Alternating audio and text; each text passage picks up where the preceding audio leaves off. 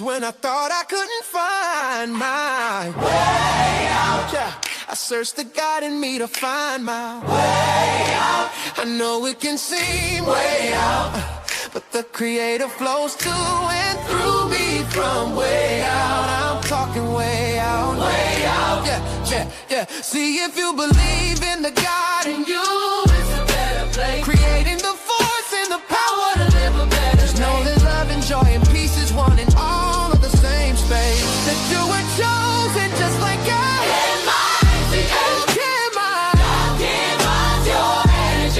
That's right. Only you can make the change. Shine your head at you. Shine so bright from darkness to light. From darkness to light. Yeah. And you'll find your way out. Yeah. Oh, it won't seem way out. Yeah. The power of God will flow through you from way out.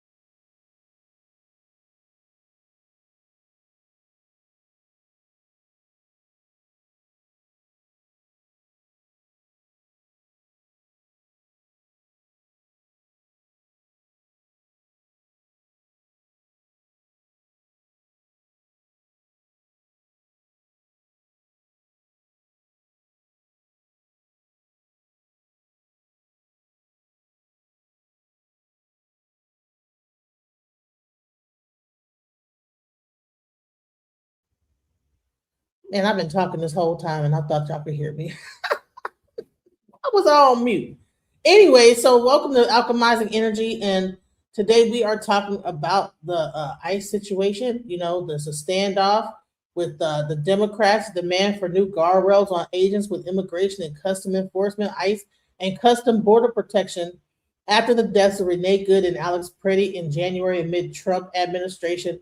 Federal immigration enforcement surge in Minneapolis. Democratic leaders have refused to advance the annual Homeland Security funding bill without several measures, including requirements for court-issued warrants before agents enter private property, clear identification and badge numbers for agents, limits on masks, expanded use of body cameras, new use of force standards, and ensuring independent investigation of shootings. The White House and many Republicans say that the Democrats demands would hamper agents carrying out President Trump's deportation agenda. How is that? Why is it that these guardrails would be something that would hurt the agenda of deportation? It sounds crazy to me. But just for further information, for further details on this whole situation, you know, let's go and let's see what's going on. Let's watch. 1 month, and in that same month they killed 2 U.S. citizens, They detained a 5-year-old boy and they ruined countless lives. Okay, let me. All right, the Department of Homeland Security is officially shut down due to a funding lapse after Kristi Noem, Tom Homan, Donald Trump, Stephen Miller, and all of the top characters in the administration repeatedly overstepped. Not just in Minneapolis, where they violated 96 court orders in 1 month, and in that same month, they killed 2 U.S. citizens. They detained a 5-year-old boy and they ruined countless lives, not of hardened criminals, but of people trying to get to work, and then they're pulled out of their car and their seatbelt is cut off. But even beyond Minneapolis, I live in Chicago. There are stories in Chicago, repeated stories of ICE just violating constitutional rights. They shot a woman 5 times and then congratulated each other after, and we just recently got the footage and the text messages that prove this was all weirdly coordinated with Greg Bovino. Even in California, in blue cities across the country, ICE has been terrorizing U.S. citizens, and now Democrats actually have the upper hand. Democrats have effectively shut down the Department of Homeland Security through a funding lapse. There was a massive government funding bill going up for a vote, and Democrats said, we'll vote for the rest of the funding, but we will not vote for the Department of Homeland Security unless you meet our demands. And now they have the leverage. Before I even play for you this Tom Homan clip, let me show you the Democrats' DHS demands as they're laid out in this. Identification, wear body cameras, take off their masks, stop racial profiling, and seek judicial warrants to enter private property. So a lot of these demands are almost non-demands. I mean, stop racial profiling, that should be the norm, not some demand that we waste leverage on. Require judicial warrant to enter private property, that is a constitutional right. I do understand. Man, this post right here, this sums it up. It's interesting how many distractions we have monthly and how hard it is for us to keep up with the past distractions with the new ones. Exactly. Now everybody talking about Epstein. Everybody forgot about that ICE was wilding out and that they're trying to shut down the government. People stopped thinking about this. We stopped thinking about the elections coming up, how they were saying ICE is going to be at the polls. Well, guess what? Now the government is at an impasse. There's a partial shutdown going on. They took a break, and we don't know what's going to happen. And why Democrats are putting this in so that Republicans can shoot it down and look bad. But I think there needs to be more intense demands for accountability. Remember, there are thousands of rulings over the past year in which judges determined that people were jailed improperly by immigration authorities. Here's my idea. Here's the idea that Micah Irfan cooked up and that we are refining. We want severe punishments for any government actor who recklessly, knowingly, or purposefully violates the constitutional rights of a U.S. citizen. If you are in a position of power and you are a government actor and you recklessly, knowingly, or purposefully try to violate somebody's constitutional rights, whether it's the right to have private property that's not busted in, whether it's the right to free speech, the right to protest, then you get absolutely cooked. Right now, a judge maybe scolds the agency and then the agency gets to subvert a court order and there's no real accountability. Reuters recently documented that 4,400 court rulings over the past year have been completely violated and skirted by ICE with no actual accountability. So if a government actor violates American rights, it should be a crime, a deep crime, not just an investigation by a corrupt civil rights division at the DOJ, but there needs to be a separate oversight committee that makes sure each agency is held accountable. Now, this brings me on to Tom Homan, who is currently on TV on Face the Nation, trying to fight back against claims that they are racially profiling, that they are abusing their rights, but we will demonstrate that he's lying in just one moment. And I want to say this real quick. Someone says, terrorizing U.S. citizens, you mean the citizens that are attacking and impeding them? I would say this, if they were doing their job in a way that wasn't just so out in the open and so crazy, people wouldn't know where they are and be able to attack and impede them, because if they're doing this still like midday while people are at work and all out in the open and this, that, the other. Yeah, it is caught. The people that are protesting, it's like they pretty much know where they're going to be because they're so out in the open and over the top with it, and hell, Minnesota is not that. After a while, Minnesota becomes small, when people get the organizer, they know where you're going to be. They know, and that's what happens. So I would say this, which is worse, because they were saying that they were going to be at the polls and stuff like this. So could you imagine going to vote in the midterms and you see ICE agents out there circling the voting place? So that's another thing that people are worried about. Like, is that this whole thing could end up a whole thing of like trying to stop people from voting and things like this. But thank you. Much love. Peace to everybody. Let's go.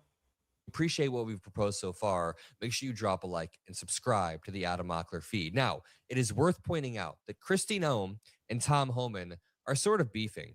About a week back, Tom Homan took a swipe at Kristi Noem when she was kicked out of Minneapolis, and he replaced her. We currently have an unprecedented number of counties communicating with us now and allowing ICE to take custody of illegal aliens before they hit the streets. Unprecedented cooperation. Now say it again. This is efficient, requires only 1 or 2 officers to assume custody of a criminal alien target rather than 8 or 10 officers going into the community and arresting that public safety threat. Tom Homan definitely throwing some shade at Kristi Noem, who was sending 8 to 10 officers into each situation, as Tom Homan kind of disses right there. He then goes on to say that not everything was perfect before he came, and Kristi Noem fired back just a few days ago. We learned that behind the scenes, she is really, really pissed off every single time Tom Homan is on the TV. This was a Wall Street Journal tell-all from multiple sources that corroborated each other's reports within the DHS. They said it's utter chaos. They said it's awful. We've had similar reports from both the DOJ and the FBI. And Noem basically asked aides to bring additional people to watch her speak at a conference so the room would appear more crowded than an event that Homan was scheduled to speak at on another day. Noem also closely tracks how her national profile compares to other administration officials, ahead of a rumored White House bid, with Homan viewed as the main figure she hopes to surpass in power and influence. Kristi Noem's presidential bid is absolutely cooked. There is no shot whatsoever. And let's head back over here to how Tom Homan is answering these questions. No, they know that they had protests during that time, but for some reason, people want to only talk about the protests that are happening now. Wasn't it during Obama that they had that Wall Street, something Wall Street, or to take down Wall Street protests that happened all over the country? Wasn't that during the Obama administration? On the news today, now that we laid out our own affirmative framework of a government actor violating Americans' rights being jailed. It's not just a slogan. We don't just want a press conference. We don't want a strongly worded letter from Democrats. We want a law on the books that says if a federal officer, a supervisor, or a policymaker, anyone who has power over the American people, recklessly, knowingly, or purposefully violates some sort of constitutional rights, if it's an unlawful detention, unlawful entry, if it's falsifying a legal process, ignoring a court order, then there need to be severe criminal penalties. Because right now, in too many cases, violating Americans' rights is treated like just a letter should be sent. It's a little inconvenience, and we need to kind of write a few stories about it. But no, this is a moral breach of what it means to be an American, is what I'm trying to illustrate here. Here's Tom Homan trying to kind of, wash what's been happening with ICE. Begin, of course, with negotiations over reopening the Department of Homeland Security. They center around some specific policy changes Democrats demand in how immigration agents conduct operations. Among other things, they'd like to require immigration agents to show identification. Honey, Obama and Trump built cages. Are we not forgetting Alligator Alcatraz? Those are cages, you know what I'm saying? Both presidents both built cages, all right? When they started to criticize him that the wall didn't get built, he built Alcatraz. And now we have a whole concentration camp looking structure that looks like that has people piled up in there. Back people are coming up missing and all kind of wild stuff. So come on now. We got to stop. You guys cannot be just so heavy Trump that you guys are just one-sided and can't see that both of them have done like some things. So body cameras, take off their masks, stop racial profiling, and seek judicial warrants to enter private property. Which, if any of those asks, is the president, are you willing to consider? Okay, so all right, so take off their mask. What is wrong with this ask right here? Show ID. Okay, right now you don't even know who the agent is. Like I think they don't even have their name on their uniform. wear body cameras and standard uniforms because they're coming out there who know you don't even know who the person is. Wearing masks, okay? Police officers don't get to wear masks. They're so busy about, well, honey, you're a federal agent, okay? All that wearing masks and stuff so you could just terrorize people. Stop racial profiling. Require a judicial warrant to enter private property because right now it's already required for this to happen, but they just stepped over that. So okay, and now they're gonna ask, hey, what are these things that is the problem? Let's go. Stop racial profiling and seek judicial warrants to enter private property. Which, if any of those asks, is the president, are you willing to consider adopting? Well, I'm not a part of those negotiations that's being done up on the Hill between Senate and the House and the White House. I'm not really a part of those negotiations. But look, you know, when they say stop racial profiling, that's just not occurring. I mean, and you know, ICE will briefly detain and question somebody based on reasonable suspicion. That's nothing. And that reasonable suspicion for ICE lately has been race. I'm going to pause Tom Homan right here and just show you a clip of somebody being crowded by multiple ICE agents based on their race. There's no reason for them to approach her. You see them walk up to her for the first.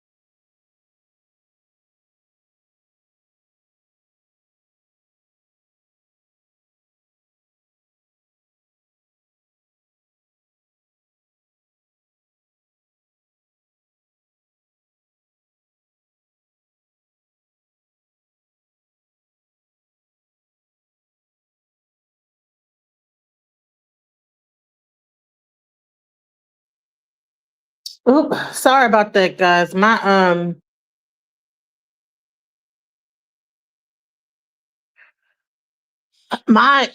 computer is acting stupid right now at the moment, so please give me a second to like get it back together. Sorry.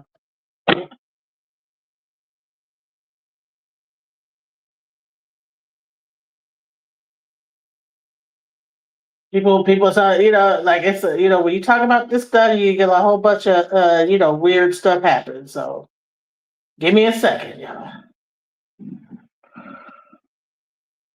Give me a second.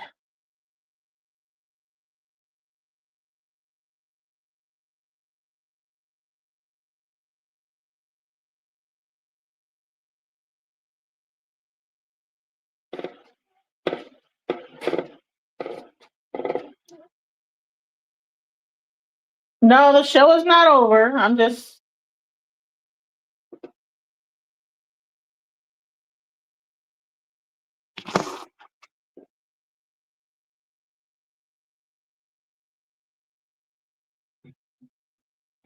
Sorry, guys.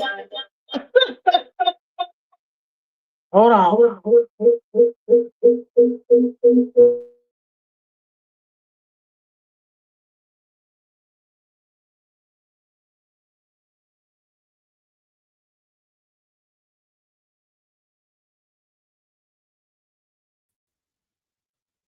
All right. Can you hear me? Can you hear me now? Can you hear me? All right. Let's see. Can y'all hear me? Check 1, check 2. Okay, y'all can hear me? Listen, it was heating up in here and my you know what I'm saying? My computer started wilding out. It's tripping. So, excuse me. Give me 1 second. Oh man.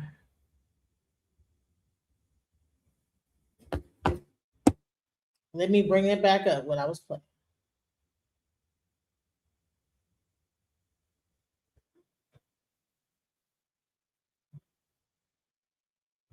After Kristi Noem, Tom Homan, Donald Trump, Stephen Miller, and all. Let me Remember, get back there to are it. thousands of rulings over the. All right, so this is where we were at. Okay, we were talking about the rulings and everything that's going down. Like, okay, what is so wrong with what they're asking here? You know, that they don't that they can't just be doing all this wild stuff. You know, and again, guys, the panel is open. If you guys want to come up, I have the link in the chat. Hey, peace due to Jeremiah. Sorry about that. My computer, I don't know. Whenever I start talking about this ICE stuff, my computer get the, like, you know what I'm saying? Like the fan come on and, you know, it get the heating up. And, you know, I don't know whether somebody's attacking me from the back end, but honey, the whole computer shut down, bro. They're adding body cams, but also, all right, so body cam is cool. Now add show your face. Why do they got to be incognito and all this other stuff? Let's go. Past year in which judges determined that people were jailed improperly by immigration authorities. Here's my idea. Here's the idea that Micah Irfan cooked up and that we are refining. We want severe punishments for any government actor who recklessly, knowingly, or purposefully violates the constitutional rights of a U.S. citizen. If you are in a position of power and you are a government actor and you recklessly, knowingly, or purposefully try to violate somebody's constitutional rights, whether it's the right to have private property that's not busted in, whether it's the right to free speech, the right to protest, then you get absolutely cooked. Right now, a judge maybe scolds the agency and then the agency gets to subvert a court order and there's no real accountability. Reuters recently documented that 4,400 court rulings over the past year have been completely violated and skirted by ICE with no actual accountability. So if a government actor violates American rights, it should be a crime, a deep crime, not just an investigation by a corrupt civil rights division of the DOJ, but there needs to be a separate oversight committee that makes sure each agency is held accountable. Now, this brings me on to Tom Homan, who is currently on TV on Face the Nation, trying to fight back against claims that they are racially profiling, that they are abusing their rights, but we will demonstrate that he's lying in just one moment. If you appreciate what we've proposed so far, make sure you drop a like and subscribe to the Adam Mockler feed. Now, it is worth pointing out that Kristi Noem and Tom Homan are sort of beefing. About a week back, Tom Homan took a swipe at Kristi. Right. And so here's the thing. So they're having a beef. I guess this new border czar is having a beef. Welcome to the chat. Welcome to the panel, Judah Jeremiah. How you doing? You there? Yeah, I'm just listening, and if something important come up, I'll chime in. And peace to the chat, peace to Sister DJ Genesis. Peace. Yes, this is an open panel today. If you guys want to come up, because I see a lot of people protesting in the chat about, but I don't know, this guy Cosmo, I'm trying to figure out if you are an American citizen, because all this stuff that you're talking about is not making sense, bro. Like, what are you saying? A lot of times, guys, you'll see these people protesting in my chat room and bombing my chat. A lot of these people be foreign actors trying to like spice up things to get everybody fighting with each other, you know, because they want to keep calling me a liberal and this, that, the other. And I'm like, I don't agree with either side of anything. I think it's all, you know, it's all politics, and I don't think one side is any better than the other, you know? Hey, you know what, DJ, that's the problem, man. America got people fighting over red and blue. A liberal, a conservative. When at the end of the day, when the lights go out, the TV go out there, and they having a party with each other. You didn't see at the funeral when George Bush handed Michelle Obama a breath mint? They friends, but they got y'all. They got y'all fighting on. Me and Monica, we smarter than that. We know. Go ahead. Right, they got you thinking that they don't like each other. They be at these parties, going to the Mar-a-Lago, going over here and little secret little events, getting high with each other. Cause honey, I watched the thing with Luke that would make your head spin about how they was having these parties at the Mar-a-Lago and little young girls and doing drugs with them and all kind of wild stuff. And it was definitely, they said he was at Trump's Mar-a-Lago. So, at the end of the day, I think a lot of these people be partying with Trump and partying over here and partying over there. And, the roof is on fire. We don't need no water. Let the mother ever burn. I think that they be up in there singing that, you know what I'm saying? While the whole thing is, the whole country, for some reason, why they want to crash it. I don't know why. Nome, when she was kicked out of Minneapolis and he replaced her. We currently have an unprecedented number of counties communicating with us now and allowing ICE to take custody of illegal aliens before they hit the streets. Unprecedented cooperation. And I'll say it again. This is efficient, requires only 1 or 2 officers to assume custody of a criminal alien target rather than 8 or 10 officers going into the community and arresting that public safety threat. Tom Homan definitely throwing some shade at Kristi Noem, who was sending 8 to 10 officers into each situation, as Tom Homan kind of disses right there. He then goes on to say that not everything was perfect before he came, and Kristi Noem fired back just a few days ago. We learned that behind the scenes, she is really, really pissed off every single time Tom Homan is on the TV. This was a Wall Street Journal tell-all from multiple sources that corroborated each other's reports within the DHS. They said it's utter chaos. They said it's awful. We've had similar reports from both the DOJ and the FBI.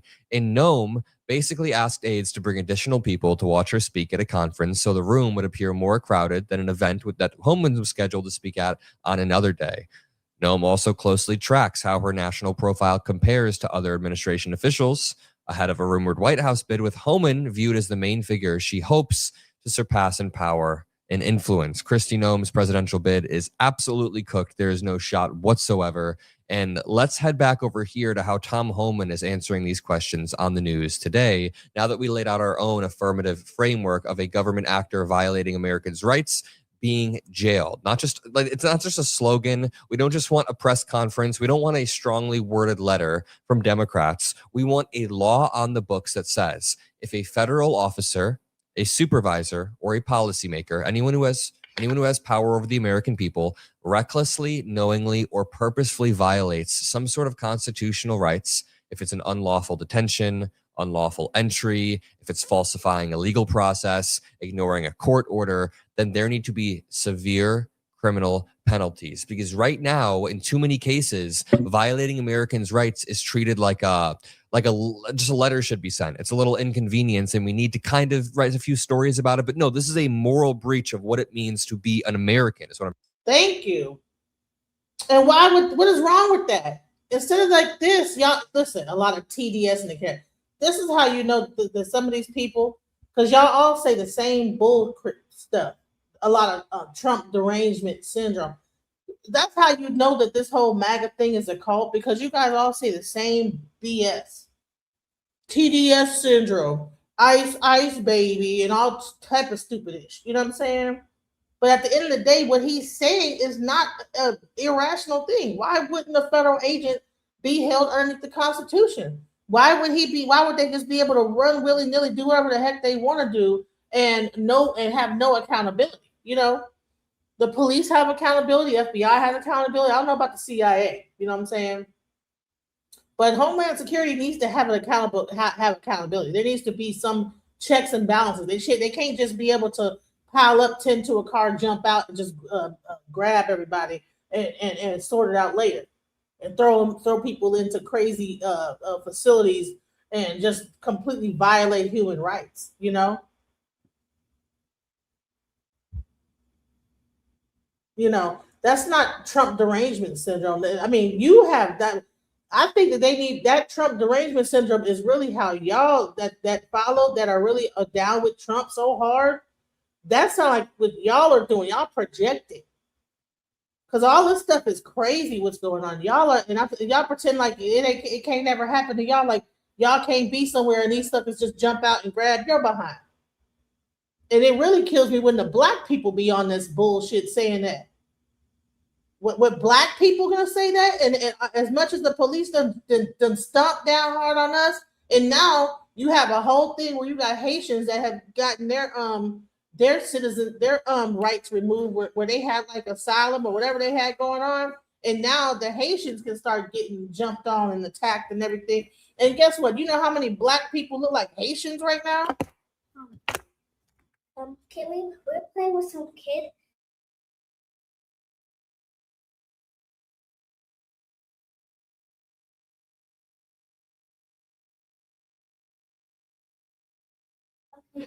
I'm sorry, my daughter went to play. Okay, with her friends down the street. So, anyways, yeah. So I'm like, you think that that's cool? Like that they could just do whatever they want to do, and they don't have no checks and balances, nothing. And then when they actually kill somebody, no one can come and arrest them or have any kind of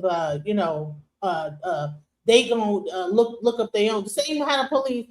Well, no, nobody else can like look into us. It'd be just our people that look into it, and they ain't gonna do nothing, So no, they need to. So that's why this government shutdown.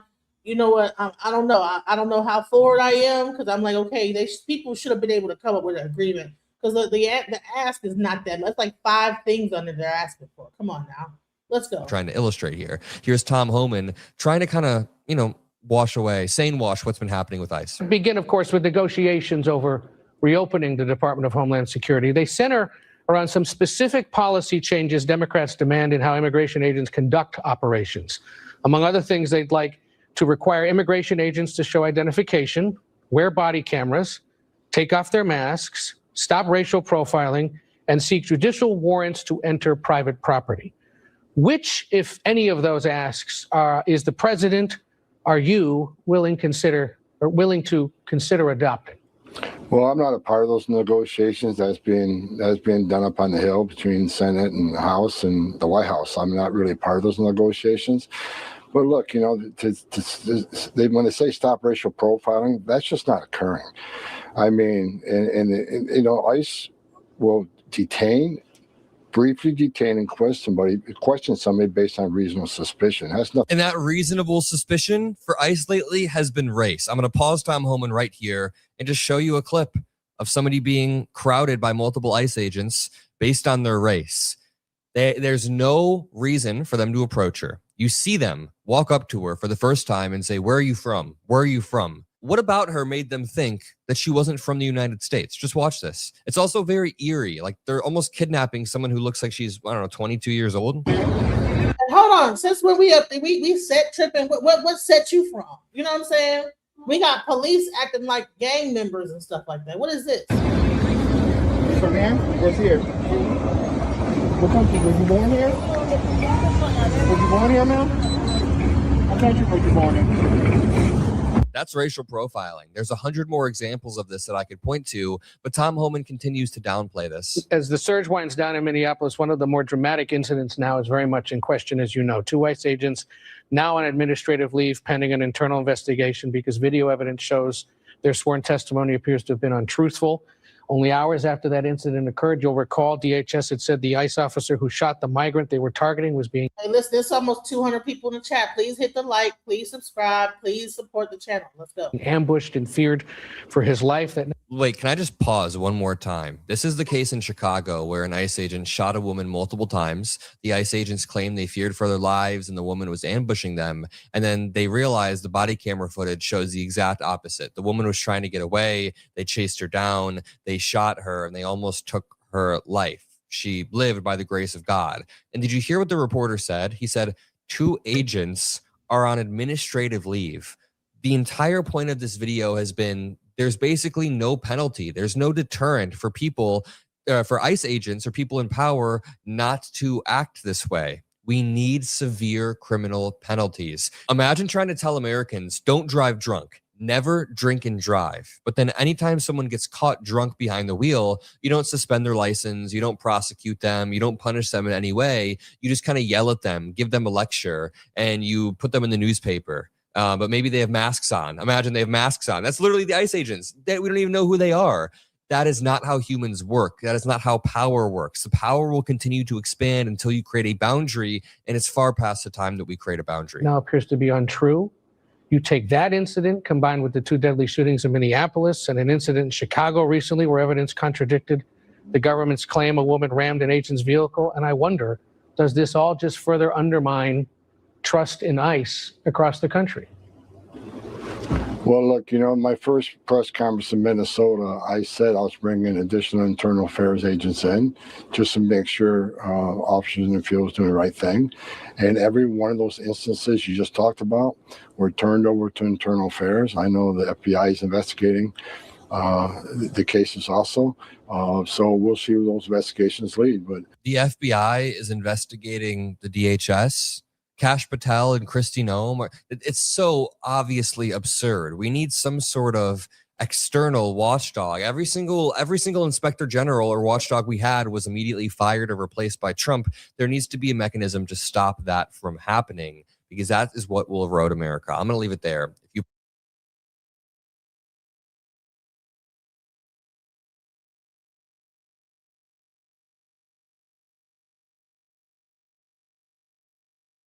All right, so that is that thing. So I wanted to also get into this whole thing where they were actually talking about how ICE was going to interrupt the elections.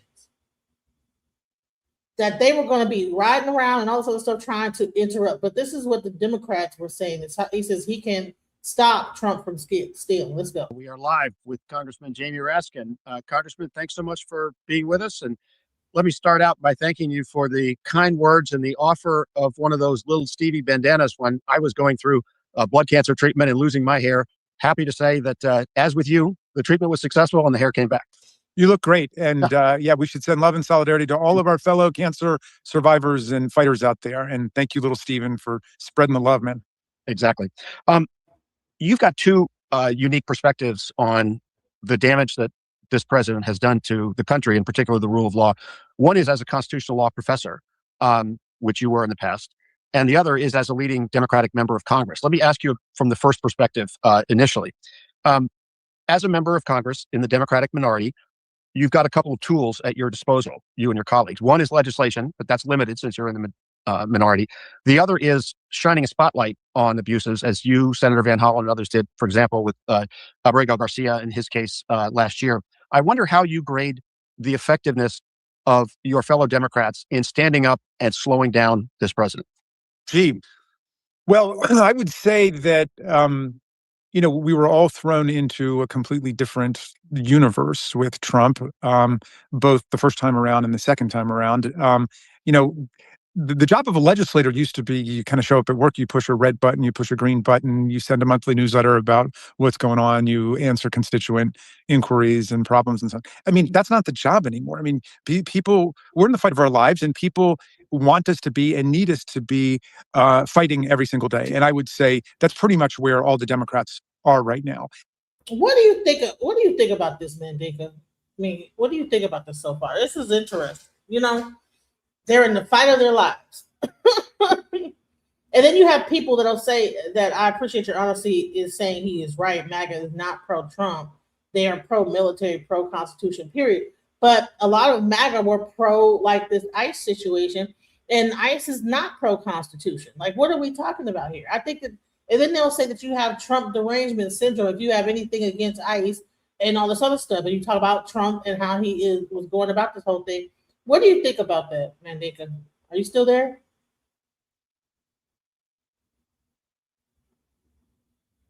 Okay, he might have stepped away from his computer, but I wanted to say that no, the moment that you employ a group of military people that go out into the community and stomp on the constitutional right to them, the right to not just have your house just barged into without the right warrant and this, that, the other, that's going against, anything the Constitution. So let's go.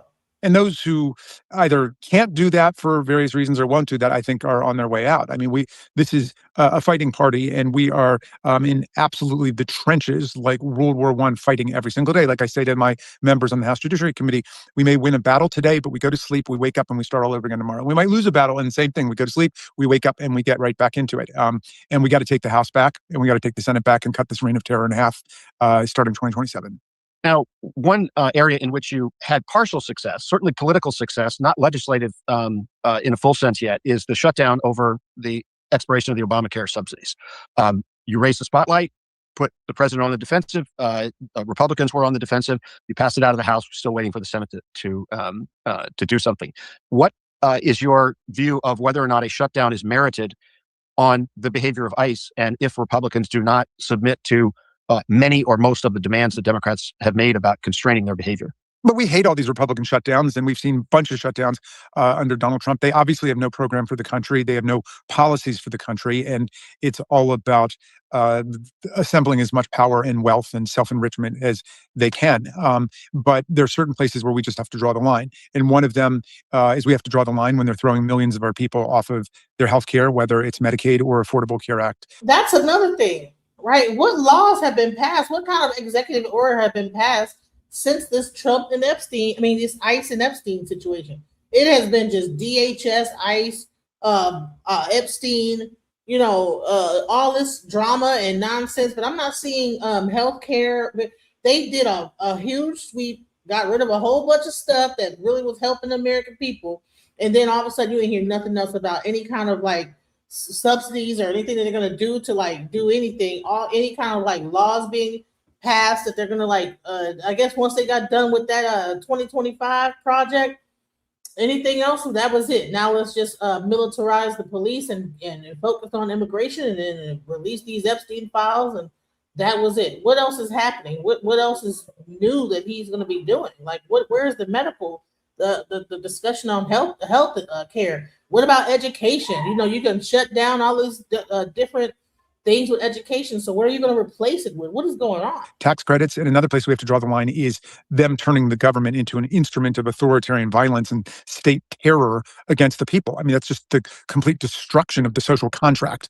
So all of the government shutdowns are on them, just like all of these assaults on the government, beginning with Elon Musk and Doge, are on them. And we're doing everything we can to defend the idea of the government being an instrument for the common good in the public interest of the people. For them, the government is just an instrument for private self-enrichment and corruption, and now increasingly authoritarian violence against the people. Do you think we've gotten to the stage? Initially, Democrats were advised to stick to affordability, kitchen table issues. Have we now gotten to the point when people have seen what's happened in Minnesota and elsewhere, that Democrats don't need to be scared of the immigration issue and need to take that on in a fulsome way? Absolutely. It's like saying, before the French Revolution, should they focus on, let them eat cake and the fact that the economics are such as to be coldly indifferent to the needs of the mass majority of the people, or should they focus on the monarchical oppression and violation of the rights of the people? It's just the same thing. It's a system of government that oppresses the vast majority and tramples the rights and freedoms of the vast majority. And we're going to stand up for the material interests of people, healthcare, groceries, anti-inflation, housing, and we're going to stand up for the rights and freedoms of the people. We really view it as just inextricably intertwined at this point. Given what's happened and the advances you all have made politically and to some extent on the Hill, on ICE's behavior, on the Epstein files, even things like this repulsive video that the president posted today and how it depicted the Obamas, do you get the sense from your Republican colleagues that there's any greater opening to actually working with Democrats and passing legislation? Well, of course, we had a big breakthrough on Epstein because so many of the MAGA Republicans had campaigned on the QAnon stories about international child sex trafficking rings run by power elites, which was either a projection or a leak, basically, from Trump and his people about what has been taking place with Jeffrey Epstein. And so there was no turning back on that, as much as Trump wanted to turn around and perform another magic trick and say, oh, I didn't mean any of that stuff. We're going to sweep it all under the rug.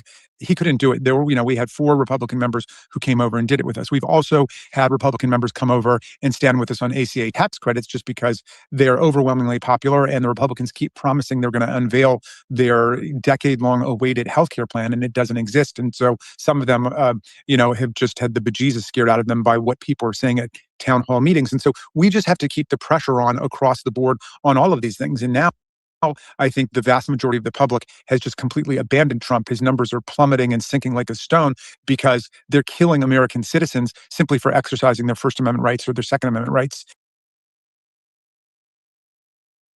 Welcome to the panel, Greg. If you can, could you just show me your picture so I can know that you're a real person and not a troll, please?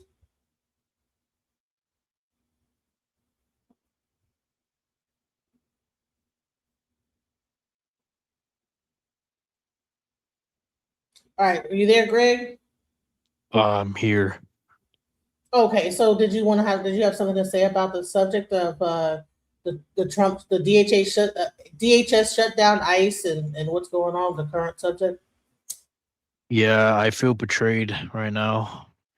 Trump is surrendering, and I'm disappointed in him, He said that he was going to have mass deportations, and we haven't had that, So he's a traitor. Right. So do you think that... Let me respond when you're done. Well, maybe you should have voted for the Democrats, because when Obama was in office, Definitely not. Sir, I'm not done. You want him deported, right? He deported way more than Trump. I guess you didn't know. He deported 3 million. No, exactly. Yeah, exactly. That's why I'm disappointed in Trump, So is it a matter that he just didn't know how to do it, or he just No, he's just surrendering. He's a coward, He's a coward, So yeah. Okay, so let's hear the rest. Did you have anything else to say as we look at this video? If you want to chime in, just let me know. Just say, could you pause it? And I'll never vote Democrat. Democrats are, they're bad. Both parties are bad, but Democrats, they had an open border. They allowed 12 million illegals to come into this country. So yeah, Democrats are just garbage, but Republicans as well, if we're being honest. Yeah. Let me say something real quick. See, See, you don't know this. They're all two sides of the same coin. They all work together. So what they're gonna do? They're gonna get one administration, open up the borders, let them in. Then you got your saber to come in. Now you got the saber complex. Oh, Trump's gonna save the day, right? And then all you're doing is I'm done with Trump. I'm done with him, though. I'm done with him, man. Yeah, because they're all just doing this to fill up their private prisons, bro. That's all this is. All this is. You mean to tell me that they couldn't have put tanks on the borders to guard the borders? Yeah. You mean to tell me they couldn't do that? The government couldn't have voted for that? Democrats and Republicans couldn't have came together and voted that for let's put the tanks over there. Come on, man. You gotta think, man. Third party. We need third parties. Go ahead, bro.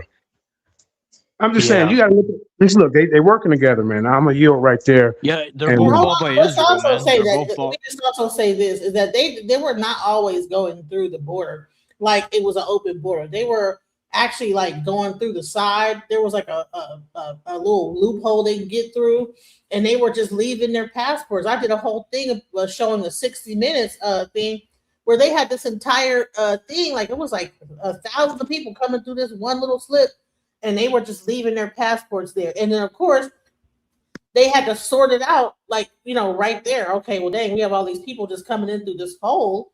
And I don't know why, that was happening. But for some reason, I guess, once you hit American soil, you have to go through the bureaucratic process, I guess. I don't know. But you had people just slipping through that hole or whatever. So I don't know what they did to close up that hole that makes it different now that they are not coming through. But I think that was interesting. See, I'm not a Democrat. I'm not a Republican. I don't believe in any of that. I think it's all bullshit.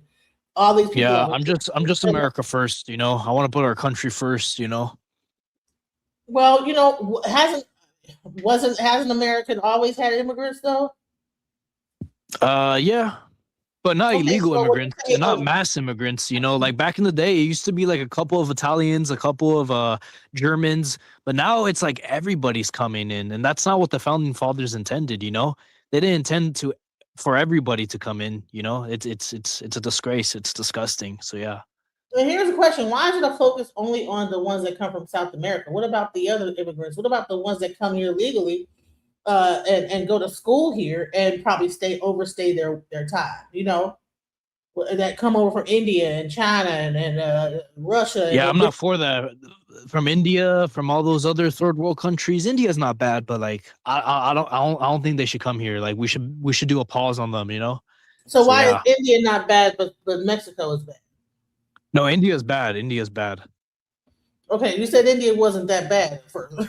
So I'm just No, I mean it's like 50-50 develops, but I'm not a fan of their people. They don't align with our values, So that's why.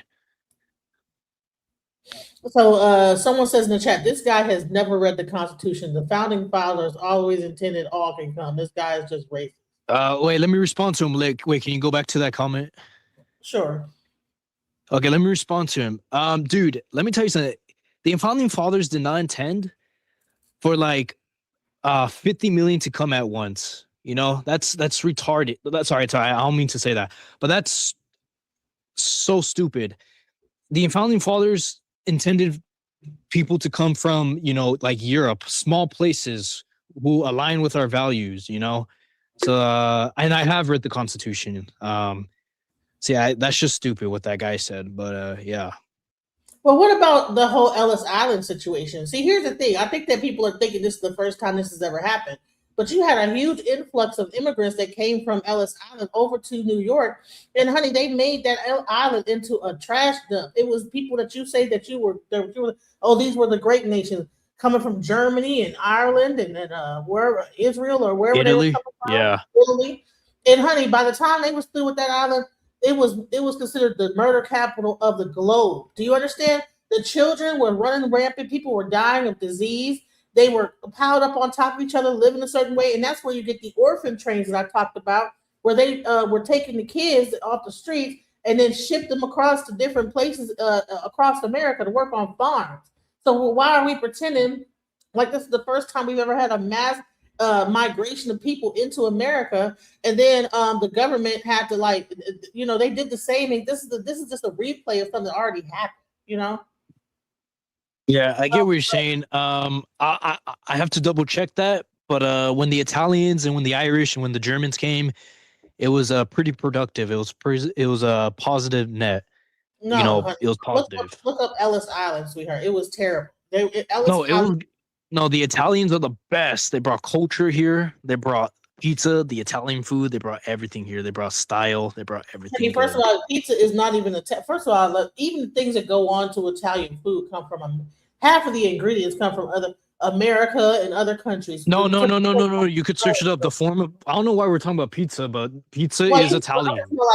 I know, but I'm saying is that the dough is from Greece, but still the form of pizza, like putting the sauce and the cheese, that's the Italian way. So yeah. But I'm saying is that we are saying that they brought all this stuff. They also brought the mob too. Thank you. The Italians brought the mob. They brought their kids. The kids ran rampant. They got sick. People were leaving their children out on the streets to fend for themselves. That's why you had, like I said, that is where you got the orphan trains, and it was the beginning of CPS, Child Protective Services, and it was called the Children something agency. I'm not MAGA, by the way. Shadow. If you're listening to me, I'm not MAGA. I hate MAGA. I used to be MAGA, but MAGA is not American anymore. MAGA is just not American. I'm not MAGA. MAGA is bad. Because he keeps calling me a racist. He keeps calling me MAGA. I'm not racist. Well, everybody's racist, but I'm not an extremist racist, So, yeah. Okay. So I could bring up that whole video about Ellis Island, but I want to get past this whole thing with Trump But all I gotta say is, we need to bring people to this country who align with our values. We can't just bring people who are not aligned, like people from what's that country called again? Somalia. We shouldn't bring people from those countries. So yeah. Okay, so you think that they should only be white countries that they bring over? No, not for the majority, but not all white countries. Like I think Argentina's good. I think Brazil's good.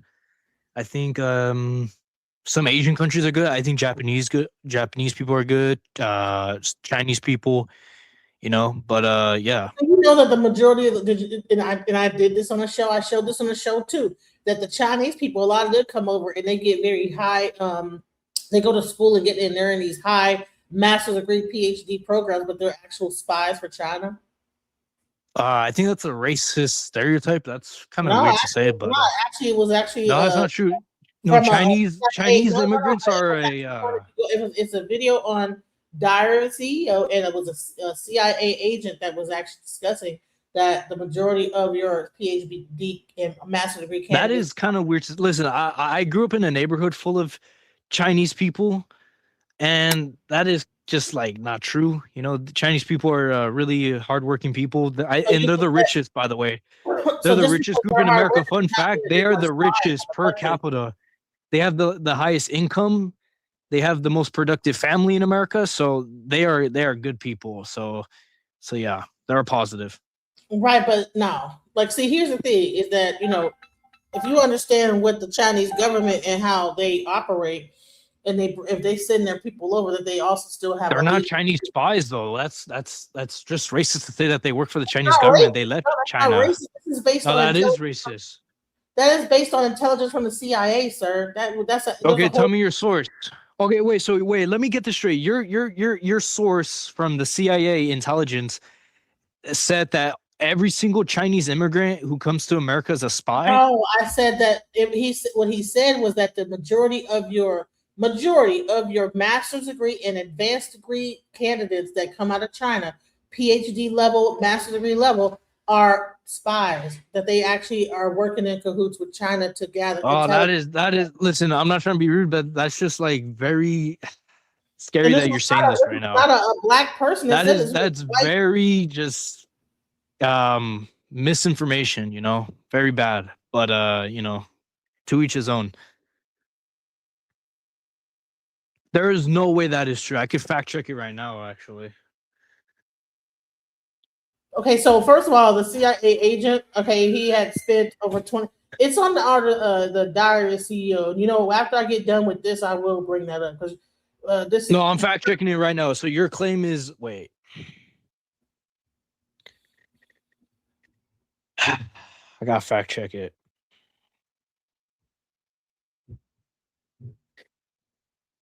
Hold on, I'm gonna bring it up. And what's his name? What's the CIA's agent? What's his name?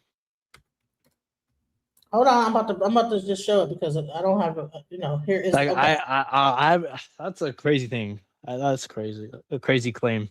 Hold on. Let me go. You didn't get it from Twitter, right? I'm not trying to be rude, but you didn't get it from Twitter. No, I didn't get it from Twitter. Nope. I'm about to bring it up. I'm gonna search this up real quick. Hey, DJ Jensen. I can't see. You mind telling me what that comment say up there? Which comment? Oh, that you got on the screen. Just took it off. I couldn't see it. It says, it seems as if you have selected racism. Anyone that can pass for white, you're cool, but dude, you're a racist MAGA. What does that mean? I'm not even MAGA. What the heck? See? I told you. Look. This what the government got y'all doing. Arguing over MAGA, liberals, and conservatives. Both of them got an agenda. Honestly, I hate MAGA.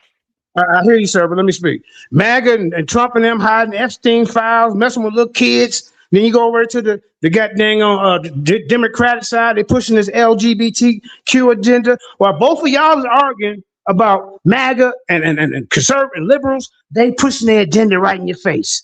Bad bunnies and goddamn it, all this stuff that they making making stuff normal. But y'all are dispelled because this is Magna over here, and then you get over here the liberals. Oh yeah, y'all fighting the wrong shit. I just told you they two sides of the same coin. Yeah, we have to fight Israel. It's Israel. Okay, so let's go into it because I'm not gonna sit up here and go back and forth. This is the actual interview with the CIA agent. Let's go. From a tree. And then Piers Morgan said, General Allen, was he a spy? And he goes, Epstein. Who knows? Who knows? It's like, come on, man. Who do you think is the real adversary of the West? Because we often talk about it being Russia or... I think it's China. Why? What is it that we don't realize about China and their agenda? Oh, wow, so much. The Chinese are so good at what they do, and the Chinese are so patient. You know, in the United States, we don't have long-term timelines for anything. When we want something, we want it now. Is that in part because we have this 4-year election cycle? Yes, I believe that it is. The Chinese will plan for something 25 years down the road. Because they'll still be in power then. Mm-hmm. Yeah. And so, you know, they're really good at stealing technology. There are more Chinese PhD students in the hard sciences here in the United States than you can shake a stick at. They're everywhere. They're at every major university, and they're really, really smart. And then oftentimes they'll say, oh, you know, I've had such a great experience here. I'd like to stay in the United States. Yeah, I bet you would. I bet you would. So you can spy for China. Do you think that's happening? Every single day. You think that Chinese students are in America spying on behalf of China? Yes. Yes. How could you be so sure? I'm 1,000% sure. How could you be so sure? Because we frequently arrest them and then trade them for Americans who are in Chinese prisons. Yeah. And they're masquerading as students. Mm-hmm. PhD candidates, always in the hard sciences, always. So China are the long-term adversary. And what is it that China want? What is it they're doing? And what is the outcome? I think they want a couple of things. I think that on a more immediate basis, they want reunification with Taiwan. It's going to happen someday. Even the Taiwanese will tell you, yes, we're a part of China, but we're kind of not a part of China. We're not really independent, but we are kind of independent. And even American policy is that Taiwan is a part of China. And eventually, someday, they'll be reunited. Do you think with everything that's going on at the moment with Trump in Venezuela and Greenland, this is going to create cover for... Oh, I was hoping you would ask me a question like that. I think that's a very important issue that, Can we pause that it? the media really aren't talking about. So, Okay. Okay, I got to respond to you. Of course, there's going to be students that are spies, but he's not saying your claim was that the majority of Chinese immigrants are spies. That's not what he said. He said, I never said yes, you did. No, you said I Chinese immigrants. Replay. Wait. Replay it. Somebody in the comments section, replay it. Try your best. Like I think 5 minutes. Of course, there's going to be spies. There's going to be spies from every country. That's fine. I said that in the top degree programs, master's and PhD degrees, that they're spies. And yeah, you said the majority, but not the there's going to be spies from every country, 100%. But that does not mean the majority who are trying to get out of China. Wait. The majority are trying to get out of China because they don't like authoritarianism. They don't like dictatorship. That doesn't mean that those Chinese people who come here to the United States, that doesn't mean the majority are spies. They're just coming here for a better life. I never said that the majority are spies. You did. I swear you did. You did. I did not. No, she did. You're trying to say that, you know, because I was saying Chinese immigrants are good, and you're trying to say, oh, they're spies and stuff. So you're okay with Chinese immigrants, but you got a problem with the Hispanics. This was their land first, you know that. You notice this was their land? This wasn't your Europeans' land. Your family took it. Now how you gonna make America great again? They leave. I'm not MAGA. What? No, you used to be. You voted for him. Did you? Yeah, 100%. Yeah. Now he ain't important enough for you? 100%. He's a traitor. Yeah. How is he a traitor? Because he's not doing what his policies were. He promised mass deportations. He promised putting America first. He promised ending wars, and he hasn't done any of that. That's why he's a traitor. And you fell for that. Every president say that, sir. Come on, man. What? Okay, so what president did you like before him? Who'd you like? Being alive. No, what president? My lifetime. Did you? Yeah, in your lifetime. Who did you support? Bush. Oh no, fuck. Sorry. I don't mean to cuss. Heck no, Bush was horrible. Well, who'd you like before him? Probably like nobody.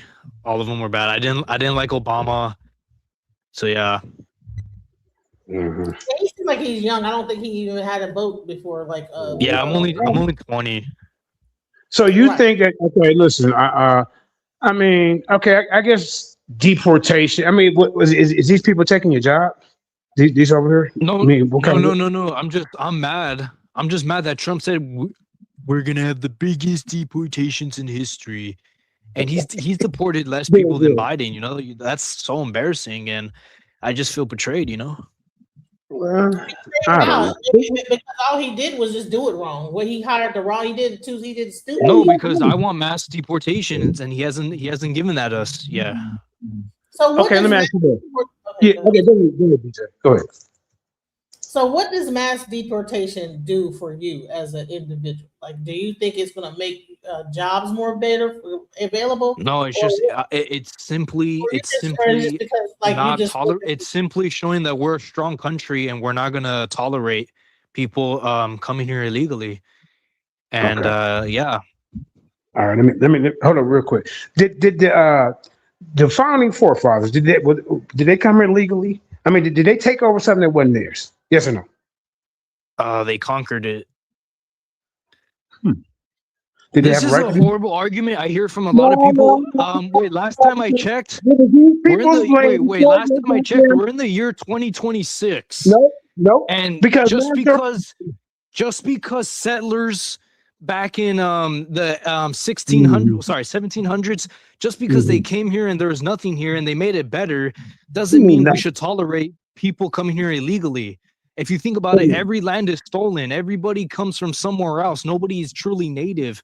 So like the argument that, you know, the founding fathers, you know, how about them? Are they illegal? You know, yeah, they're illegal. They're what? They were illegal. Whoever the Choctaw and they land right there. Wait, they weren't illegal. You know why? Wait, they weren't illegal. You know why? There was no borders. There was no borders. The Native Americans didn't have borders. They didn't have a government. Watch your white man borders. They had their own goddamn borders. They didn't have civilizations. So when the Europeans saw, wait. When the Europeans saw how empty it was, and how okay, go ahead.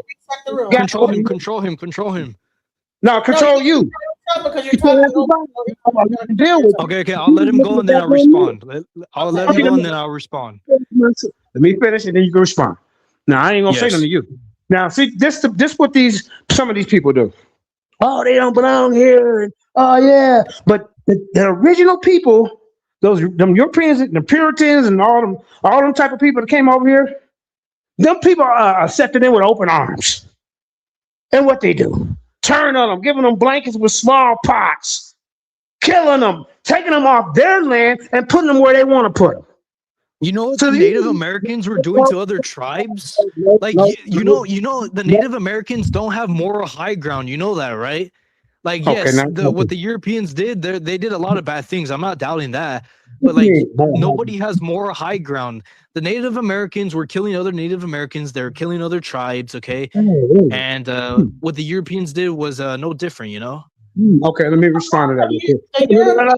Killing each other too in Europe. What are you talking about? All of a sudden he's moral high ground with the Native Americans? There's no moral high ground. They're on their business, on their land, minding their business, doing their wars, whatever they got going on. They couldn't even agree on land. They were stealing lands from other tribes. They couldn't even agree. They were nomadic people.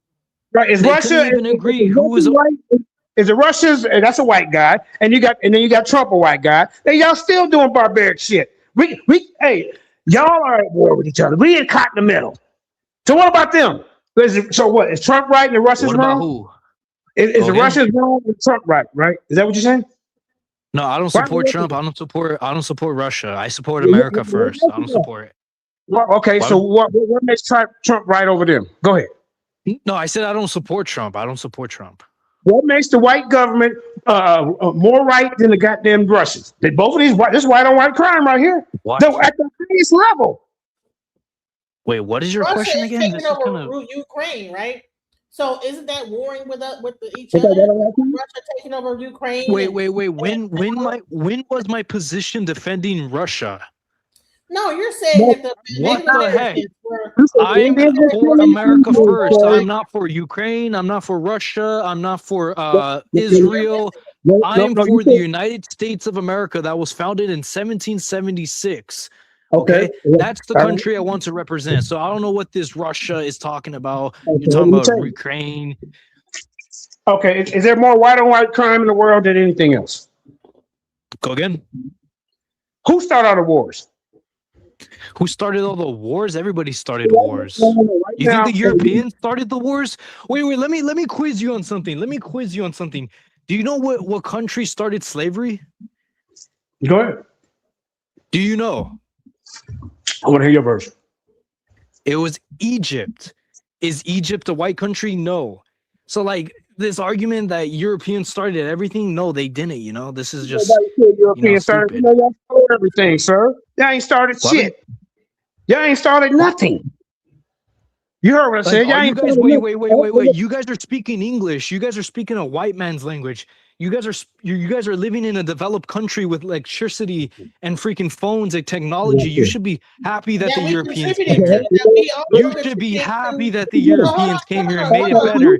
They took a land. Wait, I'm not done. They took a land from nothing, and less than 150 years later, we went to the freaking moon. That's how good the Europeans are. That is how good the Europeans are. Millions and millions of people want to come here because it's the most developed country in the world. God bless the Europeans. Let me tell you something, bro. Them Europeans been killing everybody around the whole world forever, and you trying to make like the Indians? So they Africans too. So wait, what are you talking? Man, listen, stop it. We come on. I gotta reset this. You know what? Go ahead. Say what you're gonna say, and I'm gonna say what I'm gonna say, and then you got history messed up, bro. Your people are the most savage people on this goddamn planet. You don't see the Africans running around here terrorizing everybody. You don't see black African Americans running around here terrorizing everybody. There's a civil war in Africa right now. What are you talking about? There's a civil war right now. You said it to me? Yeah, I'm saying it. Y'all started this shit. Hey, there's a civil war in Africa, buddy. Do you not know that? You try to bathe your goddamn ass. Did you know that? I'm not trying to be mean. Did you know we try to bathe your ass? The Moors taught the people over there in goddamn Spain. Did you know that? Yeah, and then Wait, the king over there wouldn't even take a bath for years. She took one when she was born, and then what goddamn when she got who ended slavery? The Brits. And then after the Brits, it was the French, and then after the French, it was the Americans. After y'all conquered people, I guess we conquered. Yeah, you got that right. Conquered. Get your ass out of here. You ain't shit. Hey, why are you getting mad, bro, over a opinion? You fucking racist piece of shit. They're like the people. I'm not racist, bro. Let me make my statement. Okay, let me just make my piece of shit. We don't need y'all for nothing. I want to hear her. Wait, let's hear what she says. You couldn't even wash your ass and brush your damn teeth. You hear me? Let's hear what she says. Everything. Hey, the comments can't hear. The comments can't hear. Let's respect them. Come on. But no, stop interrupting, bro. Okay, so I want to just say this real quick, okay? Because I think it's a misunderstanding that you might have about what's going on. You're 20-something years old, and it sounds like you've been very much indoctrinated by the American educational system and probably haven't done research beyond. No, actually false. The American education system has taught me to be ashamed of Europeans. The education system taught me that Europeans are evil, and this country was stolen. That's what I was taught. So I wasn't taught what I was saying earlier. I did my own research and found out, hey, the Europeans aren't bad. They aren't bad. Well, without Europeans, we wouldn't be here right now. We wouldn't have all this technology. We wouldn't have all this stuff. So yeah. Okay, so what is the biggest genocide that ever happened? And when did they happen? And what European countries went and had the law? What African countries went into Europe and genocided the entire race of people? Africa was under occupation, so they wouldn't. Yeah. So when you actually do the research, what you will find out is that when it comes to genocide, the European nations have been the head of most genocides across the world. Okay, That is including not America. true. Yeah, that is true. American No, genocide. that's not true. I think it's Asia. The got rid continent of entire- Asia has had the most genocides, I think. No, honey. No, I'm talking about when you talking about the world, not just Asia. I'm talking about like when the Europeans decided to go out and so-called conquer lands, they also genocided like millions of people on the way of doing this. Okay, there was genocides in several aspects of Africa, South Africa. It's too much to name. Like just throughout Africa. And I don't support that. I don't support that. Okay, but let me just say this because you're saying that the Europeans like they're not that bad. But then you tried to say that. No, I'm not saying. Listen, they're not perfect. I'm not done. Not done. I'm making a point that the technology that you're using. You're interrupting me. Okay, you said that the Indians were terrible people. They had no moral high ground. Yet you would agree with an entire group of people that also had no moral high ground across the entire globe that killed and got rid of entire actual ethnicities of people. So and you got Australia all throughout the world where there's genocide. When they decided to come into that place, they got rid of the people. So millions of people just to take it over. So and you can't tell me any other people of color that have gone across the globe and done anything close to the amount of genocide that Europeans have exacted on the world. So that's number one. So you can't compare that to Native Americans on their own land having wars with each other and fighting each other. I don't think that they got rid of entire tribes. They might have enveloped those tribes into their tribal culture and everything based on war, prisoners of war. Okay, we take over your land, we all that stuff. But that's just a part of war. Africa had the same thing in war. But when things went down with the European, it was like got rid of whole groups of people. So that's not even being racist. This is history. So you can't compare that. So all this was really based on, let's go back to the original subject, was that when I said that there were Chinese immigrants that were PhD candidates or master's degree and above that were actually coming into America to spy, you tried to make it seem like I was saying all Chinese immigrants. And I was very clear on what I said. Somehow we got into even whether or not... I need to respond. I need to respond to what you said earlier. Wait, let me respond. Then we could talk about China. After we talked about China, Mandela said, well, don't you know that the Mexicans, this was their original land? And then he got into, how'd y'all even come over here? If immigration is so bad and this, that, the other, well, didn't you guys come over? You said, well, they were conquered. That's how we got into this whole conversation. And then you tried to make it seem like, well, Native Americans had no moral high ground. So here's nobody has more high grounds.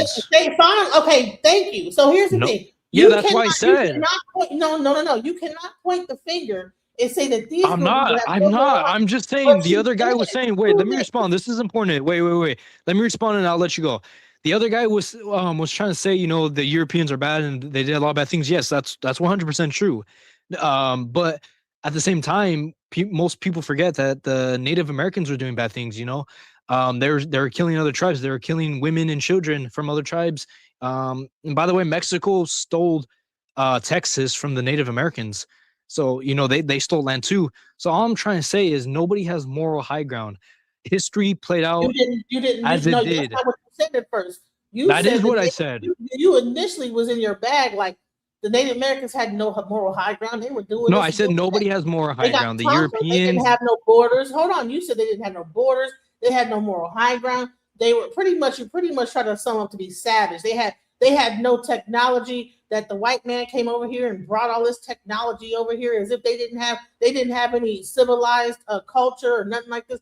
They didn't have a government. Yeah, you don't see. No, that's not true. You can't. That is true. Why? Okay, explain this. Why couldn't they unite? Why didn't all the tribes unite and build a government, build a border? Why didn't they have a constitution that says this is illegal or illegal? It was survival of the fittest. Because they killed them. Yes, I do. No, guaranteed. It was survival of the fittest in that land. And then he Yes, said I do. that. It was Then he survival said of that the we got. fittest. There was We no got America to the constitution. moon. And you know what? There was no let me tell you this. constitution. You don't know if they had a constitution or not. They didn't. They literally killed Based people. on There was what? no You don't know. trials. How do you? Okay, show me the proof that the Indians. You how do you not know that? Wait, let me ask you something. Wait, let me ask you something. Wait, let me ask you something. Wait, let me ask you something. When a Native American killed another tribe, was there a trial? I don't know. No, exactly. There was no trials. They weren't civilized. I'm not saying they're bad people. I'm just saying they weren't civilized. There was no government. There was no constitution. There was nothing. There was nothing. The Europeans came here and they made it. I can't even. I don't know how to describe it. Like a million times better, you know. And all I'm saying is that the technology we're using today is invented by Europeans for the most part, not all. Are invented by Europeans. The language you're speaking right now is English. We're using a phone right now, created in Scotland. The first ever telephone was created in Scotland. It is a language. The technology we're using are Europeans, and we should stop saying Europeans are evil because they invented a lot of good things. By Europeans, wow. No, not all technology, but a lot. The first telephone was created in Scotland, right? The first telephone was created in Scotland. Okay. Yeah, by a guy in Scotland. The first ever car was invented in Germany. The steam engine was, I think, in America. The internet was invented in the U.S. These are all things by white people. Right, but no, it's not by white people, sir. What do you mean it is by white people? I just told you Scotland. What are you talking about? I just told you Germany and the cars. What are you talking about? Oh my gosh. You need to do everything we use today, most of it is from white people, and we need to acknowledge that. We need to stop saying they're evil. So what are you white? Are you a 100% white person? I'm mixed. No, I'm mixed. Mixed with what? With Hispanic. Wow. And I have Portuguese and Spaniard and Turkish. So I'm like 15% Asian, 40% Hispanic, and the rest is Spaniard and Portuguese. So you're up here, like just bigging up the white man, and then you're actually well, if you say that you're just Hispanic, but then you're from Portuguese and no, I said I'm mixed with like Spaniard and Portuguese, which is white. So yeah. Yeah, that's a European white person, but it's interesting how you're. But Oculus, can you white mixed with white?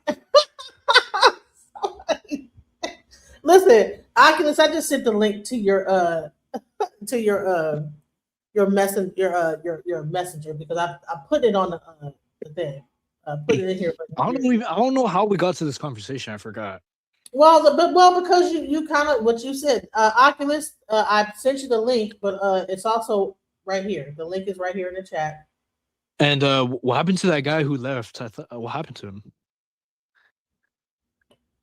He got a little bit upset, and so he had to go ahead and leave. Oh, hey, if you're watching this, hey, I didn't mean to make you upset, man. I hope you could join, man. I just want to have a civil debate, All right, welcome, Oculus. What do you have to say about that? I think I don't think he know me, so I'm gonna formally introduce myself. He called me Oculus. I like to have civil, intellectual conversations that's rooted in facts, and I like individuals to state sources when they regurgitate information, not just information that they done heard off the internet and they regurgitating it. Cite sources. And I would also like to say is I'm fairly entertained by the overt ignorance that this gentleman is spewing. It's very, very disheartening to see one suggest that we should exalt to a degree, if that's a better lack of a word, Europeans to this, this place of reverence, because this is what I'm extrapolating from what he's saying, or not tear down the, the Eurocentric ideology or what have you. But I can see by way of what he say, his knowledge only goes so far, right? Because I can look at what he's using to reference his position, And it tells me on a subconscious level that his knowledge only goes so far. Because if we keep going back, we'll see that it continues to get black. But that's nor here nor there. I'm fairly entertained and I'm enjoying the show, and I would like this gentleman to continue to, speak. Yeah, let's have a conversation. Yeah. So By the way, I somebody in the comments. have a question. Wait. Somebody in the comments said internet was created by a black man. That's false, but whatever. Go ahead, DJ. I mean, Monica. Well, I ain't gonna say your real name. Go ahead, DJ. So I have a question. So, all right, he said to some arrangement that the white man was the inventor of all these things. The majority of these things For the most part. the majority of everything. They're the inventors. I mean, you guys are speaking English right now. I'm just saying. And then he talks about English. Okay, can you break down one thing I want to do is break down the understanding of what the English language really is and why we speak it. And then if you know, because I'm not sure if you know that, but I know English language is an amalgamation of language that has been extrapolated from multi-different ethnic sources. So you got a little bit of English is a gumbo. It is a melting pot for all linguistics. All languages from around the world, whether we're dealing with Igbos in Africa, whether we're dealing with the Indians, whether we're dealing with. Go ahead, sir. Because I'm very. The hold language on, of sir. Hold on, English listen. came from the UK. Stop. Okay, so he was saying something, and I noticed like sometimes ADHD runs in our family, right? So what we gotta do is that he wasn't done talking. So when he's done making his statement, then you could say what, and then say blah blah blah. Because what you did was you cut him off halfway through. So let him continue to discuss the English language and what he was going to say, land his plane, and then you get to say something. Go ahead. Okay, I appreciate that. I definitely appreciate that because I'm not one who goes back and forth. I don't cut people off, and I maintain a level of decorum when speaking with individuals, right, who have a different, viewpoint or understanding than what I have. I'm not the end all be all. But all I will say, just to keep it overly simplified, is that the English language is an amalgamation of multi-languages from around the world. That's what I'll say, and my plane has been landed. Okay, so I also want to say this, is that it was also a docking language. The reason why people chose English is because it's the easiest to understand in trade. So the real thing of the English language was a dual, like a kind of a dual tongue, I can't describe what it is, but it's like a maritime trade language, So it's not anything special that we're speaking English. It's the easiest thing to speak because the people were people from the sea, and it was the easiest language for everybody to understand that were traversing the seas. So what's the point? Let me rebuttal. Yeah, I'll tell you. My point is English. The language of English came from the continent of Europe. It was invented by white people. You guys are speaking in a white language right now, and you guys could speak your own language, native language if you want to go back. Some people say it's extinct, but it's not. You could go learn it. So my point was just, you guys are using something that are speaking in something that was created by whites, and that's it basically. DJ, can I interject real quick? As far as go ahead.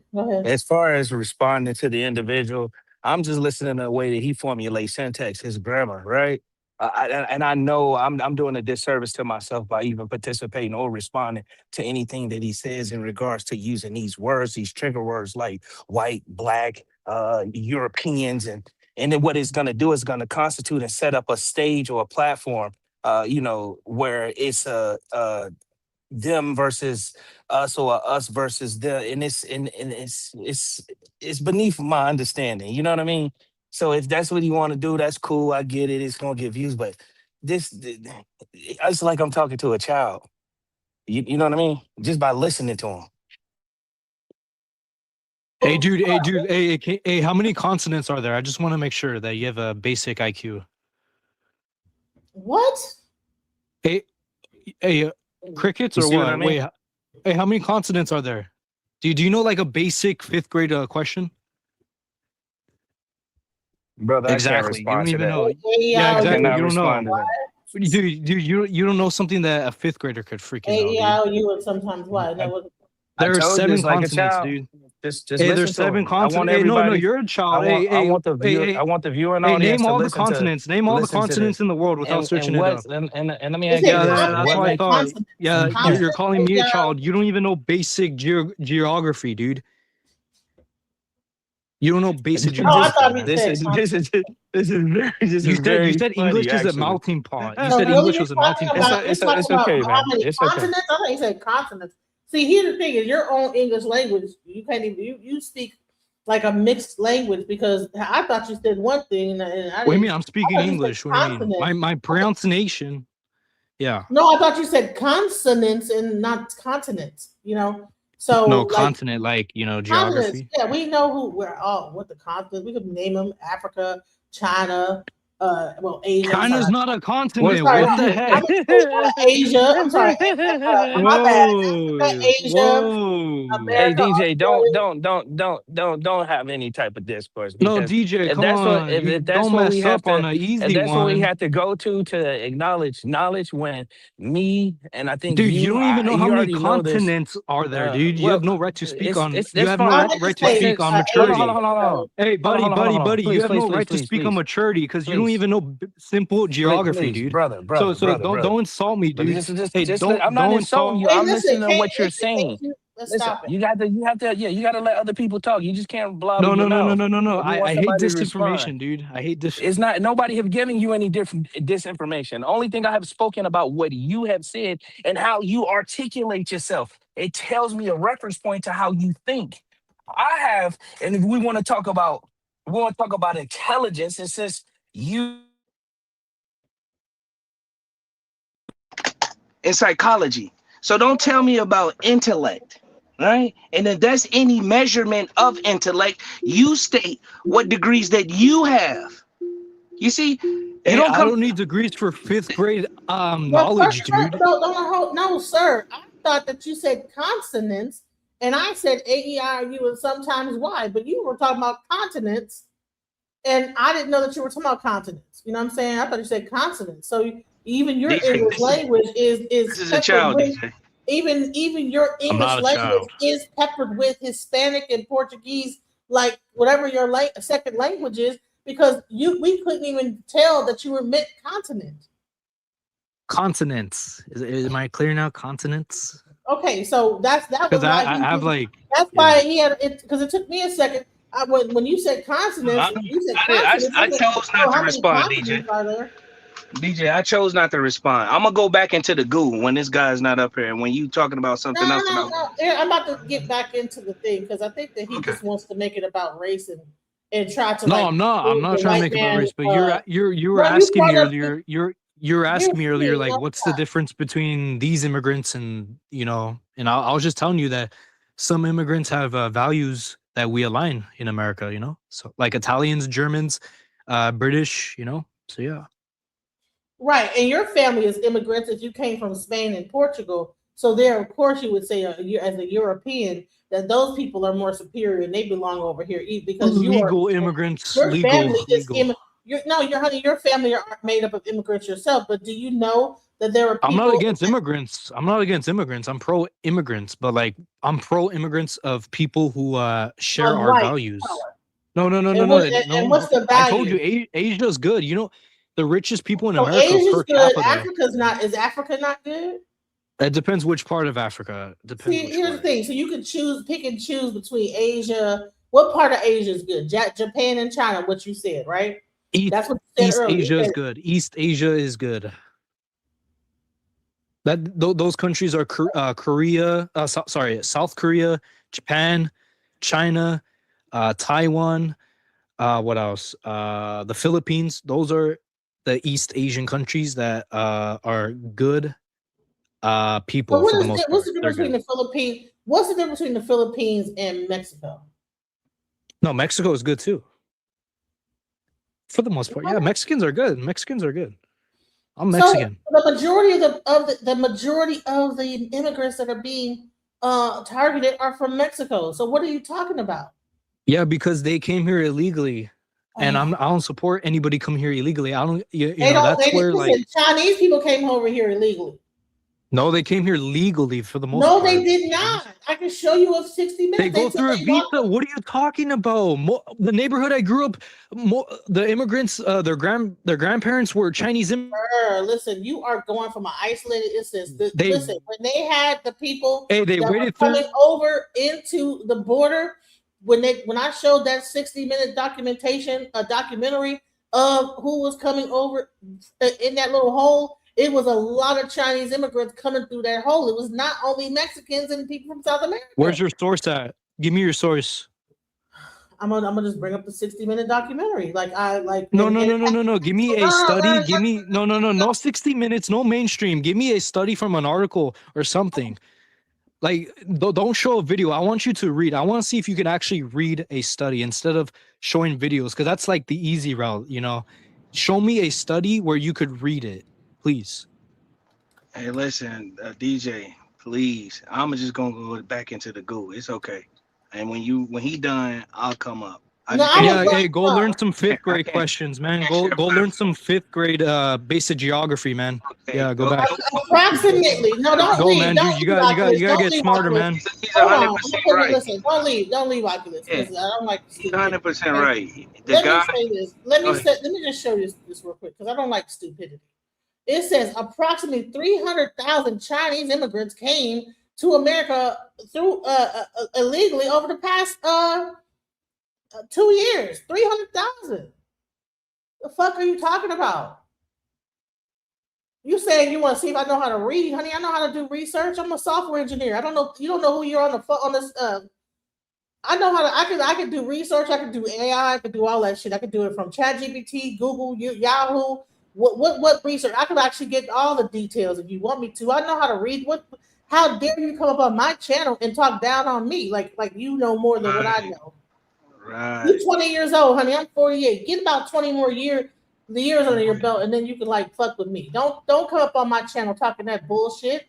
Exactly. I want to see if you know how to read, honey. I'm a software engineer. I work for major consulting firms. Okay, I know how to type up something real quick and bring up the information. Stop it. His energy is passive aggressive, and that's the part that's disheartening. Honey, you're 20 years old. Did you even graduate college yet? Right. What college? What? You know what I'm saying? Please. Yeah, buddy, like that's too much. That was too much. I was gonna go back into the goo. I didn't want to hear that dude. Yeah, it's like I'll bring them back up, but I'm like, hold on. But let me first get back to the subject though. I'm gonna get back on the subject I was talking about, because I had a whole breakdown. I was like, okay, I want you guys to talk about what's going on, but we're not gonna look all this racial stuff and this person trying to come. Okay, he's sad that Trump didn't do mass deportation. Well, honey, the reason why he wasn't able to do mass deportation is because he's too busy trying to grandstand and trying to do things on a massive level, over the top, and everything online, and blasting it out that he's trying to do mass deportation. And the reason why the Democrats were able to make it happen a lot easier is because they didn't keep talking about it and putting it on the internet and having Homeland Security posting shit up on Twitter and all this social media bullshit that they were doing. They just did that shit quietly, and that's how they were able to be able to. But this wasn't about mass deportation. This was about pushing out this new federal military that Trump was trying to do. It was more about that, because that military is not just going to do mass deportation for illegal immigrants, but also American citizens. And that's what's crazy about this, is that he want mass deportation, but honey, he's Portuguese. All they got to do is say, hey, we're getting rid of all immigrants, and honey, your family goes too, sir. So all that trying to be on thinking that you're white and you got it right, honey, it could be very easily that they can say, you know what? Well, you're not an American citizen. You don't have any birthright to be in this country. Once they get rid of birthright citizenship and you came here from immigrants, then your citizenship is revoked, because you came over here. That would be an illegal immigrant that came over to America, and then they became an American citizen, and he gets rid of the birthright, and then now you're gone.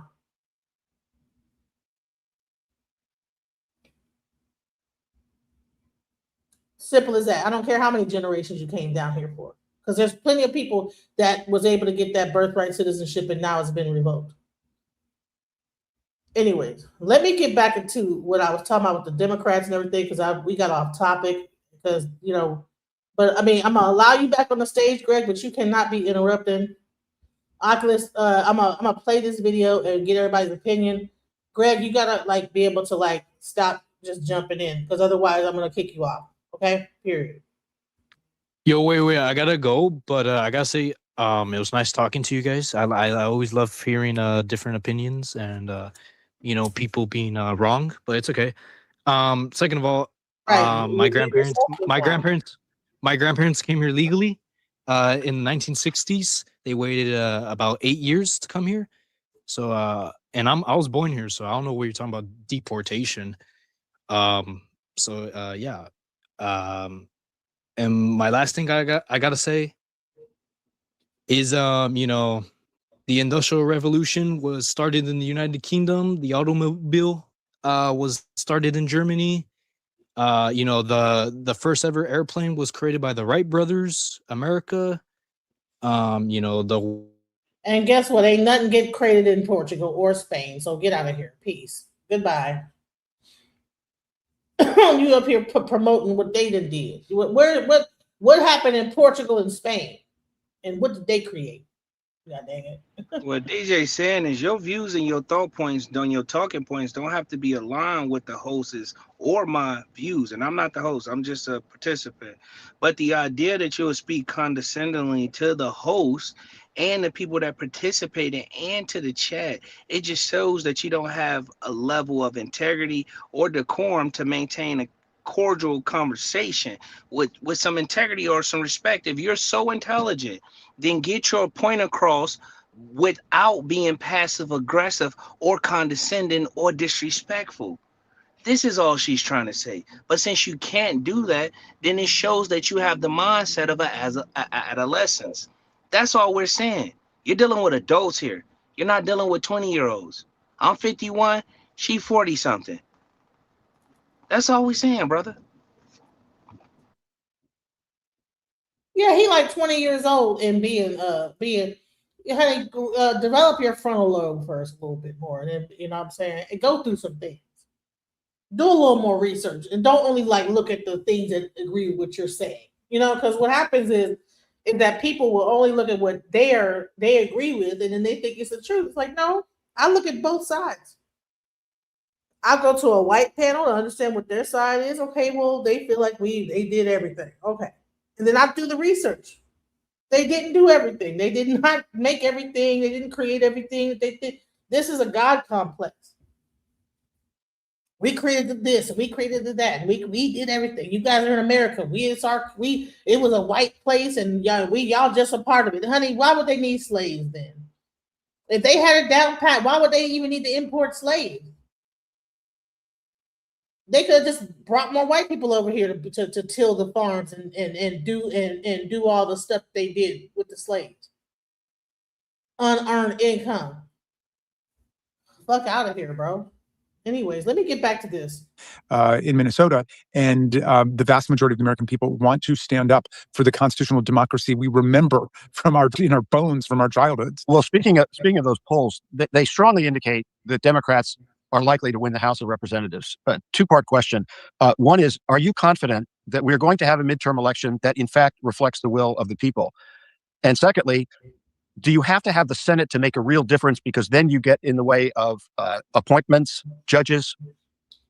So here's the thing. Okay, she's why they implemented the grave curve. Sir, I was at the top of my class. There was no grade curve going on. Okay. I went to college, for marketing or whatever. I didn't even finish college, but I'm a software engineer and I do work with people with master's degrees. Okay. I didn't even finish college. So I don't know the people talk about my IQ and this, that, the other. Honey, you don't even know who I am. Do some research on me. I'm not the person to be talking about low IQ to, because I could probably run circles around a lot of people with their IQ. If I showed you the things that I've accomplished and you talk about what you accomplished in your life, I can guarantee you I've accomplished more. Period. So don't ever try to come at me about my education. Anyways, let's get back into it. Things that have been very damaging and will be damaging for a long time. So on your first question, am I confident it's going to happen? I mean, look, that's your business. I'm not in the prognostication business. I'm in the mobilization business. So I go out every weekend, New Hampshire, North Carolina, Arizona, Pennsylvania. I'm fighting in swing districts and swing states to mobilize the vote, to turn out a huge avalanche of political participation by Democrats. No, I didn't finish college because I didn't like the field I was in marketing and advertising, and I realized how manipulative it was, and I got out of it and went into software engineering.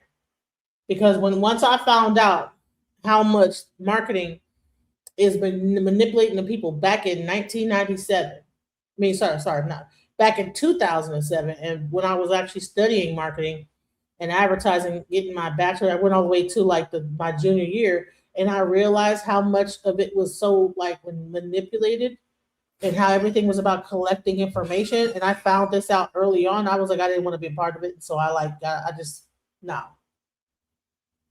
So I went into engineering, and I was already doing that from the high school level. So I didn't have to go to college for it because I was already in that field. So there you go. Independents, defecting Republicans. So there's such a huge margin. It can't be stolen, but we're also fighting against all of the GOP voter suppression tactics that are taking place right now as they try to destroy same-day voter registration. They try to destroy early voting. They attack mail-in balloting. People say, are they going to try to destroy the midterms? No, they are trying to destroy the midterms every single day all over the country. And we're in a decentralized electoral federalism situation. So we got to be fighting that every step along the way with our friends at the state level. Can you make a huge difference in the last 2 years with only the House and not the Senate? We can make a huge difference in terms of the use of the oversight power, the use of the subpoena power to shine a light on this matrix of authoritarianism, corruption, and cover-up that have become the operating system of the GOP. Yeah, we can expose that, and we can use the power of the purse in a lot of ways, and we're going to have a lot more leverage. So I think we're going to be able to stop a lot of the worst depredations and violations of people's rights and freedoms, but we really do need to take the full Congress back and take the presidency back to get America moving again towards strong democracy, progress, and freedom for everybody. Let's talk about the judiciary, your other hat. We've seen a lot of federal district judges stand up to administration actions. The Supreme Court... By which you mean just enforce the law. Correct. Yes. The Supreme Court has mostly kicked the can down the road, not made decisions on the merits while allowing the administration to keep doing what it's doing. Are you confident that when they actually decide on the merits, that the Supreme Court is going to vindicate the role of the judiciary in standing up to a lawless president? Liking this video? And don't just watch, hit like, share, and subscribe. And tap the bell so you never miss a video or live show. But if you... All right, let's get into this DHS shutdown because that's what we're talking about. He talking about Trump and how it disappointed him that he didn't do mass deportation. Well, guess what? DHS is about to get shut down. And guess what? That has nothing to do with Trump. It's about the people he hired to run DHS that didn't know what the hell they were doing. Laura Hafley in St. Paul, Minnesota, MS Now Capitol Hill reporter Michael Schnell and former ICE acting director John Sandwig. So, Michael, midnight is still 14 hours away, but procedurally, Congress has already run out the clock.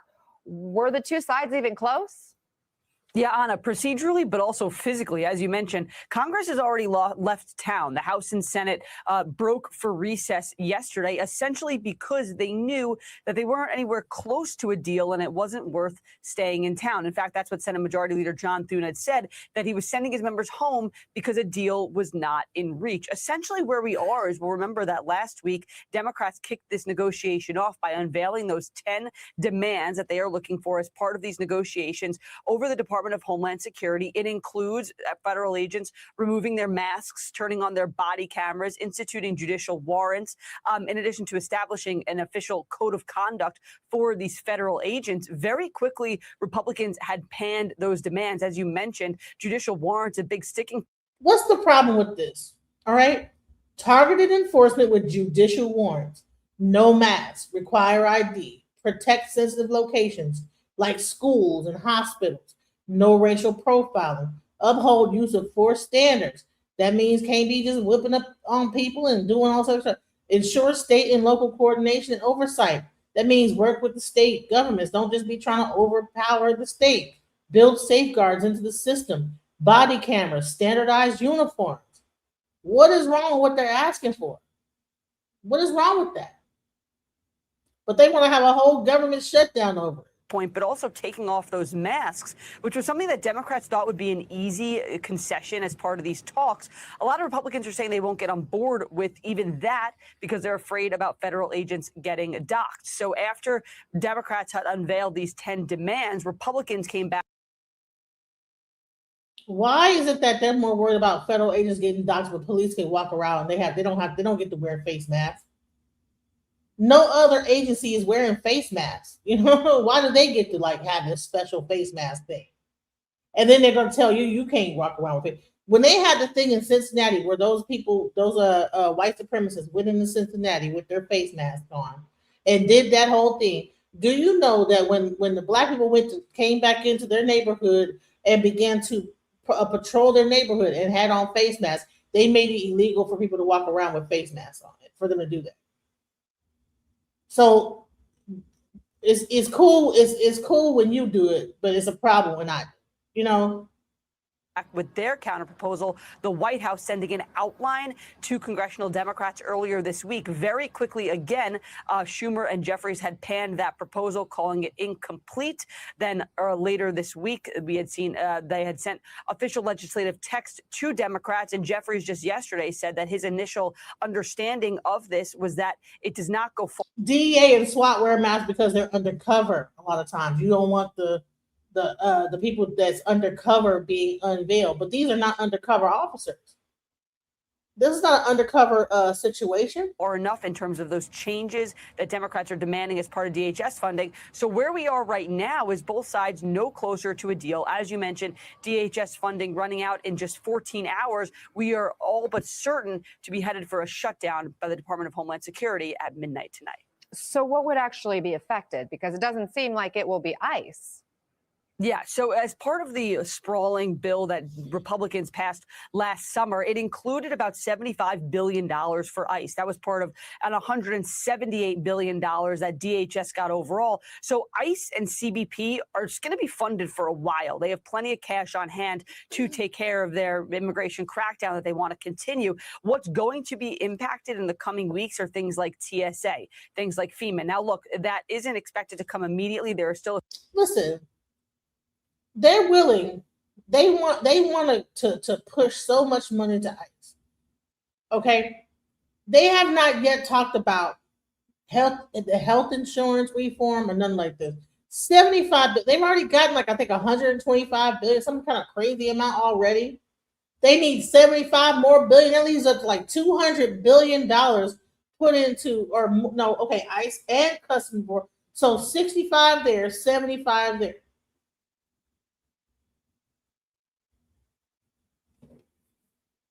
Crazy. $140 billion to ICE and Customs. And then you want to make it okay to like put $140 billion in the ICE and Customs. They already got $125 billion to go into it. So that's like 200 and wait, how much?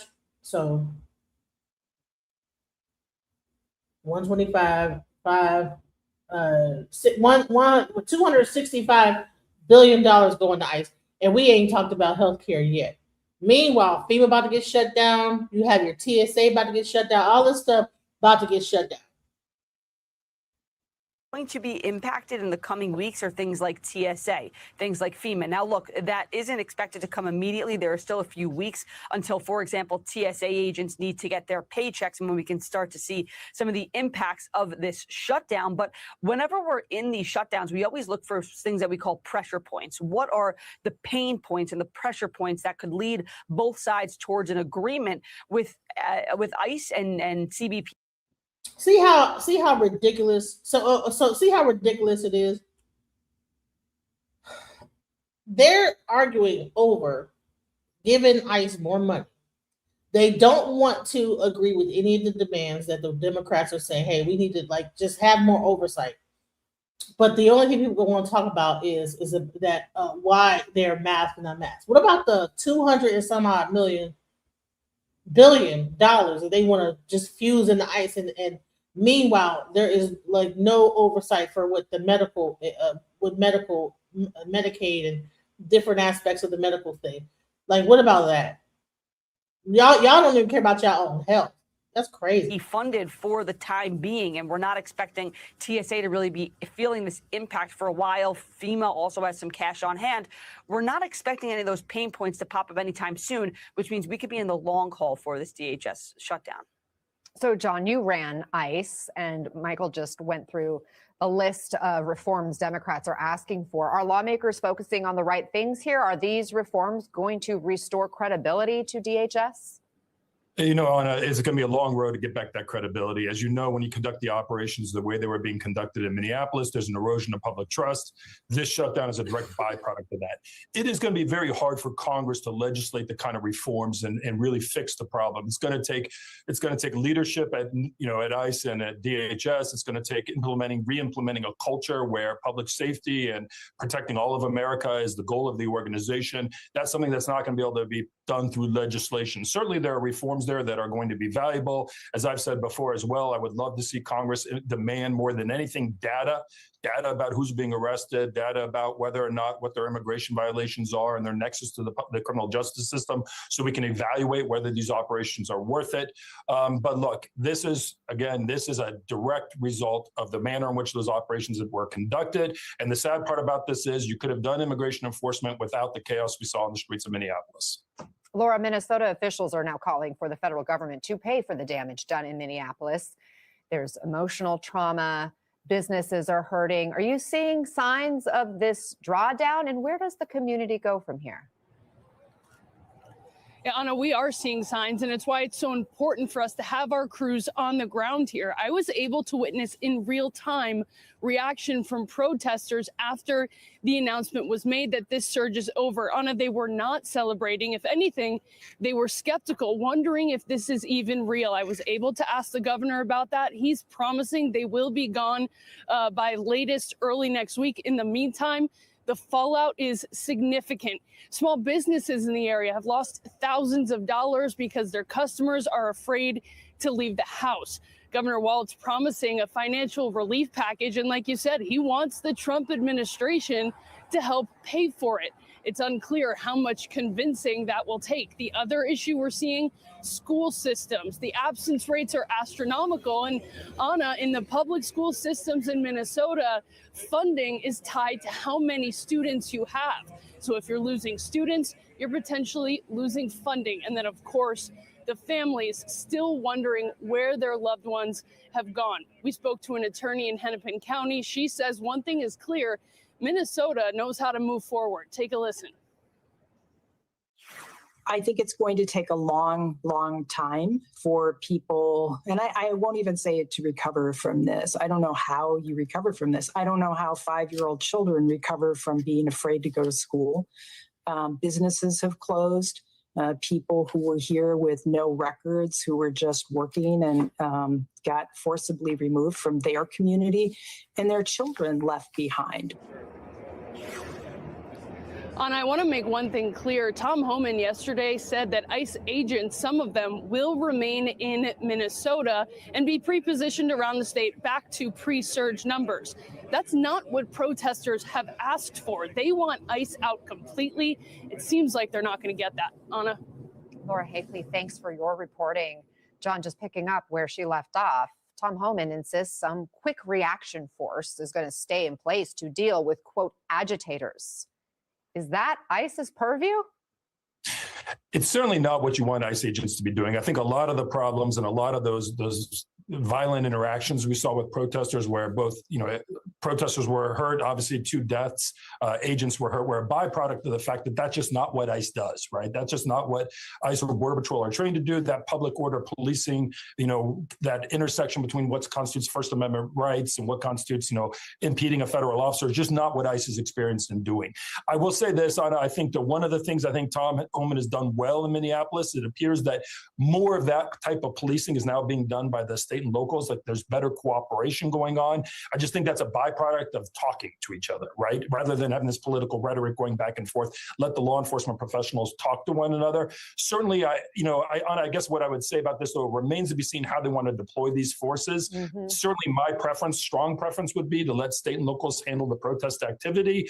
But I think that if you diminish that footprint, get back to more targeted operations, hopefully you're going to lower the temperature, but also lower the number of those protests to where these additional forces won't be needed.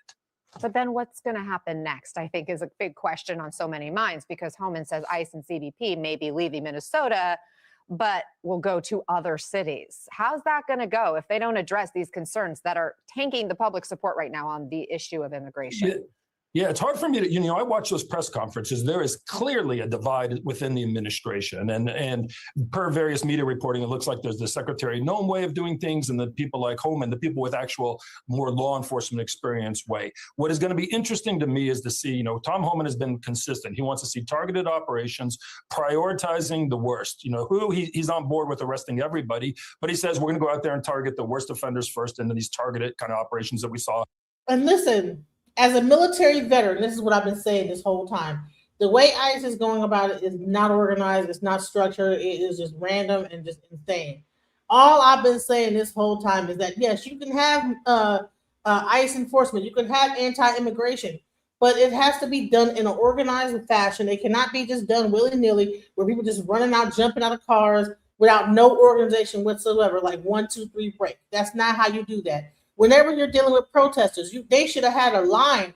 They should have had a training. But the thing is that when you only train people for 47 days, then you're going to miss certain aspects of training on crowd control, this, that, the other. And you're pretty much giving them basic training on how to capture whatever they're training them on. And you're going to miss all the other aspects of how to do law enforcement. Most law enforcement, I think that their training lasts about maybe 2 or 3 months at best, or maybe even more.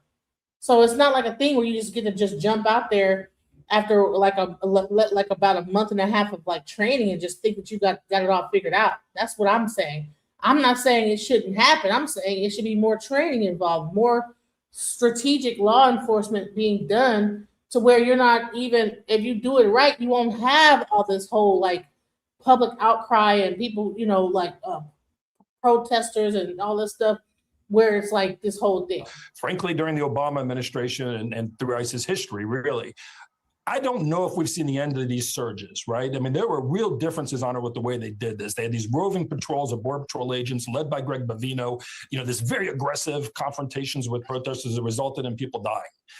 I don't know if the administration is done with those and the Homan vision is going to now take over nationwide. If it is, I think we're going to see ICE agents deployed back to their field offices doing the targeted operations. But again, that's the big question. Well, we'll stay close because you have such good insight. John Sandwig, thank you. Kevin Fry, thanks for the reporting. Michael Schnell, thank you. Hey, listen, people that are saying, okay, the left is making it crazy. How is the left making it crazy when, if it wasn't for the way that things are being done, you wouldn't even have that large amount of protesters out there? Like they said, Obama was able to deport X amount of people, and it wasn't crazy like this. So there must be something about the lack of experience of the people that Trump is hiring. I mean, let's just be real. We cannot sit up here and only talk about just make it all about just basic we have to use common sense, guys. But let's go into this. This just happened. More disaster for Trump. Let's go as airport, with the airports. Great Again Party continues to go out of its way to cover up for Jeffrey Epstein and all of the people in those files. And we're also seeing the Pardon J6ers just constantly on my feed being arrested for crimes against children. And here we have one that was convicted just yesterday, a U.S. Capitol rioter pardoned by Trump, found guilty of sex abuse. He is not the only one. And I look at this, it's just pedophile after pedophile. I think in September, I got a thing, it was 20 people that are super MAGA outspoken. They're being arrested for sex crimes against children. So that's why they're not so up in arms about Jeffrey Epstein, and they're willing to overlook Trump covering it up because it's just all lined in that party. There's so many of them. Well, I mean, I think we can see with the Jeffrey Epstein files that the sex crimes can happen regardless of political affiliation. I do think there is a psychological component with people that fall prey to MAGA cultists, where they are seeking atonement in a party that is more rigid morally, more black and white morally, because they think that will fix them. And so you have people that have very suppressed sexual issues, probably raised in uber religious homes where sex was shameful. And so they, all of these sexual deviancies and sexual crimes come out of that. And they think, okay, they were raised in this authoritarian religion, raised in this authoritarian home, and then they find home in refuge in this authoritarian fascist regime. And these are like the most broken people among us. These are closed-minded people. And I do agree with you that there seems to be more of this happening on the right. But I would be remiss and intellectually dishonest if you can go to other countries where they don't have MAGA movements and you still have child sex trafficking, sure, even in Scandinavia and places that are super. So this is a problem that exists outside of political parties, but it sure does seem the people that are posting that Biden's a pedo and all this stuff, which I don't think Biden's in the Epstein files once. It does seem that they continue to get arrested. And when you go look at their social media, they were all against all of this. And then they're doing it exactly what they're protesting against. Absolutely. And then all of the conspiracy theories of MAGA, we have seen so many lies from the FBI, from the DOJ. They just lie. They make up shit. If somebody is murdered, they immediately go to, oh, well, they're trans. They always have a narrative and they always put it against their enemies. So we saw that the El Paso airport airspace was closed down, and immediately Sean Duffy, the Secretary of Transportation, he comes out and he's like, it was drones of Mexican cartels. I mean, that was just right out of the box. He said it. Then we find out really it was the incompetence of Pete Hegseth. Fox News, the U.S. military earlier this week shot down what turned out to be a party balloon near El Paso after initially assessing it as a possible foreign drone, a misidentification that later led to a full airspace shutdown around the airport. So when I see this, I immediately know nothing that comes from this administration, from jobs report to criminal indictments to narratives about ICE and criminals, you can believe nothing because they are willing to propagandize anything, even mistakes they make, against what they perceive as their enemies. Full stop. Well, yeah. I mean, they have completely turned government upside down, and it's intentional. It is a feature, not a bug. And they've intentionally trying to get the public to understand they make the rules. And all of this started a long time ago. All of this has been incubating for a very long time. What's so fascinating about this to me is the people who were against a large, dishonest, non-transparent federal government now support it. It's just, the movement is so incredibly hollow. But of course, I never in a million years thought we would ever be able to believe anything out of Trump 2.0, ever, because I lived through Trump 1.0. I know what a profound liar and con man this person is. So I never had any expectation. The rate at which they are dismantling the government and dismantling faith in government has surprised me to an extent. And I hope that scholars call this the autocratic backfire. I hope that this rate of speed and velocity in which they are doing this and this gamble that they are taking and incompetence in their execution of this, I hope that that comes to fruition and that it is indeed an autocratic backfire. Well, in addition to just being incompetent and lying, they're also doing something that I believe is so dangerous and is going to impact the United States for many generations. And that's cutting all funding for medical research. The best researchers in the world have lost funding. They're going to Europe, they're going to China. And just yesterday, we see that now they have stopped funding. They are terminating $600 million in CDC grants for programs supporting HIV and STD prevention and HIV surveillance. I mean, come on. They want people sick. In my mind, they want to keep people sick and poor so that they can control them. And there's more and more evidence every day when you put a dipshit like RFK Jr., who is a conspiracy theorist and a lawyer in charge of health. This is the kind of shit you get. You get sick people because they no longer value humans. And it is easy for them to dismiss them. It is easy for them to allow them to stay sick and become sick because they don't give a shit.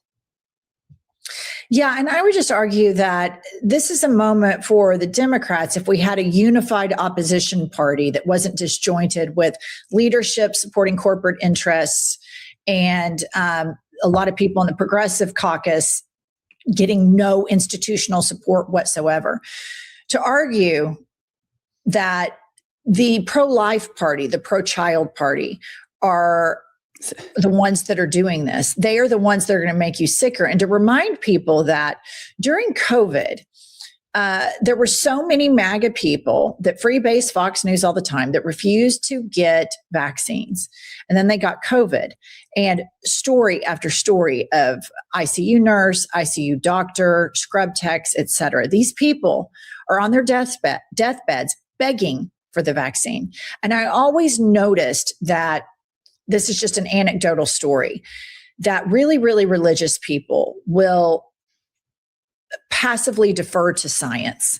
They always do. So when somebody's sick in Oklahoma, it's always like, well, I'm praying for you. I'm praying for you. I'm praying for a great outcome. But here's the thing. If your arm gets cut off, nobody's ever going to pray that, oh, I'm going to pray to God that your arm is going to grow back. But yet they say everything is possible through prayer. But even their prayer defers passively to science. Even the most religious of the religious who say everything's possible under God. If your arm's cut off, no Christian is going to come up to you and say, I've been really praying and praying and praying that God's going to grow your arm back, because they know scientifically that is impossible. And so we have to have a political party that engages intellectualism, that engages facts, that stops the magical thinking, because all of this anti-science stuff has been able to be birthed in a petri dish of magical thinkers that defer to Iron Age thinking, unless they need science and they're on their deathbeds and then they want chemo or they want the vaccine and they're a day late and $1 short. So for me, this anti-intellectualism has been breeding long before RFK. Long before Trump. You go back to George W. Bush, you go back to Ronald Reagan. The embrace of megachurch culture and anti-science and people doing their, quote, own research. I mean, I guarantee you that if we were to interview all of the people in the United States that believe the earth is 5,000 to 6,000 years old, I think would be in the high 90s of those people that voted for Trump. Oh, yeah. I think the data merits that out. I mean, I've seen over 90%. I've seen like over 95%, but you're right. They absolutely live together. And then the alarm has been sounding. The red flags are up. Trump wants to stop and or manipulate the midterms.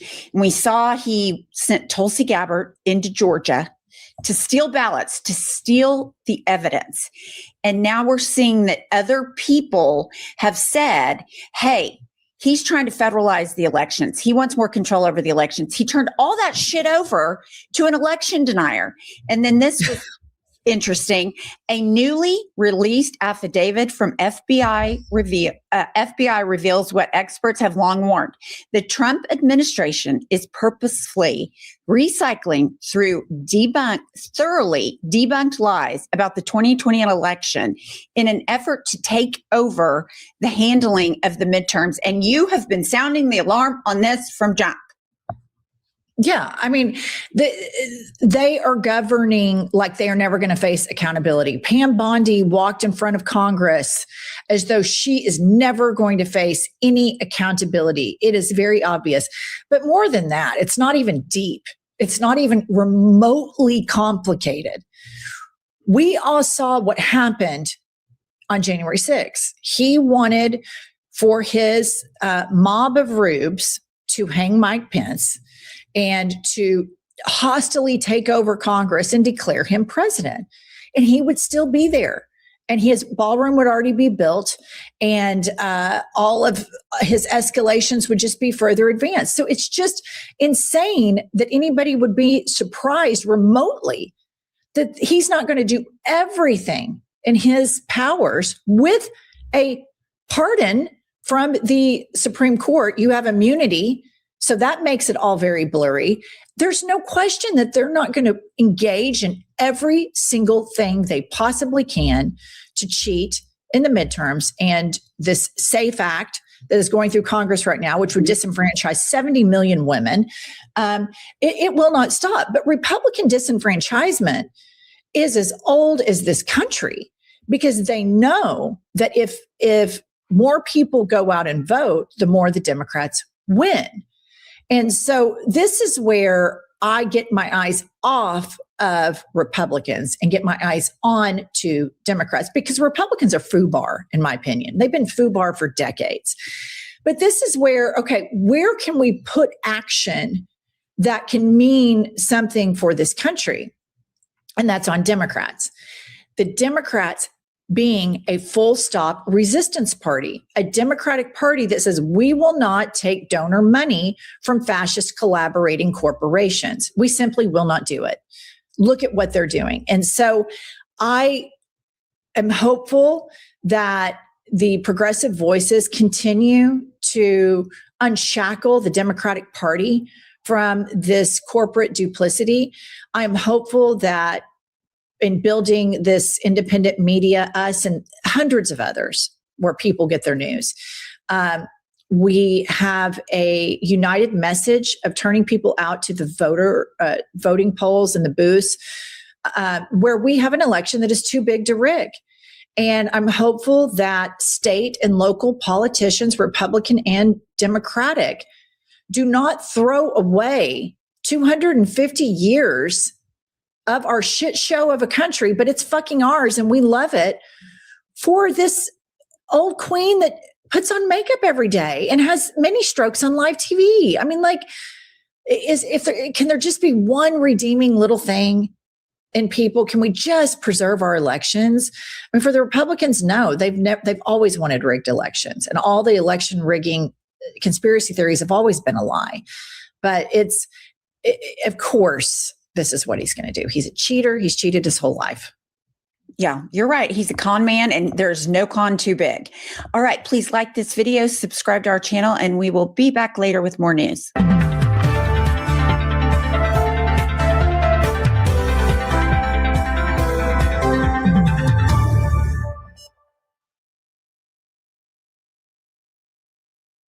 James Walkinshaw. He serves on the Oversight and Homeland Security Committees. Congressman, welcome to you, sir. Democrats say they will not vote to fund DHS unless some real restrictions are put in place for federal immigration enforcement. Are there red lines that you won't cross when it comes to ICE accountability? Is there any bipartisan solution for DHS funding that could get your support? Well, look, I think all of those reforms are important. The key ones for me, no masking, or at least severely limiting the masking. Officers need to identify themselves just like our state and local police do. And another one that's key for me is the judicial warrants. I just don't believe, and I think anyone who describes themselves as a small government conservative, as many of my Republican colleagues do, I don't think you can accept the federal government smashing down the door of your home while your wife and children are sleeping without a warrant signed by a judge. I just don't think the government should have the power to do that. Those are some of the elements that are key from my perspective. You know, Congressman, I just have to ask, do you ever get a logical answer from anyone who supports keeping the face masks on for how they distinguish between what our local and state law enforcement officers don't wear masks, in other words, with what they're doing? Why is it that they say they will get doxxed? Could it be that what they're doing is rather heinous? Well, look, I think anyone who's engaged in doxing or threatening or engaging in violence against law enforcement or anyone else should be prosecuted, period. But law enforcement in this country have taken on, arrested, prosecuted the most dangerous criminals in criminal gangs in the planet not wearing masks. I watched the federal law enforcement who escorted Nicolas Maduro into the courthouse and into detention, federal detention. They weren't wearing masks. This guy supposedly is a leader of a transnational crime syndicate who's very dangerous. Those officers weren't wearing masks. There's no justification for ICE agents and CBP agents engaged in enforcement of civil immigration law to wear masks. I tell you, it just defies logic. I keep on wanting to get an answer for someone. It's also really to dangerous. say, I mean, it's dangerous for everybody, including those officers. It absolutely is, but nonetheless, there is no distinction between what they're doing and what other officers are doing. Okay, let me move on to your district, sir, because it has a high concentration of federal employees, many of whom are deemed essential and will be forced to work without pay during this DHS shutdown. What is your message to them? What do you say to workers who see themselves as, I don't know, collateral damage in a political standoff that may not actually curb ICE or CBP's operations?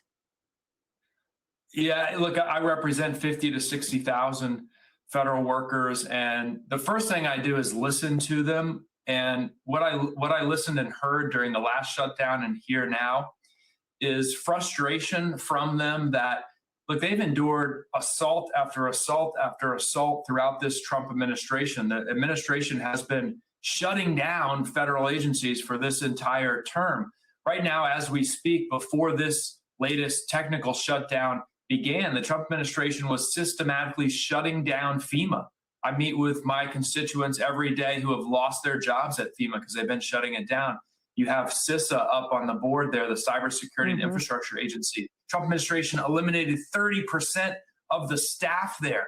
So these agencies have been being shut down by the Trump administration. Now, this shutdown that we've entered is very significant and serious. And look, I track very carefully when those pay dates are for federal workers because a lot of folks can't afford, most folks can't afford to miss one paycheck. They certainly can't afford to miss two paychecks. The good news is a paycheck went out yesterday, Friday, before the shutdown. So folks got those direct deposits. The next payroll date for most DHS employees is at the end of the month. So that's a key date for me that I'll be tracking very carefully.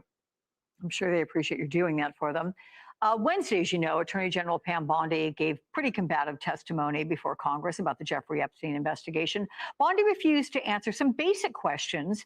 She mocked Democrats and presented herself as President Trump's defender-in-chief. Let's take a listen to Republican Thomas Massie pressing Bondi over why the names of co-conspirators were redacted in the released documents. We corrected that within 40 minutes. He was already, you're acting like everybody's trying to cover up Wexner's name. Reclaiming my time. I'm going to answer this question. Reclaiming my time. He was, Mr. Chairman. This is how this works. It's a political joke, and I need to give my answer on that. We'll let the Attorney General respond, and then the gentleman can move to the next question. It's my time. Within 40 minutes, you asked me a question. Within 40 minutes, Wexner's name was added back. Within 40 minutes of me catching you red-handed. This guy has Trump derangement syndrome. Oh boy, what does Bondi's appearance reveal about the way she views Congress and Epstein? Why would the Attorney General, why would she be bringing up like social media talking points? This is weird, okay? What is going on? TDS, really? Survivors. Well, look, it was an embarrassing performance. It was obvious that she had an audience of one there.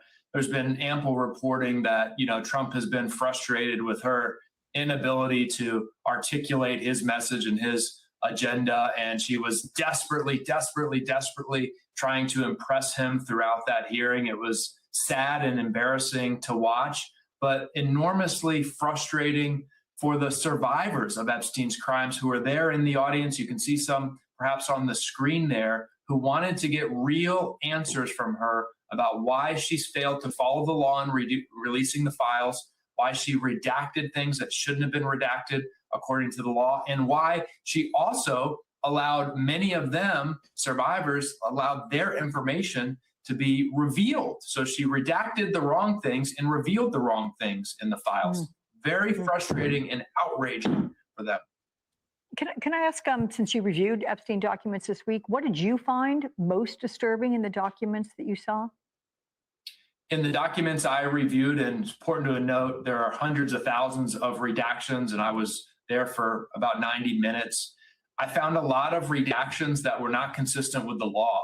Names, email addresses redacted that were not victims or survivors, clearly.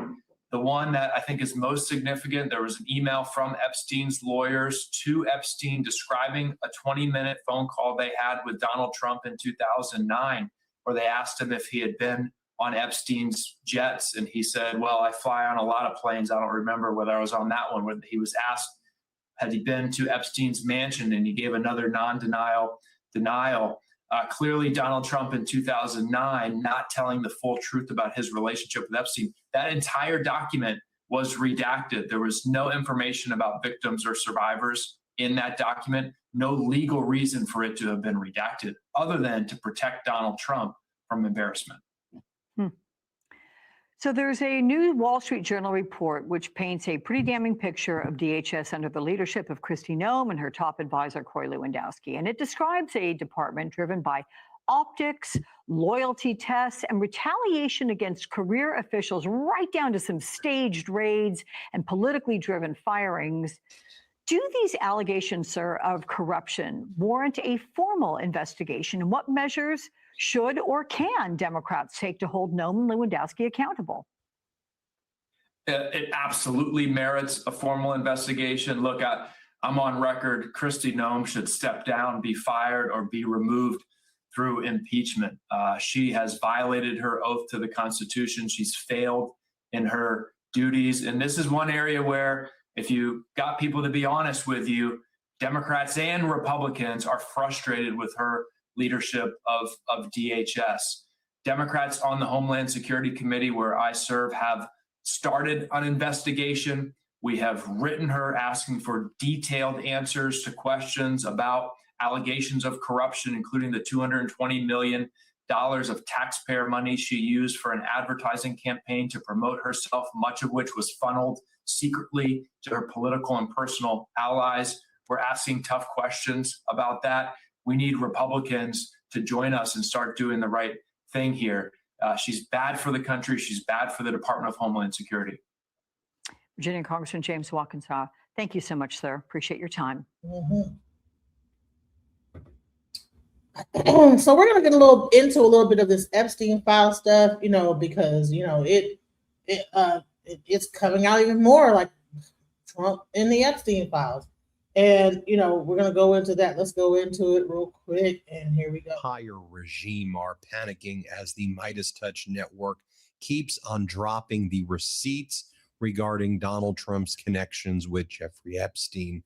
Donald Trump and his regime can't handle the fact that we've already gotten hundreds of millions of views on this YouTube channel. The Midas Touch Network is now beating the Joe Rogan podcast on this YouTube channel based on the latest rankings with our coverage of Donald Trump's connections with Epstein. Now, folks, we're not just covering it over the past few weeks.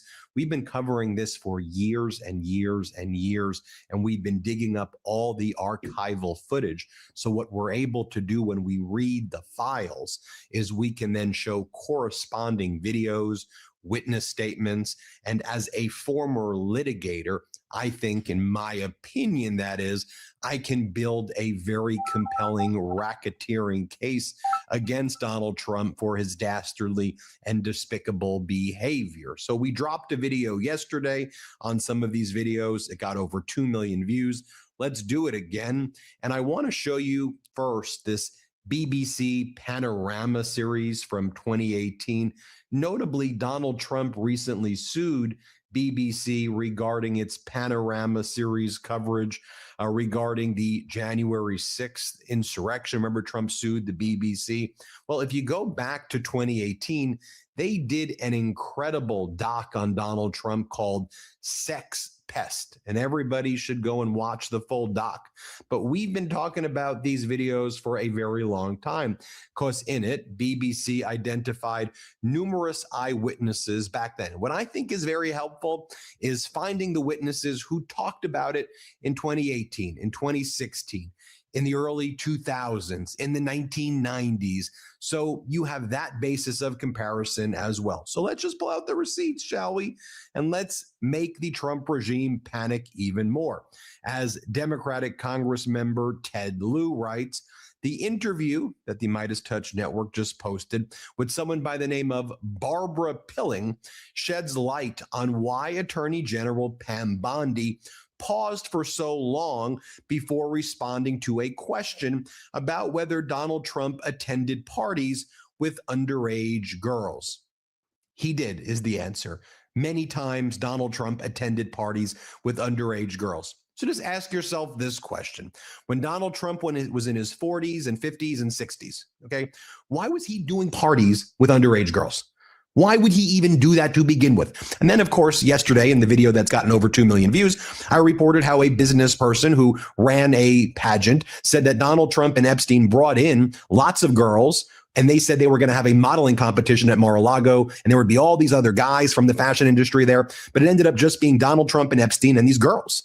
Why would you do that? What do you think Donald Trump and Epstein were doing with the girls? So first, I want to share with you the cross-exam by Ted Lieu of Bondi, and then I'm going to show what Barbara Pilling said, and then I'm going to show you some of what the beauty pageant contestants in Trump's beauty pageant said about him walking in on them naked or walking in on them as they were changing. And then I'm going to show you what Donald Trump told a group of high school students, where he said it was a very courageous act when he talked about grabbing women without consent by their genitals. In other words, sexually assaulting women. Trump spoke with high school kids and college kids, and he told them that it was so courageous that military generals praised him. You remember when he said that? If not, I'm going to go and show you that. And maybe, you know what, I'll show you too. I'll show you when Donald Trump spoke at a high school, and he was speaking to the high schoolers and people at the high school, I believe it was in Iowa, about golden showers, about getting peed on by hookers. And he said, I don't like that. I don't like getting, he goes, Melania knows I don't like golden showers because I don't like germs. He said, I don't want to get peed on by hookers. I'm not into that.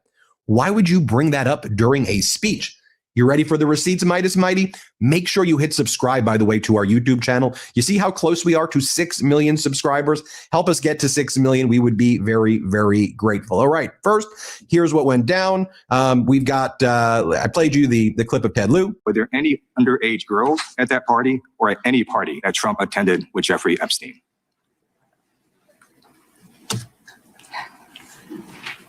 This is so ridiculous, and that they are trying to deflect from all the great things Donald Trump has done. Okay, now here is the host saying what's most shocking is the age of some of these models that would go to these Trump events. Here, play this clip. We've spoken to a number of sources who saw Donald Trump at the parties. Most paint a similar picture. Just describe to us the way Donald Trump behaved at these parties. I mean, this guy it was like a predator in action. I went to the washroom and I was going in and a girl was coming out and she kind of looked at me and I go, have you talked to that Trump guy? And she goes, yeah, as I was walking by, he's like trying to grab my ass. We do know that he was having sex with them. How do you know that? Because the next day or days after we'd hear about it, he'd brag about it to his friends and it would get around that he scored, maybe 1 or 2 girls at a time, which is what he loved to do.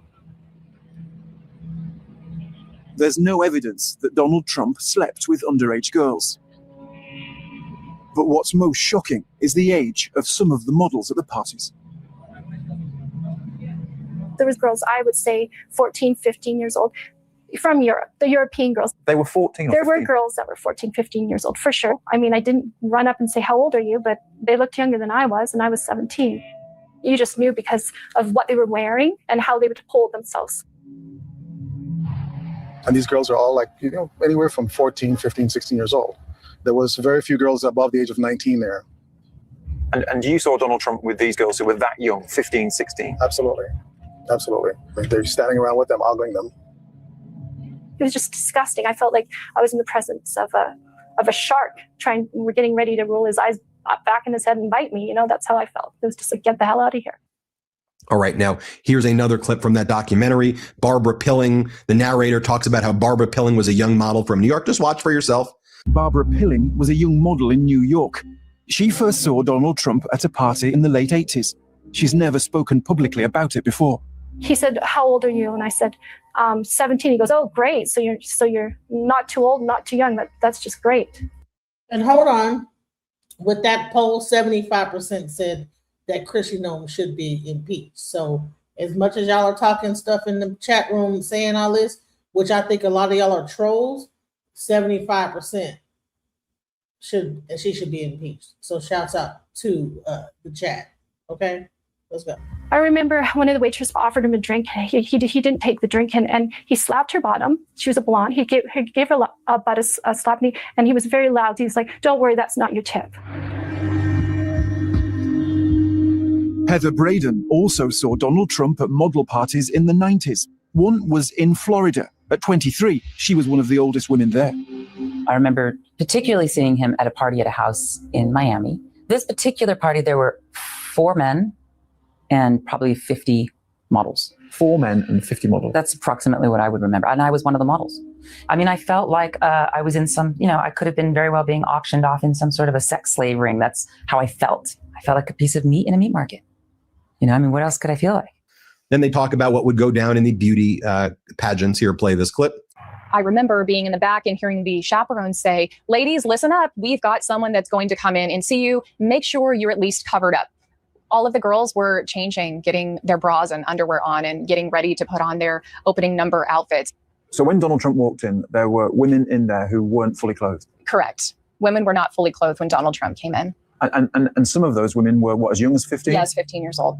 Now, next, I want to share with you what Miss North Carolina from 2006 said about Donald Trump. This is when Don Lemon was on CNN. This was back during the first time Donald Trump ran. Here's what, again, Miss North Carolina 2006 had to say. Play this clip. Is it normal to see men in dressing rooms at pageants and the owner of the pageant? No.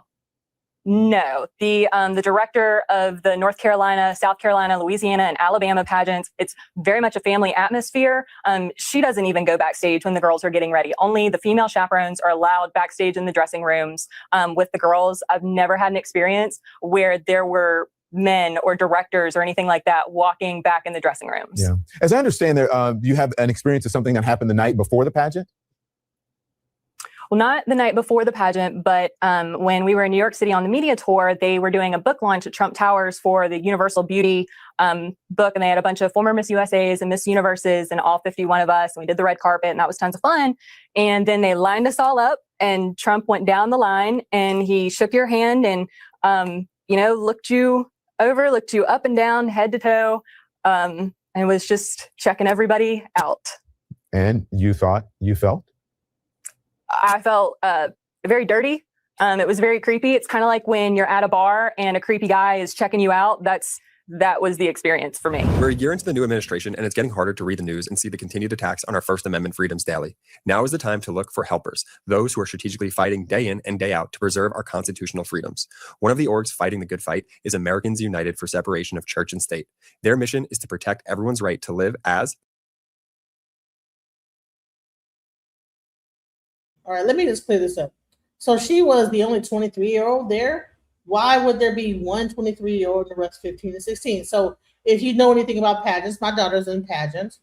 Pageants can have with girls down from really small, 5 and 6 years old, even babies, all the way up to like 23, 40. Like they have like different categories for women. So yeah, she could have been in the older category, but then there also will be categories for kids, young girls, teenagers, everything. So if he's walking into the back thing, it could be all types of little girls getting ready for the pageant. So yeah, if you know about pageants, you understand that yes, that it could be definitely a situation where, you know, he could have walked in and it could be just little kids or whatever, little girls getting ready. You know what I'm saying? So let's not, so if you don't know about pageants, let me just let you know that that's what the deal is, okay? So, and there you go about that. On or any sort of clothing or anything. Some girls were topless, other girls were naked. As Miss Arizona 2001, Tasha Dixon competed in the Miss USA pageant. Donald Trump owned the contest along with Miss Universe and Miss Teen USA for 19 years. Our first introduction to him was when we were at the dress rehearsal and half naked changing into our bikinis. To have the owner come waltzing in when we're naked or half naked in a very physically vulnerable position, and then to have the pressure of the the people that work for him telling us to go fawn all over him, go walk up to him, talk to him. And Dixon has strong opinions about what she thinks were Trump's motivations. I'm telling you, Donald Trump owned the pageant for the reason to utilize his power to get, around beautiful women. Dixon, who lives in West Hollywood, was 18 at the time. Who do you complain to? He owns the pageant. So there's no one to complain to. Everyone there works for him. The year she competed, the theme was empowering women. And after hearing recent audio of Trump talking about women, she decided to speak out. I'm Miss Arizona, so I veer more on the conservative side. But I just like to choose what's right. Now, you know what Donald Trump said, though, right? I mean, he's on audio with Howard Stern saying that when you own beauty pageants the way he does, that he thinks that he's entitled to go in and inspect and look at the girls naked. He goes, that's what you do. And by the way, remember the people's ages at these beauty pageants, 14, 15, 16, 17, 18, maybe some in their 20s, but by and large, very young girls at Trump's pageants. And Trump says at the pageants, he looks at the girls naked. Remember what he said? Play this clip. Well, you could also say as the owner of the pageant, it's your obligation to do that. So you have done that. Well, I'll tell you the funniest is that I'll go backstage before a show. Yes. And everyone's getting dressed and ready and everything else. And, no men are anywhere. And I'm allowed to go in because I'm the owner of the pageant and therefore I'm inspecting it. I'm inspecting. I want to make sure that everything is good. You're there. Yeah, the dress. Is everyone okay? They're standing there with no clothes. Is everybody okay? And you see these incredible looking women. And so I sort of get away with things like All right. And remember how Donald Trump treated Alicia Machado, who won Miss Universe? Remember back then? Here, play this clip. For the first time in the history of the pageant, viewers can actually participate. There'll be a question up, and the viewers can actually call in and vote. Let's bring up the question. It says, should a pageant title holder be required to maintain her physical appearance during her reign? Why do you think this is an important question the viewers would care about? Well, it's something that really has come up over the last year, and Alicia has done an incredible job. She really has turned out to be one of the great Miss Universes, I will say. And she had a little problem during the middle where she gained a little weight. I don't think so. Yeah, she's probably right. I don't think so. Okay. And so... Well, let's talk about that debate, because it's interesting. The viewers are going to make a decision today, and they're going to vote in one way or the other. Alicia, do you think that should matter? Because after all, you were voted in as being the most beautiful woman in the world. I am the most beautiful woman in the world. I certainly don't doubt that. With 20 pounds or no pounds, I am the most beautiful woman in the world. Do you not think that it's important to maintain a certain look during that year? Yes, of course, but I think all women in the world have a problem with the weight. Right. And I think... What the hell is this on public TV? CBS News. This was before we had the internet, right? And he's up there sitting next to her and talking about how her weight is, weight shaming her. Think maybe I had some problem with this, but I'm fine now, and I think 15 pounds is nothing with 20 years old. And I think the most important for the next Miss Universe and then is no more dinners, no more lunch, no more breakfast, and no more when you travel diplomatic dinners and right. parties. I think what Donald's talking about, and I think most people agree, that there is a look to Miss And Universe. more time for go to the gym. It's very important because when you are Miss Universe, you don't have time for nothing. Right. Donald, how do you think that this Miss Universe will be different from the others? Well, I don't know that it's going to be different. We have many beautiful women, and it's actually incredible. I was over there today, and the women are magnificent. And so I don't think it's going to be different. It's going to be more of the same. And just to make you remember, too, or have you remember, the first time Donald Trump ran, right, when the statements came out where he said, grab women by their vaginas, and when you're rich, you get away with it. Remember, he said he grabbed them by, he used the P word. He then didn't attend the beauty pageant in Louisiana, and you could see the relief on the people on the contestants when Trump was not going to show up. Here, watch this. We saw that Donald Trump announced on Twitter he would not be here for the pageant tonight. How does that change things? Look, they clap their hands. They said Donald Trump ain't gonna be here, and honey, they clapped. And look at how thin these girls are. They're not like no overweight. They have to be in patterns. They have to make sure they're thin. You don't need no one to walk. If you're confident enough to join a pageant and how competitive that is, you're not gonna show up there looking fat and crazy, whatever it is. I'm sorry, something interrupted me. I'm wondering if that changes anything as far as the pageant goes tonight, or as far as the brand of the pageant tonight. You know, as I said 2 or 3 weeks ago, this pageant is an opportunity to be about the women and the city, and that's what we're focusing on. And you know what? It's good for us that we're just focusing full steam ahead. It hasn't really changed because that's all we've been doing for the last few days. And I know that there's a big campaign going on out west, and we're focusing here in Louisiana. I mean, we also have Donald Trump talking about how this was when Lindsay Lohan was 17 years old. She may have just been turning 18, or she may have been 17 years old. Lindsay Lohan, the actress. Donald Trump said that she's very disturbed, mentally ill, and he says he loves to have sex with mentally ill people. He goes, they're the best in bed when they have mental illness, he said. This is what he bragged about. And I think she was 17 here. She may have been 18, but she was very young. Let's play this clip. Yes, so you have to like freckles. I've seen a close-up of her chest. Yes. And a lot of freckles. Are you into freckles? If the father's a wreck, like the way he is, right? You imagine the sex with this troubled? Yeah, you're probably right. She's probably deeply troubled and therefore great in bed. Back in the day. How come the deeply troubled women? Yes. Deeply troubled. Right. They're always the best in bed. And then Donald Trump talked about how attractive he thought Paris Hilton was when she was 12 years old. Again, just pulling out the receipts, things that he said. Play this clip. I've known Paris Hilton from the time she's 12. She's hot. Her parents are friends of mine. And, the first time I saw her, she walked into the room and said, who the hell is that? Did you want to bang her? She is well, at 12, I wasn't interested. I've never been into that. Right. They've sort of always stuck around that 25 category. But even at 12, you were kind of but wow, I saw her at 12. She was beautiful. But honestly, Paris gets knocked and this and that. But she's very beautiful. Is she dumb? She's dumb like a fox. Have you seen the video, the sex video? I have seen it. You did. What'd you do? You went on the internet? It was just. How did you see that? What did you do? Melania showed it to me. She did? She showed it to me. What did you think of that? I think it's probably unfortunate, and perhaps it made. And this was the speech that Donald Trump gave. I think it was either 2023 or 2024, maybe in 2023. But it was in front of the young Republicans of New York. So these were high school Republicans and college Republicans. So 16, 17, 18 through about 21, maybe some older, but the young Republicans, right? And then Trump said that when he called sexually assaulting women locker room talk, that was the most courageous act of his life. He said that was when he showed the most courage. This is what he said in his own words. I mean, I'm not paraphrasing it. Just listen, listen to it for yourself. Here, play this clip. But I went onto that stage just a few days later, and a general who's a fantastic general actually said to me, sir, I've been on the battlefield. Men have gone down on my left and on my right. I stood on hills where soldiers were killed. But I believe the bravest thing I've ever seen was the night you went onto that stage with Hillary Clinton after what happened. And then that woman asked you the first question about it. And I said, locker room talk. It's locker room talk. What the hell? What are you talking? Locker room talk. That was not a great. And here's the video where Donald Trump was speaking at a high school. And at the high school, he talked about being peed on or being urinated on by hookers. And he goes, I don't like that. He goes, they call it golden showers. I don't like those, he said. Here, play this clip. He was with 4 hookers. You think that was good that night to go up and tell my wife, it's not true, darling. I love you very much. It's not true. Actually, that one she didn't believe because she said he's a germaphobe. He's not into that, He's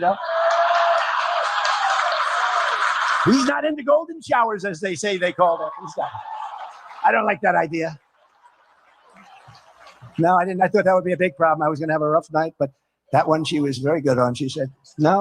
Right. I mean, some real deranged, grotesque behavior. You have those receipts. You see why the regime is angry at us for showing you those receipts. But judge for yourself. And do me a favor.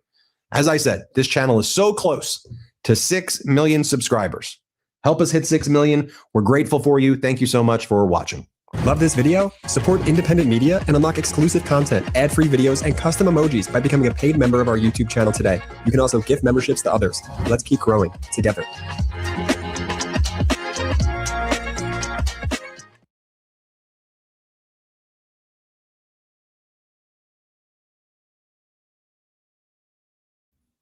I'm sorry, I was getting some pizza for my kids. When I'm doing this, I'm also being a mom. So I wanted to so let's get into this where we talk about, because everybody want to be like, oh no, it ain't who we think it is. He ain't doing, That's this all BBC and all this other. Let's go into it. Who are you talking to? On Jeffrey Epstein's 62nd birthday, he got an email from former Obama White House counsel Kathy Rumler.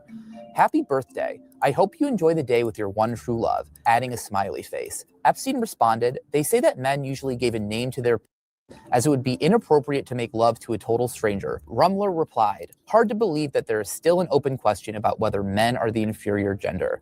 This is one of just a few of the hundreds of emails that Rumler exchanged with Epstein during the final years of his life. Now the chief legal officer at Goldman Sachs, Rumler has said that she got to know Epstein through her work as a lawyer and that the two were, quote, friendly in that professional context. But in the latest release of Epstein files from the Justice Department, photos of Rumler and messages between the two suggest they have a close personal friendship. Rumler discussed matters in her personal life, expressed gratitude for their, quote, friendship, sometimes concluded messages with, quote, XO and XOXO, and repeatedly fawned over gifts from who she called at times Uncle Jeffrey. Rumler even discussed possibly visiting Epstein's private island, asking in 2017 if she could take a, quote, day trip there, with emails suggesting Epstein tried to coordinate a private jet to pick her up. It's unclear if the visit ever occurred, and a Goldman Sachs spokesperson previously said Rumler never visited the island. Rumler's PR team referred CNN's questions about her birthday exchange with Epstein to her attorney. The fact is, Miss Rumler does not make any statement about Epstein's penis. She does not reference it. She does not joke about it. She does not banter with Epstein about it. She does not accede to Epstein's unsolicited, gratuitous remarks about men and their penises. Nothing.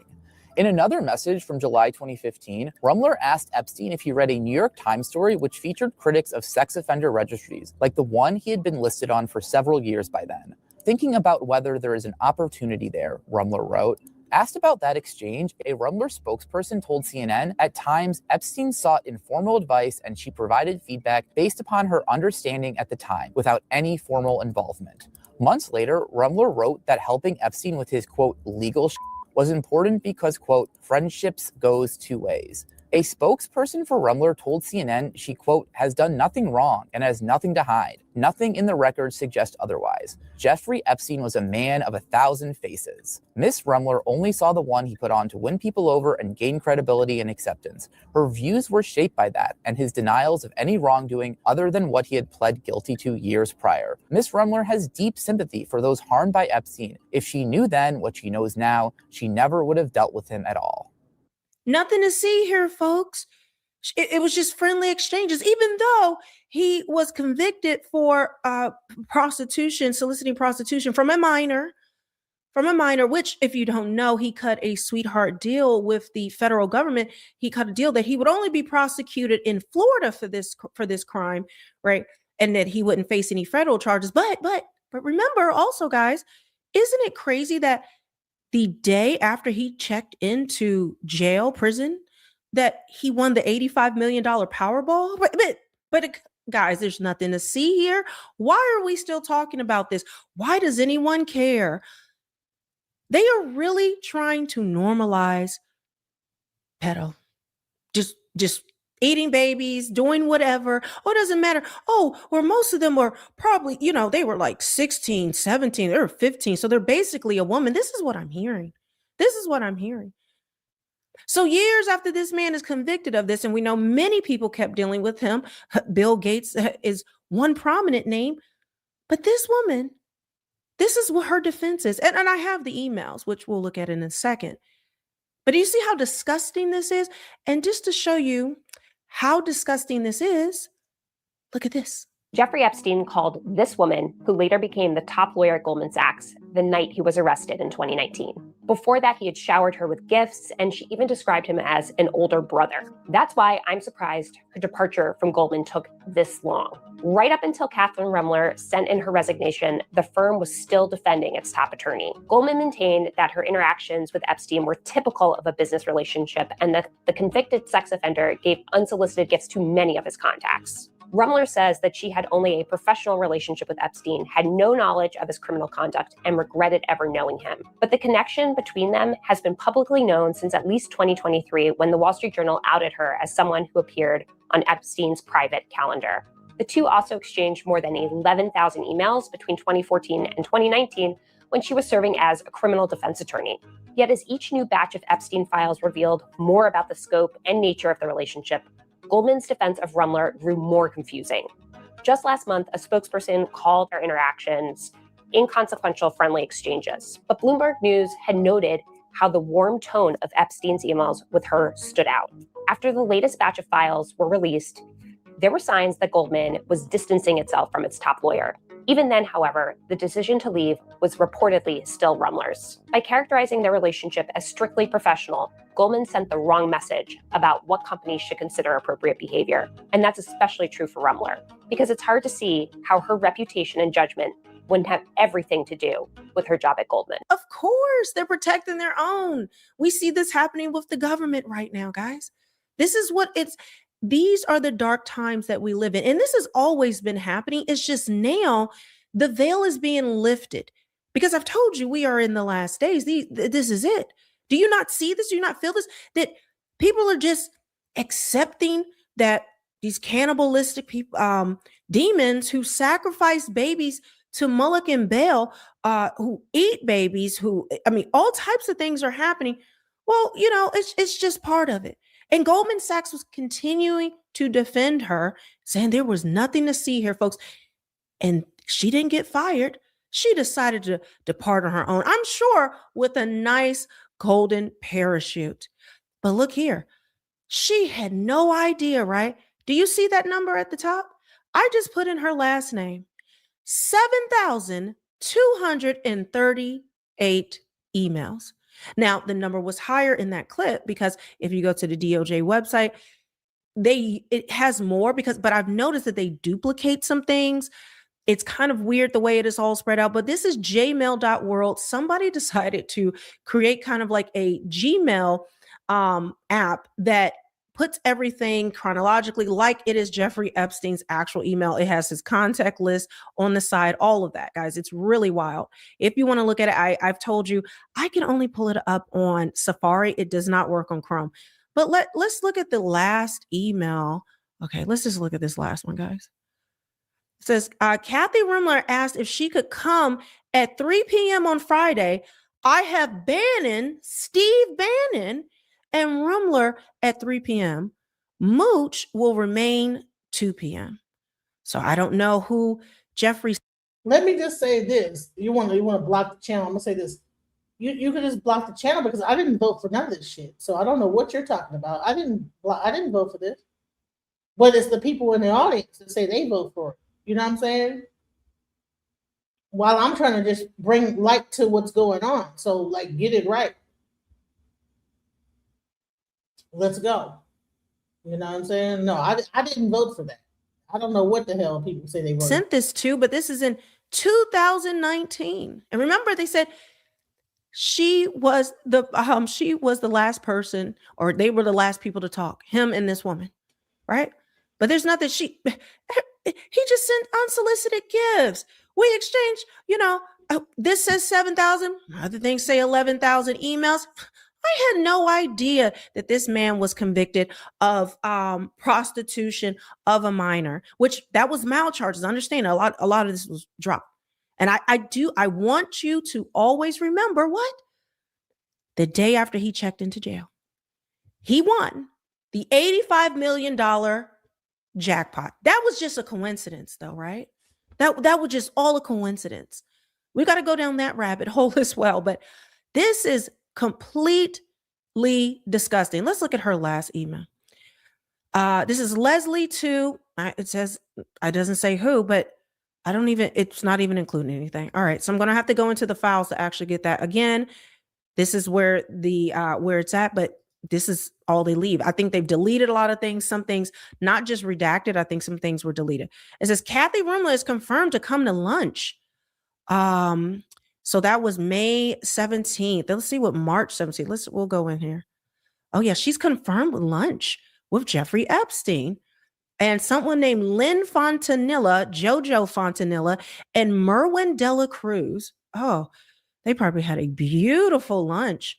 Were they eating some of the jerky, the baby jerky?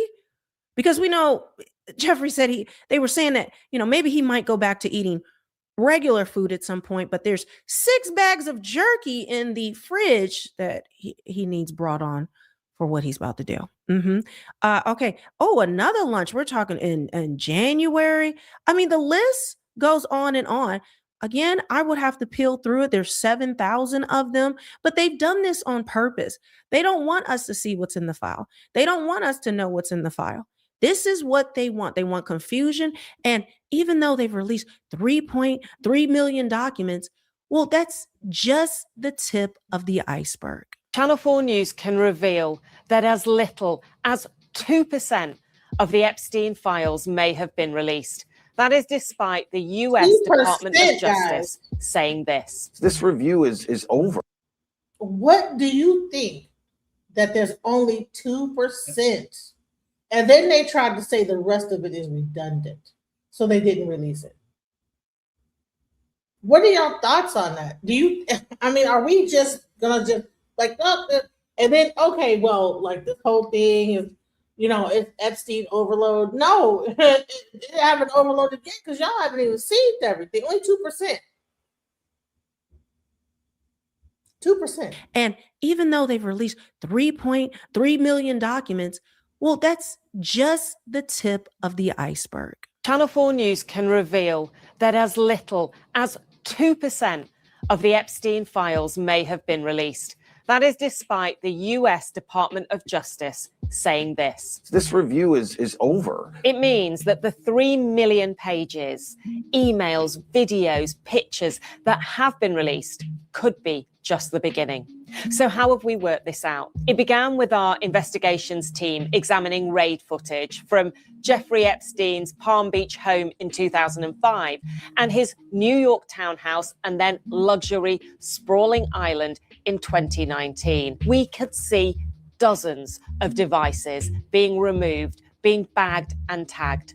What happened next to the Epstein files is a little complicated. At the earlier stages, investigators were talking about data totaling many, many times what has since been released. In June 2020, one wrote, "We expect the data to be somewhere around 20 to 40 terabytes," noting that the total capacity of the devices was up to 50 terabytes. And even after live investigations into Epstein and his associates had finished and the data was being prepared for release, the figures quoted remained massive. We're looking at a total of... So when Biden was in office, it was still being investigated. That's the reason why they couldn't release it then. It was still under investigation. They couldn't release it in the middle of an investigation. So of approximately 14.6 terabytes of archived data. 14.6 terabytes. That is almost 15,000 gigabytes. Now, remember that number. The amount of data that has been released is believed to be around 300 gigabytes. So that is just 2% of what was being discussed last year. Now, the department... So it's being said that he was a Mossad agent. He was also a part of the Russian something.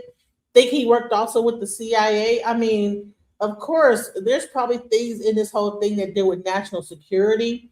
I mean, come on. Of Justice has never given a full account of what it obtained. Do they have every picture, video, and... It was still under investigation. You guys are asking stupid questions. It was still under investigation. Message. Were the files readable or not? Or were they full of child sexual abuse and pornography, as the Attorney General once suggested? What we do know is that the total obtained vastly exceeds the amount that the public now has access to. This administration released over 3 million pages of documents. The 3 million pages released by the Department of Justice contain a mountain of information into the way Epstein operated. But the emails we've uncovered suggest there could be much more, which raises the question, did the US Justice Department do enough to hold Epstein's associates accountable? We went to the Department of Justice for comment, but we have not received any response so far. Now, I want to show you really quickly, as you know, what my channel is getting hit, shadow banning, they're suppressing information coming out. They're telling us to move along, and there's nothing to see here, folks. There's nothing to see. Other people are saying, no, the government's going to really fix it. Somebody's coming to save us other than Jesus Christ and him alone. No, No. I have told you even before all this came out that we were in the last days. I've been beating that drum. I felt a conviction in my heart, even to change the merch in my store. Some people told me don't do it. They said you're going to come off too religious, too spooky pooky. Well, guess what? I was obedient to the Lord, and now I am seeing how so many people are looking for that hope. And I want to also say this, like I said, and I want to make this statement. I'm not a Christian, but I get behind any person that's a Christian that's for the truth, for whatever religion you are. So I'm not about religious persecution or separation. But yes, please check out her store. And if you believe in Jesus Christ and this, that, the other, go on ahead and please support her. Jesus Christ is coming back. Revelations 14. Go on. Normal isn't coming back. Jesus is. That's what the thing says. You know what it is, And I please support. Well, for real, Melanie. Normal isn't coming back. Jesus is. And let's get back into it. Pam Bondi was caught on video saying that there are tens of thousands of videos involving children connected to the Epstein case. That means even after knowing about the videos and maybe even seeing some of them, she told the public there was no client list. Take a look at this. No, you know what it is, tens and thousands of videos. Yeah, and it's all with little kids, so they have to go through every one. That footage was taken by James O'Keefe, who is notorious for going undercover and doing interviews like this one where the people he's recording don't know they're being recorded. But there's a major problem with what Pam Bondi said in that clip. Either there are tens of thousands of videos involving children, or there's no evidence of a client list. Both things can't be true at once. And remember, Kash Patel, the FBI director, publicly told us there was no evidence that Epstein trafficked anybody at all. But if there are tens of thousands of videos, that means there is a ton of evidence, in the Trump administration's possession, by the way, that they're actively trying to cover up. This is what institutional protection looks like. Not innocence, not lack of evidence, protection. When powerful people are involved, accountability seems to stop. And Donald Trump wants us all to just move on. But every administration has wanted us to move on. This is nothing new. They've only gotten released because of Trump. But I'm not, that is something. But understand the way this is coming out. Every other president, every other Congress, they had the opportunity to put this out here. These are some of them are the same people that denied Pizzagate. Okay, which I'm going to do a video of all these different news people who denied that Pizzagate was real, ran cover for Pizzagate. Megyn Kelly was one of them. They don't care. They want us to just move it along and let's just do partisan politics and left versus right, black versus white. Let's just, all of these divisions that does it matter anymore? Does any of this matter anymore? We are seeing the rot. Every administration, every Congress, every politician, do not tell me they did not know about it. And that's why I played that whole thing about Goldman Sachs, because they knew about it. They knew about this and still they did not fire her. She resigned because of all the pressure that was coming over there. But I'm sure she still got her package. There's different people are, resigning or getting fired from their jobs. They're CEOs, billionaires already. Well, who cares? They're probably going to move into some consulting, or they don't really even need the money anymore. They've made their money, or they're probably involved with NGOs and, charities where they get these back deals where, remember USAID, a lot of this money was being funneled to people. A lot of money from USAID was being funneled to Jeffrey Epstein. Are you starting to see the picture here? This isn't about people. This is about a wickedness that the Bible talks about, that we wrestle not against flesh and blood, but against principalities, against the darkness of the rulers of this world. The Bible says that Satan is the ruler of this world. Okay, a lot of people are just very confused. How could God let something like this happen? What do you don't know the word of God? I didn't know the word of God the way I should have. Because God has told us what the end is. Things are not going to get better. They're going to get worse. And what is about to come next will be the worst time humanity's ever seen. Worse than the days of Noah, where Nephilim and demons were running around, these hybrid animal humans. This is all in the Bible. There will be 200 million of Satan's hell riders that come out of the pit of hell. Okay? And destroy, I believe it's 30% of the population. This is what we're talking about. There will be locusts coming out of hell, and they're not like regular locusts. No, they're the depictions you see in ancient carvings and civilizations. These were these demonic hybrid human beings that actually existed, and they worshiped them like gods.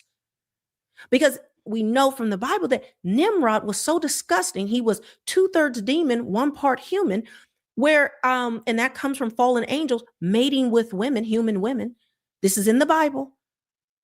And they will become these demonic entities will be brought from that Nephilim. Okay. Some of them were giants that were as tall as 400 feet. Yes. Not just Goliath was small. So when these demonic beings that existed, because Nimrod, they would actually mate with animals and create these hybrid dog face human body beings, bird face with wings in a human body, a human torso and head, and then a horse body. They told us those were fairy tales and myths. That was mythology. That was just, make believe. Really? Just like that the world is ran by satanic pedos who sacrifice their children to Moloch and Bel, and that they eat them. We were crazy and that wasn't real before, but now you're seeing it is. So when I tell you the word of God is true, and this is not the time for us to bow down. This is not the time for us to hover in the corner and be quiet. This is not the time to normalize it, which I am seeing some people now like, what's the big deal? I mean, it is disgusting. Some of the reactions, but I know if you are watching this, you are not one of those people, but I got to call that out. But I wanted to say this because why are people saying what's the big deal? Why are people making excuses for this behavior? God said the Antichrist will come to lead wearing a cover on head, 666 Trump. You say his toupee is the cover.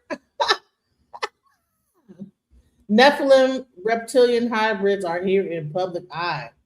Hey, people don't want to believe it, but the Bible says Satan is the ruler of this world. What does that mean? What does that mean? That means that that everything that we do, the Bible says that the government is ruled by Satan. So you cannot be surprised that these politicians, that the elite, the billionaires are ruled by Satan. What did Jesus say? Listen, it is easier for a camel to go through the eye of a needle than for the rich man to enter the kingdom of God. Is it because money inherently is wrong? Is it because the love of money is the root of all evil? That's partially. Money itself is not evil, but because of how you have to get it in a world where Satan runs it, you're going to get caught in a snare. You're going to have to be part of it. And that is why Jesus said it. And now we're seeing this play out in real time. So guys, make sure you leave a comment. And I forgot, this is one thing I wanted to say. The reason with Satan being the ruler of this world is not that God allowed this to happen. You don't know the laws of God. Okay. He gives man free will. He's already told us how it's going to be in the Bible. I don't know. We lose the plot, right? We've lost the plot. We don't know what the word says, or we are hoping and believing in a government, a person, a place, a thing, a politician, a movement, a country.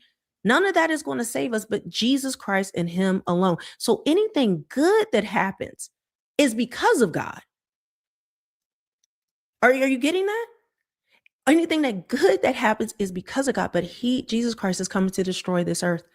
And if more than anything right now, are you understanding why he did this previously? Are you understanding why he had to do it? Because the wickedness was so great, there was no other solution. We're going to get rid of all the satanic pedophiles. We're going to, what's going to happen? You know what's the creepiest part is? If the Bible is true, that means that every time people get to a certain point, it becomes creepy and satanic and pedophilic. What does that say about human behavior? I don't know, but I would just say this. I am not, like I said, I'm not a Christian, but it's just something to me with about certain scriptures that I'm like, okay, it makes a lot of sense. I'm not like against it. I just say like, hey, if there's certain things in it, in the Torah, in the Bible, and whatever that makes sense, listen, me being an EFOP practitioner, I am taught that, listen, all this stuff is really what all these records of information or whatever should not just be overlooked. So, I don't discount Christianity. I don't discount Islam. I don't discount. But what I will say is that, all these things lead up. I think all these books really was pretty much one spit out the bones and take the meat, but it all tells a story about corruption, about human nature, about all these different things, about spirits that influence humanity. So, I think it's crazy to look at Christianity and say, oh, no, that's, whatever. And then you get to turn a blind eye to all the things that are happening in this world and say, well, if it's coming up like a prophecy on a regular basis, like, okay, well, hold on. I gotta like actually look into it and say, okay, well, what's going on? But the only problem I do have with Christianity is that is not the only time that this prophecy has been told. The Bible said it. The Bhagavad Gita said it. There's different books that actually say the same thing. They're all saying the same exact thing. Even when you get into ancient traditions such as Ifa and you go into Native American and different earth-based traditions, it talks about the corruption, how corruption of man happens and the influence that demonic forces have. So that's why I'm not against Christianity. I'm not against all these different things, because I know that demonic forces can influence human behavior. This is within our tradition. So I'm not against Christianity. So let's go into this whole thing with Thomas Massie and his threats that are going on, and the Black community is discussing that. Let's go into that. Let's go. Just a quick note: this kind of post from a sitting Congress member is not normal. Thomas Massie, are you gonna be okay, or do you need to escape the country? Y'all beat this shit.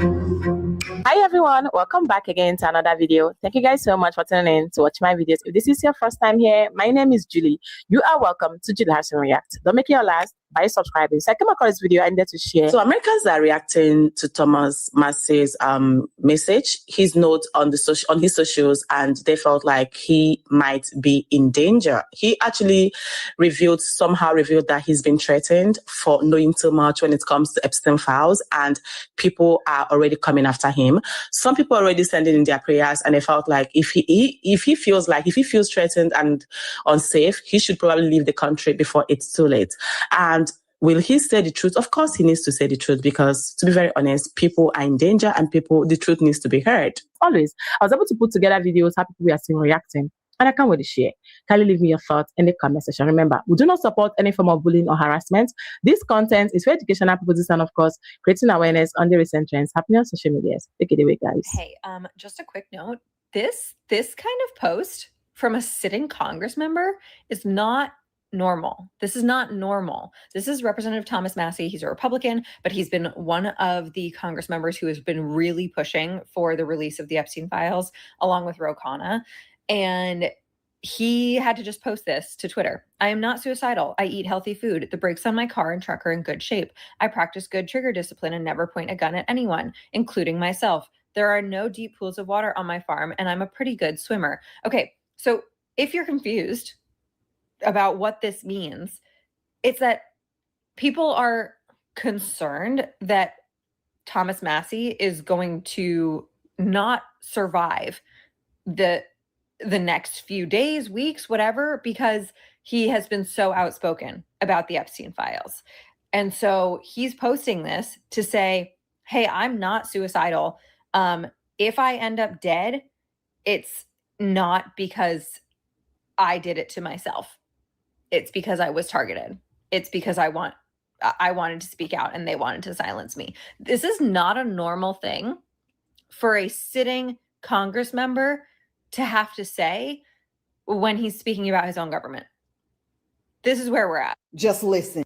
For so long, now he's reversing course, and he has the power to release the full files anyway. It's pretty simple.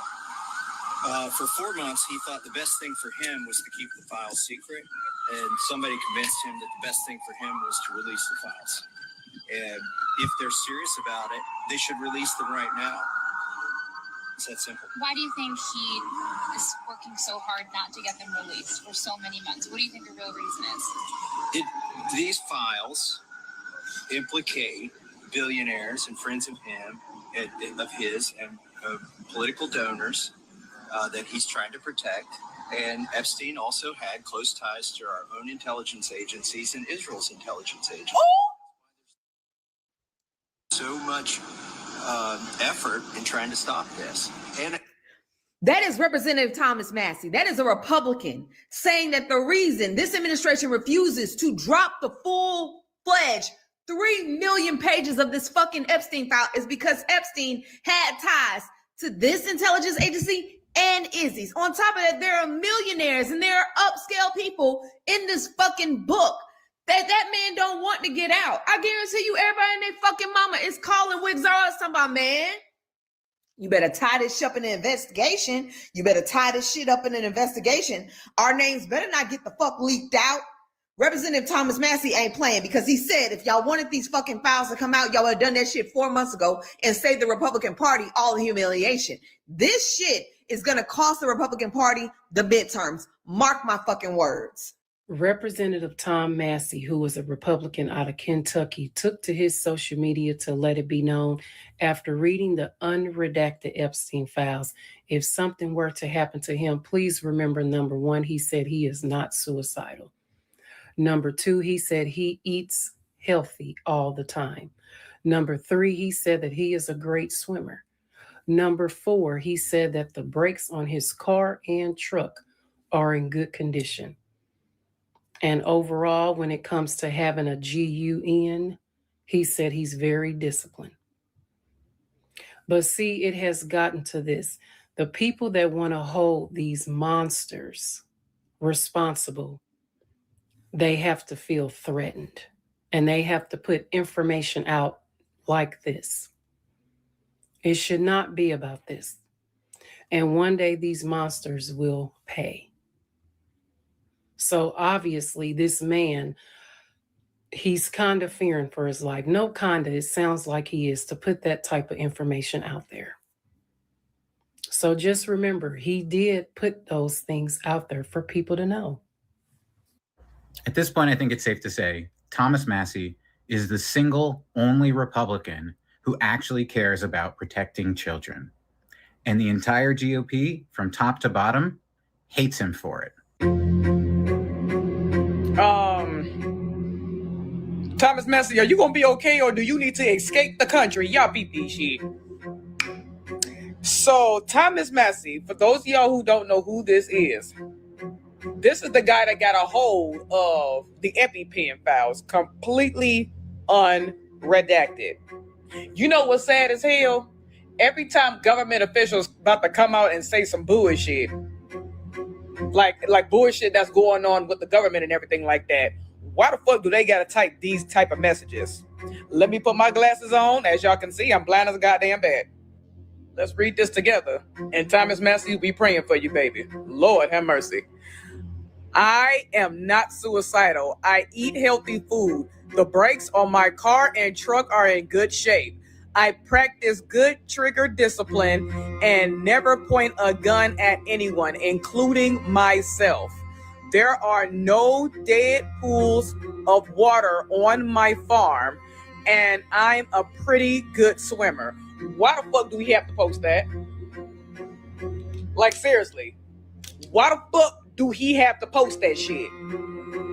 Why? Because he's seen what the unredacted version of them fucking files look like? Like, there should be no reason for this shit. So with that being said, are you going to be okay, Thomas Massie? Like, for real? Because now I'm worried for you. Like, I am sincerely fucking worried. So now that begs the question. Let's say you post this shit up, and then the rest of us start posting this shit up. If you can imagine what could happen to him, what do you think gonna happen to the rest of us? Like, now I'm starting to think, are they going to use airstrikes against Americans because we gonna be, like, I don't know. Now my mind is racing because of this shit. Like, this should be alarming to y'all. Like, Thomas Massie, I hope you can see this shit, baby. We praying for you, honey. Because, baby, the only thing that can protect you right now is God at this point. Lord, cover him. Cover him in the name of the Lord. In the Lord's name, amen. Oh, my God, this is fucking scary. So, Representative Thomas Massie, he's actually the representative of my district here in Kentucky, apparently received a flash drive with all of the files completely unredacted. And his words were, if this gets out completely unredacted, the entire system is coming down. He goes as far as to say, as every person is implicated, every person of power is implicated. And let's get into it. Hold on. That it has been. For y'all that want to talk about the Democrats all the damn time, everybody's in it. This ain't about the Democrats versus Republicans. This is about just people. Wow. They wilding out, doing crazy stuff, eating kids, eating babies. This is what this is about. This is not about like what y'all think it is, left versus right. This is about evil. True evil. Basically, Jeffrey Epstein over the years blackmailing all of these top political figures and billionaires and getting them on a blackmail list. So yeah, I'm ready to watch it burn. More about the Epstein files. People, this ain't about politics. It's about good versus evil. Thank you. Man, you know, I'm glad to hear some human beings on, even in TikTok. Maybe TikTok have the real people on it. I don't know.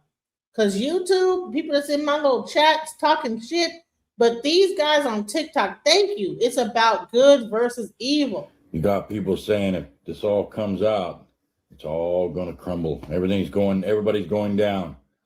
And you got people saying, well, we need to move on from it. And that's from Trump. Pam Bondi saying it's all going to collapse if it comes out. I don't give a fuck. These were children. These were innocents. Wow. Burn the whole motherfucker to the ground as far as I'm concerned. Thank you. Let it crumble. It is evil. Yes, thank you. But the truth needs to be told. And these people need to be held accountable. And trust me, for people that hurt. Man, whoever wrote this, who wrote this? Hold on. Don't fall for the left versus right crap any longer, people. Thank you. Child. Yes, don't fall for it, y'all. Let's go. Children, in any form, fashion, there's no punishment good enough. I'm glad there's still some people need to be held accountable, and it needs to be public. I'm glad, man. Wow. Finally. And this is not just our problem. This is a worldwide thing. And every country ought to be on the same goddamn pedestal with it. Thank you. It needs to come out, and it needs to go down. And whoever's part of that bullshit needs to go. And I don't care what side, who they are, how rich they are. I don't give a fuck what movies they were in. If they were part of this shit, then they need to be fucking fried. In any way. To the highest extent. Thank you. And it still ain't going to be good enough. That's my opinion. Thomas Massie says he had a statement about his love for life and all the things that aren't broken in his life. Let's look at it. I eat healthy food. The brakes on my car and truck are in good shape. I practice good discipline and never point a weapon at anyone, including myself. There are no deep pools of water on my farm, and I'm a pretty good swimmer. This is the second sitting congressperson that has put out a statement essentially making certain that the whole world knows they would never do anything to them. The second sitting. So there's like two of them that like had to put a statement out. I'm not going to kill myself, whatever. You know, crazy. Nancy Mace put out one yesterday. Thomas Massie put out this one yesterday. And if you remember, Marjorie Taylor Greene put out a similar type of statement a couple months ago before she resigned from Congress. There is something that all three of them have seen in the files that has made them believe that this administration cannot be trusted and would attempt to do something to them.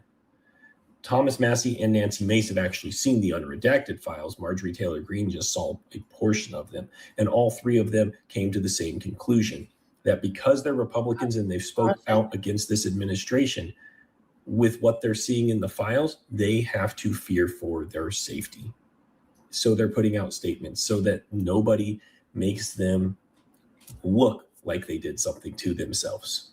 They want it clear to the world. They would never do that. We have some major developments about some of the most serious Epstein files that we've seen thus far, including possible identities of co-conspirators. One of the files relates to that torture video document. Let's break it down. Remember this file? Quote, "Where are you? Are you okay? I love the torture video." An email from Jeffrey Epstein to someone who his name is redacted. Well, Congressman Thomas Massie viewed it today and says, quote, "A sultan seems to have sent this. DOJ should make this public." Another document, a quote, "co-conspirator of Jeffrey Epstein's potentially. This is a well-known retired CEO. DOJ should unredact this. Why did they redact it?" Another document, he says, 4 of the 18 redacted names here were men born before 1970. These are not survivors by any means. Why are they redacted? He says DOJ needs to explain why they redacted unless they were just randoms in a lineup. More and more members of Congress are going to view the unredacted files. I'm trying to send as many file numbers to several members. Stay tuned for more. This kind of thing is straight out of like Kim Jong-un's North Korea. Or You know what's so crazy? I don't know if you guys know this. So the girl that's sitting right here with this beautiful hair, her little hair is braided. I wish they had that braider over here. This is an African channel. And they collect all the people responding on TikTok about American politics. And you notice that, man, they find some of the people with some of the most greatest, like when it comes down to what they feel, it's amazing to me that these Africans are, when they do like their research, how do they do it? Vladimir Putin's Russia, a sitting US congressman saying, "Hey, I don't want to die. I have no desire to off myself. If something happens to me, you probably know what happened to me." A member of Donald Trump's own party is basically going out there and saying, yeah, there's a possibility, because he has been so vocal in pushing for the release of the Epstein files. And he made a statement yesterday that a member of Donald Trump's own party, Republican. So all y'all talking about Democrat versus Republican, cut it out. Obviously, I don't agree with Thomas Massie on everything, but this is pretty clear. If you can't advocate for children that have been trafficked, who can you advocate for? And the harsh reality is no one. There is no one that MAGA cares about other than themselves. There's no one that Donald Trump cares about other than himself. And this is the bottom line of the Epstein files. It is leading to the collapse of an entire global system of power that. And let me just say this. I think that the reason why they can play this is because they're in Africa and not get deleted. And when I play their videos, they don't get deleted because they're in Africa and I'm replaying an African video. Because if I were to do the same thing, honey, it would be yellow across the board. There's something to this. Needs to be brought down. There is no other option other than to take the entire thing down. And Thomas Massie, for playing his part, is now concerned that he may not make it out. I'm a registered Democrat, but I love Thomas Massie, and it's because he reminds me of what Republicans were like before Donald Trump. Like, I don't think people understand the Overton window has shifted so much over the course of the past decade in American politics. Like in 2016, when Donald Trump started Make America Great Again, and then he started just like saying crazy shit, the left started reacting to that crazy shit with just this level of pretentiousness that did not fucking exist before. And when I see Thomas Massie today, like that to me is a true Republican. Like someone who's like, oh, let's have our fucking gun rights, small government. Let's go to fucking church every Sunday. That to me is what a Republican was like before Trump. I don't know what the fuck Republicans are now. MAGA is like its own like divided fucking group, but Donald Trump genuinely ruined America. Thomas Massie, you have the ability and the responsibility to release it. You will go down in history as one of the greatest Republicans of all time. And the system may crumble. It's crumbling now. But we, the people, don't have the control. It's those in those files that do. Let us take back control. We, the people. I just want to say it's insane that a Republican sitting member of Congress tweeted this out 4 hours ago, because he is one of the leading voices to get all of these Epstein files released, unredacted, etc. The fact he actually said that. Thomas Massie is a do-nothing congressman, say the haters, but that's bullshit because he got the Epstein files released, which is the most do-something move in American history. And the reason he doesn't pass more legislation is because they all take power away from his corrupt colleagues in Congress, so they don't vote for them. Join me in saying thank you, Thomas Massie. So when I read the notes Thomas posted, I was a little bit concerned and was like, there's no way this doesn't sound like a threat to people. Like, you know, he said that he has never been suicidal. He doesn't want to commit suicide at all. He knows how to swim. He's care. I mean, I know it's probably hard to hear her. She has a very thick accent, so I'm not going to go into what she said. But I think it's very interesting that an African content creator is the one showing Republicans and showing like Thomas Massie and how Republicans are feeling about this. And so all y'all that are in my chat that's like pro-Trump and this, that, the other, but yet you have a Republican that's like, no, something ain't right. I think y'all need to like really look into that aspect of that side of being a Republican, because what's going on right now should not be going on the way it is. Straight up. So I want to really get into Ike, okay? David Ike, okay? Because he been saying this. David Ike been saying it. I have read his books. He been saying this. Let's go. Let's go into it. Behind the scenes is so fantastic, so horrible, so horrific that so many people, and you've got to understand that and understand why, find it difficult, who've not done the research, who've not spoken to the people involved. And I've spoken to legions of them in terms of the victims. They find it impossible to bridge that gap between the world as they think it is and the world in the shadows as it really is. And there was, of course, more confirmation of this in America with the revelations of a Nebraska state senator called John W. DeCamp, who wrote a book called The Franklin Cover-Up, which didn't set out to expose or uncover an elite pedophile. Is there a pedo ring in Washington, D.C.? My God, there is. And involves some of the most famous people in Washington. Every last fact, or even the whole thing in its entirety, called Pizzagate, is to be questioned, is to be not accepted on face value. They are subjected to the most vile abuse and trolling as a result of having a different opinion to those that believe every last word and alleged fact. Now, I've been investigating and exposing the global pedophilia ring of what you might call, not really, but it's what it's called, the elite of the world. And it is a global ring, not rings, in the end. The big one I'm talking about, the elite one.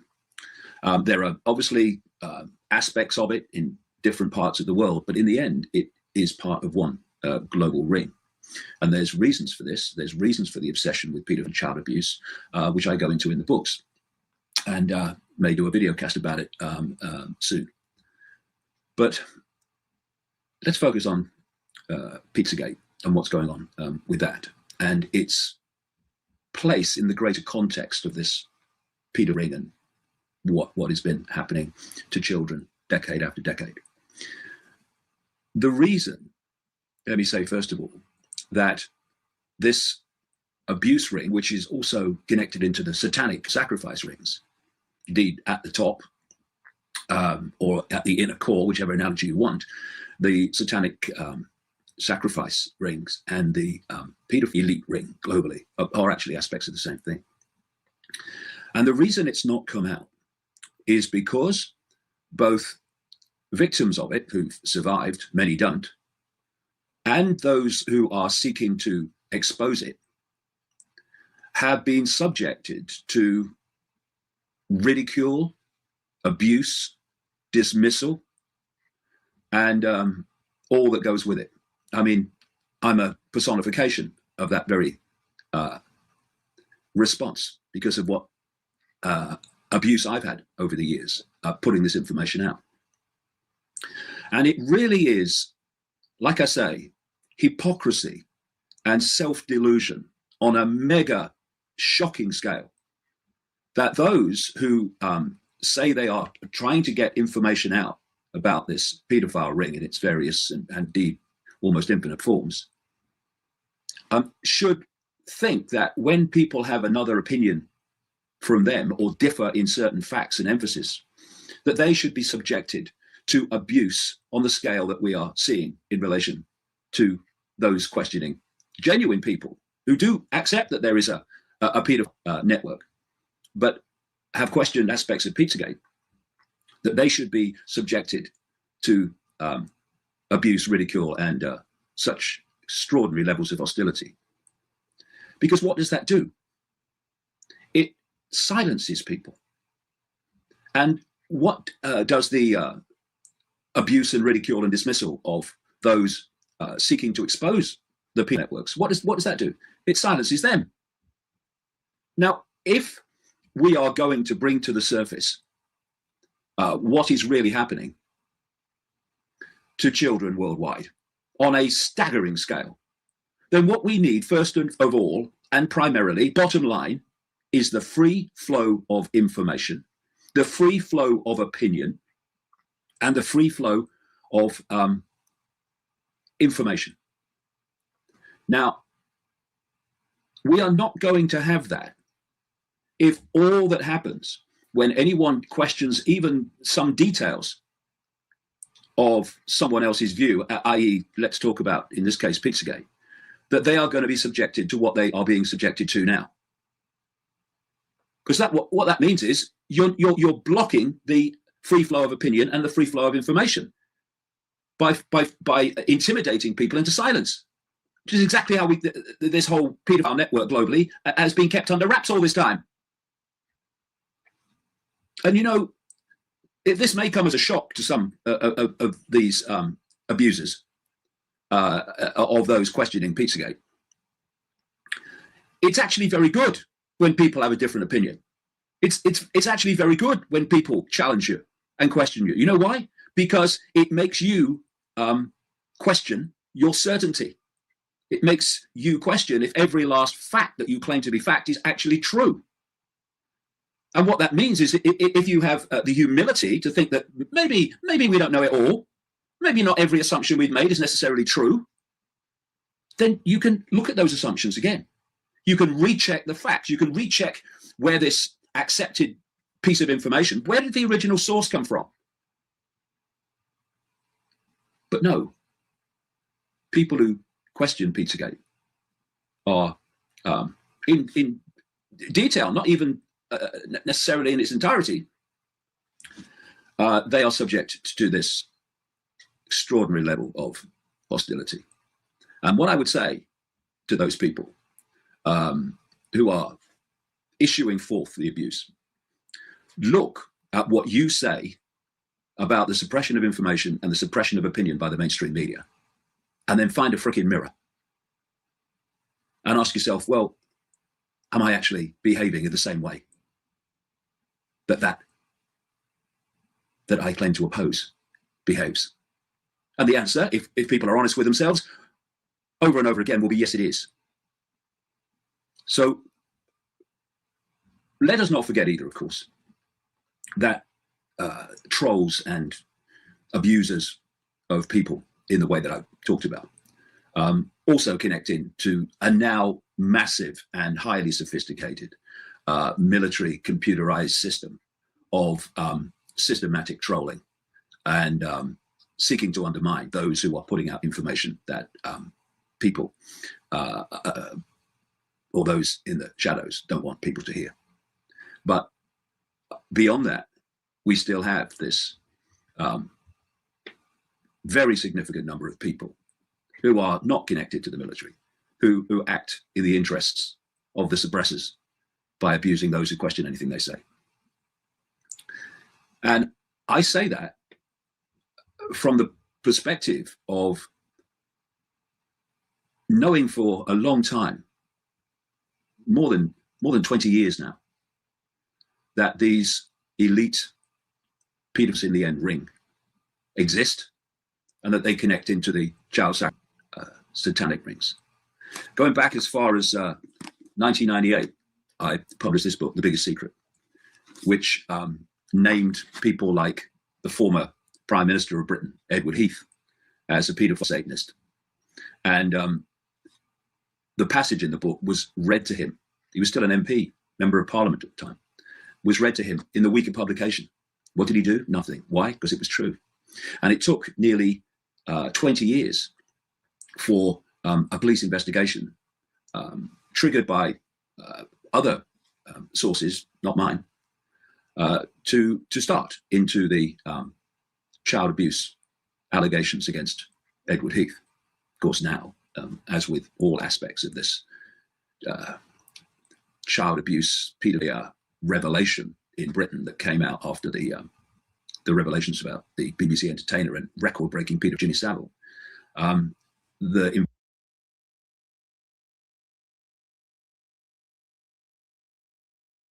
in this live, he talks mainly about Pizzagate. Please check out this live right here. I'm gonna put it into the chat. If you get a chance, check that out, okay? Because listen, we need to stop and understand. Like, listen, when we call people conspiracy theorists, conspiracy this, oh, you're crazy. What did David Chappelle say? That's dismissive. When you say someone's crazy, that's dismissive. Let's go. Bye, guys. This is getting stranger and stranger. Just a couple days ago, I posted a video compiling 2 interviews on the Joe Rogan Experience, Kid Rock and Cat Williams, who were both exposing these satanic rituals that were happening in Hollywood. Kid Rock was specifically talking about this thing called Bohemian Grove, and it blew up. It's like one of the biggest topics on the internet right now. And you have people in the entertainment industry talking about this publicly, but it's not stopping with them. Just a couple of days later, professional boxer Ryan Garcia was caught on a hot mic. Literally, I mean, he said it publicly on X.com with Andrew Tate talking about the same thing. I want to share with you what he said after what he said, because you see, like, when you see the string of the story together, it's very bizarre. And it makes you wonder what's really happening in the world right now. And then ultimately, I want you to stick around to the end, because this is going to blow your mind. And it's time that you and I start making decisions about what we're going to do in order to make sure that we don't get taken advantage of by this darkness that's covering the earth right now. So be warned, like the last video I did had even more, or had some explicit language. This one's got even more. So if you got kids in the room, please be aware of that. There's too much of it for me to bleep out, but I want you to listen to what Ryan has to say, and then I'm gonna string some things together, which are gonna blow your mind. Bro, I don't give a fuck, bro. They held me down and they made me watch little kids get. I don't give a fuck anymore. They fucking took me to the fucking woods, bro, and they fucking tied. I'm not fucking joking, bro. I have fucking proof, bro. I don't give a. Listen, this is Ryan Garcia, the boxer. He went to Bohemian Grove, bro. So you have the Pizzagate, you have the all this stuff, but you had Ryan Garcia saying he went through something, right? Everyone thought he was lying. So now that you see all this coming out, is he still lying now? Is it still a lie? And by the way, it's David Icke's Biggest Secrets. That's his book. Okay, please go ahead and check that out. But I just want to make sure that we are aware. Okay, so this is Ryan Garcia talking about what he went through. I don't know what, and there's several other people that I don't know. They like to go after people in sports and acting and singing. Bro, I fucking will show you every fucking video you could ever fucking believe. Bohemian Grove is real. They fucking tied me down and they made me fucking watch, dog. I absolutely don't give a fuck anymore. I don't give a fuck, bro. I was 2 years old.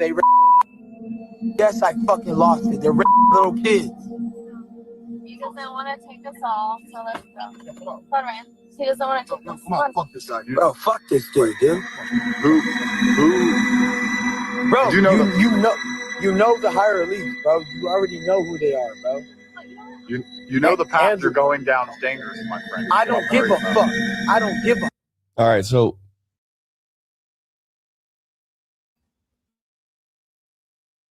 He's recording himself saying this. It says, you know, the path you're going down is dangerous, bro. Whoever that handler was. See, this is the thing, is when you get to a certain level in Hollywood, they had this thing called handlers, right? And when you would go crazy and try to speak out about what was going on, they would warn you, hey, Dave, chill out, bro. I don't know whether they would like, listen, you're going to be the best boxer. All you got to do is rig the boxing match. Because that's what they do. They'll be betting on it to get more rich. All this stuff is rigged. The sports, the boxing, the basketball games, all this shit is rigged. There was a whole thing about boxing and how they were like doing bets and this whole betting ring about boxing. But you only heard about the black people that was in this ring. But the bottom line, all this stuff is like based on betting and fake, outcomes. So when you're even watching like the NFL game, they probably know who's gonna win before it even happened because they it's all rigged, bro. Let's go.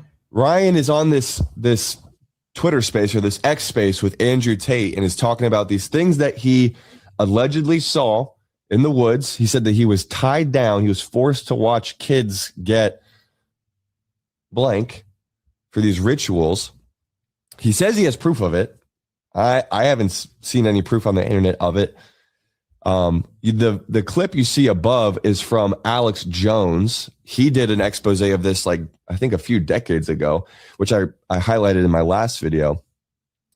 But Andrew Tate is saying something very interesting. And Andrew Tate, highly like super famous figure, highly controversial figure.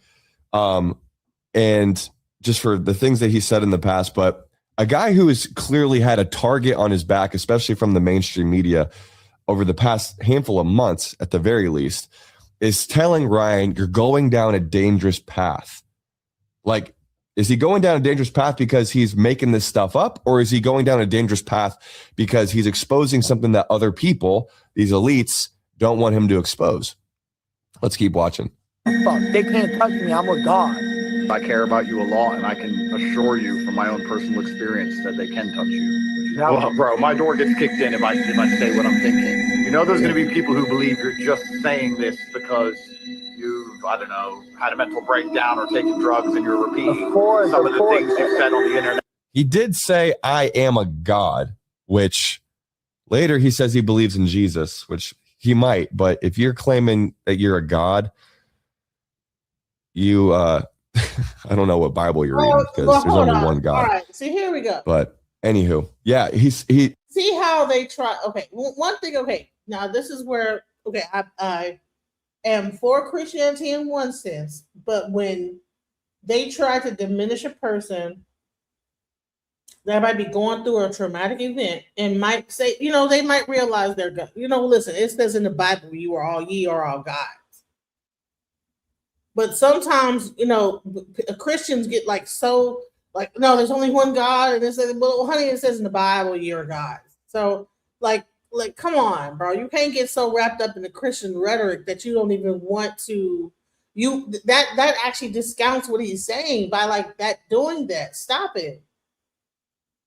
Well, I don't know about that part, but what else he say? Come on now. That's the part of Christianity I don't like. Is that when people get to judging, why even bring that up? Focus on what he said. Like everything, the things he said about what he went through.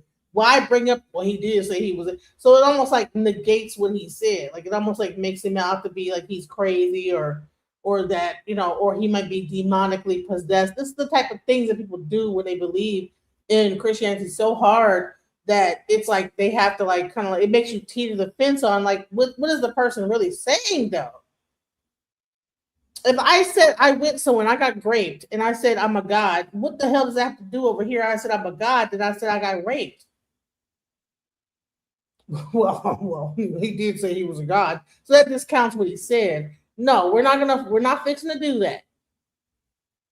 Yeah, that's one thing about Christianity. Y'all gotta cut that shit out. Cause half of y'all ain't probably the most sanest people in the world either. We gotta cut that out, bro.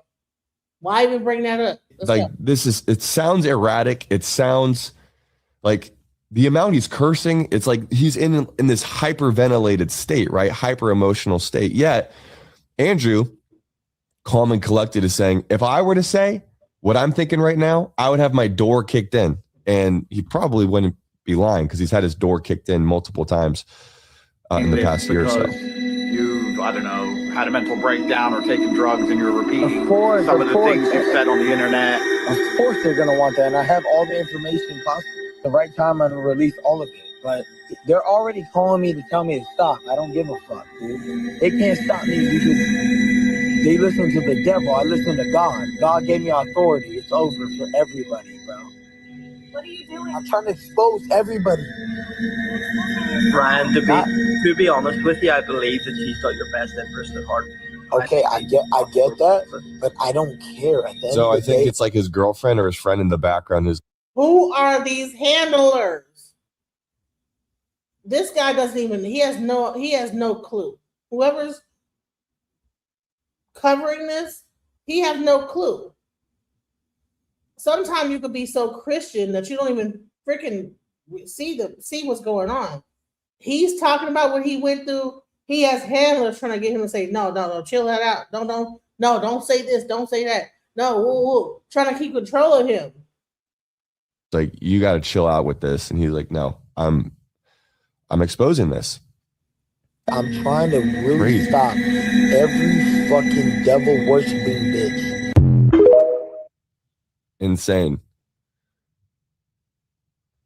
Wow. Well, that was intense. So I want to show you a couple more things that kind of bring this to light. Because let me know in the comments, do you think he's crazy? Do you think he's lost his mind? Do you think he's like going off? Because he's got a fight coming up.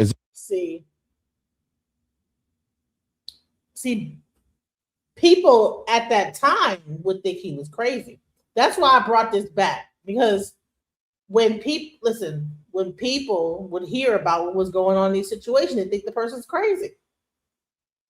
He's saying he got strapped down and this, that, the other, and then you get the Christians up here, and well, he did say he was a god, and so that discount. I don't even know if this guy might be bought and paid for, to discount what this guy's saying. But if you actually listen to it, and now that you know what's going on with the Epstein files and all this crazy stuff, now re-listen to Ryan Garcia. Now re-listen to it. This for a publicity stunt so that he can get more eyeballs on his fight. I don't know if he would need it, but people will do anything these days for attention on the internet, so I don't want to minimize that. But it is interesting that you have Kid Rock saying the exact same thing on Joe Rogan recently. You have Cat Williams exposing this stuff on Joe Rogan and on Shannon Sharp's podcast recently. People have been talking about this for a while. I'm going to show you like a couple more things. Jimmy Levy, I don't know if you know this guy.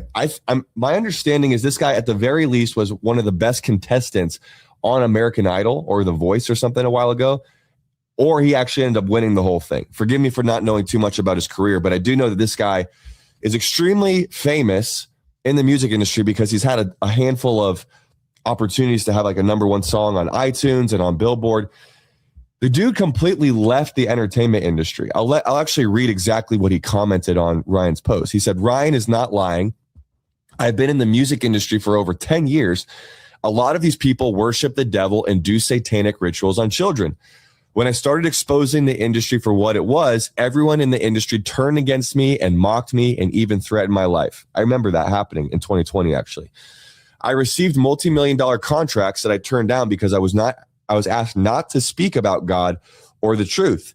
In the end, God allowed me to have multiple #1 Billboard charting records. Amen. Speaking the truth without any deals, only the Holy Spirit. So be encouraged. Whatever's going on, God's bigger than anything that's happening in the world. Realizing that the devil was real made me turn to Jesus. Listen to that. I'm going to repeat it. Realizing the devil was real made me turn to Jesus, even though I was born Jewish. Giving my life to God was the best decision I've ever made. I stand with Ryan and I pray a hedge of protection over him as he exposes the darkness in Jesus' name. So you have yet another person who's saying, I've seen it. It's why I left the entertainment industry. In fact, the darkness that I saw made me realize there's got to be a God, and I need to get on the right side of that relationship with him. You're going to look here. I'm just going to play this like kind of loosely in the background. What's with all these allusions to it, even in the mainstream? House of Cards, if you're familiar with the show on Netflix, they have, I didn't even know this. I don't watch the show, but they have a whole scene, kind of like this predictive programming thing, possibly. I don't know. But here they are doing this same ritual in that same grove with the same owl statue. And they put this like figure on this altar, and then they set the figure on fire. Listen, they have to show you what they're doing. I don't know why they have to. People always say they got to show you what they're doing. I never knew why. Why do they have to show you what they're doing? Why do they have to show you what they're doing and cloak it? I don't know what it is. Like, people will say they have to show you what they're doing. I say the same thing, and I don't exactly know why. Let's go. I'm not really sure what this figure, like the statue represents. People say it represents the god of Moloch, which was the god, by the way, in the Old Testament that the pagans would take their babies, put the babies on an altar, and burn the babies alive as a form of worship to this false god, which sounds a lot like what we do today with Planned Parenthood. Anybody watch the State of the Union yesterday? That's crazy how much people love that stuff. So here you have that's Kevin Spacey taking the hood off, House of Cards. Entertainment, right? It's just entertainment. You let me know in the comments what you think about what Hollywood is trying to do by putting this imagery in front of our face. So final things I'm going to show you. Here's Ryan Garcia again after this thing. So he's probably more in a sober state. I don't know if he was drunk or whatever, but listen to what he has to say here in this clip.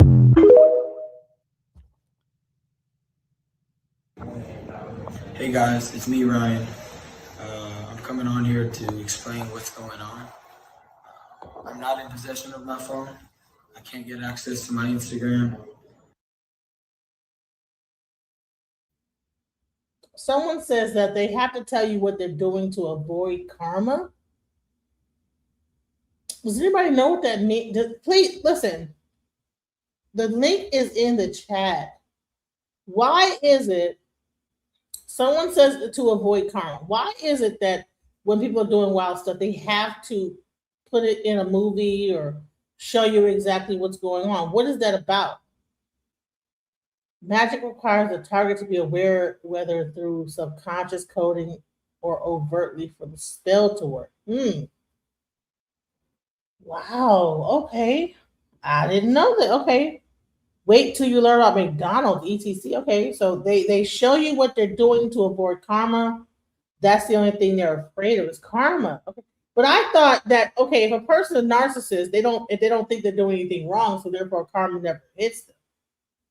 And I would think that most of these elites are narcissistic, so therefore they wouldn't even believe in karma. They don't think it's going to come back on them because they don't think they're doing anything wrong, right? If they don't think they're doing anything wrong, then karma wouldn't even be in the picture. So what other than karma would be the reason why they would have to show you what they're doing?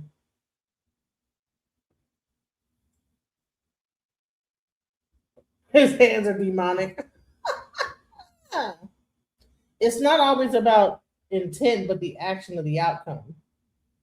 The Democrats shut it down, and it's going to backfire like we did last time. I'm trying to understand why is it, because people always say they have to show you what they're doing.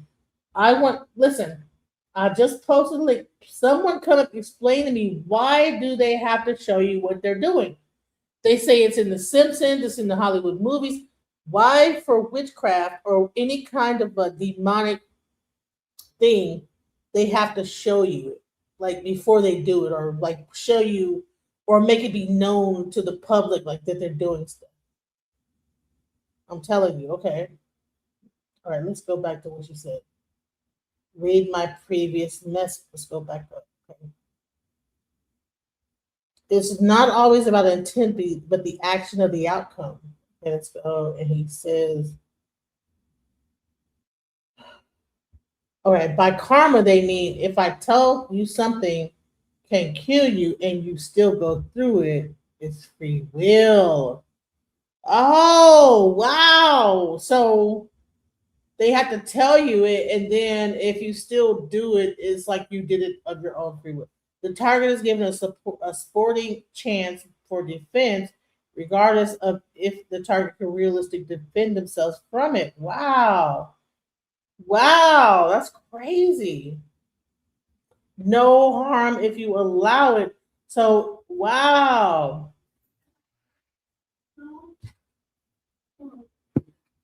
Okay.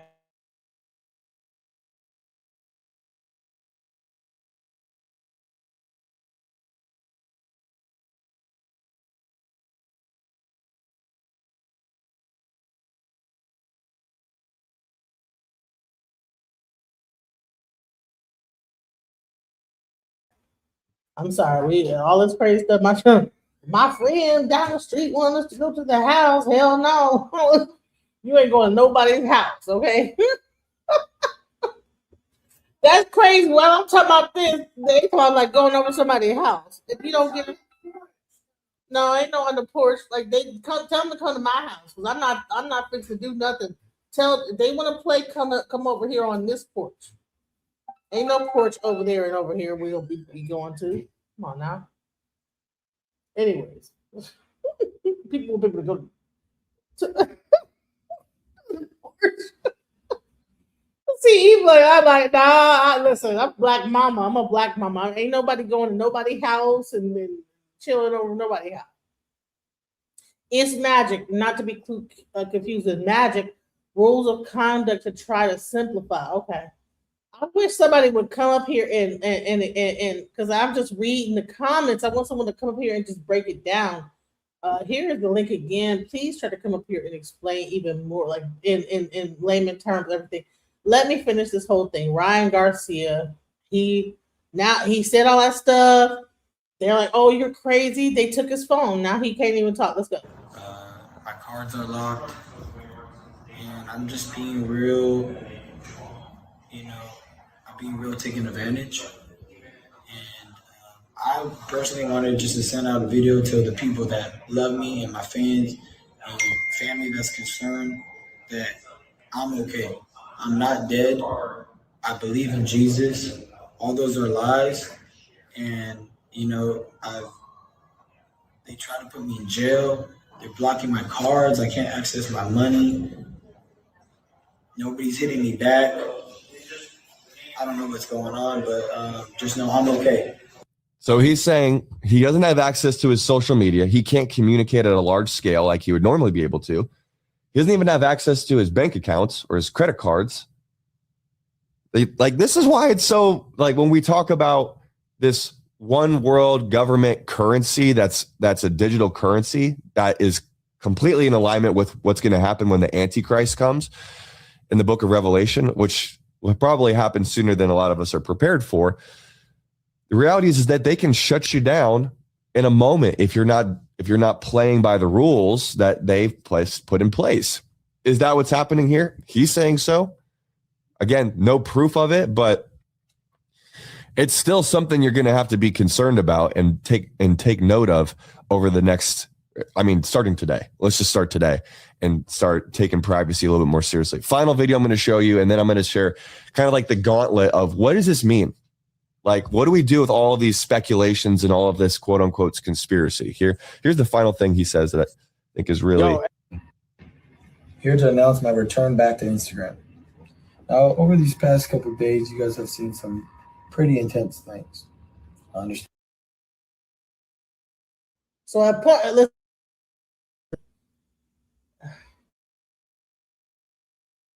I'm sorry.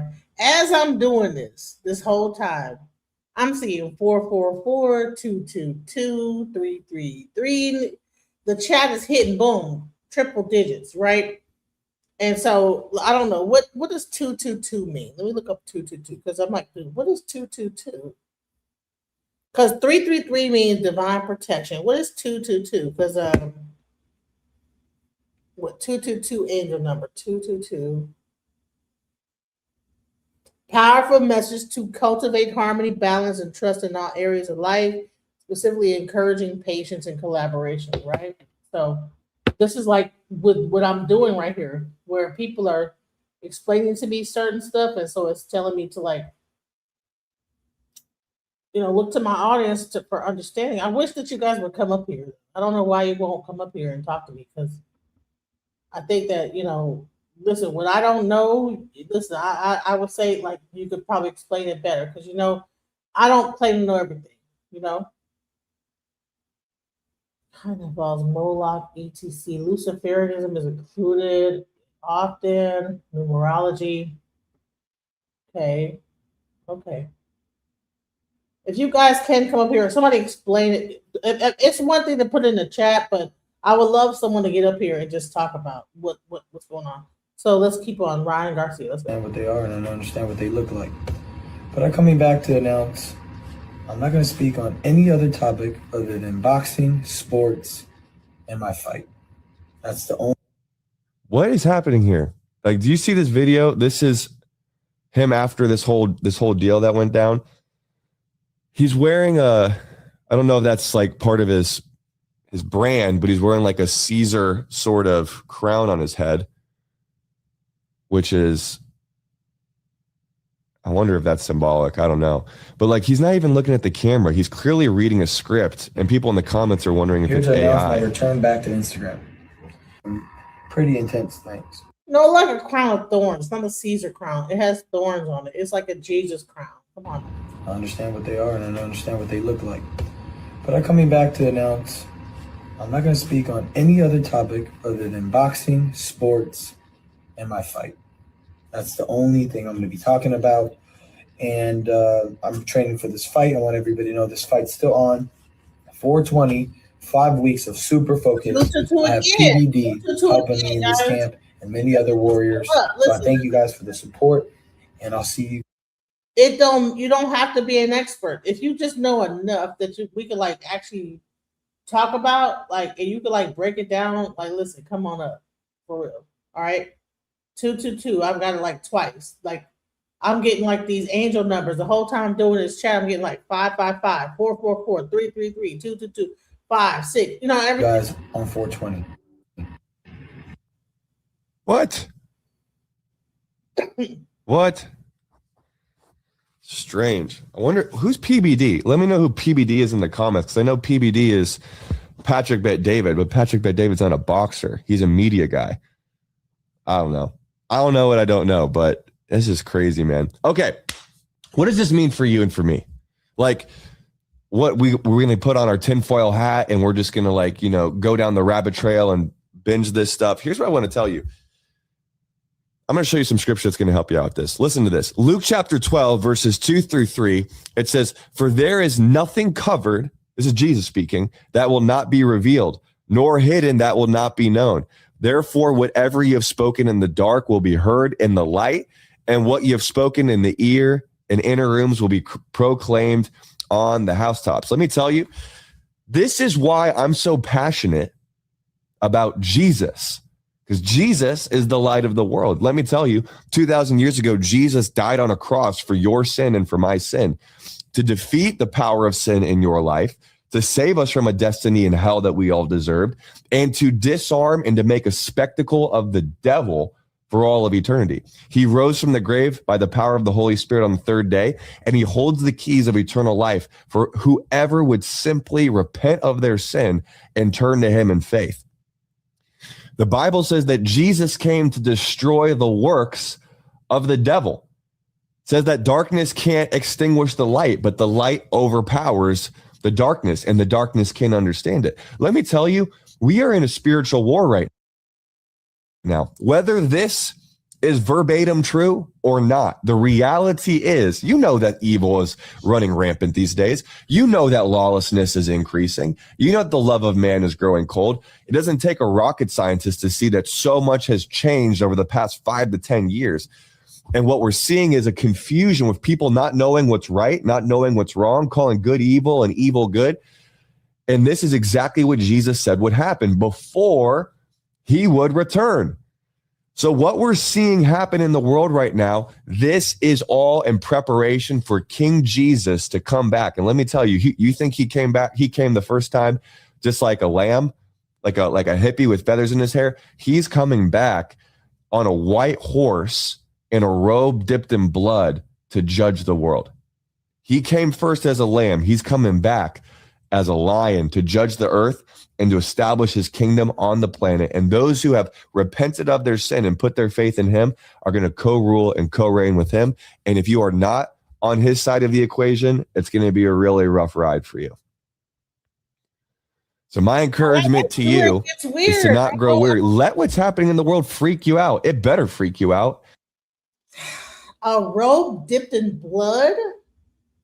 This is where it gets weird, bro. Like, see, this is where I'm like, okay, Christianity. Okay, Christianity. A robe dipped in blood. That is where the shit starts getting weird to me. Like a robe dipped in blood. This is still sounding occultish. A robe dipped in blood?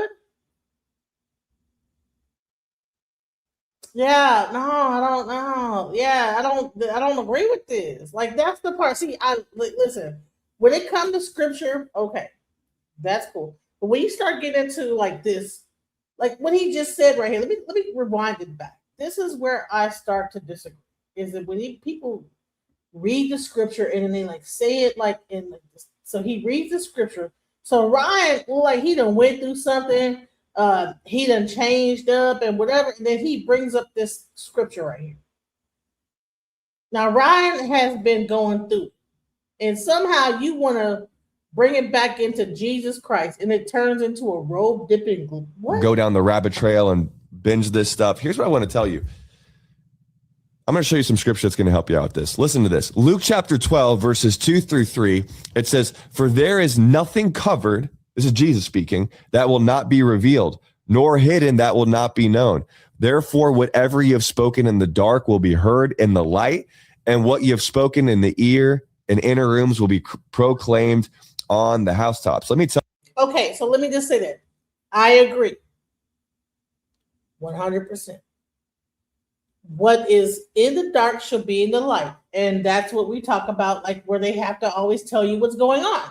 So they have to tell you what's going on.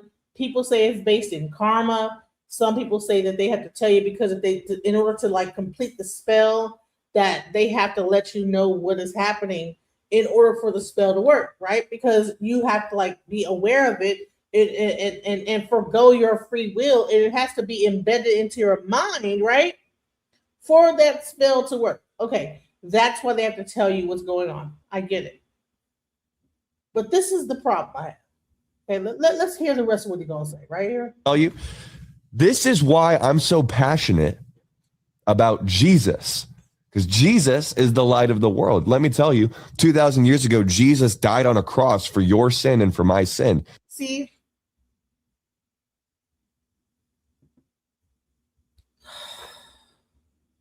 why is it that whenever they talk about Jesus, it's about the dying on the cross of Jesus? Jesus did all this stuff prior to dying on the cross. But every time they talk about Jesus, they talk about the sacrifice and the blood of Jesus and not the things he did prior to being the sacrifice. This is where I have an issue. And that's why I'm no longer a Christian, because I said, you know what? This is where you get into fear and like this whole like I don't know, like this whole thief in the night and this, that, the other, this fear, you know? I listen. The moment I like kind of got away from the Christian church, my fear just seemed to diminish, like this whole fear of everything, you know? He died for you on the cross like a thief, and then he will come back and he will and fire and brimstone and the revelation, and then there'll be beasts coming out of the ground and the turmoil and the hatred and all of I'm like, what the hell? And fire will burn him. Sorry, bro. Listen, growing up, that was the most frightening shit I've ever. And Jesus, the blood, and they were singing, in the blood of Jesus, the blood. Oh, there was a song, the blood that Jesus shed for me. Way back on Calvary. What? Blood? Like constantly talking about blood and sacrifice and blood sacrifice? We need to look into that. What are we doing here? Why are we constantly talking about blood sacrifices all the goddamn time with Jesus? Why is the religion centered around blood sacrifice? Now you got kids being blood sacrificed, this being blood sacrifice, and this makes it normalized of blood sacrifice. I don't think you guys are realizing that this is like normalizing blood human sacrifice. Like, what are we doing? Human blood sacrifice. I mean, no one is like picking it up. Like that we're just. And then when we hear kids being sacrificed, you know, it's like, yeah, well, that, you know, Jesus shed his blood, and so therefore, you know, what? No, okay. We need to really reevaluate what we believe in, and how much of this is like really getting into like really creepy stuff here, you know? Why are we promoting? Why are we more focused on this blood sacrifice of Jesus all the damn time? Why is that like the biggest thing to focus on? He shed his blood. That's weird, bro. To constantly be just bringing up blood sacrifice all the time. That's strange, bro. I'm trying to find this video where we discuss that whole blood sacrifice thing. It's like, we need to get away from that blood sacrifice, even as a talking point, constantly bringing up a blood sacrifice.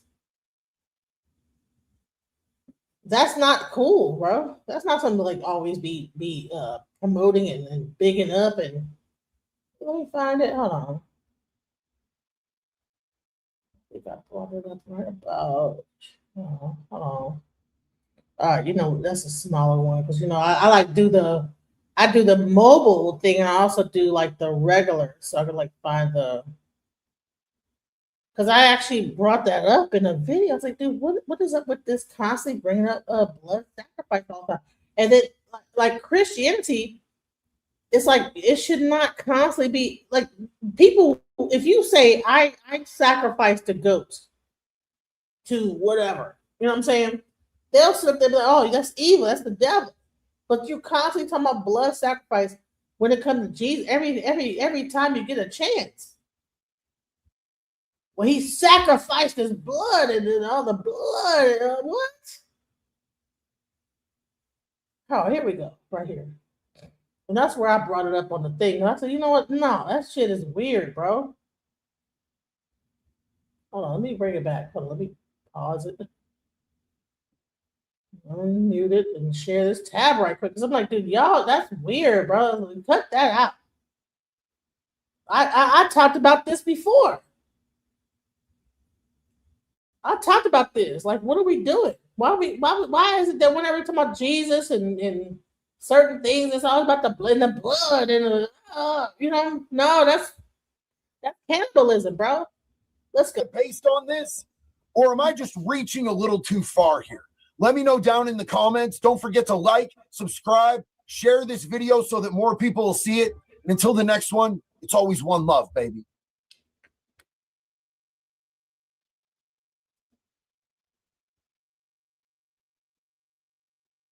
Honey, sometimes I forget to hit the mute button. Sometimes I forget to hit that sucker. I be talking and stuff. I'm talking this whole time and Some nobody. just have to say this, especially during this time where there's a lot of talk concerning the Epstein files and the child trafficking and a lot of the things that's going on out here pertaining to children, blood sacrifice and things of that nature. What we have to realize is that these beings have been offsetting their karma for a very long time through the masses, through you, through me, through your grandmother, your grandfather. And a lot of people don't realize how much of a important role you played in a lot of the sacrifices that have been done. Now, this is important because a lot of people are still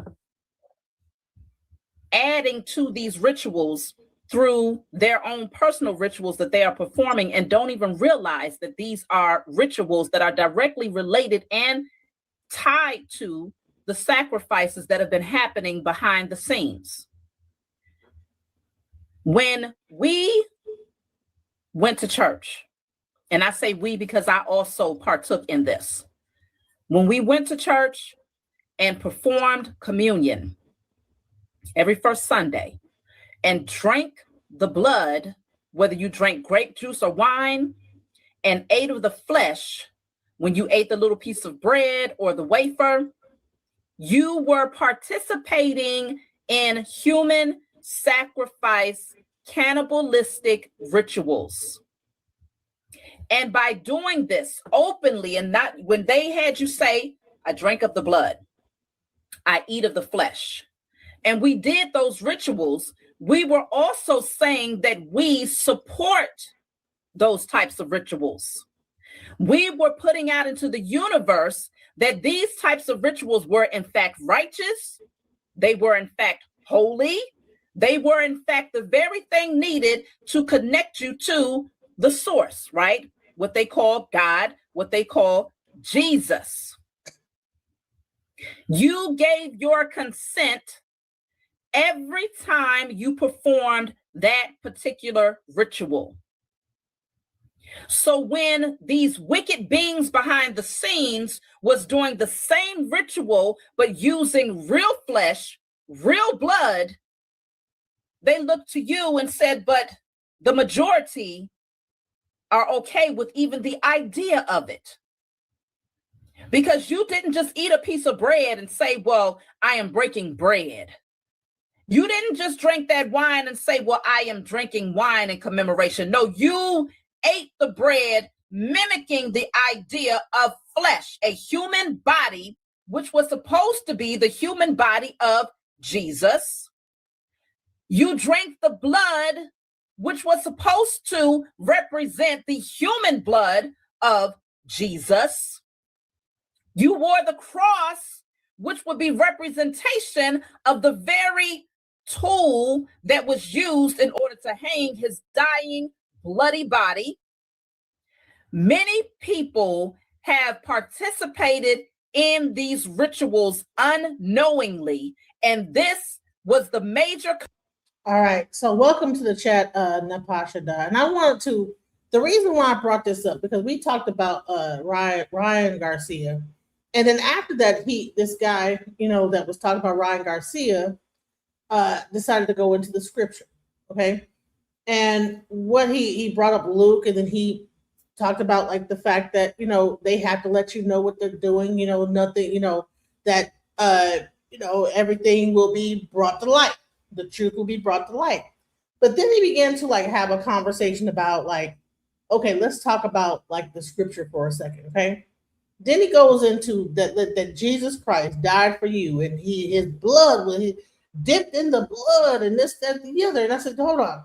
This is the part where it gets weird about, like, you know what? I don't have anything about Christianity, but when they get to talking about this blood and the blood sacrifice, and we talking about like Epstein, and we're talking about like people getting sacrificed and stuff like this. I played this video where it's like, okay, listen, when like this whole blood talk all the time and sacrifice, people don't even realize that they are talking about human sacrifice, cannibalism, and the whole thing. So let's go into it. I'm playing. Hold on. Right, because I was like talking and everybody. When you ate the little piece of bread or the wafer. Go back. Let me go back. Through me, through your grandmother, your grandfather. Sorry about that, because I was talking and didn't know I was not even live. Adding to these. My bad, guys.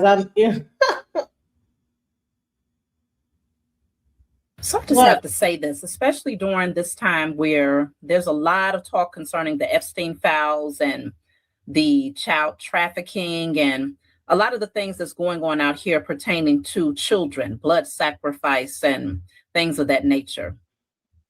What we have to realize is that these beings have been offsetting their karma for a very long time through the masses, through you, through me, through your grandmother, your grandfather. And a lot of people don't realize how much of a important role you played in a lot of the sacrifices that have been done.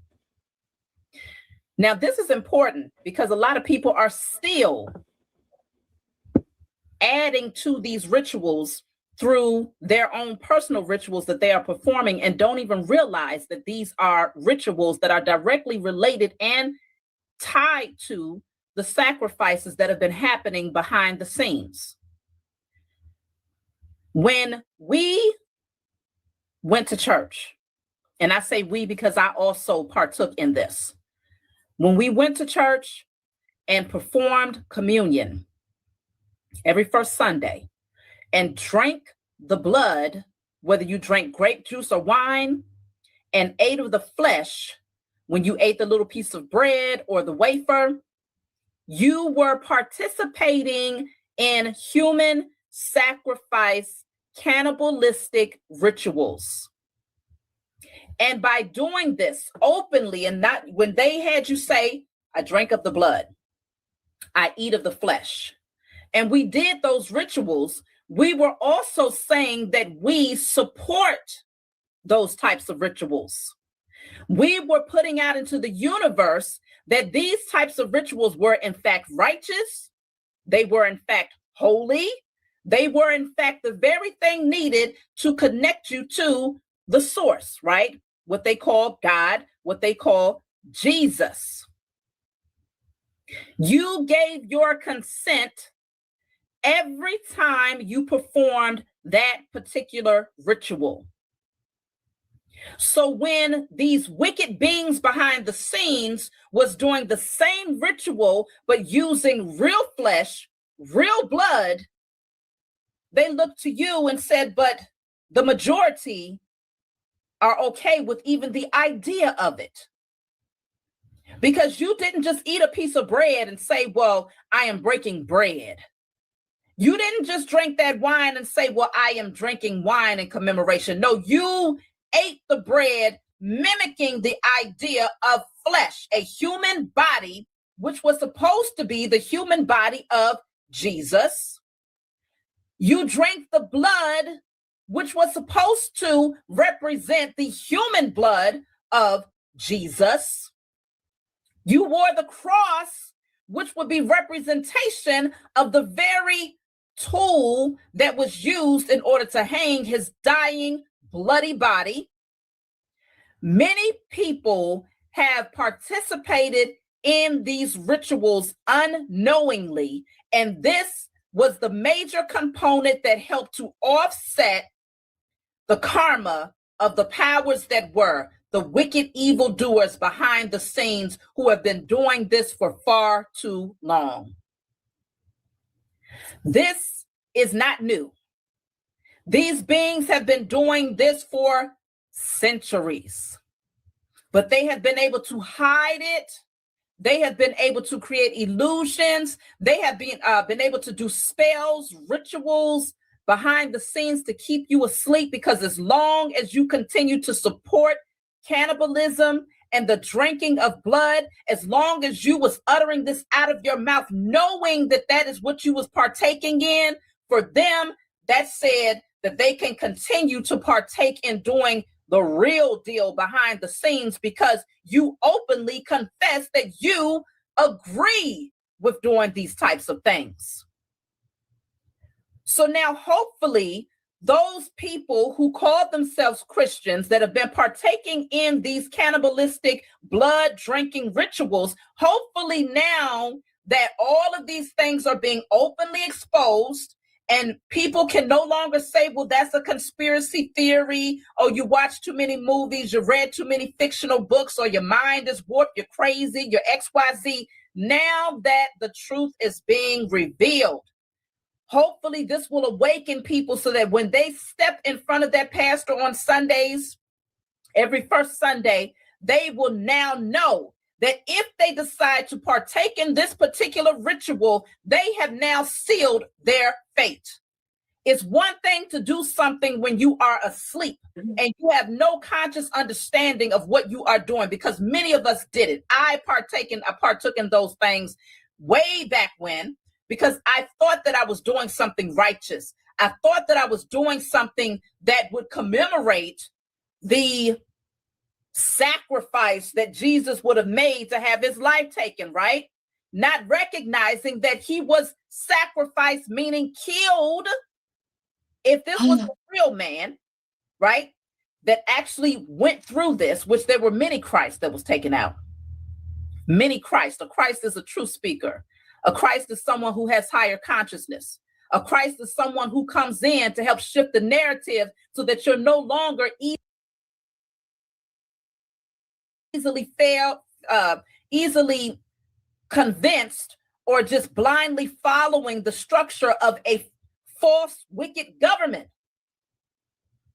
So many people partook in this in a sleep state with the best and highest of intentions, and this is why grace is bestowed upon those people. But when you are now consciously aware that this is a real ritual that is being done, satanic rituals that are happening behind the scenes in order to maintain power, in order to maintain authority, wealth, in order to maintain the illusions of the matrix, in order to continue to feed the beast of Babylon, this is far deeper than what people see with their natural eyes. Those same people that continue to partake in these rituals will now be held accountable from this day forward. There is no such thing. There is no more I didn't know. There's no more I don't understand what I'm doing. There is no more turning a blind eye and a deaf ear to truth, because truth is now being exposed here in the age of Aquarius. Okay. Are you done? Is this finished? We're not going to get flagged for her going that long, are we? No, that was my video. And I'm going to also say. You made that video? No, that was on my older video that I had already done. And okay. I got it. I was wondering why you're letting it play so long. Yeah, it was on my video. And let me just also say this, is that earlier we were talking about, okay, why is it that they have to tell you what's happening, right? So why is it? Are we going to get to comment on what she said or no? Yeah, but I'm just saying that this is why this whole thing came up. Okay, so let's go ahead and comment first about what she said. Go ahead. Okay, she clearly is feeling, when people leave a religion, she mentioned that she was once part of that religion. A lot of times people leave a religion with a lot of trauma, and that's why she has so much vitriol and anger and nasty things to say because she doesn't understand about Christianity. So she's not at a point where she wants to be yet. You're not going to focus on Christianity when we're talking about cannibalism. Okay. Cannibalism is something that goes beyond religion. It's from, if we can get into ancient times, when we talk about blood sacrifice, that's not limited to Christianity. So I'm not even going to get into the fact that Christ gave himself freely as a sacrifice. Okay, I'm not even going to talk about things about, no, it's symbolic. I don't even go there. He did say, eat my flesh and drink my blood.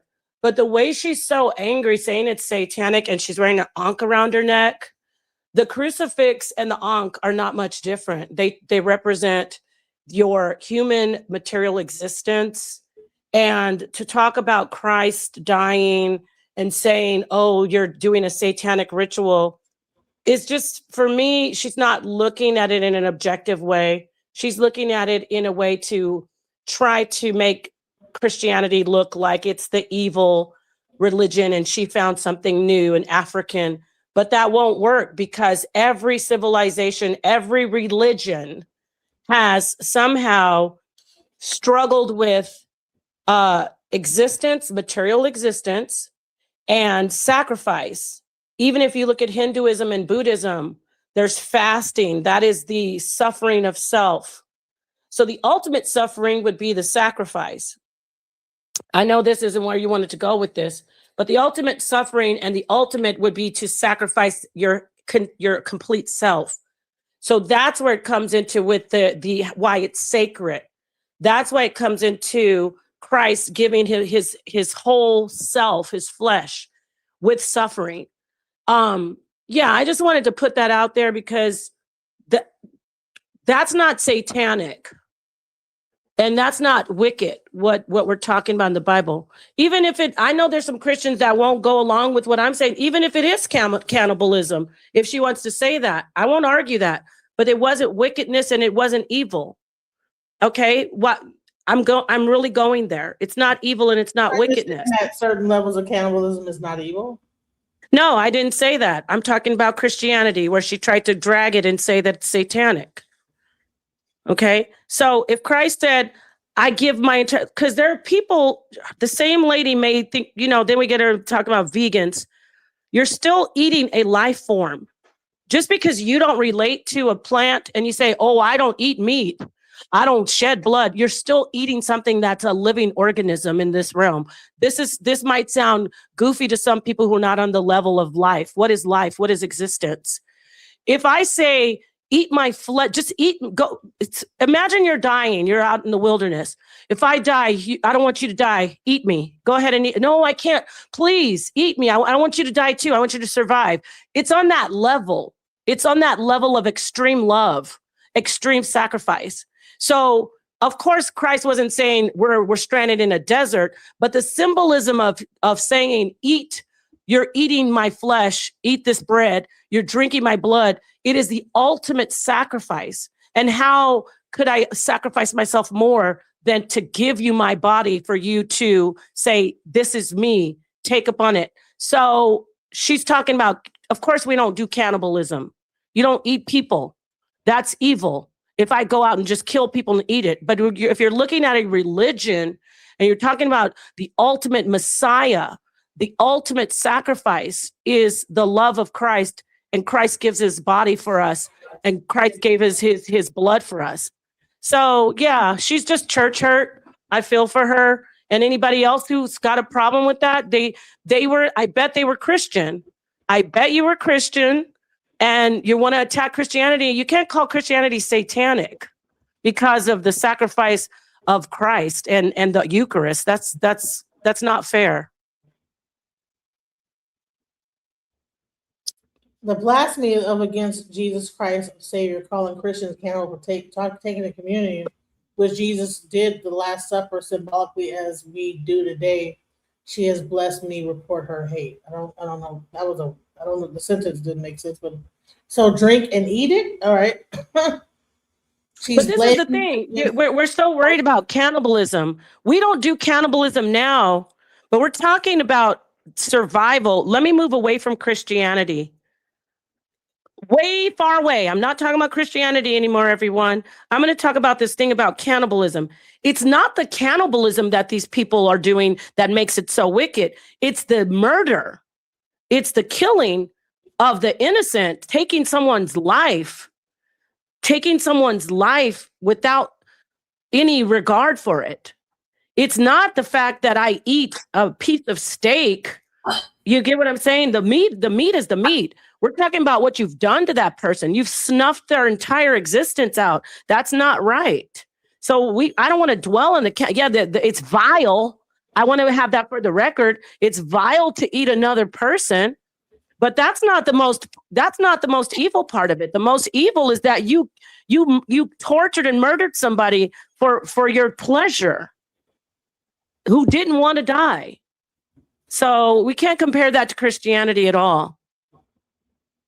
Okay, so here's another question I wanted to ask, because people were talking about the fact that, you know, people have to let you know what they're doing, right?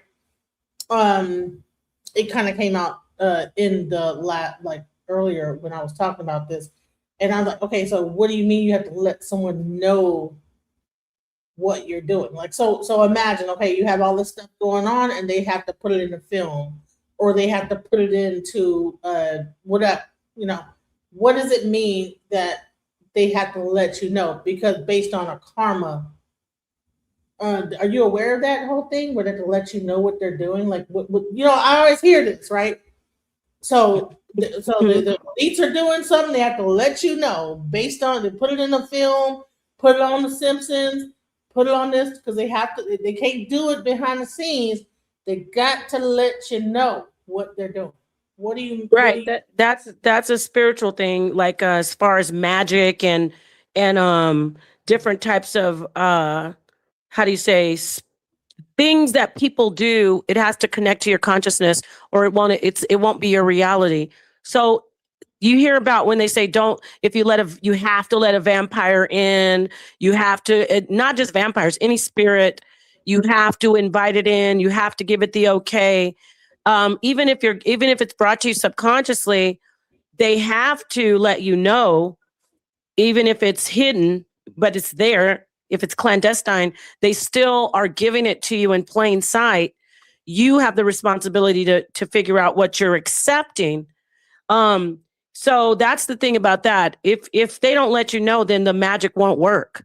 If you don't allow and accept the spirit, if you don't accept the energies, if you don't like magic, if you don't accept the energy, then how can it work for you in your reality? How can it even work? So, yeah. So could you break this down into when it comes down to like movies? And so so what does it mean when movies are showing like certain things, and it's because they have to let you know? So if you watch a movie that's showing like certain things, Simpsons for instance, they'll show the whole thing before it happens. Is that them letting you know before it happens that they are in control, or what does that mean? Welcome to the channel, Greg. Welcome back again. Hey, what's Yeah, up? Pete. The Simpsons are. He's like not a gatekeeper, but like he's one of the people who put out these subliminal messages. But yes, basically like a signaler. He signals, okay, to those who know, almost like they're taunting us. But yes, he does put it out. They're practicing magic. They're practicing magic with the Simpsons, but it's not just the Simpsons. It's everywhere. It's all in the symbolism. So Can we yeah, it talk has to about work the that way. Hollywood magic of it all? Like, what is Hollywood magic? Well, Hollywood is a church. We all know about. I think we do in this community. Church. Yeah, Holly. Well, The Holly isn't tree. a church supposed to be pure? And Hollywood is definitely not pure. No, it's Hollywood not supposed to be pure. Listen, if you don't know, you should listen more and talk less. Okay, A now church Greg is a congregation. 20-year-old. A church can be anything. A church can be, there's satanic churches. There's churches everywhere. It doesn't have to be pure. Your idea those are of pure. satanic churches. Those are satanic, you know. Well, but when I think of a church, I think you said church. You said church. I'm not doing this. I'm not doing this. Greg, don't. I was talking and it's weird. Sorry, I was just You let saying. him talk. Let me let him talk. What do you have to say? No. Hold on. Let me hear what he has to say. Go ahead. You have the mic. No, I didn't disagree with you. I was just, when I think of church, I think of God's kingdom, you know. But specifically, I think you should say satanic churches, you know. But I don't think so. I don't have to say to help you. Yeah, stay no, asleep. you don't have to. I'm not. No, you interrupted me. Do you want me to help you stay asleep? And then you say, this is what I'm talking about, everybody. It's not even a slide on him, but I want to show you something. Everybody wants to be heard. I get it. But if I'm saying something and I say, and then I say the word church, you're programmed. So if you don't understand that you're programmed, let it sting inside. Feel the pain in your heart, but just don't jump in and start talking. Church is pure. Since when? Since when is church pure? She just told you there's people doing satanic stuff around. What do you think that is? You think it's not a church? So now you're going to say, I'm not disagreeing with you, but can I please say satanic church for what? No, I won't. I'm not going to say satanic church. I don't have time to sugarcoat and blindfold you. Okay, I don't know everything, but if I'm talking, don't come in here talking about church is pure. That's childish. Well, he's only 20, so yeah. Oh, my son is 22. He would never say some dumb shit like that. All right, so I'm gonna let you back up, but listen, we're gonna have a dialogue, but you have to learn. ADHD need to like chill, bro. If you're gonna cut people off, you're gonna get put back to the back until it's time for you to speak, okay? Because you clearly cannot. If I mute you, you're gonna unmute yourself. So I have to put you in the back, and then when it's time to speak, then you can talk because I have to like treat you like a child. Okay, go ahead. I'm gonna let him talk. No, let him talk. I'm gonna mute out too. I'm good. I want to listen. I want to learn too. So I'm muting out. I'm listening. I'm here. I told you I'm doing some stuff, Genesis. So I'm listening. Right, but I really wanted you to on the letting people know what's going on because I didn't know what the magical aspect of that whole how they have to let you know what's going on, and I really wanted to get into the Hollywood aspect of things. But he came up, he wanted to speak on the church. I'm gonna allow you to do that, but I really want to please don't leave Nepal until we cover that whole aspect of magic. No, I'm not leaving, Genesis. I told you what I'm up to. I'm listening. I really want to listen, and then I will get back in. But let him speak a little bit. I don't want anybody to have their feelings hurt. You know how I'm a little tough sometimes. Right. Go ahead. No, you're okay. No, I was just saying, churches that do those satanic things, those aren't true churches, That's it, That's just what I believe. Okay, so what did you think about the whole thing about like doing communion and like drinking the blood and eating of the body? And were you here when we talked about that? I wasn't there. I did not hear that, but that's symbolic, Jesus commanded us Christians to do that, So that's just us Christians. That's what we do. Commanded Christians to do that? Is that real? Is that true? Yeah, he said do this in remembrance of me. He said that. So he said, in remembrance of me, eat my body and my flesh. So what yeah, it's symbolic. Well, some people interpret it in different ways. I see it as symbolic. So yeah, that's it, it's symbolic. So there are actual scriptures in the Bible where Jesus says that, okay. Yeah, I can pull it up if you want me to. Yeah, do you have a present are you on a computer or are you on like a phone? I'm getting my Bible. Well, let's tell me what the scripture is not bringing up so people can read it because I'm trying to understand. Because you know what, I've been in church this whole time and I've been doing community the whole time and didn't even know whether it was something I was just doing or whether it was like in the Bible that Jesus actually said. John 6 verse 53 through 58. Unless you eat the flesh of the Son of Man and drink his blood, you do not have life within you. So yeah, and there's more. Let's see. Did Jesus say that or did John say that? Was it in red? Jesus. So it was in red, like it was. So in the Bible, because whenever Jesus says, yeah, like a quote. Yeah, it was like quotas. It was Jesus. Yeah, okay. Jesus therefore said unto them, I say unto you, except ye eat the flesh of the Son of Man and drink his blood, you do not have life in yourself. So yeah. So what does it mean eat the Son of Man though? What does it mean the Son of? I thought his body. Okay, the Son of Man, but isn't Jesus the Son of God? So why would? Well, he's both. He's fully God and fully human. So yeah. All right. So hold on now, because I'm confused. All right, the Son of. Okay. Wait, do you think I have a question for you? Do you think Bible? All right, Bible Gateway. Because I want to understand it. Okay, so John, what is the scripture? John what? John 6 verse 53, and you have to read through 58. And King James. Well, they're all this. King James, I suggest, but yeah. 6:53. Yeah, through 58. You should read the whole thing. Yeah. All right, I'll go ahead and do that. All right, hold on. This is the NIV. Let me go to King James because because you know, I have a question though. I have a question based off of that, because I know you're not a Christian anymore. Do you think that's satanic? I don't know. I don't know exactly what that is. It's like, okay, what are we doing?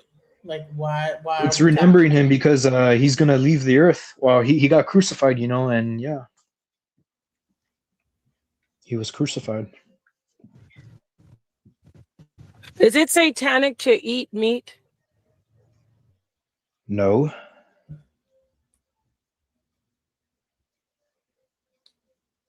Okay, so all right, so because I'm not you weren't here when we were talking about this before. Okay, so what happened is I was playing a video. We don't eat each other. We don't. Where the lady said, we don't hey, eat people. Right. So you do know that there are people. Can you hear me or no? Yeah, I'm listening. I'm sorry. Yeah. Can you hear? Do you know there are people in Papua? Okay, there are people in different cultures like Papua New Guinea. They eat their dead, and it's a sacred thing. And they also eat flesh. They eat humans when they. I'm not saying I eat humans, and I don't want to eat humans, and I don't think people should, because I grew up in a society where eating humans is very, very taboo and vile. But in Papua New Guinea, they have indigenous people. They eat their dead. It's a very sacred ritual. Are we going to call them satanic? I just need that. I don't need anybody dancing around it. I just need facts. Are they satanic if their ritual is to eat their dead? Anybody? Yeah, I think are they so. satanic? You think those people are evil? No, I don't think they're evil. Can you pull that up about Papua? I didn't say that. Hold on, one in the chat. Is it satanic for a person to eat the dead? No, I'm saying that community. We can't say for us. Yeah, it is, because it's our community. We don't eat the dead. It's evil for. I'm saying for them. For them, is it evil for them to eat it in their community when we know it's a sacred ritual? Does that make them evil? I just want to answer with that specific question. I'm going to go to this first, okay? All right. So is what it okay? What they're doing is evil. Papua New Guinea, 1, if it's okay, and 2, if it's not. Get the chocolate first, okay? If you're not starving to death, why would you? The Old Testament contains information on what we should, like only fish, fins, what to wear. So I'm not talking about the dietary laws. Well, I know what the dietary laws are. See how they went back to the Bible? I'm just talking to people. Let's get out of our religion, and let's stop with this whole evil. Oh, they're evil. Why are they evil? Oh, because Jesus said to eat him. Okay, we're gonna get out of our religion and out of our. Yes, right? There's cannibalism that they do in certain cultures, and they don't kill people for the flesh. They have ways that they eat the people. I don't think it's right. I got to keep saying that because there's a lot of knuckleheads that will try to say I'm saying it's right. I don't think it's right, but who cares what I think? I don't get to say they're evil when they eat flesh, when that's part of their life and their culture, and they don't kill people for it. Yes, exactly. You see how hard it is? You got to break your program. They don't kill people. They eat the people. They eat their loved ones. So when a person passes away, they eat them. Yeah, it's a part of, like, they might not eat the entire body, but they eat parts of the flesh, and they eat flesh. They eat human flesh. And sometimes they just eat, some of them might be rogue and just eating people that just are dead, and not for, I don't know, but I know that if you pull up the information, go to Papua New Guinea, and you'll see that they have an issue where they're getting, that's where I told you how I studied Kuru. They are developing that disease with prions, and they're attacking their brain because they're eating human flesh. It's a disease they're catching from eating, but they eat human flesh in their community. That's how Kuru was studied. That's how they studied Kuru. My point is, you coming in with me? They ate dead relatives. They eat their relatives. Yeah. Do you see that? So my thing they said it was the 4 people. It's not the. Hold on, let me just play it real quick. They stopped eating it because they were dying. They were getting a disease. But the point that I'm making is that is a very strong part of their culture, even if they stopped doing it because they were getting sick. All right, let me play this real quick. Let's go. They ate their dead relatives, not as punishment. Yeah, I know it's bad. Papua New But Guinea, they didn't know. the 4 people. It's not healthy. Like When someone pork. died, the family consumed the body, brain, organs, flesh, everything. Women and children did most of the eating. They believed it kept their loved one's spirit alive in the community. Then they started dying. A disease called kuru from eating infected brains. Thousands died. Entire villages wiped out. They stopped in the 1960s. The practice ended. Exactly.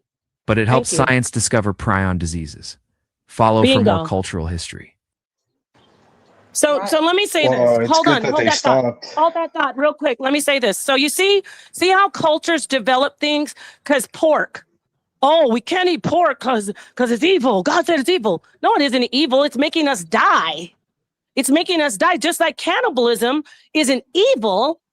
People started dying from it. So I'm not saying it's good to eat them. My point is with the whole evil thing, like, oh, it's so evil. We need to break out of that and look more objectively. Of course, it's unhealthy to eat people. Of course, it's unhealthy to eat certain things. But the evil part, now they're knowledgeable. I bet you they still practice it, but they don't do, they're very careful. They probably eat the brain, the thing that like caused them to die. They might eat the prions, yeah.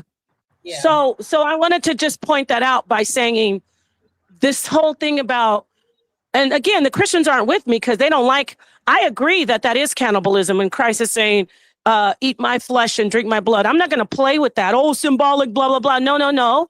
The highest level of love in we're talking about ancient civilizations before Christ. Before Christ was in what do you say, like 30 or 29 when Christ was here. I'm trying to say like 29 AD, before he was crucified. Let's just hypothetically, if you don't believe Jesus was real, that's on you. But before that, in like BCE, people, let me tell you something. We have food everywhere now. People had to fight to live and eat.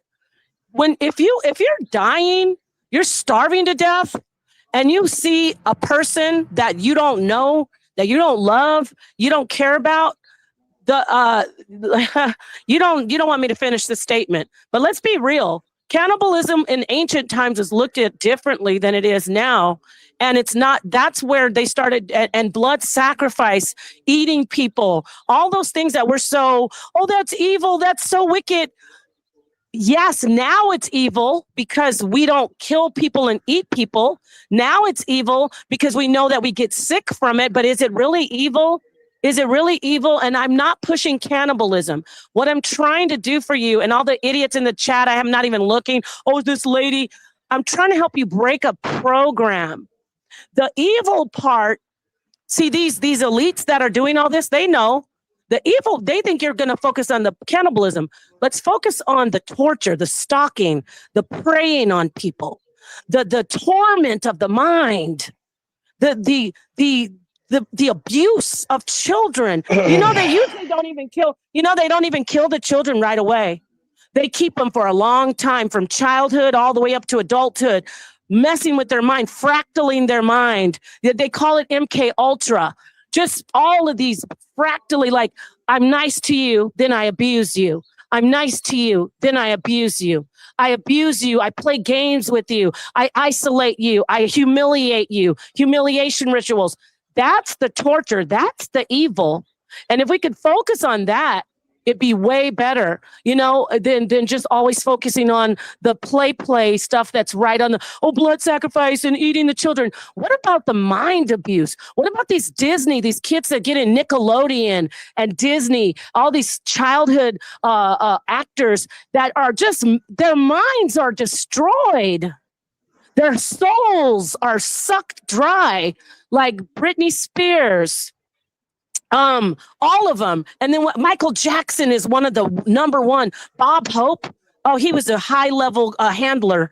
He used to abuse those Jackson kids. He abused Michael Jackson, abused his mind. Janet, Let's talk about that instead of always talking about the stuff that's on the surface. I'm not saying we can't talk about cannibalism, but let's talk about the MK Ultra, the sex rituals, the mind eating their minds, not their flesh.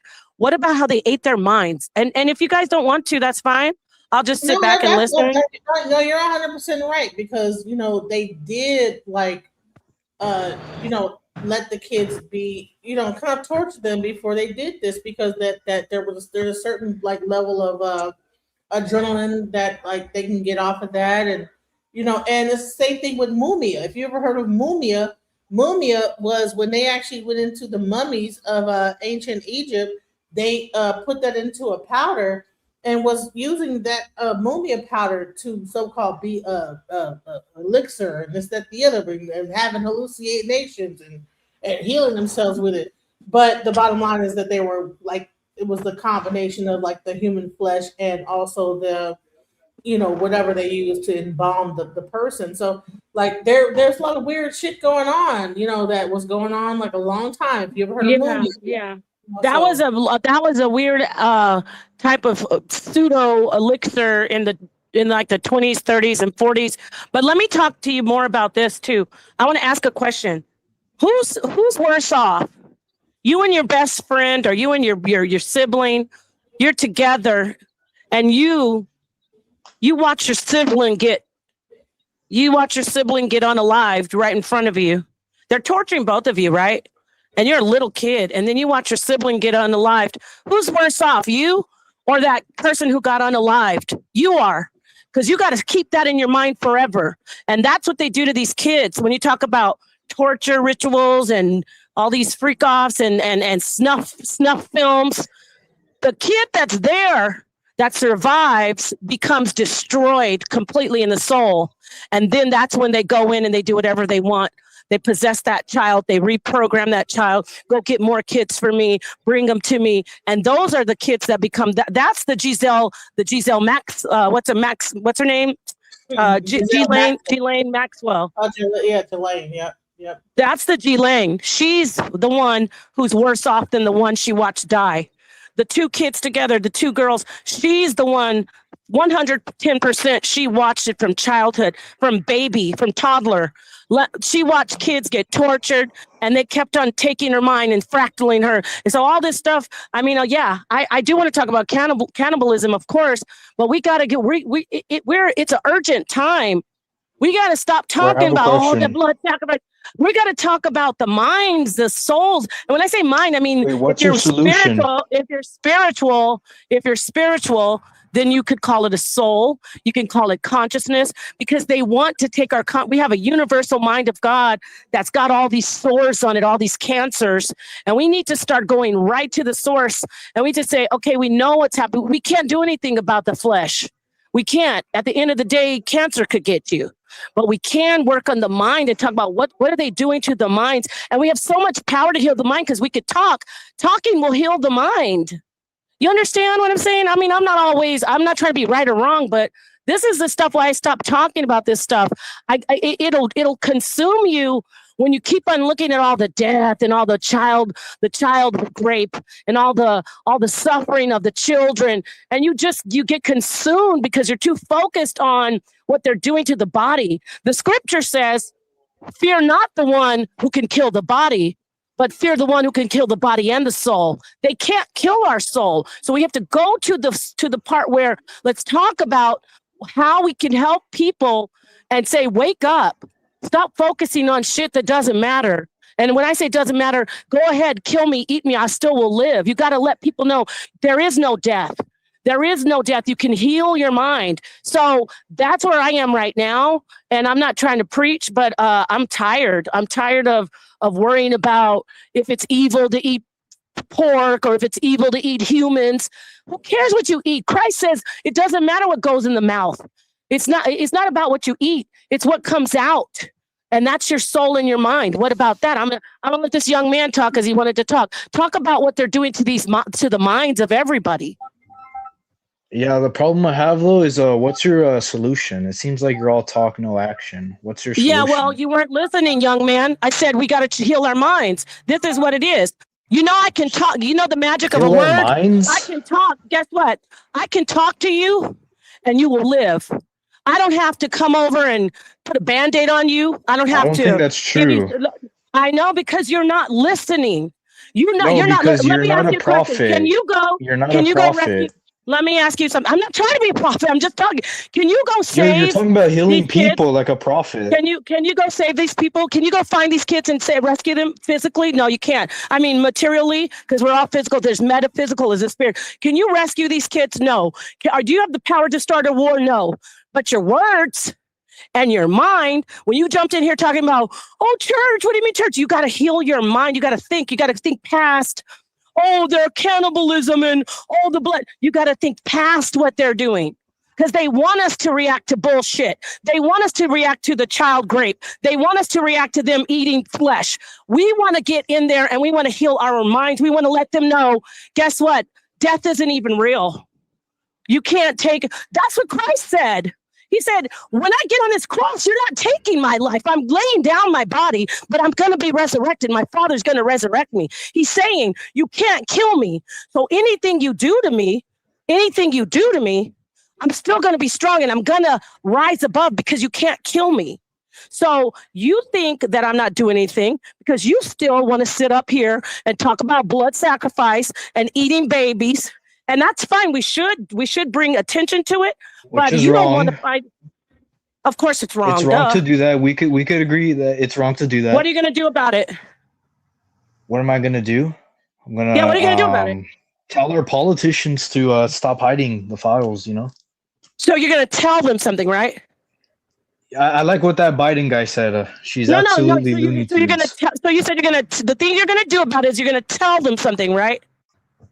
I'm gonna try. So you're going to do exactly what I'm doing. You're going to talk about it, right?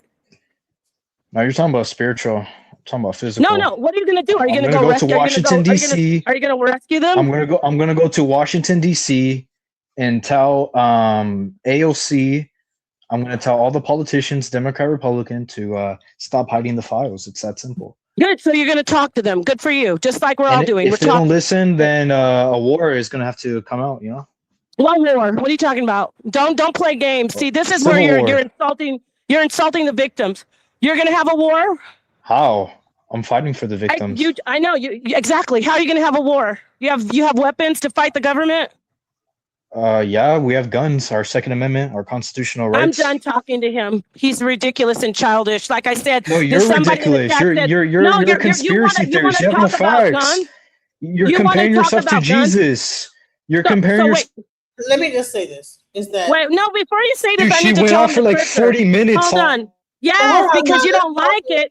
Hold on. She asked me to come on here. Because Number one. you Number sound two. like a retard. Number two. He's a child. Let me say this. You're supposed to compare yourself to Jesus. Jesus said, compare yourself to me. He was perfect. We're not perfect. And Jesus said, be ye perfect dummy. like your Father in heaven is perfect. Christ Yeah, and we said can't that. be perfect. Christ says, be ye perfect like your You gotta Father in read your heaven. Bible, miss. Hey, wait, Genesis, don't do it. Hey, little boy, the scripture says, Christ said, Colored be ye woman, you have to perfect. read your Bible because you're not educated. And the Bible says, be ye perfect like your Father in heaven. And that's impossible. It also says we have all fallen short of God's glory. Jesus said, be Every ye single perfect like man, your every Father in single heaven. woman. You notice he scooted past that. Jesus, wait, how do you respond to? Wait, don't mute me. How do you respond to? We have all fallen. Wait, Jesus also said we have all fallen short of God's glory. God said, you are a perfect people. Be my people. No, and we be are not perfect. Like what? Me. Oh, you are blasphemous. Holy crap. You are dangerous. You are blasphemous. Hey, anybody's watching this, you gotta be careful. There's a lot of blasphemers out there. That's a narcissistic tactic. Blasphemers. That's a narcissistic tactic. This is why Paul said women can't preach. Genesis, you're gonna have to mute him out or I'll leave. I swear to God, I'll leave. I'm not going to argue over this little boy. Let me tell you what he's doing. You don't even know anything about the Genesis. The next time he interrupts me, I will leave and listen. I don't mind. No, not while I'm talking, because I want to be clear on the scripture. That's a narcissistic tactic. When you start saying everybody knows The people all agree. That's what narcissists do when they're getting weak and they're being exposed. Nobody's worried. I don't give a damn what everybody knows. The scripture says, be perfect as your Father in heaven is perfect. And it also says you are a perfect people chosen, and I put you up. You are a very unique people. You're not a big in number, but I chose you. I'm paraphrasing. That's the scripture. So he's mad over something triggered him. He's mad because I don't know. I said something about cannibalism. Something bothered him. Maybe I triggered him because he's done something in childhood. I don't know. But everything I said was aligned with saving people and fighting against the powers that be. And you don't go tell on the internet, especially, we're going to get guns. You sound like a little toddler.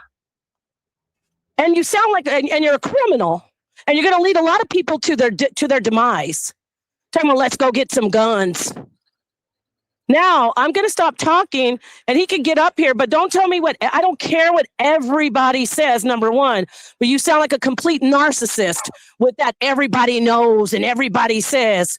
You don't like it, fine, but don't tell me what everybody knows and what everybody said.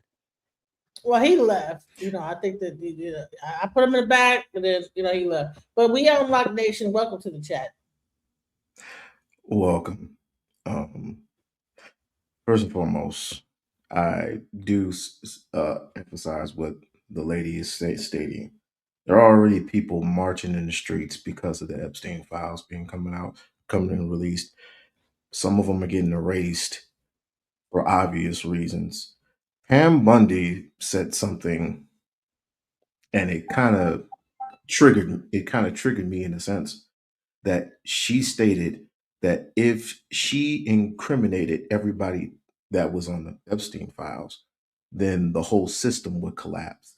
That means that any and everybody that was included in those files, including the president of the United States, they proclaim that Israel is also responsible for the deaths of many, many women and children. So it incriminate them as well. Me personally, let the whole world burn, to be perfectly honest with you, as long as the truth comes out. But there's ways to do that. There's ways to get the message out. There's ways to get the word out. Having guns, you don't own any guns. They do. You may have guns, but you don't make the bullets. You don't have the clout or the base to go to retreat to when you need to retreat to. They're already poisoning your water. They're already poisoning your soil. So who do you go to? What do you do? If this were to come out years and years ago, because this has been happening for decades, it's just not coming out now. It's just coming out now. And the only thing you can do is just raise your voices and raise awareness, just like everybody else is. You remember No Kings, right? Do that and follow up with something that will make the government shake. But everybody needs to be in alignment. Everybody needs to be in an agreement. That's the only way to get things done. And I yield the floor. We had someone come up and then they left. Come back up. But yeah, that's something. I have a very mixed audience. A lot of people are kind of super on the right side of things. It's like, well, bro, if he tried to bring up this John scripture, then Jesus said unto them, let me just read this.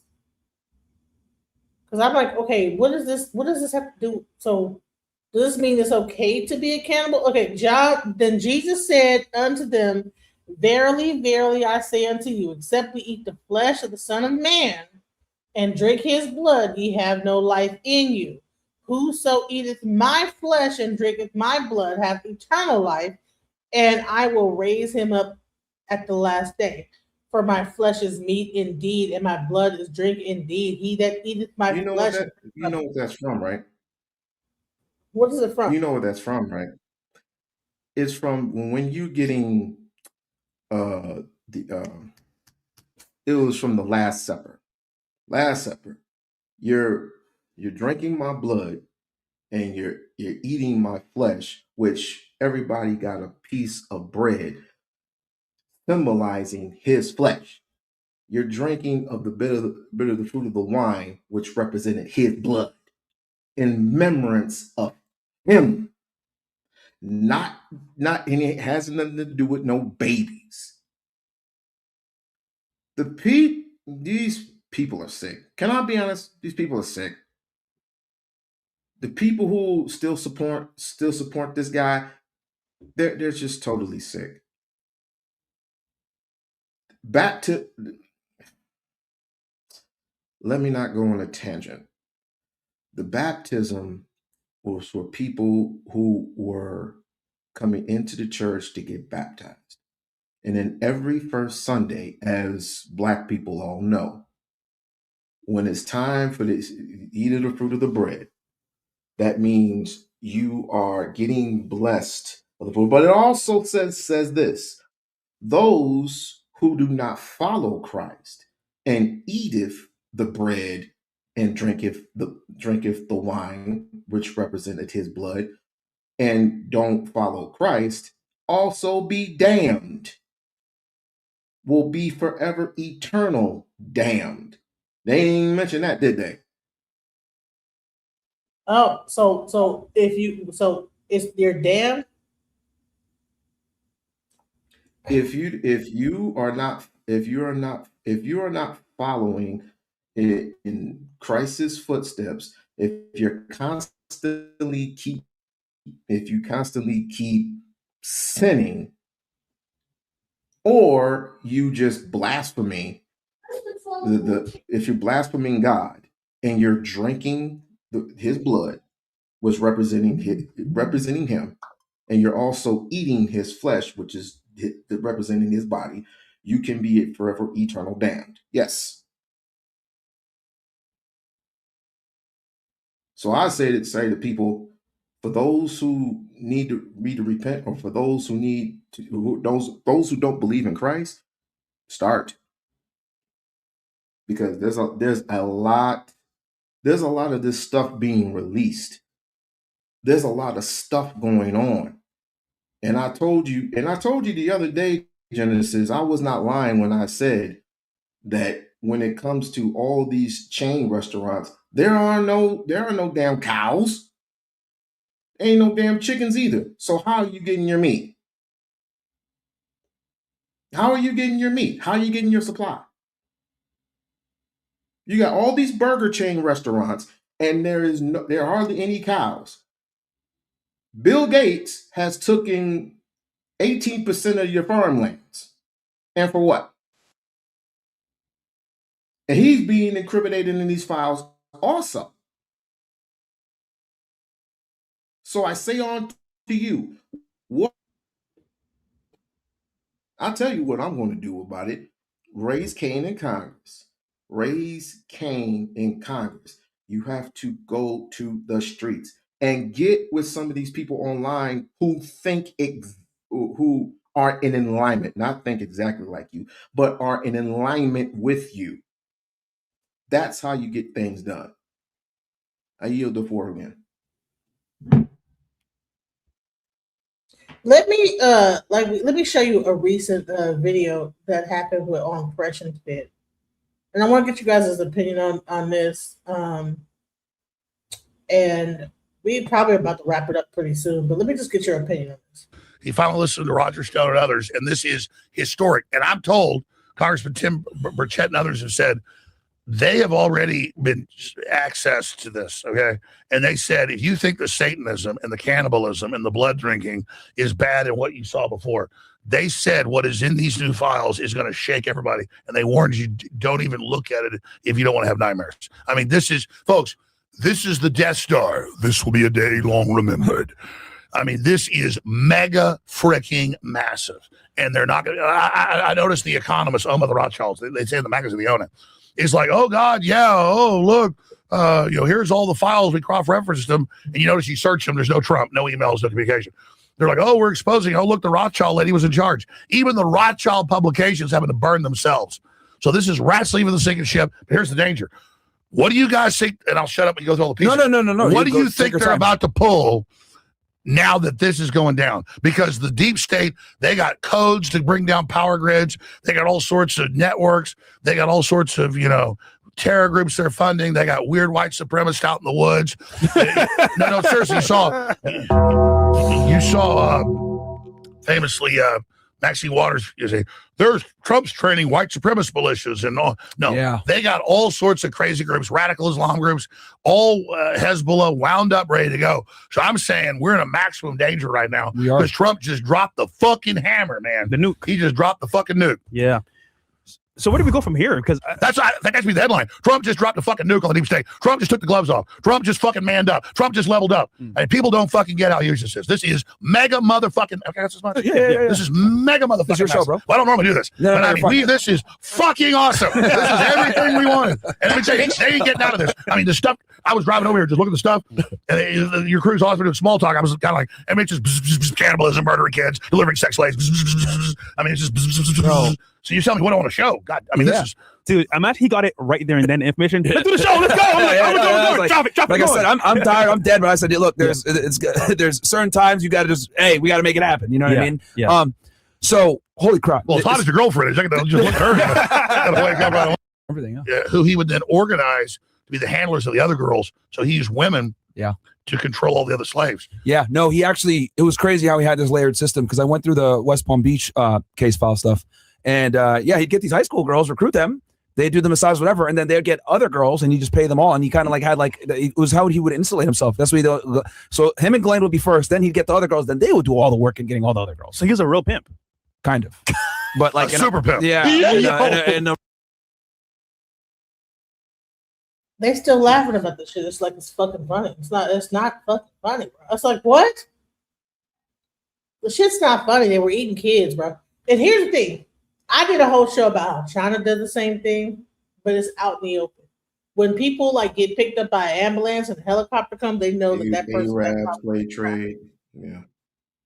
So, but in America, it's still undercover. But the more that they make this thing, how they're putting out in the open, they could end up being just like a China where, hey, a person get picked up, if you in an accident.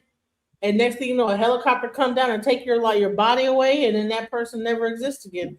That's exactly what's happening in China right now to this day. By the way, just so you know, in China, you get an accident, helicopter come down, take your body, you never see that loved one again. So, but I just want to say something before because my live is in a few minutes.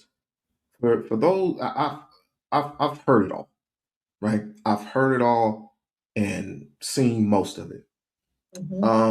People would tell you that he could be a part of the animal elected thing. He can be a part of child molestation. He can be a part of all these sinister things, right? But just as long as he does right for me as far as the economy goes. Oh, as long as he's getting rid of immigrants. As long as he's getting rid of immigrants. As long as illegal immigrants. So they focused on that, hyper-focused on that, but then just this... A very narrow-minded mentality. And I wouldn't be shocked and appalled that, it's, I mean, the devil's at work. The devil is at work. But the only way to fight this is, like I said, get with other open-minded individuals, such as yourselves, excuse me, and get together and form a coup and start protesting like there are people out in the streets right now. Like right now. Honey, I'm not fixing to go out in no streets. You already know what happened with niggas when we go out the street. It becomes all about us. It's not just black people; it's white people too. But you know, when we get out there, it becomes they hyper focus on black people. That's the reason why we haven't been a part of all this like protesting and all this other crazy stuff, because we already know that we go out there and start protesting, it becomes a black on white thing. They forget about all the white. That's why I'm kind of glad that we didn't get involved, because you got to see like them begin to hyper focus on They forget about Jeffrey Dahmer, right? They forgot about Jeffrey Dahmer. How he was putting black people in refrigerators. They forgot about that, right? Yeah. So how is it a black and white thing? No, what I'm trying to explain to you is that when we go into protests, right, we become the target. You're talking about Jeffrey Dahmer eating black people. I'm talking about like the government whenever there's a protest going on, and then it's primarily about like okay, if we were to have gotten into this ICE situation, you would see a lot more casualties. You only see 2 right now. If we were involved with that, you would see way more, because that's what they wanted us to do, is get involved with this, and the next thing you know, they're like off at a bunch of like niggas. You know what I'm saying? So I'm glad that we just kind of stepped away from it and let them fight that battle of that. So you could see, oh, okay, you know what I'm saying? And that's the reason why they're pulling out, because Minnesota's primarily white state. Mm-hmm. They're already trying to go into Chicago, and you already seen how that the Chicago's like, no, we're not fixing to let that happen. But when you start getting into those black areas, you have like the Black Panthers trying to mobilize, even though the guy wasn't really a Black Panther. You have people like that, and the next thing you know, you're gonna have like a real war, real civil war. You know, so it's best that it ain't our fight. You know, even though I believe that we should, like, I'm glad that we're doing it online, like having this conversation. But for us to be jumping out there and getting on the groundwork of it, we will become the primary target, period. We already know this. At some point, you're going to have to say when. When. Because one way or another, one day, I mean, the people they say the exact same thing about ICE and the fact that they don't go after. Well, now they're focusing on the Haitians now, and now it might be our time to rise up, right? But when they were focusing on because I would say that's one thing I agree with, when they were focused on like the Caucasian like immigrants, hey, but now that they're getting into the blacks, are like fool with us, okay, that's when we mobilize. But should we be mobilized for the same people that was pretty racist to us in the beginning and trying to take, like, I ain't gonna lie about that, like, hey, it was a thing, we're not gonna lie about the fact that people will try to get jobs and then people will like talk against us and whatever. So I'm not going to pretend like Black people didn't get kind of marginalized by certain groups of people. We're not fixing to lie about that. But if they're going to start targeting like Haitians and now we are getting scooped up in the mix, okay, well, hold on now we might need to mobilize now. So I'm glad that we saved our energy, because imagine if we're spending our energy protecting those immigrants, and then when they finally get around to us, we're out of energy, we're out of like troops. So I'm saying, okay, let's save our. All right, now if they try to fuck with us, now we've watched the whole thing go down. All right, now if they gonna fuck with us, okay, what's up? That's a better strategy than just jumping in and trying to protect everybody. Because if they would have just did that, and we wouldn't have enough energy to like fight the whole fight. You know what I'm saying? So I think that was very strategic from a military standpoint, not just jump into the fight straight away. If we're gonna do this, no FBAs.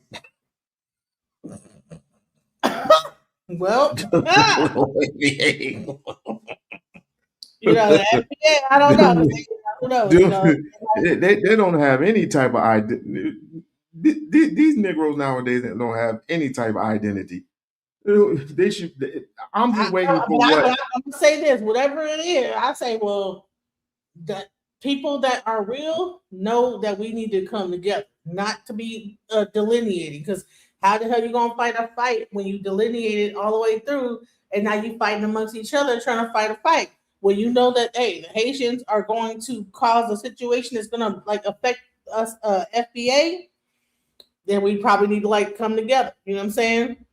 But I don't understand like that. So here's the thing. Let me just go into this real quick. We lost some pie, but it's okay. We lost the pie. But I want to go back into this. Let's go into this more, like, because Alex Jones said some interesting things. Let's go. Wrong way, but yeah. Yeah, if evil pedophile pimp's got a cape, he's Superman. Yeah, pretty much. So let me ask you this, then, Alex, because obviously you've went through the files, you've been looking at this for decades. What is Trump's role specifically with Epstein? What was their actual relationship? We hear different stories from the media. CNN says they're best friends. Fox News says he kicked him out of Mar-a-Lago. You know, the file came out where he reported him to West Palm Beach in 2006. Can you kind of give us a quick, well, no, actually take your time, an overview? What was their relationship? When did they stop being friends? What was it in totality? Yeah, I mean, we've had New York Times articles saying that they were best friends. Yep. That's not true. Before I endorsed Trump 10 years ago, I talked to the authors, I talked to the experts. Remember, I was already an expert on human trafficking, government sex operations, pedophilia. I knew all the Ted Gunderson, John DeCamp, and all the guys that had literally exposed it in the Democrat and Republican Party. These are the guys that had the front page in 1989. You can pull it up in the Washington Times. Underage call boys, midnight visits White House. Underage call boys, midnight visits White House. And so these are the guys that exposed the CIA base in D.C. producing child porn and snuff films. These are the guys that did all this. So well, not that I'm smart. When I was first getting on air, I was having these guys on, Kathy O'Brien, Mind Control, MK Ultra, all this stuff. And so Trump is in New York. His dad's super conservative. He has his own business, gets $100 million from his dad. He works with Roy Cohn, the famous anti-communist that was the lawyer for McCarthy. That's Trump's MO. But Epstein comes along in the 90s and is the head of the Theological Commission and has all this investment stuff. And so just like Steve Bannon, yeah, they do business, but it's like investments in real estate and stuff. And that's what Trump knows. And so Epstein, obviously is in New York. Trump's in New York. And then you got the satellite at that time down here in Palm Beach. And so all that's public, that they're in events, they're at public shows, they're socialites, they're in some videos and photos together. But we knew, and Roger Stone exposed this 10 years ago when I first endorsed Trump. He wrote a book about it, Clinton and their war on women, that Trump first dropped the dime to the Palm Beach police and got him indicted. So all that new news that's been released in the last tranche of Epstein files a few weeks ago, that's old news. It was Trump that was the informant. And then Michael Wolff, who is number 3 in the files, the most mentioned, the most emails, dirty Democrat operative, he is in there over the last 8-9 years, constantly with Epstein. And they made recordings together that have been coming out. Like, how do we set Trump up? He's like, he never took massages. He never came to the house. We can't get him. I know he's the one that dropped the dime on me. Real G. Yeah. So what's crazy is that's why I was saying, like, Trump's not involved. Trump dropped the dime. So he's trying to say that Trump wasn't involved. Interesting. But everything I'm seeing says Trump was involved. So let's see how this whole thing. So I think he goes in at some point. Let's go into what he says. Employees. Yeah. And Epstein says all that to Michael Wolff. So I'm on air going, hey, Trump's not involved in the why he's covering up. We know he thinks he'll scratch his stock market. Not just got to believe Trump.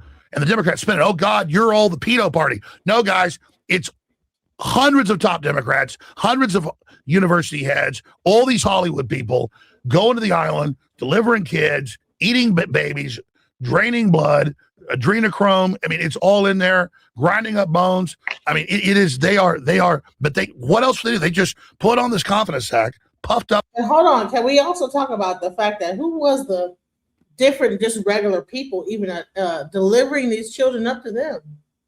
Police officers, CPS workers. Listen, everyone's only focused on the top level, Trump and Epstein and these people that are in government. What about the people that were regular human beings, like living just like us, that was down with delivering these children up to these people? That's the part that's scary to me. That your average police officer, or your average person was down with taking your child somewhere. You think that this person is a trustworthy person? Paid under the table. Go ahead. You talking about getting paid under the table type thing? Yeah. Or you might as well just put his girlfriend in there too. Or she's been prosecuted and tried, but they need her as a They need her as a witness for something, is to get the names out there. She is not going to get those names out there. She's not going to put not one single name out there, not even Trump's name. I say take it back to where torture was legal. That's the only way you're going to get anything out of a person. And this is the part where this is what I want to tell y'all is that y'all stupid for like thinking this is about Democrat and Republican. This is about like people and being paid off, and no matter who they were, police officers, both sides, school yes, teachers, that like tracking down the kids, all that. Remember, like back in the day, the milk cart, the kids coming up missing. You don't even know how many of them kids was carted off to Epstein. This is the part that's crazy. But listen, people were talking about this. I mean, Alex Jones included. But at one point, he began to get on the Trump train too. But then now he's realized, I think, like roosters, hoping he would be intimidated. And for a while he was. He's like, this is embarrassing, but it's over. I mean, they are completely screwed now. Yeah. What was the extent of their their friendship? I know they were friends for a bit. It seems like party mates or whatever. What was the extent of that? Well, I don't just believe Roger Stone. Back in the day, the New York Times was more accurate. Roger Stone had 51 years. And Trump doesn't cheat on his wives, but in between marriages, he's quite the horn dog. and he likes. And his Haram! He doesn't cheat on his wives. I give respect. He doesn't cheat on his wives. Okay. maybe they have to laugh, but it's not fucking fun. It's not fun. But that's the MO. And so he was his wingman. That's a lie in the media that he was friends or even best friends with him. He would see him at events. He was nice. This guy was the head of the Theological Commission for David Rockefeller, his gopher. And he was the head Rothschild representative. So, Trump on record mainly got his investment for stuff from U.S., German. But after that, the Rothschilds are his third biggest investor. So, but that's what they do. I mean, they're the richest family in the world. Yeah. It's like, they're really involved in everything. Dude. I was at 7-Eleven today buying some lifesavers. I mean, I work for them. The point is that this is it. It's like I flew on American Airlines. I mean, I own it. So, yeah. So it's the U.S. banks, German banks, some Swiss banks, and the Rothschilds are right there. So, no, Trump has, but he always paid his debts back and did a good job. It was a good investment. So, of course, he's hanging out with a Rothschild head of the Theological Commission. I mean, at parties, everywhere else being nice to him. But as soon as he came and cut out some of his employees, he got on his ass. So now he's sound like he's trying to promote Trump. I don't understand it. Let's go. What you want to say, Tony?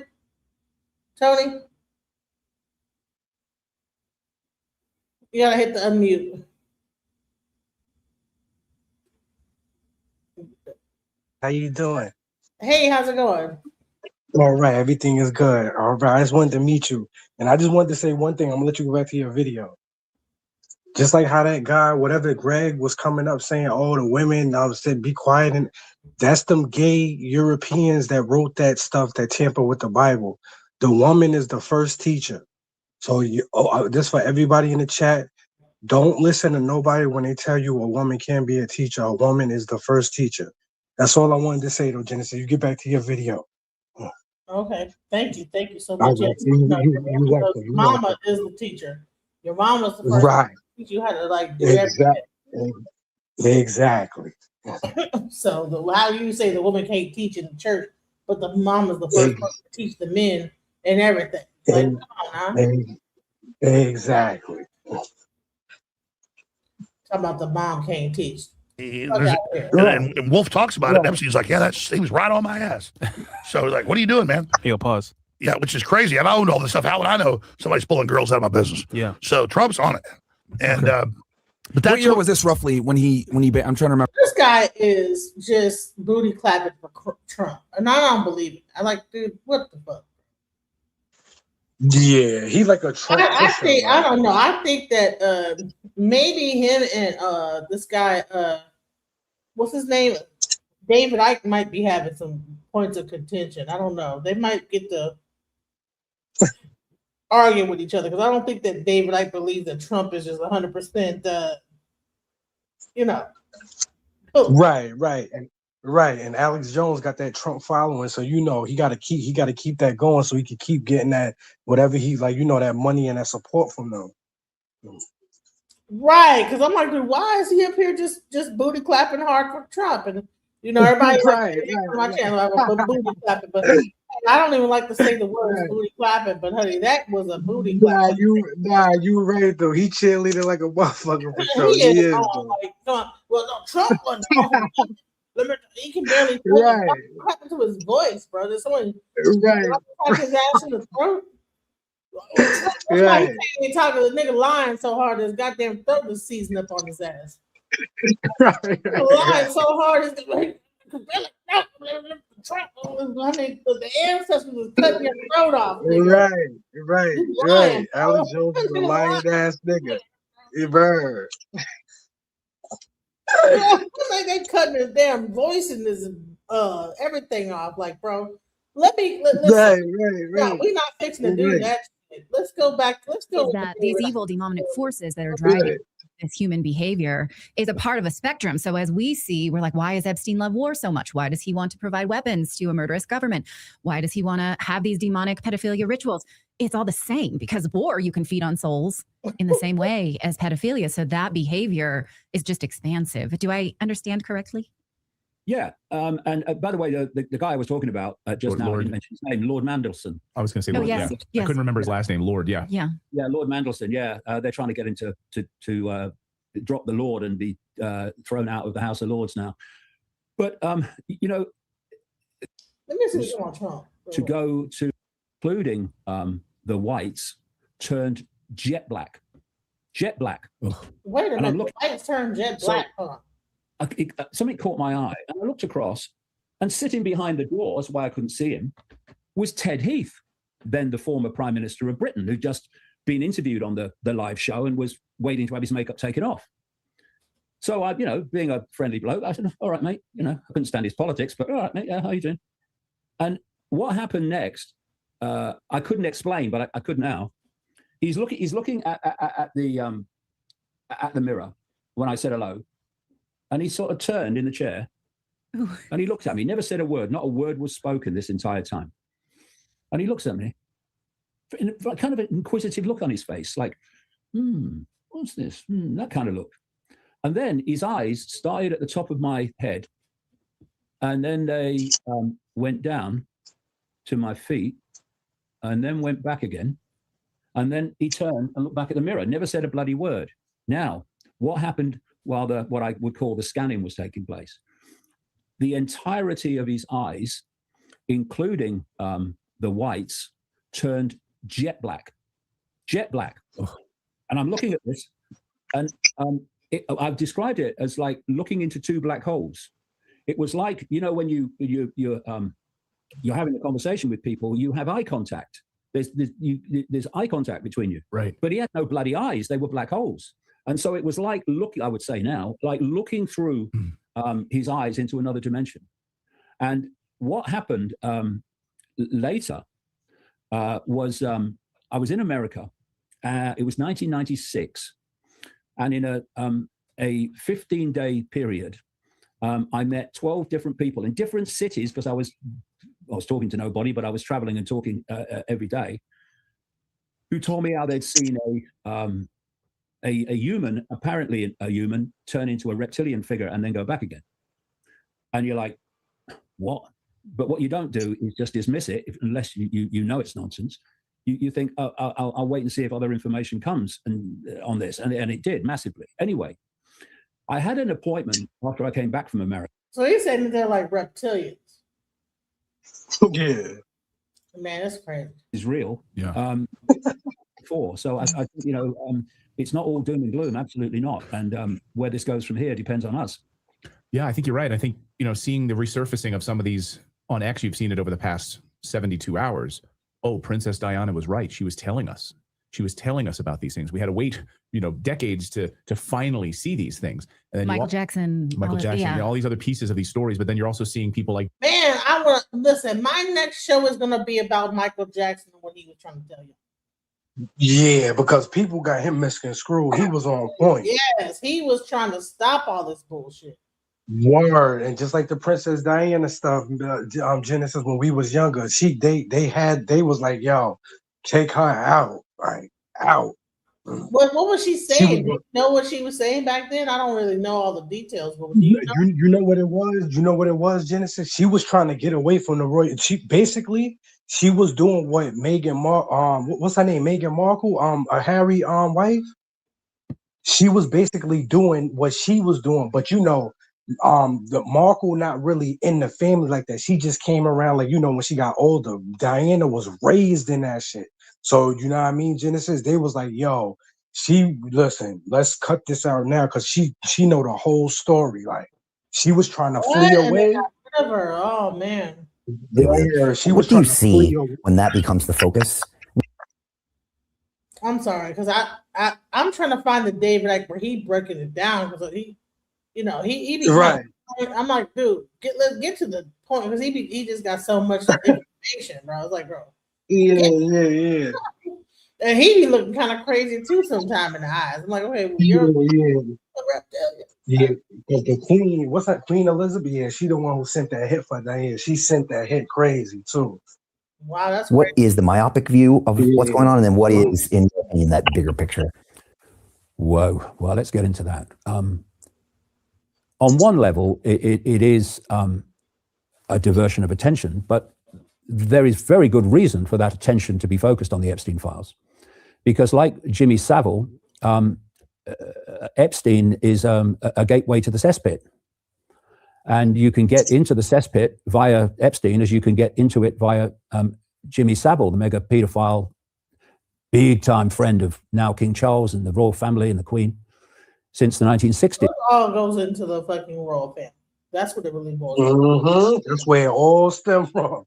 That's where it all It's when the stemmed from. pedophile Lord Mountbatten brought him into the inner circle of the royal family. So there's that level of it, but there's another level which I think is absolutely worth talking about. And hold on, isn't the royal family also the people that become presidents of the United States? Aren't they all related? You know what it is? Yeah, Genesis, and that family, that's like the one step down from like that Vatican. So basically, if you got any kind of dealings, you got to check in with them first, like before you like go anywhere in that like city and that realm. That's basically like what that is. And you know what's even crazier? Because I'm trying to figure out what is the connection between the Jay-Z's and the Beyonce. Okay, the thing with them, you know what it is, Genesis? See, they not actually in the family, but basically they was like workers. So they was in like that Aaliyah shit and all it. Like they send them like for us, for our people. Like they'll send them because you know how they do, Genesis. Like we ain't gonna listen to no what they gotta send people that look like you to get you. You know that go back from ancient times. You know what I mean? So basically, they sent them like everybody black that we know, Genesis that's out of here. Most of them, I'm talking about the ones like of modern time. That's Jay-Z, Beyonce, Diddy, all of them. They got to do with that. Wow. And so let me tell you something. There's this guy named the DL Whisperer. Have you heard of him? Oh no, matter of fact, no, DL. I think matter of fact, yeah. I think she had did something with Spiritual Whistleblower. I think. So apparently, T.S. Madison, who's a That's Spiritual Whistleblower. Yes. She has an indictment now. So this whole thing, this whole everything. Listen, everything is coming out, you guys. It's crazy, bro. Genesis, you wait till that shit come out about Aaliyah. You wait till that shit come out. They gonna be finished when that shit come out. They going to be finished when that come out. I'm surprised Dame Dash ain't drop it. He probably scared. That's why he ain't drop because he know what happened. Because that was his girl at the time. He know what happened. He's scary though. And then see that there's a connection to all this and transgenderism and all this stuff. Really fucking insane. So man, I don't even know where to begin with the. See, I haven't been covering the black stuff because I was like, man, I gotta see where it all goes. But let me tell you what's going on. So look, watch this. You have T.S. Madison, who is a transgender male, and then you have this Right. DL whisperer that have been out talking about the whole DL lifestyle and how like the DL men, the transgender, are trying to replace women. All Right. part That's of what. like male supremacy or some shit like that, like this No, you're right. misogynistic world. Right, Genesis, you're right. That's why, like Martin Luther, all of them, that Protestant Catholic and all of that back in the or back in them Europeans back them days, that's all of them people tampered with that Bible. That's why Genesis, it's like a slick. That's basically the one we got, that King James version, because that's the gay King James. It's not even the real King James. All of that. That's why they took women away. Talk about the Father, the Son, and the Holy Spirit. Like God, that's the woman. What do you mean the Holy Spirit? See, they try to Let me minimize. tell you something that's crazy as fuck. When I first moved, the first people I met was a transgender girl named Venus Moon, and I was very, very Orthodox Christian. And this woman, this transgender female, knew the Bible front, back, up, down, left, and right. And honey, like when it really came down, and I actually had lived with her and everything. I actually was a part, like, right.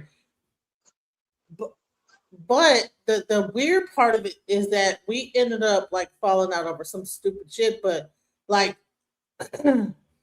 it's interesting how they're all interconnected. You know, they all know each other. The transgender community, they all are connected in some kind of a way. And how they're all connected to the entertainment industry. You would be surprised if there's actually transgenders that you don't even know are transgenders. I even heard that John Legend's wife is transgender. I've heard like a lot of crazy stuff, like, right? So let's get into this. Online beef between T.S. Madison and the DL Whisperer has escalated. Now, I'm sure you all know Maddie, but if y'all don't know the DL Whisperer, he is a content creator. I see him a lot over on TikTok. When I first began to see him on my For You page, most of his content was centered around informing and educating women on how to spot a DL man. Some kind of way a clash began with him and T.S. Madison. He was speaking a lot on transgender women and his stance on that. Somewhere down the line, it took a dark turn and spilled out into the streets of real life. And it seems that T.S. Madison had to go and secure a temporary protective order. Now, TS did a interview with Out, and that's the article we're going to read today. It will be on the screen, and I will also link it in the description so you guys can go check it out. And it reads, how a viral interview led to T.S. Madison's restraining order against the DL Whisperer. In quotations, he wanted to watch me take my last breath, Madison tells Out in an exclusive interview. And this is dated for February 11th, 2026. T.S. Madison has obtained a temporary restraining order against a content creator who filmed himself driving by her Georgia home while shouting threats of violence, according to Madison in court documents. The court order against Naquan Palmer, also known as the DL Whisperer, comes after months of online commentary that devolved from verbal abuse online to in-person stalking, Madison says. In an exclusive interview with Out, Madison describes the escalating threats as terrifying, exhausting, and emblematic of the particular vulnerability Black trans women face when visibility collides with unchecked hostility. Let me tell you how on point my podcast is and my thing is, right? I interviewed DL Whisperer before all this happened. Listen, you would be surprised the people that I have interviewed. Before all this went down, I interviewed him. And he was breaking it down about the whole transgenderism and everything.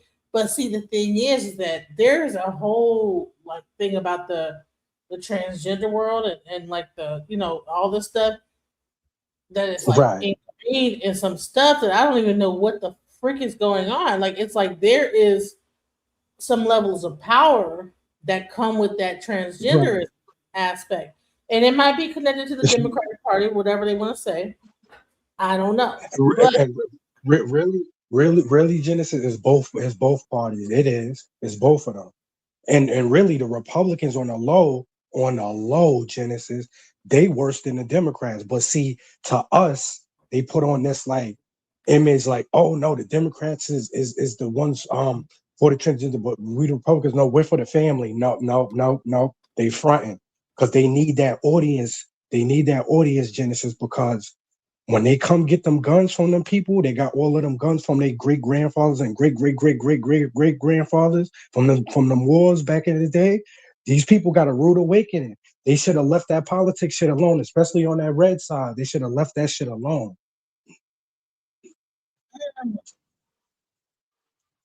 Let me just show y'all how ahead of time though I am. I'm so ahead of time. Listen, y'all need to subscribe to my channel because I'm so ahead of time on this whole thing, right? Listen, how long did I interview him? 4 months ago. This is my interview with the DL Whisperer 4 months ago before all this all happened. But the thing is that people don't even realize that I could see things about to happen. Listen, I was there when Princella was about to blow up. I knew Charleston White was gonna like blow up with Princella. I can for some reason I get like a gift of like knowing when some shit's fixing to hit the fan. And guess what? I interviewed him. This is the interview here. Look. Right. And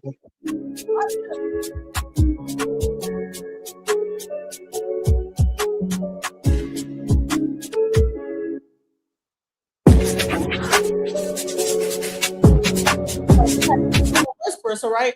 And then now it gets so he's gonna talk into the transgenderism and how transgenderism,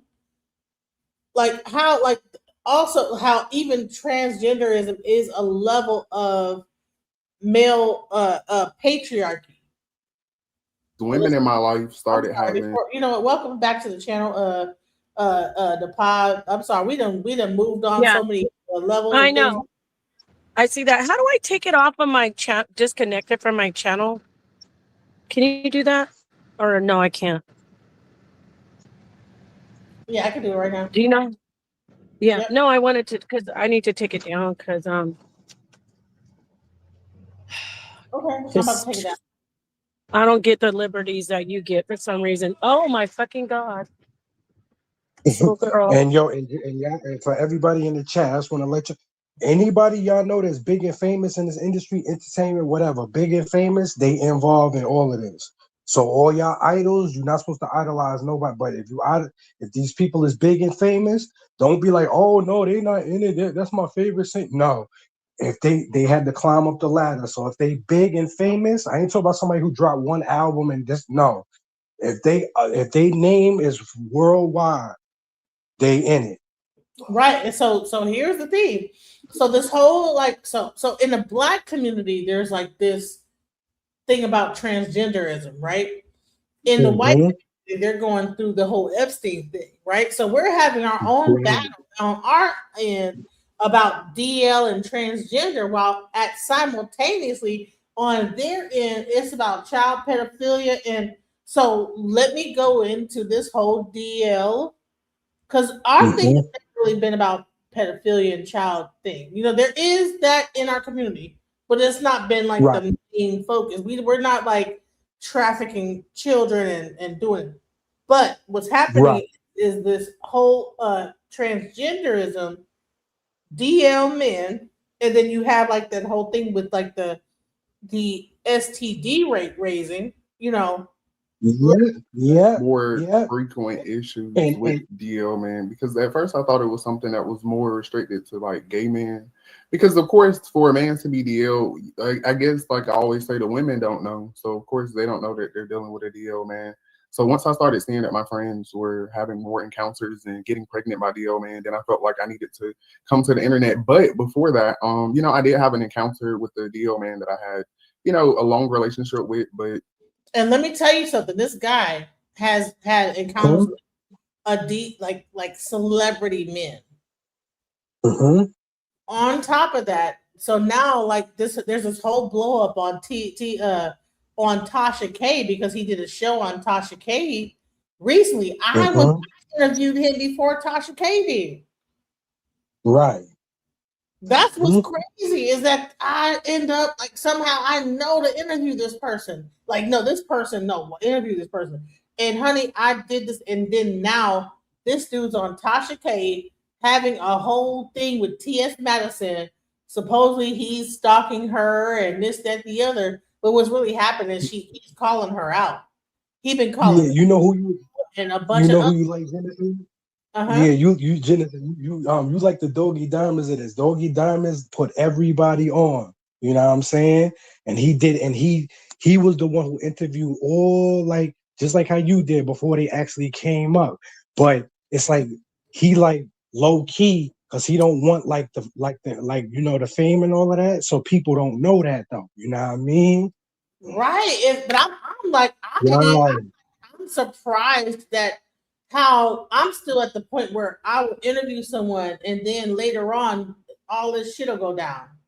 I'm still trying to figure out what the fuck is up with that. Like, how is it that I interview the person? I'm like, oh, you're just that you sound like this, like you about to blow up.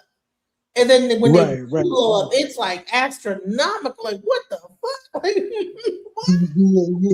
And you know, Genesis, now that you say that you know that stuff is on the rise, that stuff.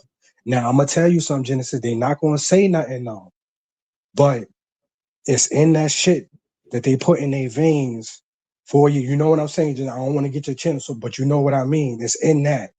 Yeah. It's in that. Yeah, because it just happened to my grandmother in April, and I was telling my mom right before they dropped it in December 5. I told Mom, I was like, Mom, don't take it because this is what's in it. You thinking you preventing it, but that you're putting in you what they telling you that what they preventing you from. And then when it happened, that's crazy, right? Right. All of a sudden, you have to go all through Houston. All of a sudden, all these cases coming up. And here the thing is that it can all be DL. It's something more going on. Let's go. It just ended in violence. So that was even more of a determining factor. It's like everything kind of happened at the same time to lead me here. Can you talk about the violent aspect that can happen when you're dealing with a DL man? And why do you think that it turns violent at certain times? Yeah. What do you think the reasoning for that is?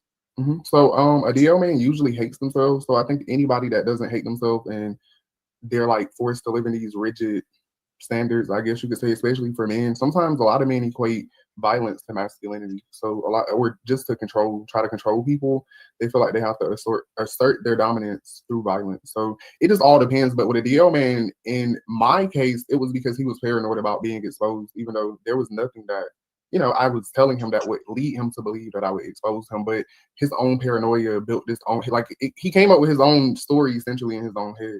But for women, you're going to be in a predicament where you're probably going to go to a man confronting him about his sexuality. That's going to lead them to be violent because they're repressing a lot of things. So when you come and confront them, you're kind of making them think about things that they thought that they had forgot about, or you're bringing something up that they don't want to admit to themselves. So in order to not admit it to you, they might, of course, like I said, be violent or just be aggressive.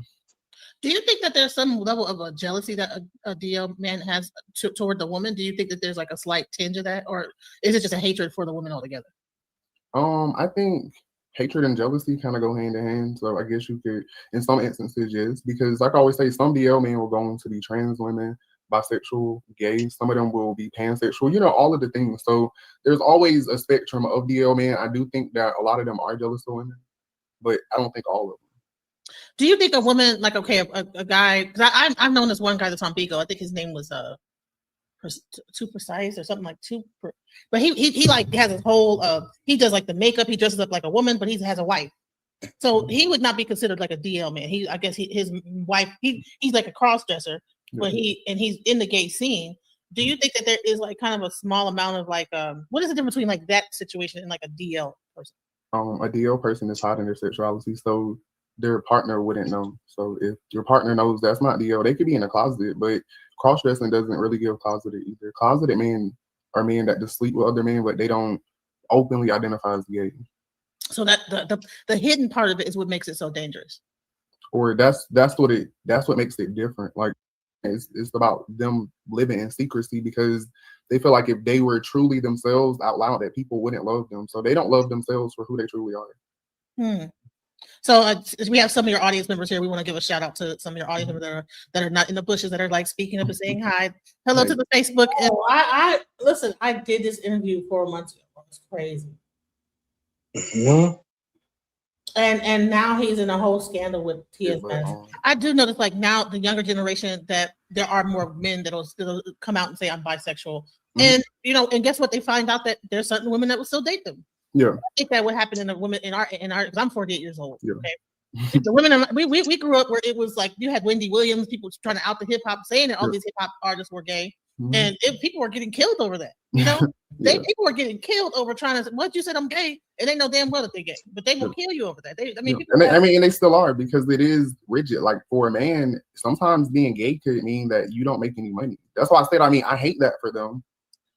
But you know what? Yeah, it is what it is. I mean, you gotta work harder. I make money, so it's like if I can make it, I just feel like we can't give excuses. Like, being gay is gonna, because it's adding another level of oppression. But everybody's oppressed, so that's why I always say, like, another level of competition, because you're already competing with all these women. Now you got to compete. Okay, well, see, we don't compete, so it's never competition. It just adds, because I feel like with the DO aspect, like, it's really about oppression. That's why I say, even with like women, like, you have these same impacts. Like, that's why we have DO women too.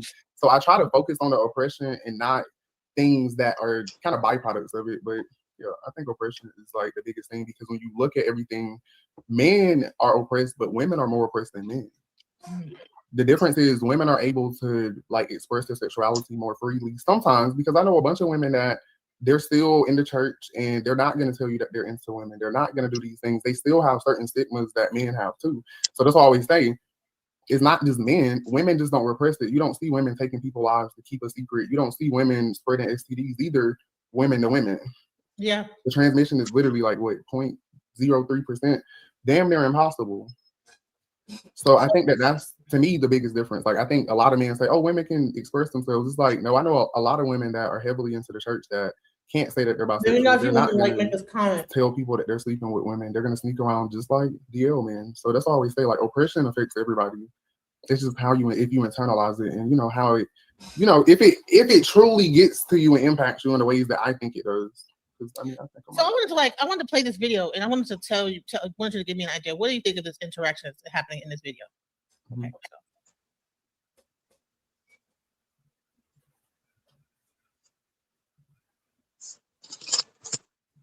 Well, I gotta tell you what I'm gonna do to you. You left, nigga. You stop it, nigga, I'm gonna spin. If you stop it, I'm gonna step back. If you stop it, I'm gonna go the other way, nigga. I'm gonna tell you what I'm gonna do to you. I'm gonna talk to you. Nigga, I'm gonna teach you why I'm sexing you the fuck up. Nigga, this ain't all right.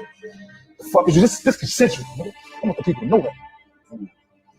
Make sure you get a bigger shirt than you be in that motherfucker. I ain't wearing no shirt. Cool, nigga. Better. Get to them nipples. You're yeah, it's gonna be real. It's gonna be real sexual, nigga. Real sensual, nigga. I'm gonna do it to you. I'm gonna do it to you. What do you think they're talking about? They're talking about basketball. That wasn't nothing. Yeah, I was about to say they're talking about basketball. All right, so let me just say what they think that they were talking about, right? He's saying that when you're dribbling the basketball, if the person shooks you out of it, like your booty shakes a little bit, and I'm like, dude, bro, that's fucking gay as fuck, bro. Like, imagine, like, okay, like, say, like, you're dribbling the basketball, and then the person's butt cheeks will shiver a little bit, and he said, "Yeah, I'm gonna make your butt cheeks quiver." Just this type of stuff. They bugging, because I know me. I like women too much. I can't be with this shit. I don't know how maybe they born. Some people say they be born like that, and some people say like they just be happening to them from like molestation and stuff. But I know me myself. I love women too much. I can't. I mean, Genesis. I can't. I don't know. What is going on in sports that this is the conversation? Like, yeah, I'm gonna do it to you real nice. Oh yeah, that's I'm gonna make your booty cheeks slap together. What? Hey, I'm glad you said sports too, because see, people don't know.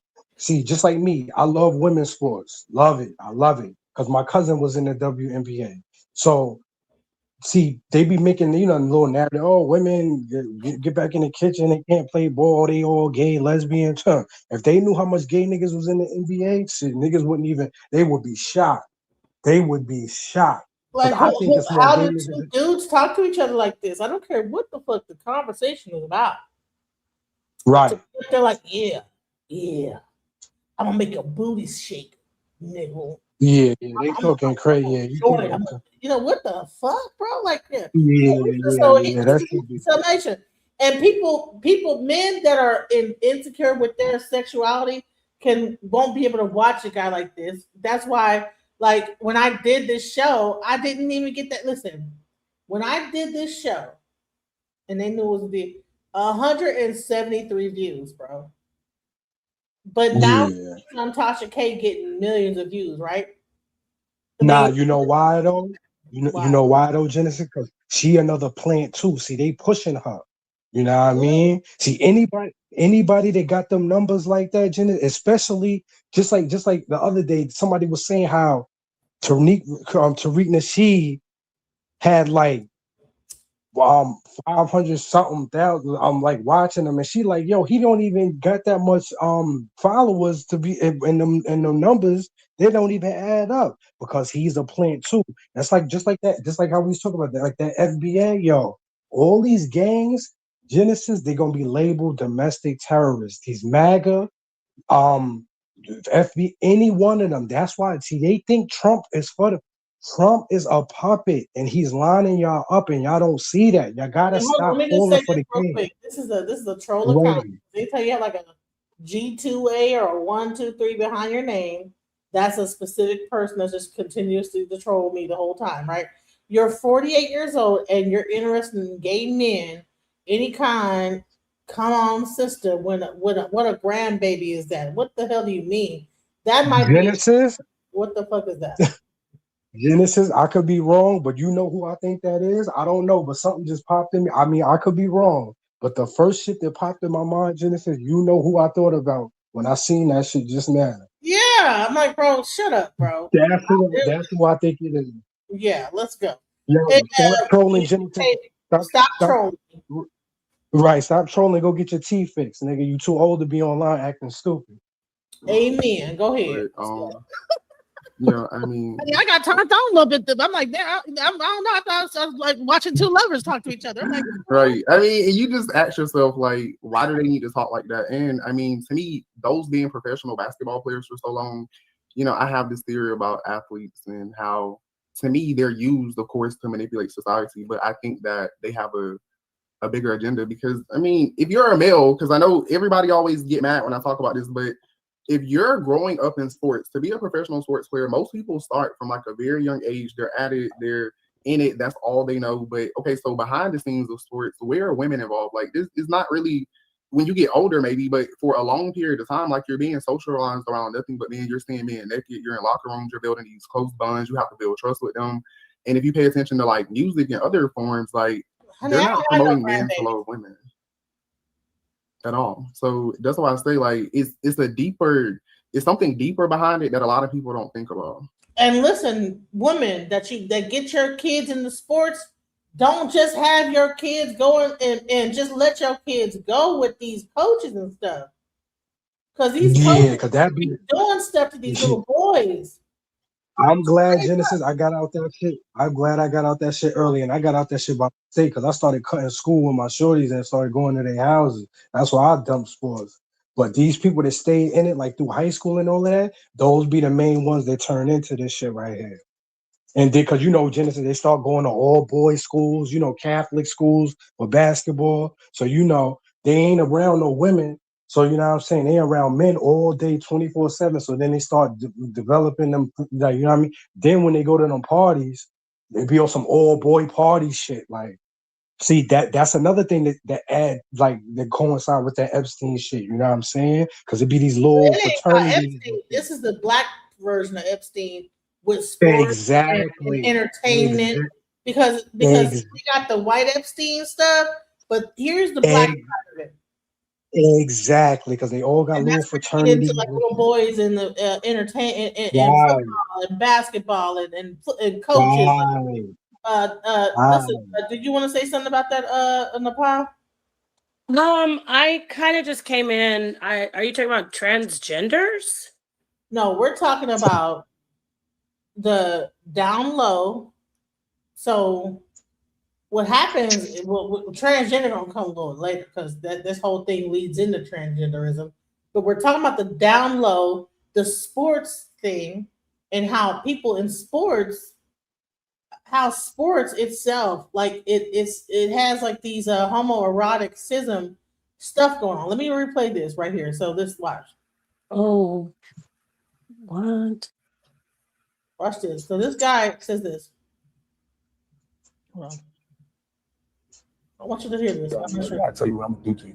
You to left, nigga. You stop it, nigga. I'm gonna spin. If you stop it, I'm gonna step back. If you stop it, I'm gonna go the other way, nigga. I'm gonna tell you what I'm gonna do to you. I'm gonna talk to you. Nigga, I'm gonna teach you why I'm sexing you the fuck up, nigga. This ain't all right. The fuck is you? This consensual, nigga. I want the people to know that. Make sure you get a bigger shirt. You be in that motherfucker. I ain't wearing no shirt. Cool, nigga. Better. Get to them nipples. You hear me? Yeah, it's gonna be real. Real sexual, real sensual. I'm gonna do it to you. I'm gonna do it to you. So he's talking about how he's gonna be real sensual, how he gonna cross him over in the basketball. But the whole thing I'm trying to explain is he's talking about how when you cross over the basketball, if you are able to juke a person, they booty cheeks slap together. This is what this guy is talking about. Yeah, he using it as like Who is that guy? Who is he? What is this nigga? this and you know what is it? And you know crossover. God damn it. Fuck, I forget what the basketball player's name is. You know what? I'm replaying it, but let me find it. This is a real basketball NBA player? Yes. So he's just thinking like that though, right? Like who thinks like that? And you know Genesis, that crossover, that symbolism, you know what I mean? Crossover, that's like transgender and like you know what I'm saying? All that shit is like coded. Well, when are we saying that sports are what? What are we doing? Maybe I shouldn't join in. No, what are we you doing should, over here? When I break it down, when I show you, I'm gonna hold on. What was the thing he said? I'm gonna give it to you. He's talking like that because he's got that mindset. But like straight guys that play ball, they're not thinking that. No, right? What the fuck was the name of that? I mean, maybe I came in late. Like I'm not trying to. Are we saying that sports is like corrupted playing sports? Yes. Or? Yeah. But I'm not talking about organized NBA. I mean, I'm talking about just kids being on basketball teams. That's bad. Not bad. Yeah, you know how many like coaches get indicted for like SA? Yeah, parents do too.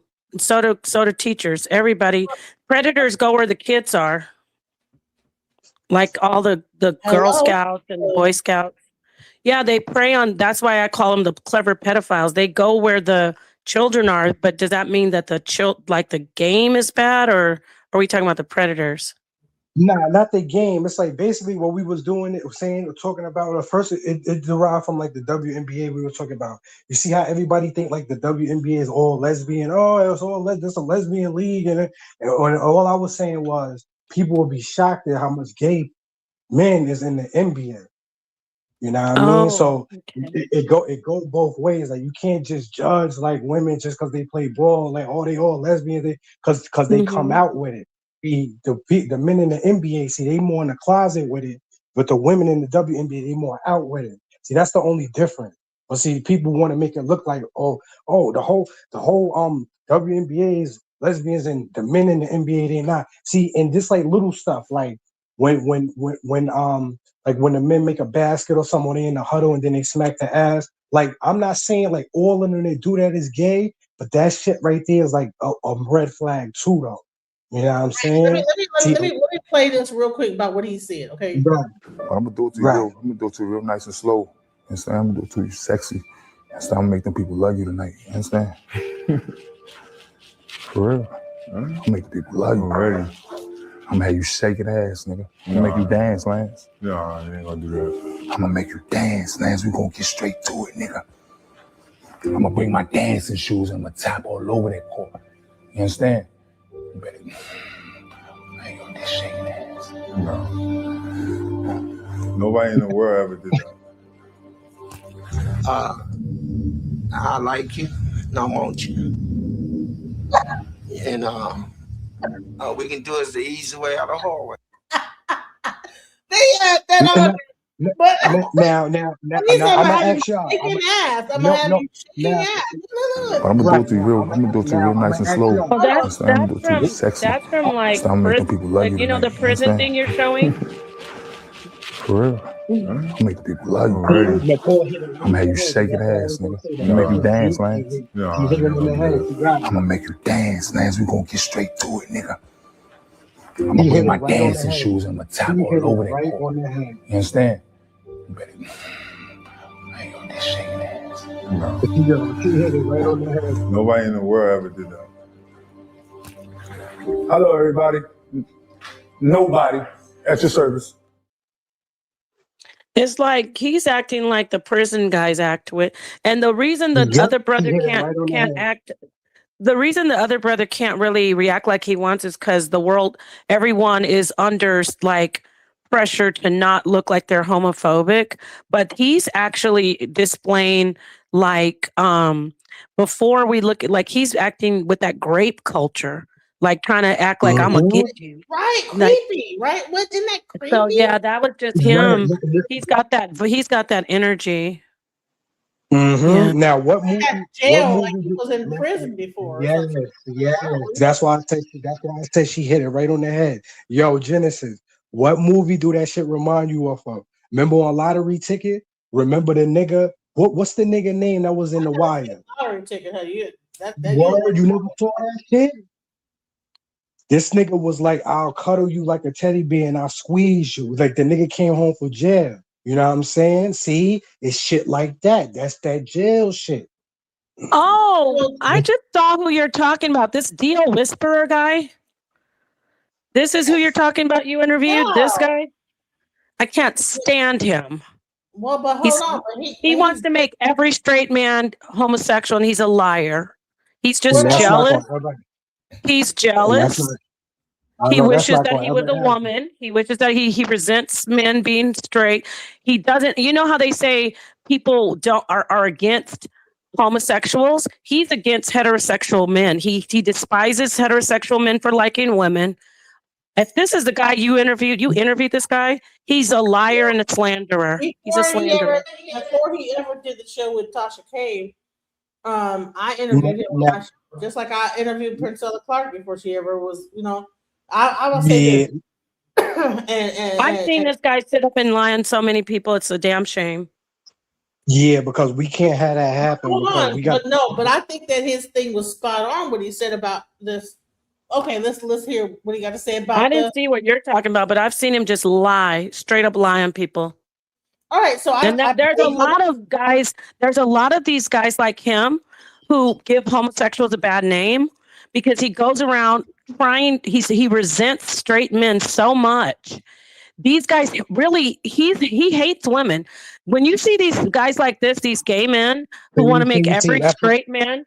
When you see these gay men want to make every straight man gay because they resent women, he's really misogynistic. He hates women. He hates that men like women. Yeah, see, and that's what I got a problem with. You know why, Janice? Because the agenda that he pushing, that's what the old phase. That's what the old phase want out. They want to kill our bloodline. See, this is what I got the problem with. We got to keep our shit going. That's why they be lying to our women, talking about, oh yeah, scaring them into abortions. Oh yeah, because if this is what's going to happen if you have the baby. If this or if you do this, this can happen. So because they try to keep our numbers down, just like how they say we 13%. We would. My grandmother and them was 13%. How we still 13%? They be lying. And they be trying to keep us down. That's why we can't have them. So I showed him that video, and let's see what his response was, because I think he was kind of on point. Let's see. Let's talk to each other.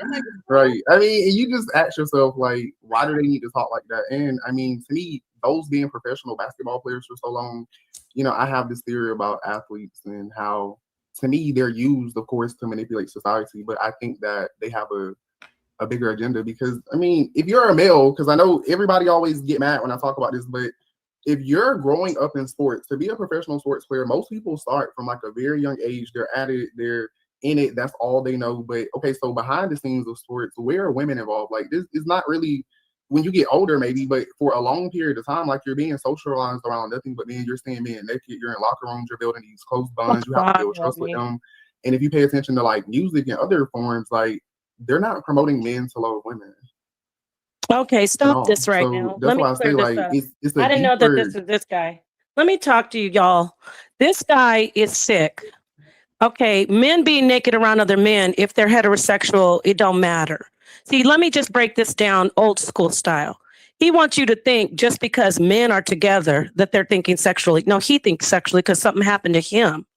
Every time men are playing sports together, just because a man is in the locker room showering, they're not lusting after each other if they're heterosexual. Because women, we could be in a place with women. That's why there's men dressing rooms and women dressing rooms. But now we have these men who are homosexual and pushing it as if just because men are together in a group, they have to be gay.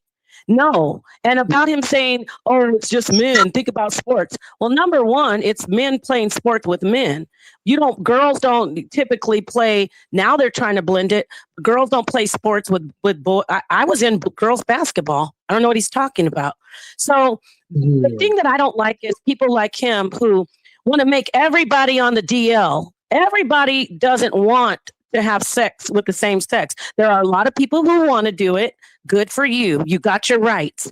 But stop trying to make everybody, oh, you secretly want to. And you know, a guy like him, you know what he dedicates his life to? Everybody listen. He dedicates his life to trying to make a straight guy turn. That's all he wants to do. I promise you. They go around trying to see if they can make a straight man turn because they resent women. You really want to know what the real core of it? They don't like women. They didn't like their mama. Their sisters did something. They felt like they didn't fit in. Their daddy wasn't around. Then they got molested, and everything goes back to, oh, you straight men must want to be with men. I know you do. I'm going to show everybody that you straight men really just want to be with us. Because they want the world to think that men don't want women. They just want each other. This guy right here, he wants you to think that we are not the most desired, that men, at the end of the day, that's a booty hole, sir. Okay? That's a booty hole. Nobody's going to sit here and make me think every man wants to be with a man. No. But you know why they're getting with all these guys? Because they're easy. They're easy, and men who are freaky and watching a lot of porn and they're just getting more. They need more freakiness. They finally end up letting this guy do oral, and then they get freaked. Get what I'm saying? Then it goes to another level and another level, and soon you've got this so-called straight guy with a family. He's been turned out, and they're working. Especially places like Atlanta, these type of guys, all they do, they don't look for gay guys. I'm gonna stop talking, but I'm gonna tell you this. And all they do is look for straight men because it's about us, ladies. Ladies, it's not about them. It's about us. They want to be us. They want to replace us. So they want to prove to us that men want men. No, men don't want men all the time. If you do, that's your business. But you're not going to sit up here and tell me every heterosexual man somehow has a little gay person inside of him, because that's what this guy tries to do. And then I'll be quiet, but I know what I'm talking about. I do not like this guy, and I don't like guys like him. And you know behind it that a lot of people don't think about. You know why, Genesis? Because what they're gonna be pushing him, Genesis, because this is the enemy's favorite shit right here. This nigga, because the depopulation agenda, this shit, what they got him doing right here, that shit fits the description perfectly. And that Atlanta shit, that shit is the new San Francisco. So remember how it originally was said, now it's Atlanta. See, what the shit with him, they want to narrow the numbers down to the point where when they come invade, like how Jensen, how they first what our ancestors with this country, how they took the land from first. It's the same play again. They want the numbers down so little, they come and invade again. That's why they want to take the arm. So now they come and rush in. They're gonna push. They're gonna blow him up. They're gonna blow him up. They are blowing him up. Hey, real quick, excuse me, brother. I didn't say gay men hate women. No. I have some gay male friends. I'm saying gay men like him, and there's a lot of them. Don't get me twisted. I did not say gay men hate women. I want to repeat that. I'm saying this guy is not just gay. He hates women. These type of guys. So if I didn't make myself clear, the gay men who are always talking about, first off, talk to me, walk with me, everybody. If you love them so much and you're with these men, why are you always trying to expose them? Not that I'm saying they shouldn't be exposed, because DL is not right, but they should expose themselves. How come they are always crying? Remember the days when, and I'm talking about him, oh, I'm in the closet. Oh, don't, I'm not ready. I'm not ready. So why are you coming out talking about everybody's gay and you're going to expose them? Because you are vindictive and hateful. So I'm not saying gay men hate women. These kind of gay men that are always telling you, oh, yes. And there's a lot of trans women who are doing the same thing all the time. Am I lying? Are they always trying to, oh, did you clock me? I bet you didn't clock me. Did you clock me? Oh, I can get your man. Your man wants me more. That is what I'm talking about. So I didn't say gay men hate women. I do not mean that. I do not mean that. I'm talking about men like him who every time you turn around, they're talking about how they're exposing brothers. And yes, there are a lot of men on DL, but this guy is on another agenda. Like the brother said, this is some other stuff right here. This is so I just want to make that clear. Thank you.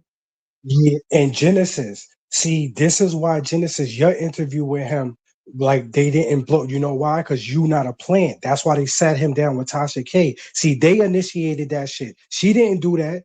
They put him with her.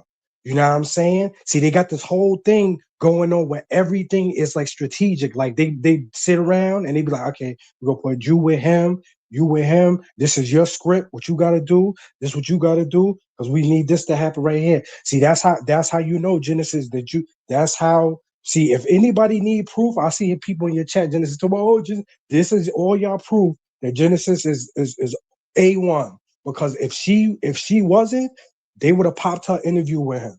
That's the proof right there. Yeah, because I got him before he ever got famous. Now he's famous and TL Madison and all this stuff is going on where he's supposedly stalking her. I think it's also a thing. Even when the female shower rooms, they have separate showers. When men take showers, they're from the very beginning. And at some point, like he did get irritated with me. We're gonna see it. They're just around each Well, other. before you go, this is when you interviewed him. Wait, I just want to make this clear. So what I'm watching is you interviewing him? Yeah. Okay, I'm just making sure. All right. Yeah, this is my interview with him before he went on Tasha K. I had already interviewed him 4 months ago. Just like in fraternities, that's always say large masculine systems operate the same, which is why you have the same impacts, which is a lot of DL men. But even if you think about sports, like in women's sports, they always complain like, oh, most of them are lesbians. Like, listen, what are you expecting? Like, if you're being socialized around nothing else and you don't really know any better, because of course at a certain age, like your brain is not really thinking sexually, like you're just in moments, just having moments, but you're also not being taught like, hey, maybe you're not supposed to be into this. So that's why I say like it kind of leaves the door open for, to me, if you're being taught to get closer to these men, to not trust women, it's like emotional intimacy only is like a thin layer before, to me, men don't even equate. I guess because I'm getting tongue-tied, because I want people to be able to understand. Most men, and I mean, argue with me if you want, but I think when you say the word intimacy, they're going to equate that to sex. They don't equate that to the emotional connections that they're having with their homeboys and how it's like crossing a boundary to where it's like y'all are technically in love with each other. You just haven't been sexual. Or just have been sexual sometimes. But, yeah. Let me tell you something. Back in the day, I used to always think it would be even weird. Like, you ever notice like they would have a song, like even like with the studio world, like it'd be a bunch of people on a song talking about, remember that song, I'll Beat the Pussy Up? I'll beat it up.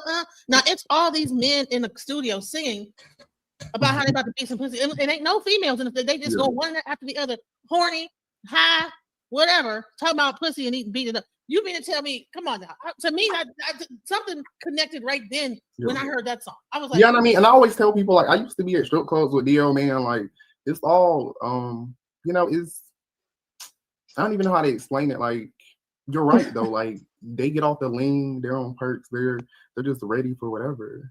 Do you think that drugs kind of like will make people a little bit more open too as well? Like when they start doing some ecstasy pills, all that. No, especially ecstasy, yeah. Yeah, they're doing ecstasy. I feel like people who do ecstasy, that's literally, to me, what else are you doing it for? Except to be very open, very promiscuous. It's like smelling poppers. What else are you doing that for? Can you tell the audience what these poppers are? I know it's just something that you sniff, right? And it's supposed to make your booty loose or something like that. Is that okay, what so it just gets you aroused. It's kind of like, that I mean, nitrous I don't know oxide? what Is that what ecstasy poppers does, because are? I think ecstasy is Molly, so I don't think.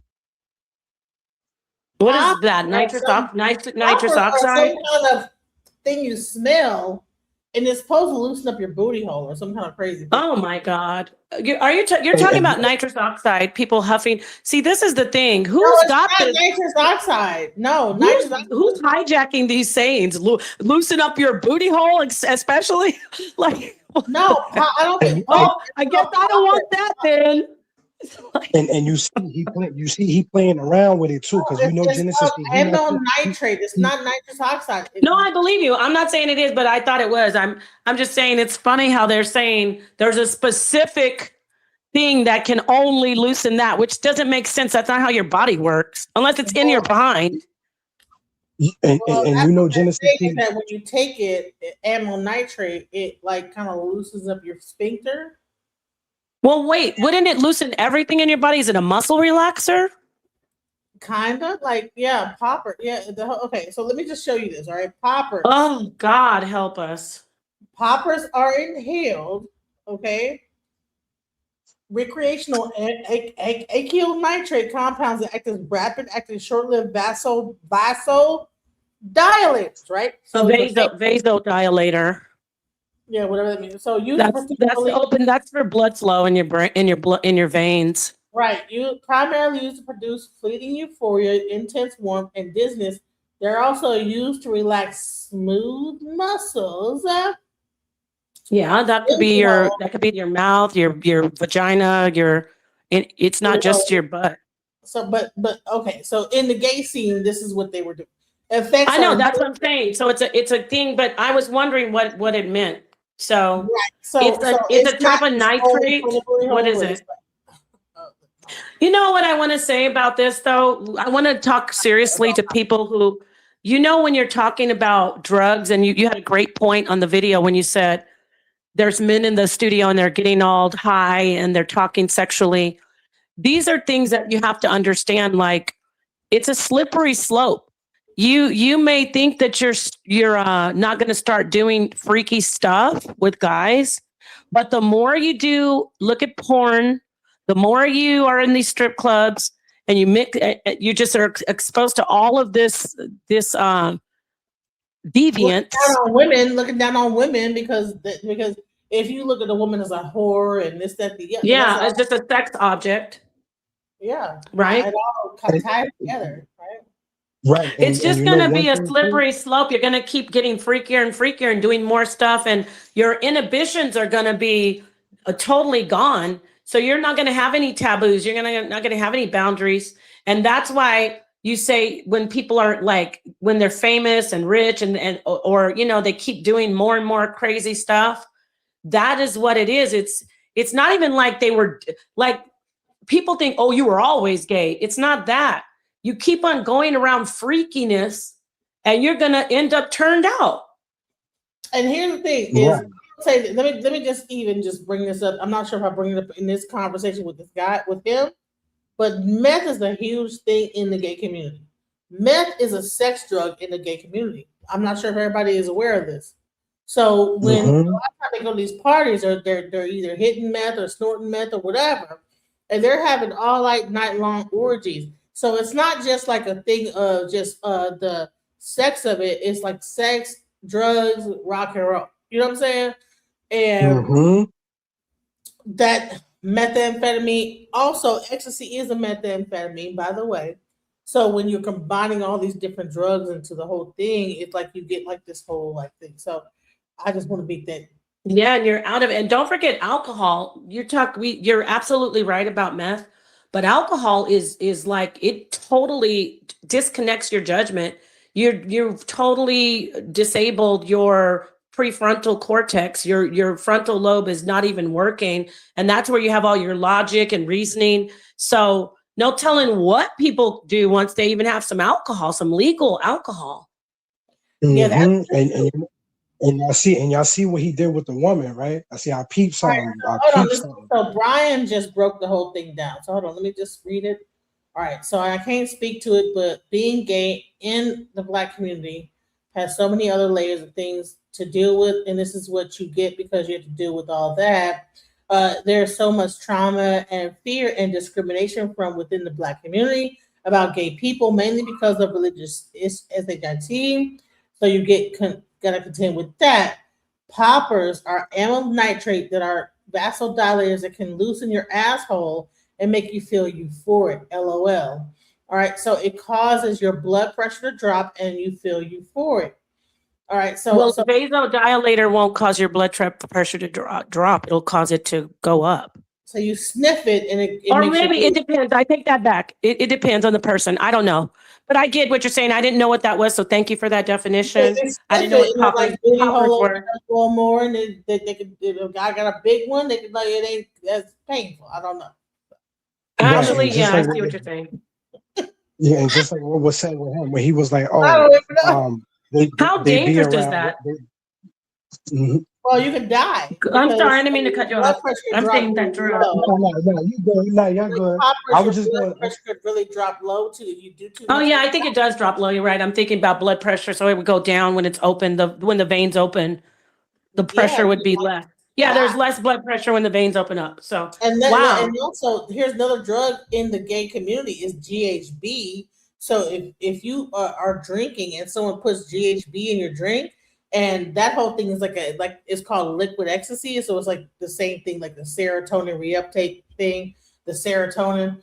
But GHB, I thought that was like a growth hormone. no, GHB is a drug that you can like take and put it into your drink, like some water, drink it, and you have a euphoria similar to ecstasy. But the Yeah, thing but is if you take too much, you can become paralyzed. well, if you mix it with alcohol, you will die. So yeah, I think it stops you from breathing. Or this is cray. So well, this is that's exactly what you're talking it's about. very prevalent in the gay community. See, the gay community have so much drugs involved that, and me being a house DJ, I know about this stuff because being a house DJ Right. in house That's music, it's dangerous. like you know when a person done ketamine is another one. That's where they get that pink what's called that what's it called, that pink ketamine thing. They figured out how like to combine the pink cocaine with the ketamine and something else, whatever, and make like some other thing called Tusi. And that is after my time frame, but I think it's a combination of ecstasy, ketamine, and We better be careful discussing this on your channel. well, yeah, okay, well, yeah, maybe. No, I'm just saying you want to say it's for educational purposes. It's definitely not promoting it. I'm not like trying to promote drug use. I'm just No, because you know how it is. You don't want to get anything going wrong. So this is not Because about this is like a law. promoting drug use. It's about like explaining for educational purposes, guys, and what happens in the scene and when it comes to like nightclubs and this, that, the other. Because the gay scene is very tied into the nightclub industry, and when you get into nightclubs, you get into like all these different rugs. So let's go into Yeah. Wait, before you started, I want to say, wait. He wants to say something, and so do I. Go ahead. Go ahead, brother. Okay, all I wanted to say was, you see how he just tried to shut off women, or they become lesbians because they're around each other. See, that's what I don't like. Just tell the whole truth. Some women be molested at a young age, so they'll get turned into like not liking like men, and then they'll turn, like, you know what I'm saying? You gotta listen, you gotta be sympathetic when it comes to this. You can't just be hateful and be like, oh, they just be around other women, so that's why they become lesbian. See what I'm saying, Janet? You see what I'm saying? You can't put out messages like that. Yeah. You know what Yeah, I'm thank saying? you for saying that. And you're right. You're absolutely right. I did want to also, can I say this about the gay community? You know, the homosexual community, primarily male. I'm going to talk about the male homosexual male community. And this goes for trans women. People they don't, a lot of times we don't even hear, like how you said there's a lot of drugs. A lot of times society, they don't really focus on telling the truth about the drug abuse in these communities, and so many people being taken advantage of and being unalived, or losing their lives from overdosing, because there is still that stigma like, oh, who cares, they're just a bunch of partying drug addicted gays, or they're just a bunch of partying drug addicted trans women. So this is something that you should discuss more. I didn't even, like how you said there's a whole drug culture. Yeah. I didn't know there's a specific drug culture for the homosexual male.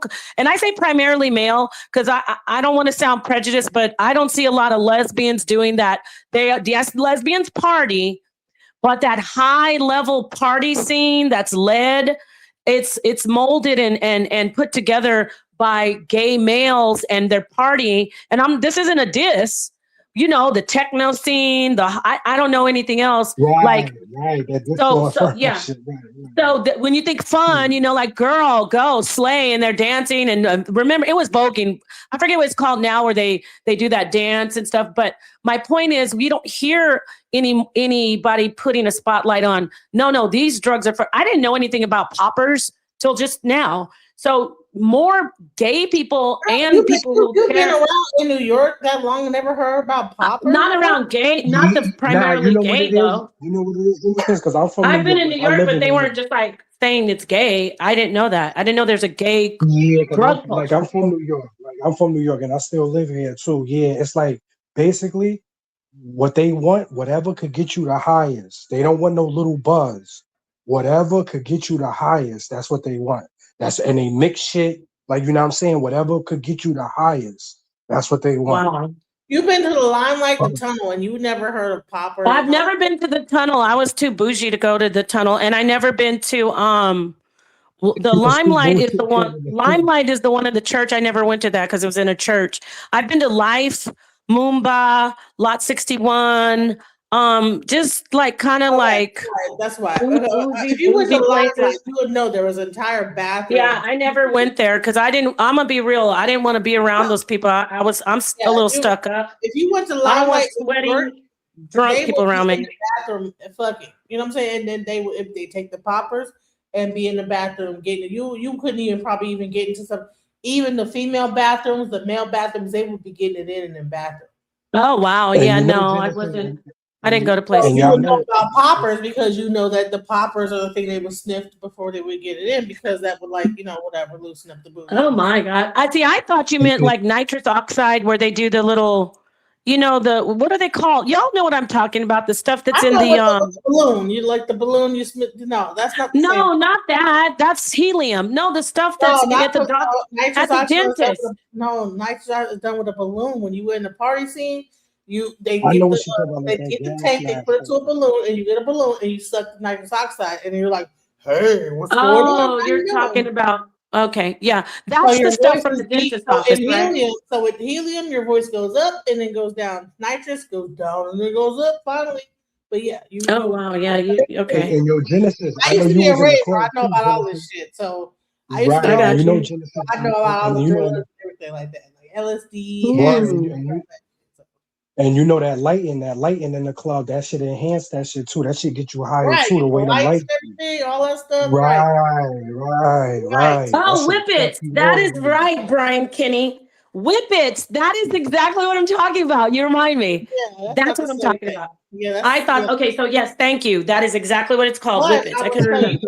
Occupy Wall Street. All your a lot of your biggest the when they had like the Occupy Wall Street, they were all doing whippets. When you would get done with the whole protest, all you would see was little gray canisters of nitrous oxide. They were all doing okay. Right. And Genesis, you ever saw Paid in Full? No. Oh, you never saw a Paid in Full movie? Well, that's why all them Harlem niggas in the 80s. That's why they them young niggas racked up all of that amount of money, so they looked like they was rich back then. Because Times Square right there, they had like 5 people that was giving them niggas like almost 50 grand almost every week. You know what I'm saying? So that's why they was looking the way they was looking back in the day. Word. Yeah, that's all crazy. them Wall Street cats, all them Wall Street cats was going to Harlem copping them drugs from them young cats out there. Right. So here and all, they were all like on some gay shit too, having little gay parties, whatever. Right. And so bottom line is that all this stuff. So there is definitely a the gay scene with the gay drugs and the gay like little scene with the drugs. You know what I'm saying? And so and that's kind of also where it gets so wild to where the STDs, and then you get into this weird thing where they even have like a HIV party where like people like they already know that they already got it and whatever. Only What person did you just say? Wait, hold. What? Wait. No. This is serious. They go down like No. that. You're not telling me what I think I heard. Yeah, Did you just tell me you there's heard right. HIV parties? Yes, it is. Oh, like why? super spreader parties where like they know people have HIV and herpes and everything, and they will go into a What party. the hell? Yeah, Do they them know niggas that you can real get? wild. You can act if you're not. You that's a dangerous lifestyle. Even if you're infected, you could still get your viral load low. And That's what? why you Talk ever to me. heard This people. is You shit I ever never heard. people when what? Now I'm gonna tell you why. You ever heard people when they say it ain't safe, it ain't safe. You ever heard that? No. When people Enlighten tell you me. I ain't safe, or songs where they be like it ain't safe, that's Oh basically my what they God. talking about. That's Damn. what they talking about. That right there. Yeah. Well, See, what I everything did be like find out from one of my gay friends, they're square though. They're older men. There and everyone should know about this, not just homosexuals. There's a drug you can take before you engage if you're going to be promiscuous. I forgot what it's called, and it will totally prevent you from contracting HIV. And if you think you contracted it, It's called PrEP. It's called PrEP. PrEP, yes. And you can also, if you think you contracted it, this is for homosexuals and everybody. If you think you contracted HIV, you can go to a hospital or a emergency center, and they will give you, I think it's that same medication, and you will not develop it, but you have to do it within 72 hours. Right. Isn't that amazing that people don't know these things? Right, but let me check this out real quick. Two, the girl who got infected by some guys in the industry, she said, she alluded to that. She said, you'd be surprised how many people want to be with me because I have HIV. That's wild. But I didn't know about these parties. This is too much. They love dangerous experiences, like telling stories like, yo, I had sex with somebody who had HIV, right? It'd be like, word, how was it? Like, it'd be like that. So bad. So ridiculous. Everybody, please.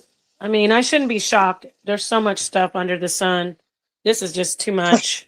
So what DL Whisper is talking about is that, so imagine you don't even know if this person is DL, if he's a bug chaser, if he's a this, is that. This is where it gets really strange and weird and creepy at. Let's go. Fuck, bro. Okay, see, this is the shit I'm talking, excuse my language. When I said they just get worse and worse. This person didn't start out the gate wanting this kind of stuff. First they did this, and then they did the next thing, and then they did the next freaky thing. And now he's at the point where he's wanting to get that extra perverted, self-destructive high. And it's wild. That is just my goodness. Because it makes me feel like you Real want quick, something Genesis, from me. I know You I want talk a lot, something but I from just me want to that's- say to everybody out there who's anybody, please look at this and know this is out there. This is what's out there. Stop. Don't just lay down with somebody just because they look good and you feel an energy. Please be careful out there. That's all I want to say. And it is demonic. I'm not demonic in showing you this. This is demonic what they're doing. I'm just you putting us on. You doing good, Genesis. You doing right. Y'all both doing right. You says this letting is everybody demonic. know It's what like, to no, do. I'm not trying to be demonic. I'm just trying to let y'all know what's going on in this whole thing. And I agree. This is what we would say. I don't even want to use a demonic. This is what we say is evil to the core. People wanting to get evil. HIV. Go ahead. That shit, man. This is the part of the Epstein files that they are like omitting. Right. All of it, exactly. All of this leads to each other and getting off on right. trying to There you go. Now we're hitting it. Right. Exactly. They want us to focus on children chicken nuggets, which is really bad. I'm not even trying to be funny, but we need to know they're on another level. Like, I never heard stuff like this. It chokes you up from seeing how, I mean, when Gina 2 said it, I thought it was just like a couple random weirdos when she's like, you'd be surprised. But now I see that there are actually people that are actively coming together. Like, you know, they're not atypical. They're not fringe. There's actually a community of people, HIV parties. That is just, for me, this shit is too much. And syphilis. Harmful. Oh, You want me God, to this is harm crazy. Thank you for bringing this up. I'm learning some stuff. Oh, God. Listen, he says, I'd be honored to be the first. Listen. Because it They get you. I don't know if it's a website that they're going to like find out. No, that's what they doing. That's what they do in Genesis. They talking to people that they never saw, never met, none of that. That's how dangerous these drugs get you. Because you know Genesis, they be praying over these drugs, put magic in them when they in the laboratory. They do all type of shit to it, to where now you all enchanted once you get it in your system. You fallen angels is in these shits. Listen, do you think they want to get the HIV because they want to get high off the drugs? No. What he just said right there. Hold that thought. No. Remember what you said about earlier about blood sacrifice? These drugs have energy on them. Death. Right. That's what I destruction. mean, Genesis. The Right. same people who are children traffickers. You know what makes more money than drugs? Sex trafficking. So these same people that energy is on those drugs. But for real, when I see this guy, when we see this guy talk about how people want to get in touch with people who are fighting HIV, really trying to stay alive, got it by accident. These people are also predatory. They're not victims. We think, in my mind, at first I was thinking it's a guy who's got pink hair. No, it's probably some guy who looks like Bill Gates, some guy who looks like Bill Cosby. It could be an older person. It could be anybody. It's crazy. This is some deep. Now, yeah, go ahead. I'm listening. I'm excited. Right. Now you're right. Just like Genesis, just like how the devil not gonna come like some ugly with horns. No, gonna be a pretty something to attract you, to be attracted to you. So you won't even see him as the devil or her as the devil. You'll see it as looks so nice. And see what I'm saying, Genesis? This is the same way with these people, with how they come across. They're not gonna come across as friendly, so they could get you, because they can lure you in. See what I'm saying? Super spreaders. Could they be wanting to maybe they got their something going on in their mind where like a fucking MK Ultra shit where they're like, okay, I gotta get it. Right, because what? No, you're right. Now you're right. You're right, because at first they are victims, but they become predatory from what they become of. And then once you take more drugs, and it's just like somebody, Genesis, just like Tupac and Juice, when he caught his first body, how he went for more blood. Now he want more blood. Yes. That's what it is. The shit is a thirst. It's you know what I'm saying? You gotta quench. That's what it is. Right. There you go. You gotta quench your thirst. I get to speak to someone in real life. I think I need help. See, you're going to speak to her from Jamie last. What come dump? So this is into the sadomasochistic stuff, sadomasochism. Wow. Yeah, right, and just like what we was all saying, right, and it all leads down to that wanting to understand something more is. No, I was saying no. All I was saying, Genesis, but just like it all lead down to that Epstein road. All of this lead down to the road. I think that this is the part of the Epstein files that they're not going to admit to as the bug shit. Right, because it's too dark. People can't handle this shit. They'll commit suicide. One part in Epstein, do you know that they said that he put his DNA in all the COVID vaccine because he wanted to Right. See, that's what I was saying, Genesis, about how they be praying over the drugs, putting stuff in the drugs. Exactly. In the COVID virus, sorry, the COVID virus. No, sorry. I hope I don't fuck my channel up by saying it. They were saying there's that, and could that be the actual? No, they will mess you up. You better say allegedly, because they definitely will get you for medical misinformation. Could it be allegedly? allegedly. No, yeah, we don't want to even go there. I promise you, to save you, they will cut your stuff. Right, but I'm like, dude, who knows Be careful. if that's the what you call, bro? And that's the rumor. We want to say that was a rumor. We're not promoting that. She's not saying that. Like, I just know that I'm just like. But you're not saying that he put his DNA in it. You heard that. I'm just making that clear for you two. Oh, no, that was actually the Epstein. Right, got to be some right. Letters or whatever. I don't know. So I don't. Epstein letters. You mean the Epstein file? Well, one of the Epstein letters of like what was going on in the file, like that said something about him having his DNA and whatever. I don't know. How could he put his DNA in the vaccine?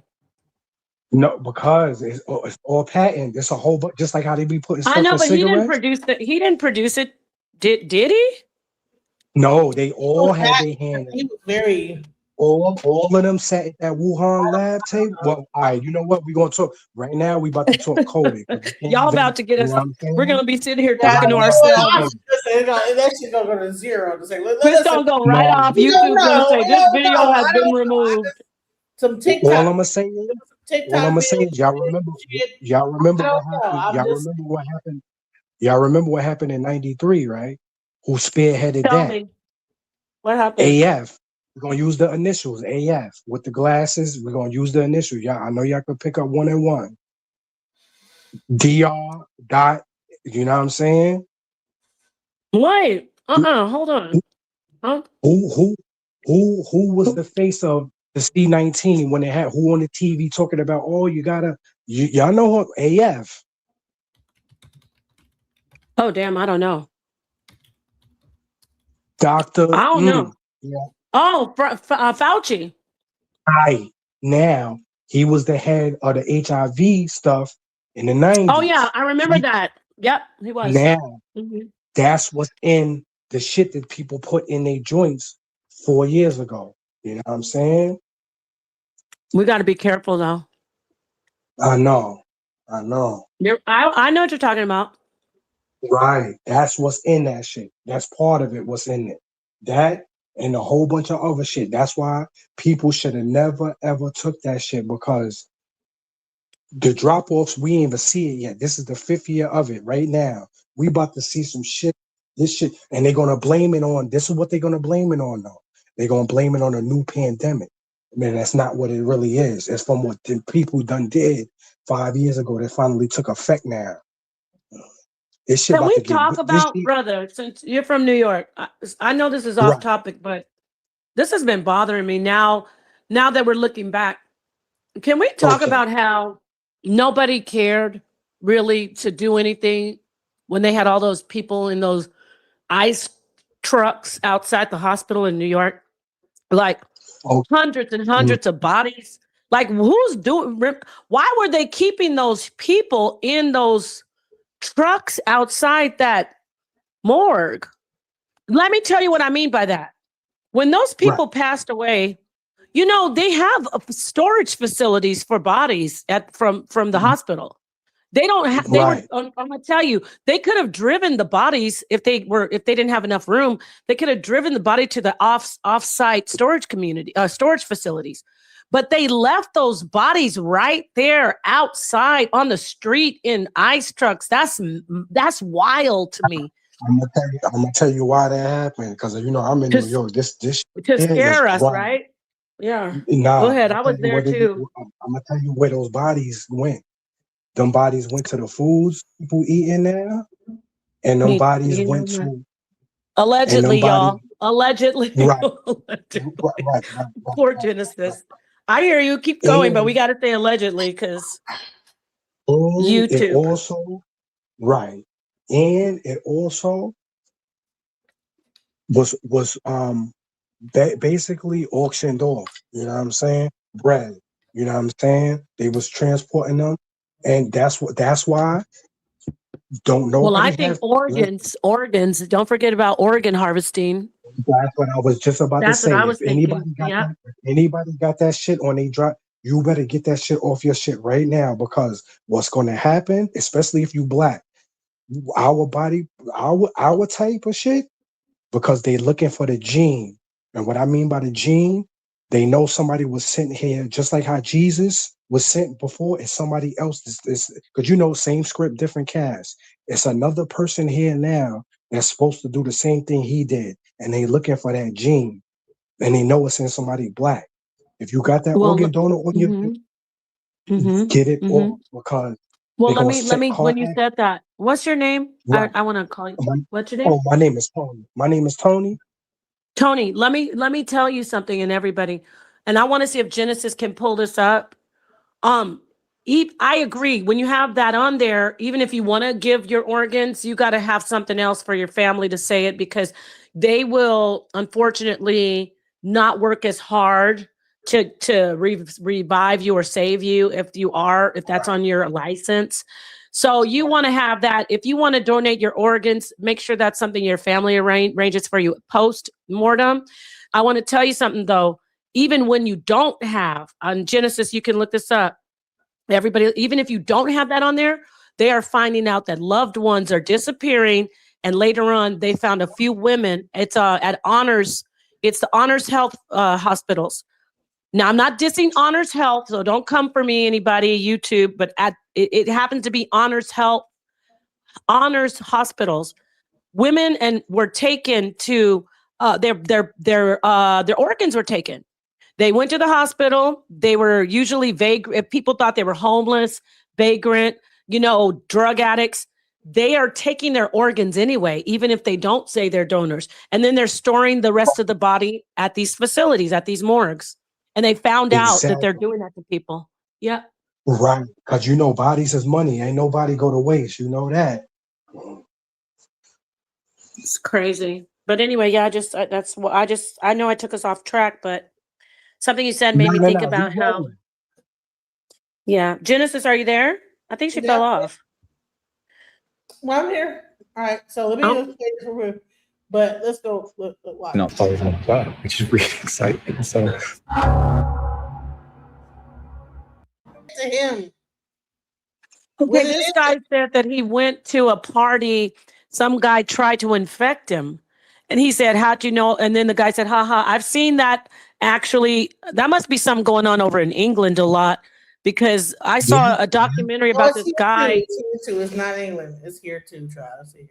No, I know. I'm sure it is, but like they're making awareness for it in England, I should say. You're absolutely right. Excuse me.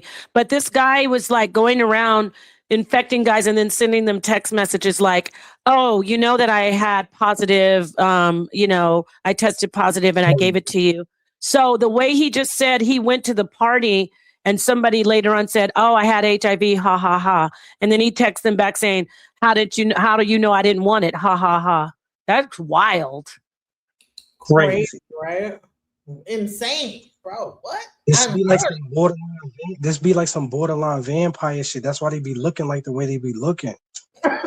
Wild as hell. Looking crazy. Looking unbelievable.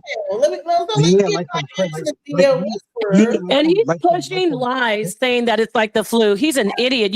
When you have HIV, it's about your immune system not being, it's totally compromised. You can get anything. It's not just like the flu. You could get anything because your immune system. Have no defense.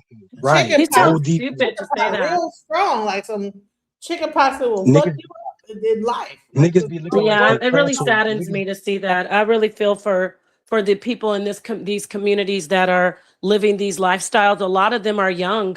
They're young men, and they're getting paid. They're getting paid to have sex without condoms, and it's heartbreaking. It's sad. It's really sad to see there's sick people like that, knowing they have HIV and going around infecting people. And I know that's happening to let's talk about the black women who are heterosexual, non-intravenous drug abusers, meaning they don't shoot up, and they have the highest rate of AIDS in America. But that takes us right back to this DL guy. So this is a great segue. Because on average, about one woman is fucking like 5 niggas on average. That's what's going on. That's why you gotta be careful. You gotta be careful, because women, not all women, it's never all or nothing. You got good women out here, but most of our women is corrupted. Because the reason why they say for every one is 5 because women be having one guy for everything. One for money, one for sex, one for his car, one for candy, one for you know what I'm saying? It'd be one person for, because they can't find that superficial one that they want, where one guy got everything that they need in it. So they'll just call him for this, call him for that, call him. That's what's going on. So you gotta be careful. You gotta be Okay, careful. well, yeah, and I just want to clear something right up. Yes, there's a lot of promiscuity.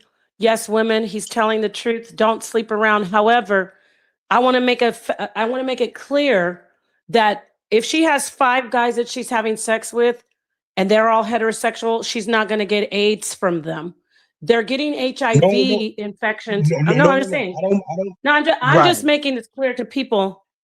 If she's having sex with 10 guys and they're heterosexual and they don't have sex with down low, they're not having sex with men, meaning they're not taking it inside of themselves.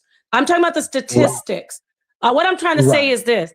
These women that are Black women are infected with HIV at the highest rate because of men who are having sex with men. That's why. Or they spread it through a man who has sex, the man who's having sex. Let me be clear. A man who's getting it in the behind or going down on women who have HIV. The only way a man can really, the percentage is so low. That's the advantage that heterosexual men have if you don't go down on a woman. It's probably about 1 to 3% that you'll contract HIV from an HIV infected woman as a heterosexual man, as long as you stay away from the back door. I'm talking about her anus.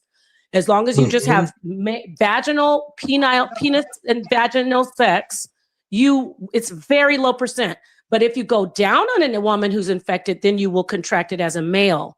Now, what I'm saying is men who are taking it in the behind or going down on men who are infected are giving it to women. So the reason women are getting this is because some man has been with a same-sex guy who's infected.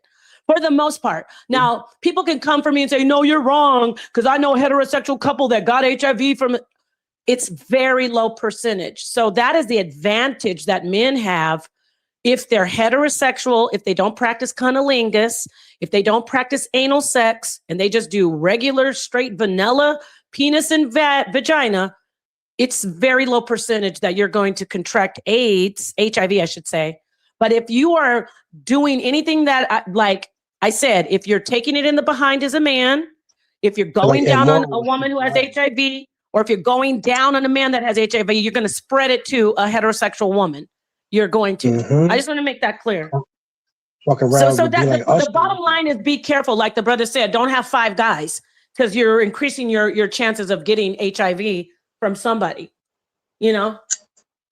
Come up looking like Usher. Had them Usher bumps right on your shit. Looking crazy.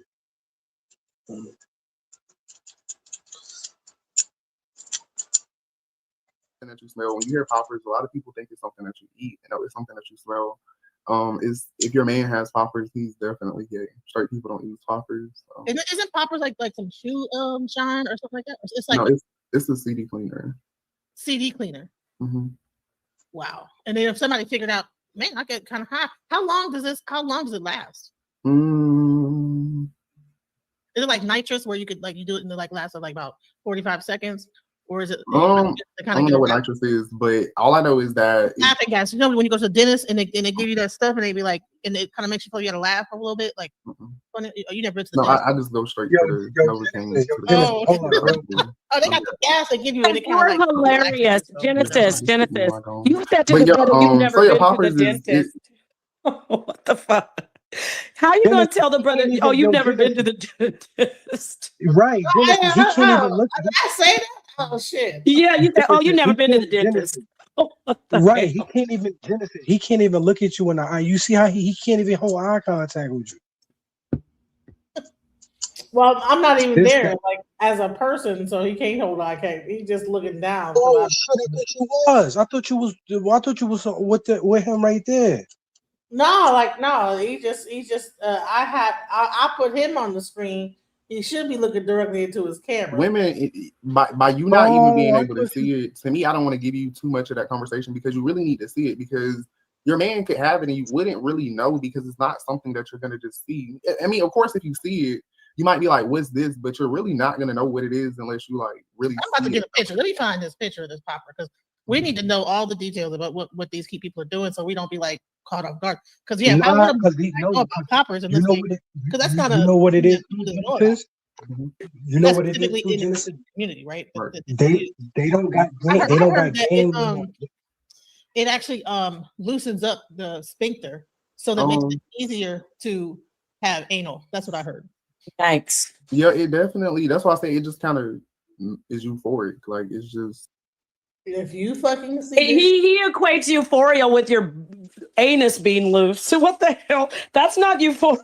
He's all yeah, it's euphoric. What the heck? I'm trying to tell you. How do I know this? Wow. And see, everybody drugging everybody. And they Nobody say got it's no more. CD cleaner. It's supposed to be a CD cleaner called Rush. God, that's so dangerous. What? You could probably develop cancer from that. CD ain't no CDs even existing right now. What the fuck? Ain't no CDs. Who is God, this is just madness. It's madness. Now you see what all this shit is too. See, these niggas, nobody got no more game because everybody's social skills is fucked up. Nobody can't hold no conversation. That's why they need to drug you to have sex with you now. You know what I'm saying? That's why he loved.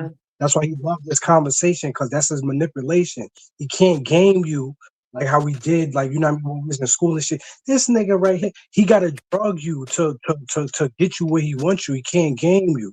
You know what I'm saying? Damn, that's scary. Yeah, scary. It's scary. No, they sniff that to like even have it even be activated or whatever the fuck it is. But I'm like, what the fuck? I guess anything. That's all. Listen, women, if y'all see a dude with this bullshit in your closet, let me see that thing. Oh, that's is it what at the drugstores? You can get that at the drugstore. I don't know where the fuck they get it from. I don't know, but wherever they get it from, that's what it looked like. I don't know how they get it. I don't know. Yeah, this should be like in GNC and shit. Poppers, okay. What the fuck is that? I don't even know what. How do you get it? Like what bookstore? And people better chill. They should have given you a heart attack. This should have killed you. Yes, you're right. Poppers are fun. Really open the butthole, so make your booty like open up. Oh, like, we need to. Matter of fact, I'm not laughing at that. I mean, people are probably tuning in saying, "What in the world are they?"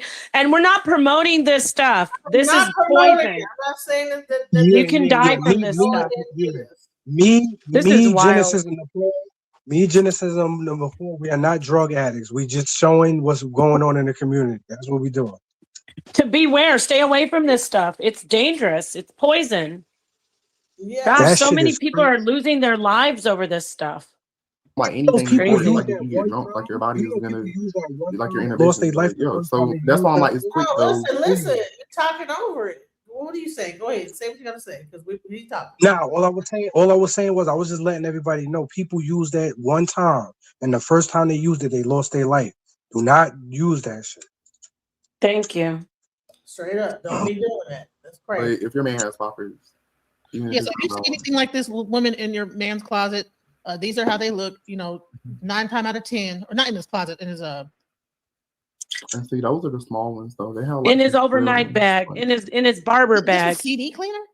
Well, they must have turned it into something different. Because how you clean a CD? It's a hardcore. You must be really trying to CD clean. You're supposed, but that's what I'm saying. Like if you go to the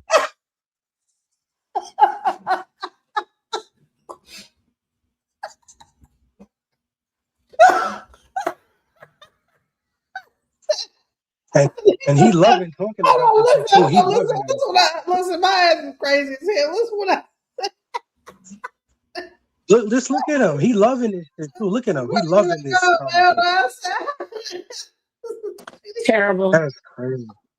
That's crazy. It's like you get drunk, like your body's gonna, like your inhibitions, like So that's why I'm like, it's quick though. But if your man has poppers, yes, if you see anything like this, women in your man's closet, these are how they look. 9 times out of 10, or not in his closet, in his And see, those are the small ones though. They have like some square ones, like. This was CD cleaner. Well, they must turn it into something different. Because how you clean a CD and it say hardcore? You must be really trying to CD clean. You're supposed, but that's what I'm saying. Like if you go to the adult store, like you are supposed to clean your adult CDs with it. But of course, people sniffed it. Figured out that they got them. A lot of drug addicts in the gay community. So do it do anything to women too? Like I mean, it'll do anything to anybody that smells it. It's like a drug. It's an inhalant. So anybody that smells it is going to have some type of impact. But I think if you don't have that many brain cells, you might not want to do it because it's going to fry your brain cells. Right. So y'all don't do poppers, y'all. Okay. I mean, I hope, but this is for entertainment, educational purposes. It's not promoting any kind of inhalant drug or anything. We're just trying to educate our audience because these are things that are happening in the community, and people might see this and not even think anything twice about it. You know, they might think, oh, he's some shoe shine or whatever. You know, and this brown thing right here. I mean, a lot of like your oils that come in, that your smell good oils will come in a case like this, so you wouldn't even know what that was, and it could be that poppers. And also, you know, Genesis, so you see and that, be everyone, careful, guys. So Tony, Genesis audience, you notice they're putting it in that bottle that looks like the same, like 5 minute, like the niacin. They make it look like it's something that like a supplement. Yeah, that's messed up. Exactly. That's how they promoting that. And you heard what Genesis told him, right? She said, "What you trying to CD clean a nigga?" Oh my God, damn, that CD cleaner is like, you know, hell, like it's shit. Like super duper. Yo, look at that nigga. Look at how he looks. He trying to CD clean something. Look at that nigga. Cleaner. Like, God damn, how much CD cleaner goes? What kind of CD I wonder if he uses it on. I wonder if he uses it on straight guys. Yeah, probably. He up the booty hole and make it like, okay, just smell this and then okay, serve it. Yeah, that's his go-to. That's his trick. He done turned 100. He better stop too, cause he gonna end up dying off that shit. He done. Man, I hope he doesn't die. I hope he gets some help. Yeah, like that's wow. Yeah, he probably have done that. Like, you know what I'm saying? Hey, sniff this real quick, and the booty hole opened up, and he just. Wait! You made me think of the girls that are dying from the perfume. Be careful! Don't smell those samples that are getting mailed to you. They are dying. Wow. There's some perfume that's getting mailed to women and men. But you know, it's like women's perfume, and they're sniffing it, and they're passing away. You can pass away from smelling some stuff. Yes, I don't know if you heard about that. On top of like some of the red flags, I see you also have this PowerPoint. We're gonna go over some of the things that you have in here of like the personality traits. We're not gonna do this whole PowerPoint, but I did want to bring it up so people know it exists. That he does have an entire PowerPoint, and he has a video where he goes over this PowerPoint for 2 hours. I don't just have a video. You got several videos. I almost have 100 videos. That's why I say like the PowerPoint. They know it's out there because I almost have 100 videos. I done that from January until like maybe the end of August, every day, sometimes 3 times a day. So, you know, but what's up with it? If you go to any of his pages, let me put it up here on YouTube or let's see, it's all the things are on YouTube. Yeah, they're all on YouTube because it's too long for the most part. So I go live every single day almost and go over it. But I do have playlists, and I just, you know, constantly I'm talking about the information because the PowerPoint is just a guide. Like, it's not technically, for me, it's just a thing where some people need to see the information. They don't need to just hear it. Exactly. Can you pause it for me for a second? Because I want to give a little PSA. I want to give another little health PSA, if you would. On the screen, it says they actually help, you know what, feel better when you're getting busted wide open. I want to let y'all know something. Listen, and don't get mad if you are into anal. That is an outdoor. It's not supposed to ever be busted. You can die from that. You perforate your colon, you're done bleeding. You're gonna bleed out. And so that's not a vagina. The vagina is built for adversity and for the raw dog. That is an organ. That's an organ that you can't. You could talk about busted wide open if you want, but you are damaging your body doing that back there like that. So I just want to let you guys know. You can say you've been doing it all your life. You homosexual brothers and men and women who do that all the time, you have damaged. You know what I'm talking about. You have prolapsed rectums. You have incontinence in number 2. because you think Yeah, that is not a vagina. That's not a vagina. She's right. Just let you know Nepal is that. Go right. ahead. You was shit. Nepal is right. Y'all was shit right on yourself. You know how when you about to shit, but you can hold it like man. No, you can't hold that. You can't. You was shit. Right. No, your whole anal cavity is fucking busted. Yeah. So talking about getting busted open, that's the last thing you want with your anus. Okay. That's an outdoor. Okay. Leave it alone. When you're talking about stuff like that, leave that for the vaginas. And I mean it. Get mad at me if you want. I know this dude, if the one that's on the screen talking to you, the DL whisper, he would get so mad if he heard us saying this because it's the truth. And he hates that. He doesn't like to hear that. And that's okay. If you're doing it and you're in a gay loving relationship and you guys do your thing, I'm not trying to judge you. But when we have people talking like recklessly about it being busted open, I'm going to say it again, you can perforate your colon and die from that. Okay. Yep. I'm trying to let you know. That's all. Thank you. Mm-hmm. All right. And you heard it here. And if you're able to have a visual cue as well as an audio cue, it makes it stick in a person's mind even longer. And the biggest part I think was really interesting is how you were able to break down some of the personality traits that you might not even realize. Like a person might be experiencing this with a man and not even think that there might be by chance might be DL. You know, that's because he really is gay and doesn't want a relationship with a woman, but you know. Genesis, I think I'm going to have to have a back and forth. I'm sorry. I'm sorry to interrupt, sister, but I think I have to have a back and forth with my friend in the chat. One thing, brother, or whoever you are, buddy in the chat, put that comment up there talking about girls stop. We all have anuses, so you're not special. They say everybody has a-holes. It's true. Women have anuses and we have rectums. We have colons. You say a man's G-spot, that's not called a G-spot, boo-boo. I know you want to be a woman. Women have G-spots, baby. You have a prostate. Yeah. Walk with me now. You have a prostate, and yes, you have a prostate, and you can definitely have, you get, how do you say, your greatest orgasm, put it that way, because you're pushing on the prostate and there's stimulation. I never said that you didn't have a sexual arousal. I didn't say anything about that. What I'm saying is if you want to get busted out, you'll be in the emergency room. I'll put money on it. I'm standing up now. I put money on it. Anybody talking about busted out and banged out, you think you do all you like, roll those dice, keep on talking like it's not. You need to warn people. Yes, I know you guys are getting banged out. I know, but you're not telling people also that it's dangerous. So I'm going to help all the gay people and the women who are doing anal. It's dangerous. It's not a vagina. It's not a place. Let me put it this way, my friend. You can detach things, you can tear things, and that will be life-threatening. In a vagina, if it gets, it will heal right away. But in a anus or a rectum, you can cause deadly damage if you're going too crazy on that. Now, if you don't die, you are 100% going to be walking around in diapers if you continue to do that on a regular basis. When you get about, I say 70, you're going to be incontinent. And guess what? I don't judge you for that either. You're a great gay guy, but you're not going to sit up here and act like your booty hole is a place that can be banged out and you can sit up and laugh about it. Be very honest and say, it's dangerous. I know a lot of gay people who teach this. I know a lot of gay men who say, yeah, you're right. But so don't sit in the chat and be like, oh, girl, stop. The man's G-spot. You don't have a G-spot. That's in the woman's vagina. You have a prostate, sir. And you don't have a pussy. That's a booty hole. That's an anus. That's where doo-doo is. Don't play with me. Even when you douche it out, then this is not for children. Even when you douche it out and clean, that's just, there is still bacterial, rectal, fecal matter at a very microscopic level is still in there because that's where the doo-doo lives.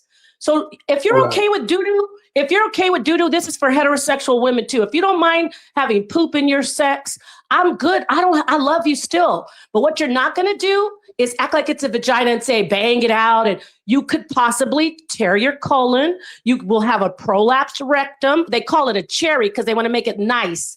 Your whole rectum's going to be hanging out of your booty hole. You're not supposed to have your rectum hanging out your booty hole, sir. You're not, ma'am. Now keep playing because I have all the facts on this, and it's okay. I don't judge you for liking to do it, but you're going to know how dangerous it is when you do it. It's not a vagina. It never will be. Ever, ever, ever, ever. Thank you. 100%. 100%. And y'all know that's why these niggas girls be leaving them, because they be wanting their girl to bust them open. Gay ass niggas. Right. And then you don't want the plastic thing to hit you in the wrong direction, because that shit what happened. Let me tell you something. There was a thing called 2 Men and 1 Horse or some shit like that. And damn, a horse? Yeah, a NASA engineer went into a stable with a horse, and honey, that horse killed that thing because he tried to do some stupid shit, and it busts his colon open. So whatever. Thank you. Can you talk to the people, please?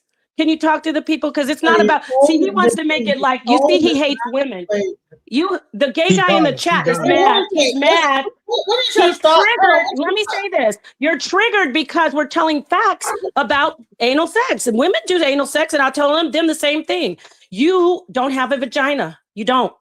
You don't have a vagina. Nope. Okay. Stop acting like that's the same thing. It's a booty hole. What is it? It's a booty hole. A booty, though. A booty, like the man, a female man or whatever behind has way more worse bacterial thing than a woman's vagina that just has yeast. Honey, you might have BV, whatever, and like that's just like that BV is like like okay, your pH balance is off. You might have more bacteria. But the bacteria in the vagina is not as harsh as what is coming out the behind. Because this is the liver's way of siphoning out all the bacteria of all the meat you ate, all the parasites. And so you are sticking your whoopty line. It homophobic because we're talking about the truth about the vagina. Sir, women have anal sex. So how is this homophobic? We're talking about anal sex, and so how is it homophobic? No, wait, excuse me, 1 second. You call it homophobic because see the media pushes anal sex like it's fun, it's dangerous, and heterosexual people have anal sex. So don't tell me I'm homophobic. Stop playing in our face. If you try to push that we're being homophobic because we're making the distinction between those two organs, a vagina and a booty hole. A vagina and an anus and a rectum and a colon. You're the one that's angry against women and vaginas. I told you we're weeding them out. We have the vagina that you want. Now you keep on playing in the back door. We've got it. Now the women who are letting their booties get rammed open, bless you. But I'm not the one. I have a kitty cat. But thank the Lord. You want one because I'm talking to the one who's mad at me that I'm telling the facts about the dangers of doing it in getting so-called blown out, or what do you say, busting wide open. You will die possibly from getting busted wide open. You better stop playing back there. You better take it real easy. You better take it real nice and slow. Like what's the Danny Lee and take it easy, take it easy. You don't want to be busting anything wide open. That's for the kitty cats, okay? This is raw and serious and true. Yo, the Paul said like Usher, nice and slow. These niggas is homo, son. Oh my goodness, this shit is crazy. Okay, and I'll stop. I don't want to hurt anybody's feelings anymore because we were telling the truth about women. I told you that they don't like women. You think because a guy is gay, you ladies think that because they're gay, they like you. A lot of them hate you and they resent you because they're mad. So all I said was the truth about an organ, and he's like, oh, you're homophobic. No, I'm not. I'm talking about being careful. See, when you tell the truth, see, they start lying. See.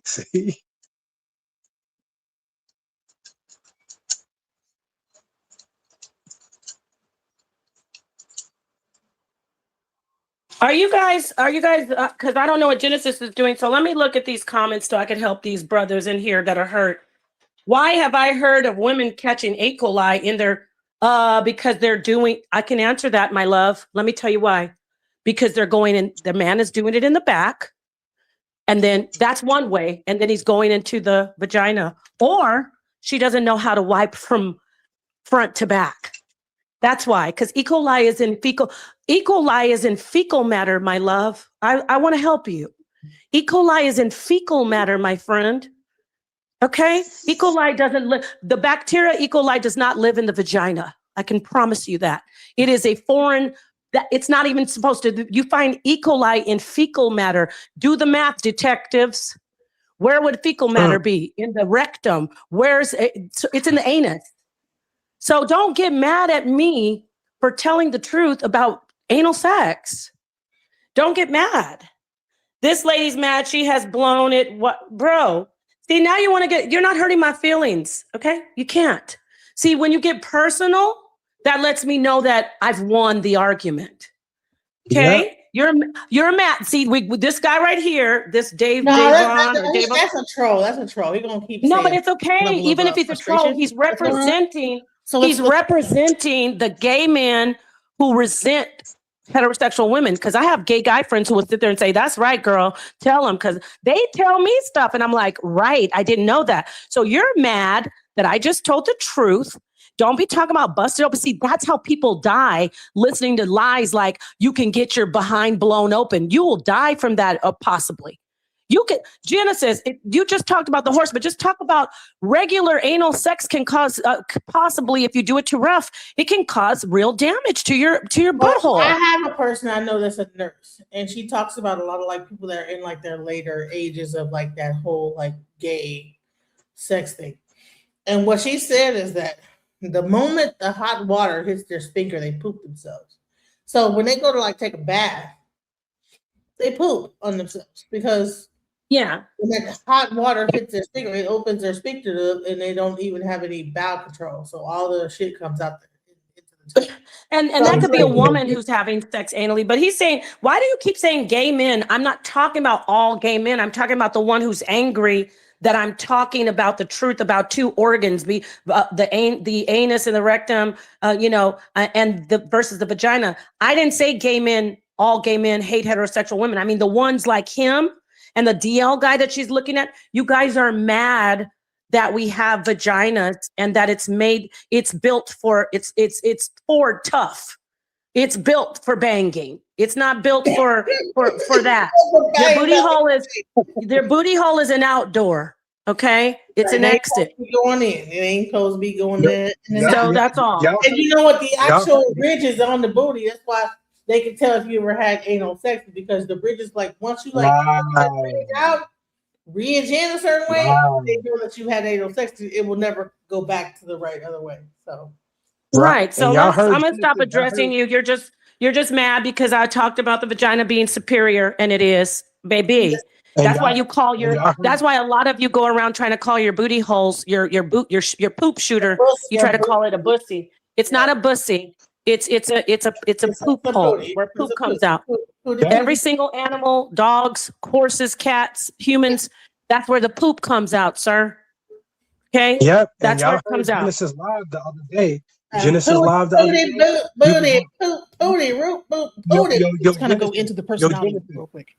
Yo, Genesis, what he said on your live the other day. What he said on your live. He said on your live the other day, he said he busted Trump. He said he think Trump wear a diaper right now because the way he busted his asshole open. Yeah, y'all keep playing around.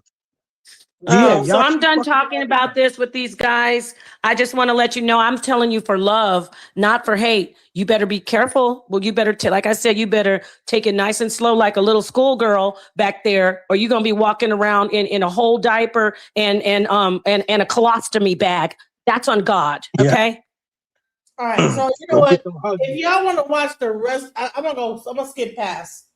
Because you know what? We're going to go right into this whole HIV situation. Let's go. I don't like the AI overview thing because I feel like that leaves things to question. I like official sites. It's just always been something frowned upon, but it's never been illegal. So that's why I'm like, it's countries where it's illegal. Like they'll go to jail. They'll be, erased if they're found out. We don't live in that country. I understand there were a lot of stigmas and, things, but even now I feel like it's starting to be different. The NFL had a rainbow flag for Pride Month. Like sports are starting to promote LGBT. So that's why I'm like, it's starting to become a lot more free. Like we have a bunch of sports players that are seen to be openly gay. So, Right. Nigga, that Well, shit ain't I also going heard that nowhere. they have a lot of parties that would put P. Diddy to shame, you know, in basketball. Watch This is Houston right now. Houston has been growing really fast in STDs, not just only HIV, but like Yeah. it's getting out of control with Yeah, I mean, and that's a lot of places. Like I don't even think a lot of people know. Like, there's a lot of STDs that basically are kind of mutating, and antibiotics are becoming resistant to those STDs. Like some chlamydia strands, some gonorrhea. Like, this always tell people you have to do your research, because knowing that some stuff that was curable is now starting to be resistant to antibiotics, like, you should be a little bit scared. That is scary. And here's the thing: is we have this music for some reason. The women, you have, you know, I'm not going to mention Sexy Red. I don't think she doesn't even do albums out anymore. But just the way that the words are being said is just like this supposed sexual freedom. Where, you know, this was a great conversation. no, I appreciate you, and I definitely have, like I said, I already I have another person that wants to bring you on the show, but I definitely want to bring you back because we didn't find him. Yeah. Definitely check out his YouTube page. Listen, openly gay, so you know, right. Just by having a vagina, that you're gonna have everything handed to you on a silver platter, and you can get paid for, you know, just sleeping with men. Like, they don't, men, of course, you know how men think. They don't see nothing wrong with just sleeping with people for money or just making money. Like, so a lot of them, if it is jealousy, they're jealous that women, they feel like women can just do nothing and get everything. So no, you're jealous of women. You see the this is where he talks about the transgender. Actually, hold on. All right, right, I hear him. Watch this. Hold on. Don't end typically because of one person, and it won't always be you're in the right. So you said something about that they tend to have a high respect for men, and they'll have an unusual close male friendship with men. What about a guy that spends a lot of time around a bunch of women? That there's no male friends. Can that be a clue as well, or is it mainly they have a bunch of male friends? Okay, so and see, that's why I was like, the PowerPoint was probably not a good idea, because we didn't even start with the disclaimer, because that's why people. Okay, so essentially, like I told you, DL men you need to think about it like think about a ruler. Like, some are gonna be here, some are gonna be here. Like, they're all over. So yes, some of them, I always say, if a man has a bunch of female friends and they're genuinely friends, he's more than likely gay. Like, it's nothing else that you're gonna tell me. Men don't befriend women. Oh. Men don't befriend women. What do you think about that? Men don't befriend crazy. Men don't befriend women. That's something. I think if you're a woman, you'll probably. Okay, you gotta explain that one. Hold on. We gotta do another one of these. Like, have you ever been befriended by a man that was truly your friend first, or did he try to have sex with you? Unless they don't find you attractive. Now that is the flip side. Like, it's either they don't find you attractive, but if it's a bunch of women and he's not sleeping with any of them, he's more than likely gay. He's not probably even trying to sleep with them. Not saying that you should, but what I'm saying is that go ask the man what reason he would have to be friends with a woman, and go see what they tell you, because they're gonna tell you, what do we have in common? Like, men look at women as sexual objects. They don't have anything to friend you over. That's why you'll see most of the time, if you see a man and a woman being friends, he's typically gay. Or the woman. Let me say this. Pause that.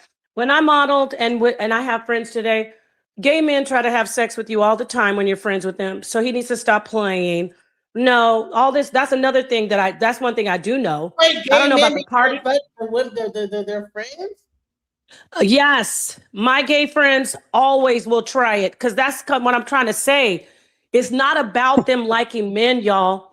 It's just the freakiness. When they're drinking, they will try to kiss you and sleep with you. So don't believe this stuff about, oh, I'm safe because I'm gay. And brothers, don't let your woman just be hanging out with their gay guy friend all the time. Because let them get somewhere drunk and he's wasted, or he's doing something, smoking, he will try to kiss you and try to get with you. So that's the point that I'm making about this whole, oh, I'm gay, I don't like women. That's a lie. The thing, I'm going to go out on a limb and say this. The first thing that leads men to be gay is sex. Not because, oh, they feel love for men. The first thing is because of it's a sexual thing. And they will always tell you that. He said, he heard this DL guy saying, oh, men don't get emotional. Men don't have emotions like intimacy. It's always going to be sex. That's how they feel. So yeah, they have a preference for men. Hear me out. They have a preference, but they still will try to have sex with you.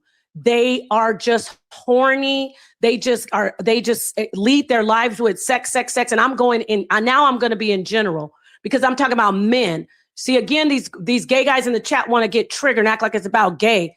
These guys like him are horny and gay, And so he's trying to make you think because men have a lot of women friends, they must be gay. Men who have a lot of women friends is because they want something from the woman. They want to, when you're gay, you want to learn how we act. You want to be around us. You get along with us better because you can. You know, we let our guard down. We talk to you differently because a lot of women are not dumb, naive or ignorant like I used to be. And you think, oh, he doesn't want to be with me. Let him get some drinks. Sisters who, no, let him get some drinks into him. He'll start trying to have sex with you just like he's straight. And so there's really no gay, straight. I use those words.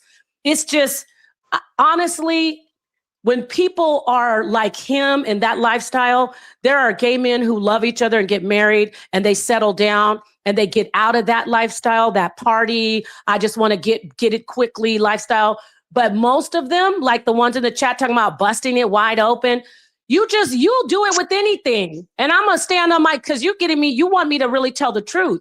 You will do it with any woman, man. It doesn't matter. And when you're in those on the alcohol and those drugs.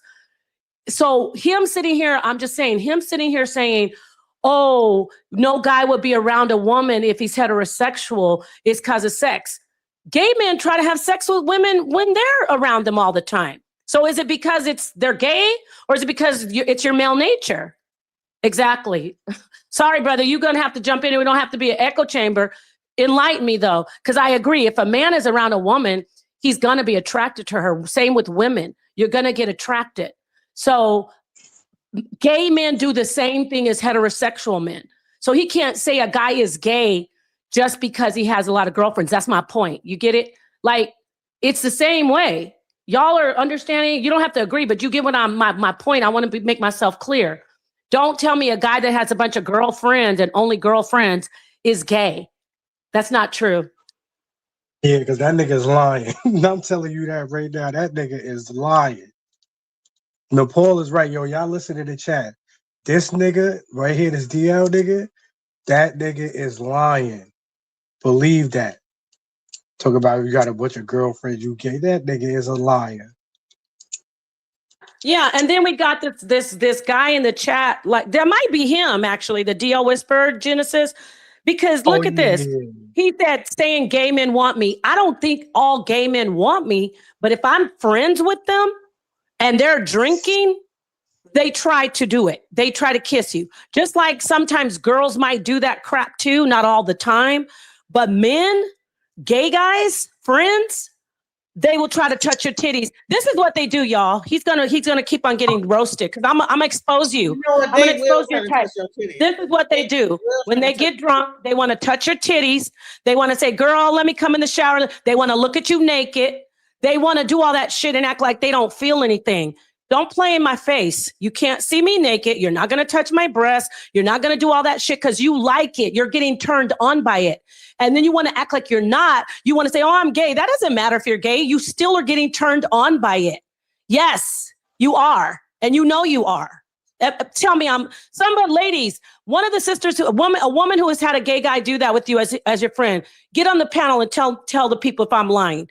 A lot of you, because I modeled, and when I was modeling, we had to take our clothes off to change real fast. I didn't feel like with the women or the men, it was like high pace. But afterwards, like my gay guy friends were like, girl, I'm not heterosexual, but yes, I would do that. A lot of gay guys that I've met, because you will have sex with women. You don't like it, but you will, just like a man who says he's not really. They lying, bro. They like yeah, you like it. You want it. Then you want to say, oh, I was drunk, or I don't really like women, though. It's okay to be like that, though. My point is, we need to stop acting like because a man is gay, he will never want to be with a woman. And then but the same men, like this DL guy, will work night and day to make us think that heterosexual men want to go up a booty hole with doo-doo in it. Give me a break, bro. Give me a break. Terrible. Everybody doesn't want to do what's it called? One of them, oh God, I can't remember. When you clean it up. I want to ask a question. Everybody doesn't want to do one of those. What is it called though? What is the thing called where you clean your booty hole out? It's with the plug. Epidural. I'm sorry. No, God, it's the a douche? It's the thing that you do where you wash your whole butt out and then you have sex. You're mad. That's You're mad that I'm crazy. telling the truth. Hold on. Here's the question, though. Here's my question. All right. All right. So the booty hole might have more suction within it. Is that what makes guys like more into the booty than the punani? It might be smaller and more tighter grip. No, on the contrary, there's more muscles in the vagina that are thicker. There's layers, there's walls. Going into an anus may be fun and there may be some problems getting in there, but you cannot deny nothing beats a vagina, no pun intended. You hear how he said he needs to he said there's a G spot, but it's not a G spot, it's a prostate. The person who bends over is getting more pleasure because he's hitting his prostate. But as far as the man who is the top, he's not getting. There's a rectum is not even near the top feeling is of a not getting, vagina. all they're getting like is that the rim action. Is that what they're really getting? The anus, the sphincter muscle is the grip, and then everything else go is all the just. way out and go all the way in. So I'm sorry. No, my point is, I don't want to get too graffic with that. I'm not doing all that. I'm not talking about going in and out. I'm really trying to keep it professional. I'm talking about a vagina. Nothing compares to a vagina. Nothing. So we all know that. That's why they cut their penises all in half and screw it all up and turn it inside out and try to push it up inside of them. And it's excruciating. That should be illegal to do. That's wrong. Men doing that to themselves or trans women doing that, I feel for them. Don't do that to yourself. That's abuse. That happens in the booty hole that doesn't happen in the I'm not doing all that. I'm not going all there. I'm not doing that. I'm not going to analyze it. What exactly? I don't know. I don't want to know. Guess what? Because I already know from biology. From biology, a vagina is made for a penis. From biology, I don't need to ask any gay people how it feels. From biology, a vagina was made for a penis, and poop is made for the anus to go out of it and the rectum. So I don't need to get all into talking about how it feels. I don't want to do that. I'm not into that. This isn't going to go smutty. I don't want to know about that. All I know is this. Not you, just me. For me, that's smutty. I don't want to talk. I just want to make it clear. A vagina is made for penises. Okay? Point blank, period. That's it. Nah, no. No, Paul is right, yo. And Trump got psychiatric. They made up this fake like the booty hole, like that men with the booty is something more than what it really is. The JJ got like. I know me. I never touched no woman. I never even touched one. But I'm trying to understand why would a guy would prefer a booty over a JJ? The guy because he's like. I'm gonna tell you. I know. Genesis. I'm gonna tell you. Genesis. And Genesis. I'm gonna tell you because I know the answer. That nigga is gay. I'm gonna tell you, Genesis, because I'm a nigga. That nigga is gay. No, not just gay, but I'm just saying, what is it that like? Okay, listen. Because no, stop. Let me ask my question. Okay. Why would a person choose? It's almost like choosing a cylinder, right, over a motherfucking jiggly thing, right? That's gonna do all this other bullshit. Wow. Why would they choose that over that? Is it because of the male like connection, like the testosterone of it all? Like, why would they choose something that like this way? Is it because of how they can like just hold a person out and just be on some wild-ish, or is it the drugs? Nah, because no, just think about it, Genesis. A woman got a vagina, that's natural, that's peanut butter and jelly. But if you fucking with a man, what's the only thing you could do? No, you're missing what I'm saying. I mean, that's obvious. I'm trying to no, listen to what I'm saying. A woman's vagina got all type of like little like back doors and all type of shit you could hit. Boom, boom, boom. You're like, oh shit. You know what I'm saying? You go this way, it might be a stop. This way it might be deeper. This way it might be a little wiggle to it. Like this way, there's a lot of little shit going on with it, right? That's what I heard. I'm not sure. I don't have a thing. But what I'm saying, got all this little extra things going on that God just made that makes the vagina just so interesting, right? When you stick it in, right? But then you go into this thing that's just a cylinder. It's just in and out. But it might just, I don't know. So is it because the way that you could like do it with a man or the drugs? You know what I'm saying? Is it because that when you're with a dude, you could like just be a fucking complete wild weirdo and just wild out and just be on some just exactly. You hit it on the head. There you go. Is that what you're thinking? You just wild all the way out and just be fucking it up and just be just really just crazy with it. Versus on a female, you might feel like, you know what, I got this like when you feel that woman kind of holler a little bit. You're hitting it on the head. It's about how the male sexual behavior compares to female. Like there are women who will act freaky like that, but for the most part, it's easier for men to be in tune with that and open and free and uninhibited. So you're absolutely 100% right. Okay, it's not about the actual anatomy. It's about how they like to act. They're able to be more wild, be more freer with that type of behavior than if they were with a woman. Cause I know Genesis, I be with women. I never even thought about going up in a woman's ass, and I never did it before. I deal with women. I never thought about going up in a woman's ass. Never, ever. I never ate no ass. That's not the conversation I'm having is what is it about a man's pootie-tang that because a woman got too much like things going on, roller coasters and ups and downs and left and rights. You know what I'm saying? That you know that this thing is just a one tube thing. You know what I'm saying? That's what I'm trying to tell you, Genesis, because the nigga is gay. He gay. That's the nigga gay. No, he's gay is not the answer, sweetheart. You just being basic. He's gay. Nah, because I did this is gay. It gotta be no, because he's gay just means that okay, he just likes men. Is that what it is, or is it because because why are you running up in a guy just like me, Genesis? I don't run up in no woman ass. What are you even thinking about an asshole for? I never even thought about turning a woman around and going up in her ass. Never. No, you're missing my point. Because booties are booties, no matter whether it's a girl or a woman, a man or a girl. I mean, I never thought about going up in no ass. Hold on, there's something to male on male interaction that men have a thing for that are in this gay thing.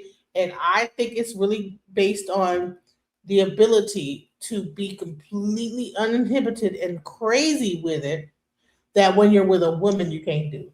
That's what I think. Because when you factor in the drugs that they take and all this other crazy stuff, it's like they can get 100% like wild with it.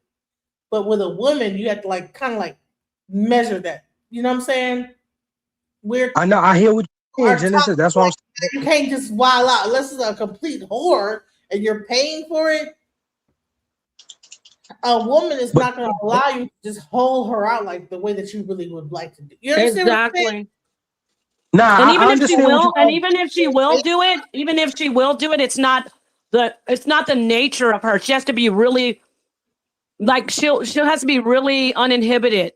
But with men, they don't look at sex like that. Even when it talk about intimate encounters, women get more attached after sex than men do. Yes, they both have oxytocin, but women, our bodies, we bring out more oxytocin when we're having an intimate sexual encounter more than men. So yeah, it's really just raw and basic. And like even the guy that's going against me, he said it. It's about dominating another man. See, it has nothing to do with the organ. It's not about sex. Thank you. Let me cut. We get into it. The male on male sex is not about sex. It's about dominating another human being, but hold on. But is it also male on female sex a certain level of domination too? But the male is another level of domination to where you get another man to bend over and do whatever and like then get them screaming and hollering. But they not. It's a different vibe because men aren't. It's like buck breaking. It's like buck breaking. It's a different vibe because women are naturally like it's see for us being dominated. That's so what? That's like a plus for us. Like, yeah, he put it. See, she would say he put it on me. But a guy, it's like he feels weak and frail. So that's why the bottoms are always acting more like trying to be more like women and emulate us. But really, if they didn't emulate us and they were manly bottoms, they hide it. That's where the DL comes from. That's where the DL comes from because they don't want to act like women, even though they like to be. Well, I just want to say this. They don't want to act like women, even though, see, like he said in the chat about, I'm not going to call it a G-spot. It's a prostate. And there is a high level like of orgasm from that. So guys will be manly, but still keep chasing that orgasm. So they'll keep on being bottoms and they hide it because they don't want people to know. So yeah, it is about dominating a guy. And some guys don't want to tell people, oh, I get dominated by guys. Yeah, I'm a bottom. They don't want to because they know they're going to be called a sissy. They're going to be called a bitch. Yeah, definitely. So the whole thing is really about, like, when it really comes down to this, even DL behavior, because we're talking about the DL guy, you know, it's really about like when these guys that really they like women, but they like that whole domination of a man, putting them into a compromising position and ramming it through. They Duke shoot, you know. It's about like this whole feeling of like, you know, acquiescence, you know, of hey, you know what I'm saying? So they want to feel like a woman at some point. Is that what it is? They want to be the woman? And then they get into, I don't know about being, well, if you're talking about the roles, sexual roles, it would be the woman because the woman is typically the one who is being penetrated. So, but when he says there's dominant bottoms, that's a different dynamic. Even if you think you're on top physically, you're getting penetrated. So you think you're dominant, but you're the one that's getting, as the guy said, busted wide open. So you might think that's like a woman saying, because she got on top, she was dominating. I'm not talking about role play. I'm just talking about the actual act. We're not getting into those nuances about like BDSM or anything. I'm talking about the act. If you're being penetrated, how much are you dominating? You're not. You know, You're not. That even giving head is really a dominant thing. Because at the end of the day, they are acquiescing to whatever pleasure you're giving to them, and then you get to like, you know. So bottom line is that like oral thing is really a if you are the one giving it, you are in the dominant position. Straight up. Female or male, you're in that dominant position. Hey, I'm all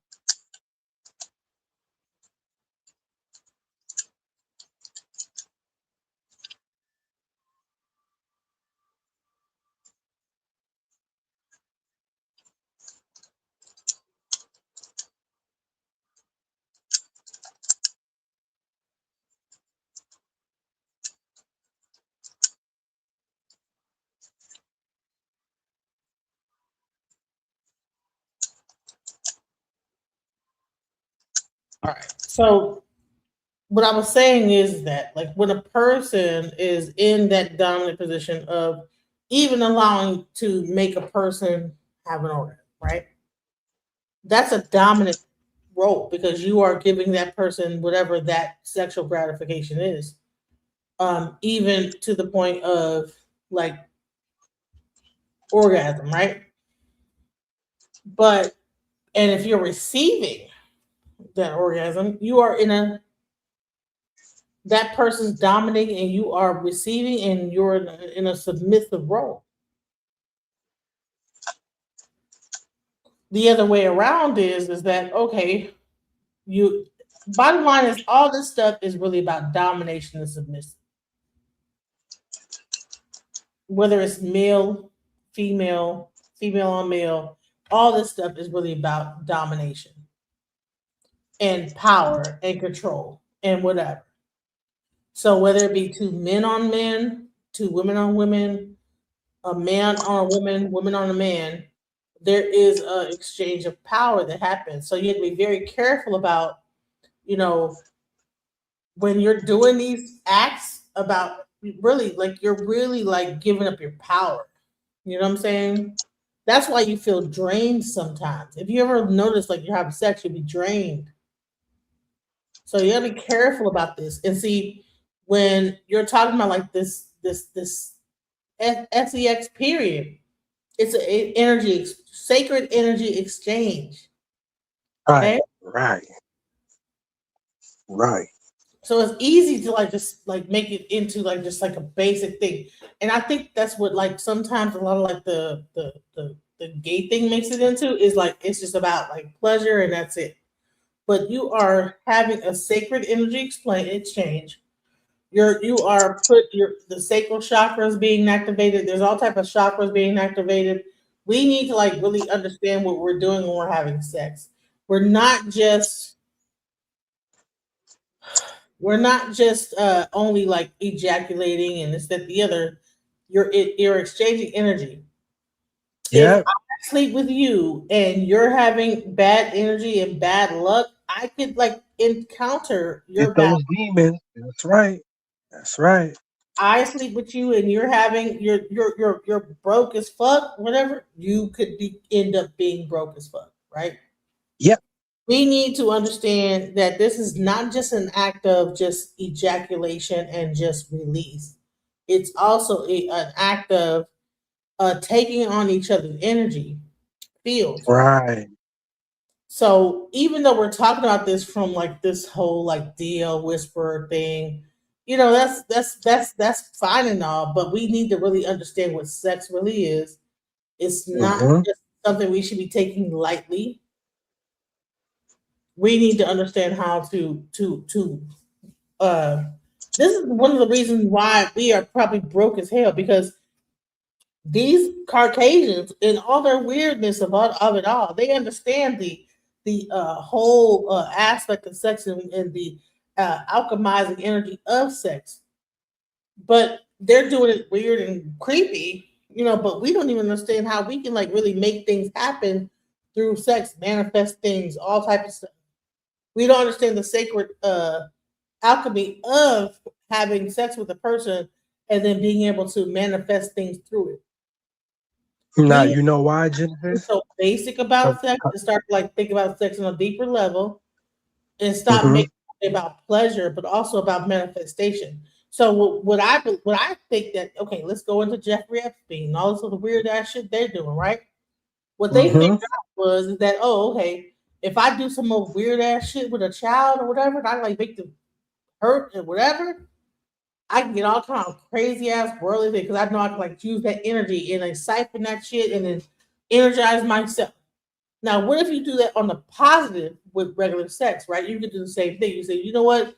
Well, if you guys both come together and agree, you can use sex to actually manifest things, right? So we need to like stop being so basic with our sex. Stop being so one-dimensional about it. Oh, okay, I do this and jig it like about 20 minutes and then I have an orgasm. You know what? No, or you could do this, or you could like hold it back. Think about a topic both together and then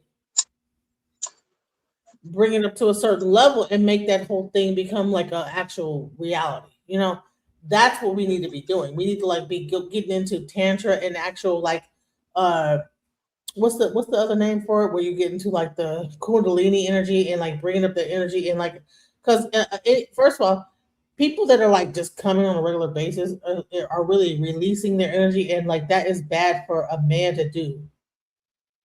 Men constantly releasing, that is dead when they do that.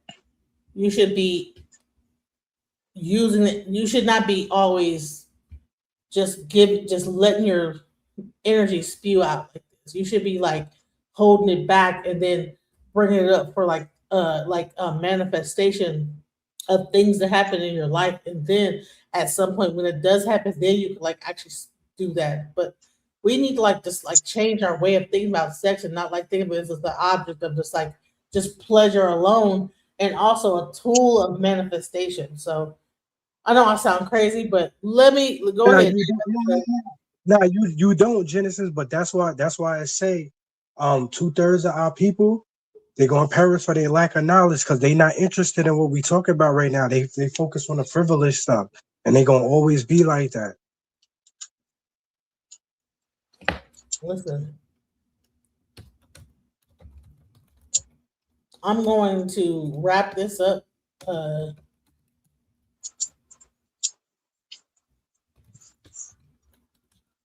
gonna let me see. Because people are I think that's one of the reasons why women a lot of times are way more mentally advanced as far as as life goes on than men are, is because we don't always have an orgasm when we have sex. But men, if you do it long enough, they're gonna always have an orgasm. And so what happens is that they are giving up their life force. We need to get beyond the basics of sex. People need to stop and understand also all this homosexuality and all this other stuff is all a symptom of people being overly sexualized, overly stimulated. The more that you see more homosexuality, I believe it's because that all this stuff, it's about overstimulation. And all they're trying to do is just reduce our population. Right. You do this whole thing with dudes and everything, and then you end up not having no kids.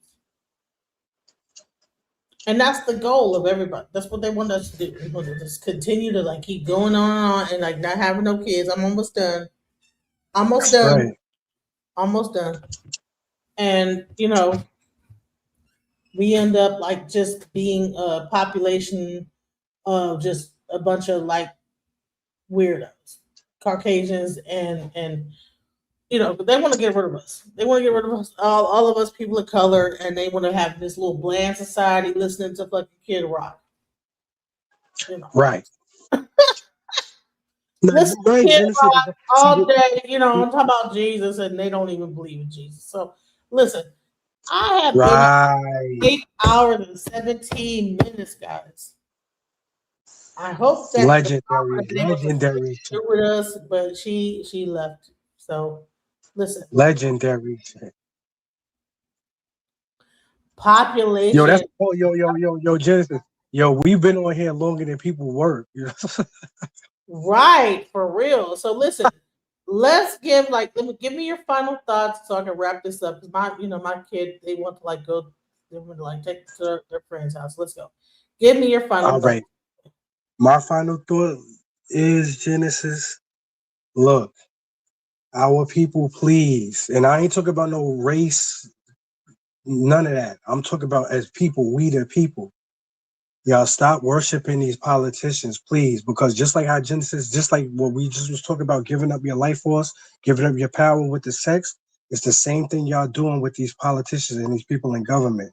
Every time y'all go and worship these people, voting for these people, saying, yeah, you're giving up your rights to these people. And the little by little that y'all keep doing, y'all don't know, y'all making it worse for yourselves. The more they itching in, taking ground from y'all.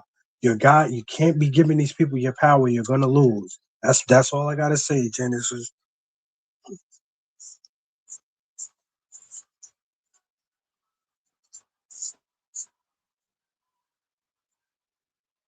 Say this.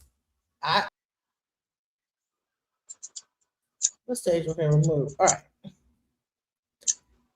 I just want to say this. We have gone through the gambit. We went through Trump, DHS Shutdown. I mean, it's been 8 hours straight. please go back and watch a lot of the things that were said during this whole thing. Much love to y'all who stuck with me through the whole time. At one point, we had like 300 people up in here. Now we have 61, 53, whatever it is. But you know what? It's all good. Much love to the people who stick with me. Please subscribe. And next time, go ahead and hit that button, bro. You want to say something? Come on up. It's an open panel. When I do the open panel, it's time for you to like speak. Don't just be in the comments, just typing. Come on up. Come up and talk about what you got to say on your mind. This is an open panel. I want people to be able to speak their mind and say whatever. All right. So listen, I just, I really am not done. I'll probably be up like for whatever. So if Nepal wants to open up a panel on her own, let me know. I'll be over there. But I gotta like do some stuff with my kids real quick and just give me like about an hour and I'll be available. But much love, guys. Thank you for sticking out with us. Thank you, Nepal. Thank you, Tony. I'm sorry. You need to come here more often. I really like your commentary. I really enjoy you. Much love, everybody. Much love the star chats. Yeah, shouts out to Chris Reed. And also there was a bunch of people that like gave like I don't know how to get to those other like the chats that come up, but I appreciate you guys for all the support you guys are giving me. Please hit the like button and subscribe. Greg? Genesis. Greg? Yes.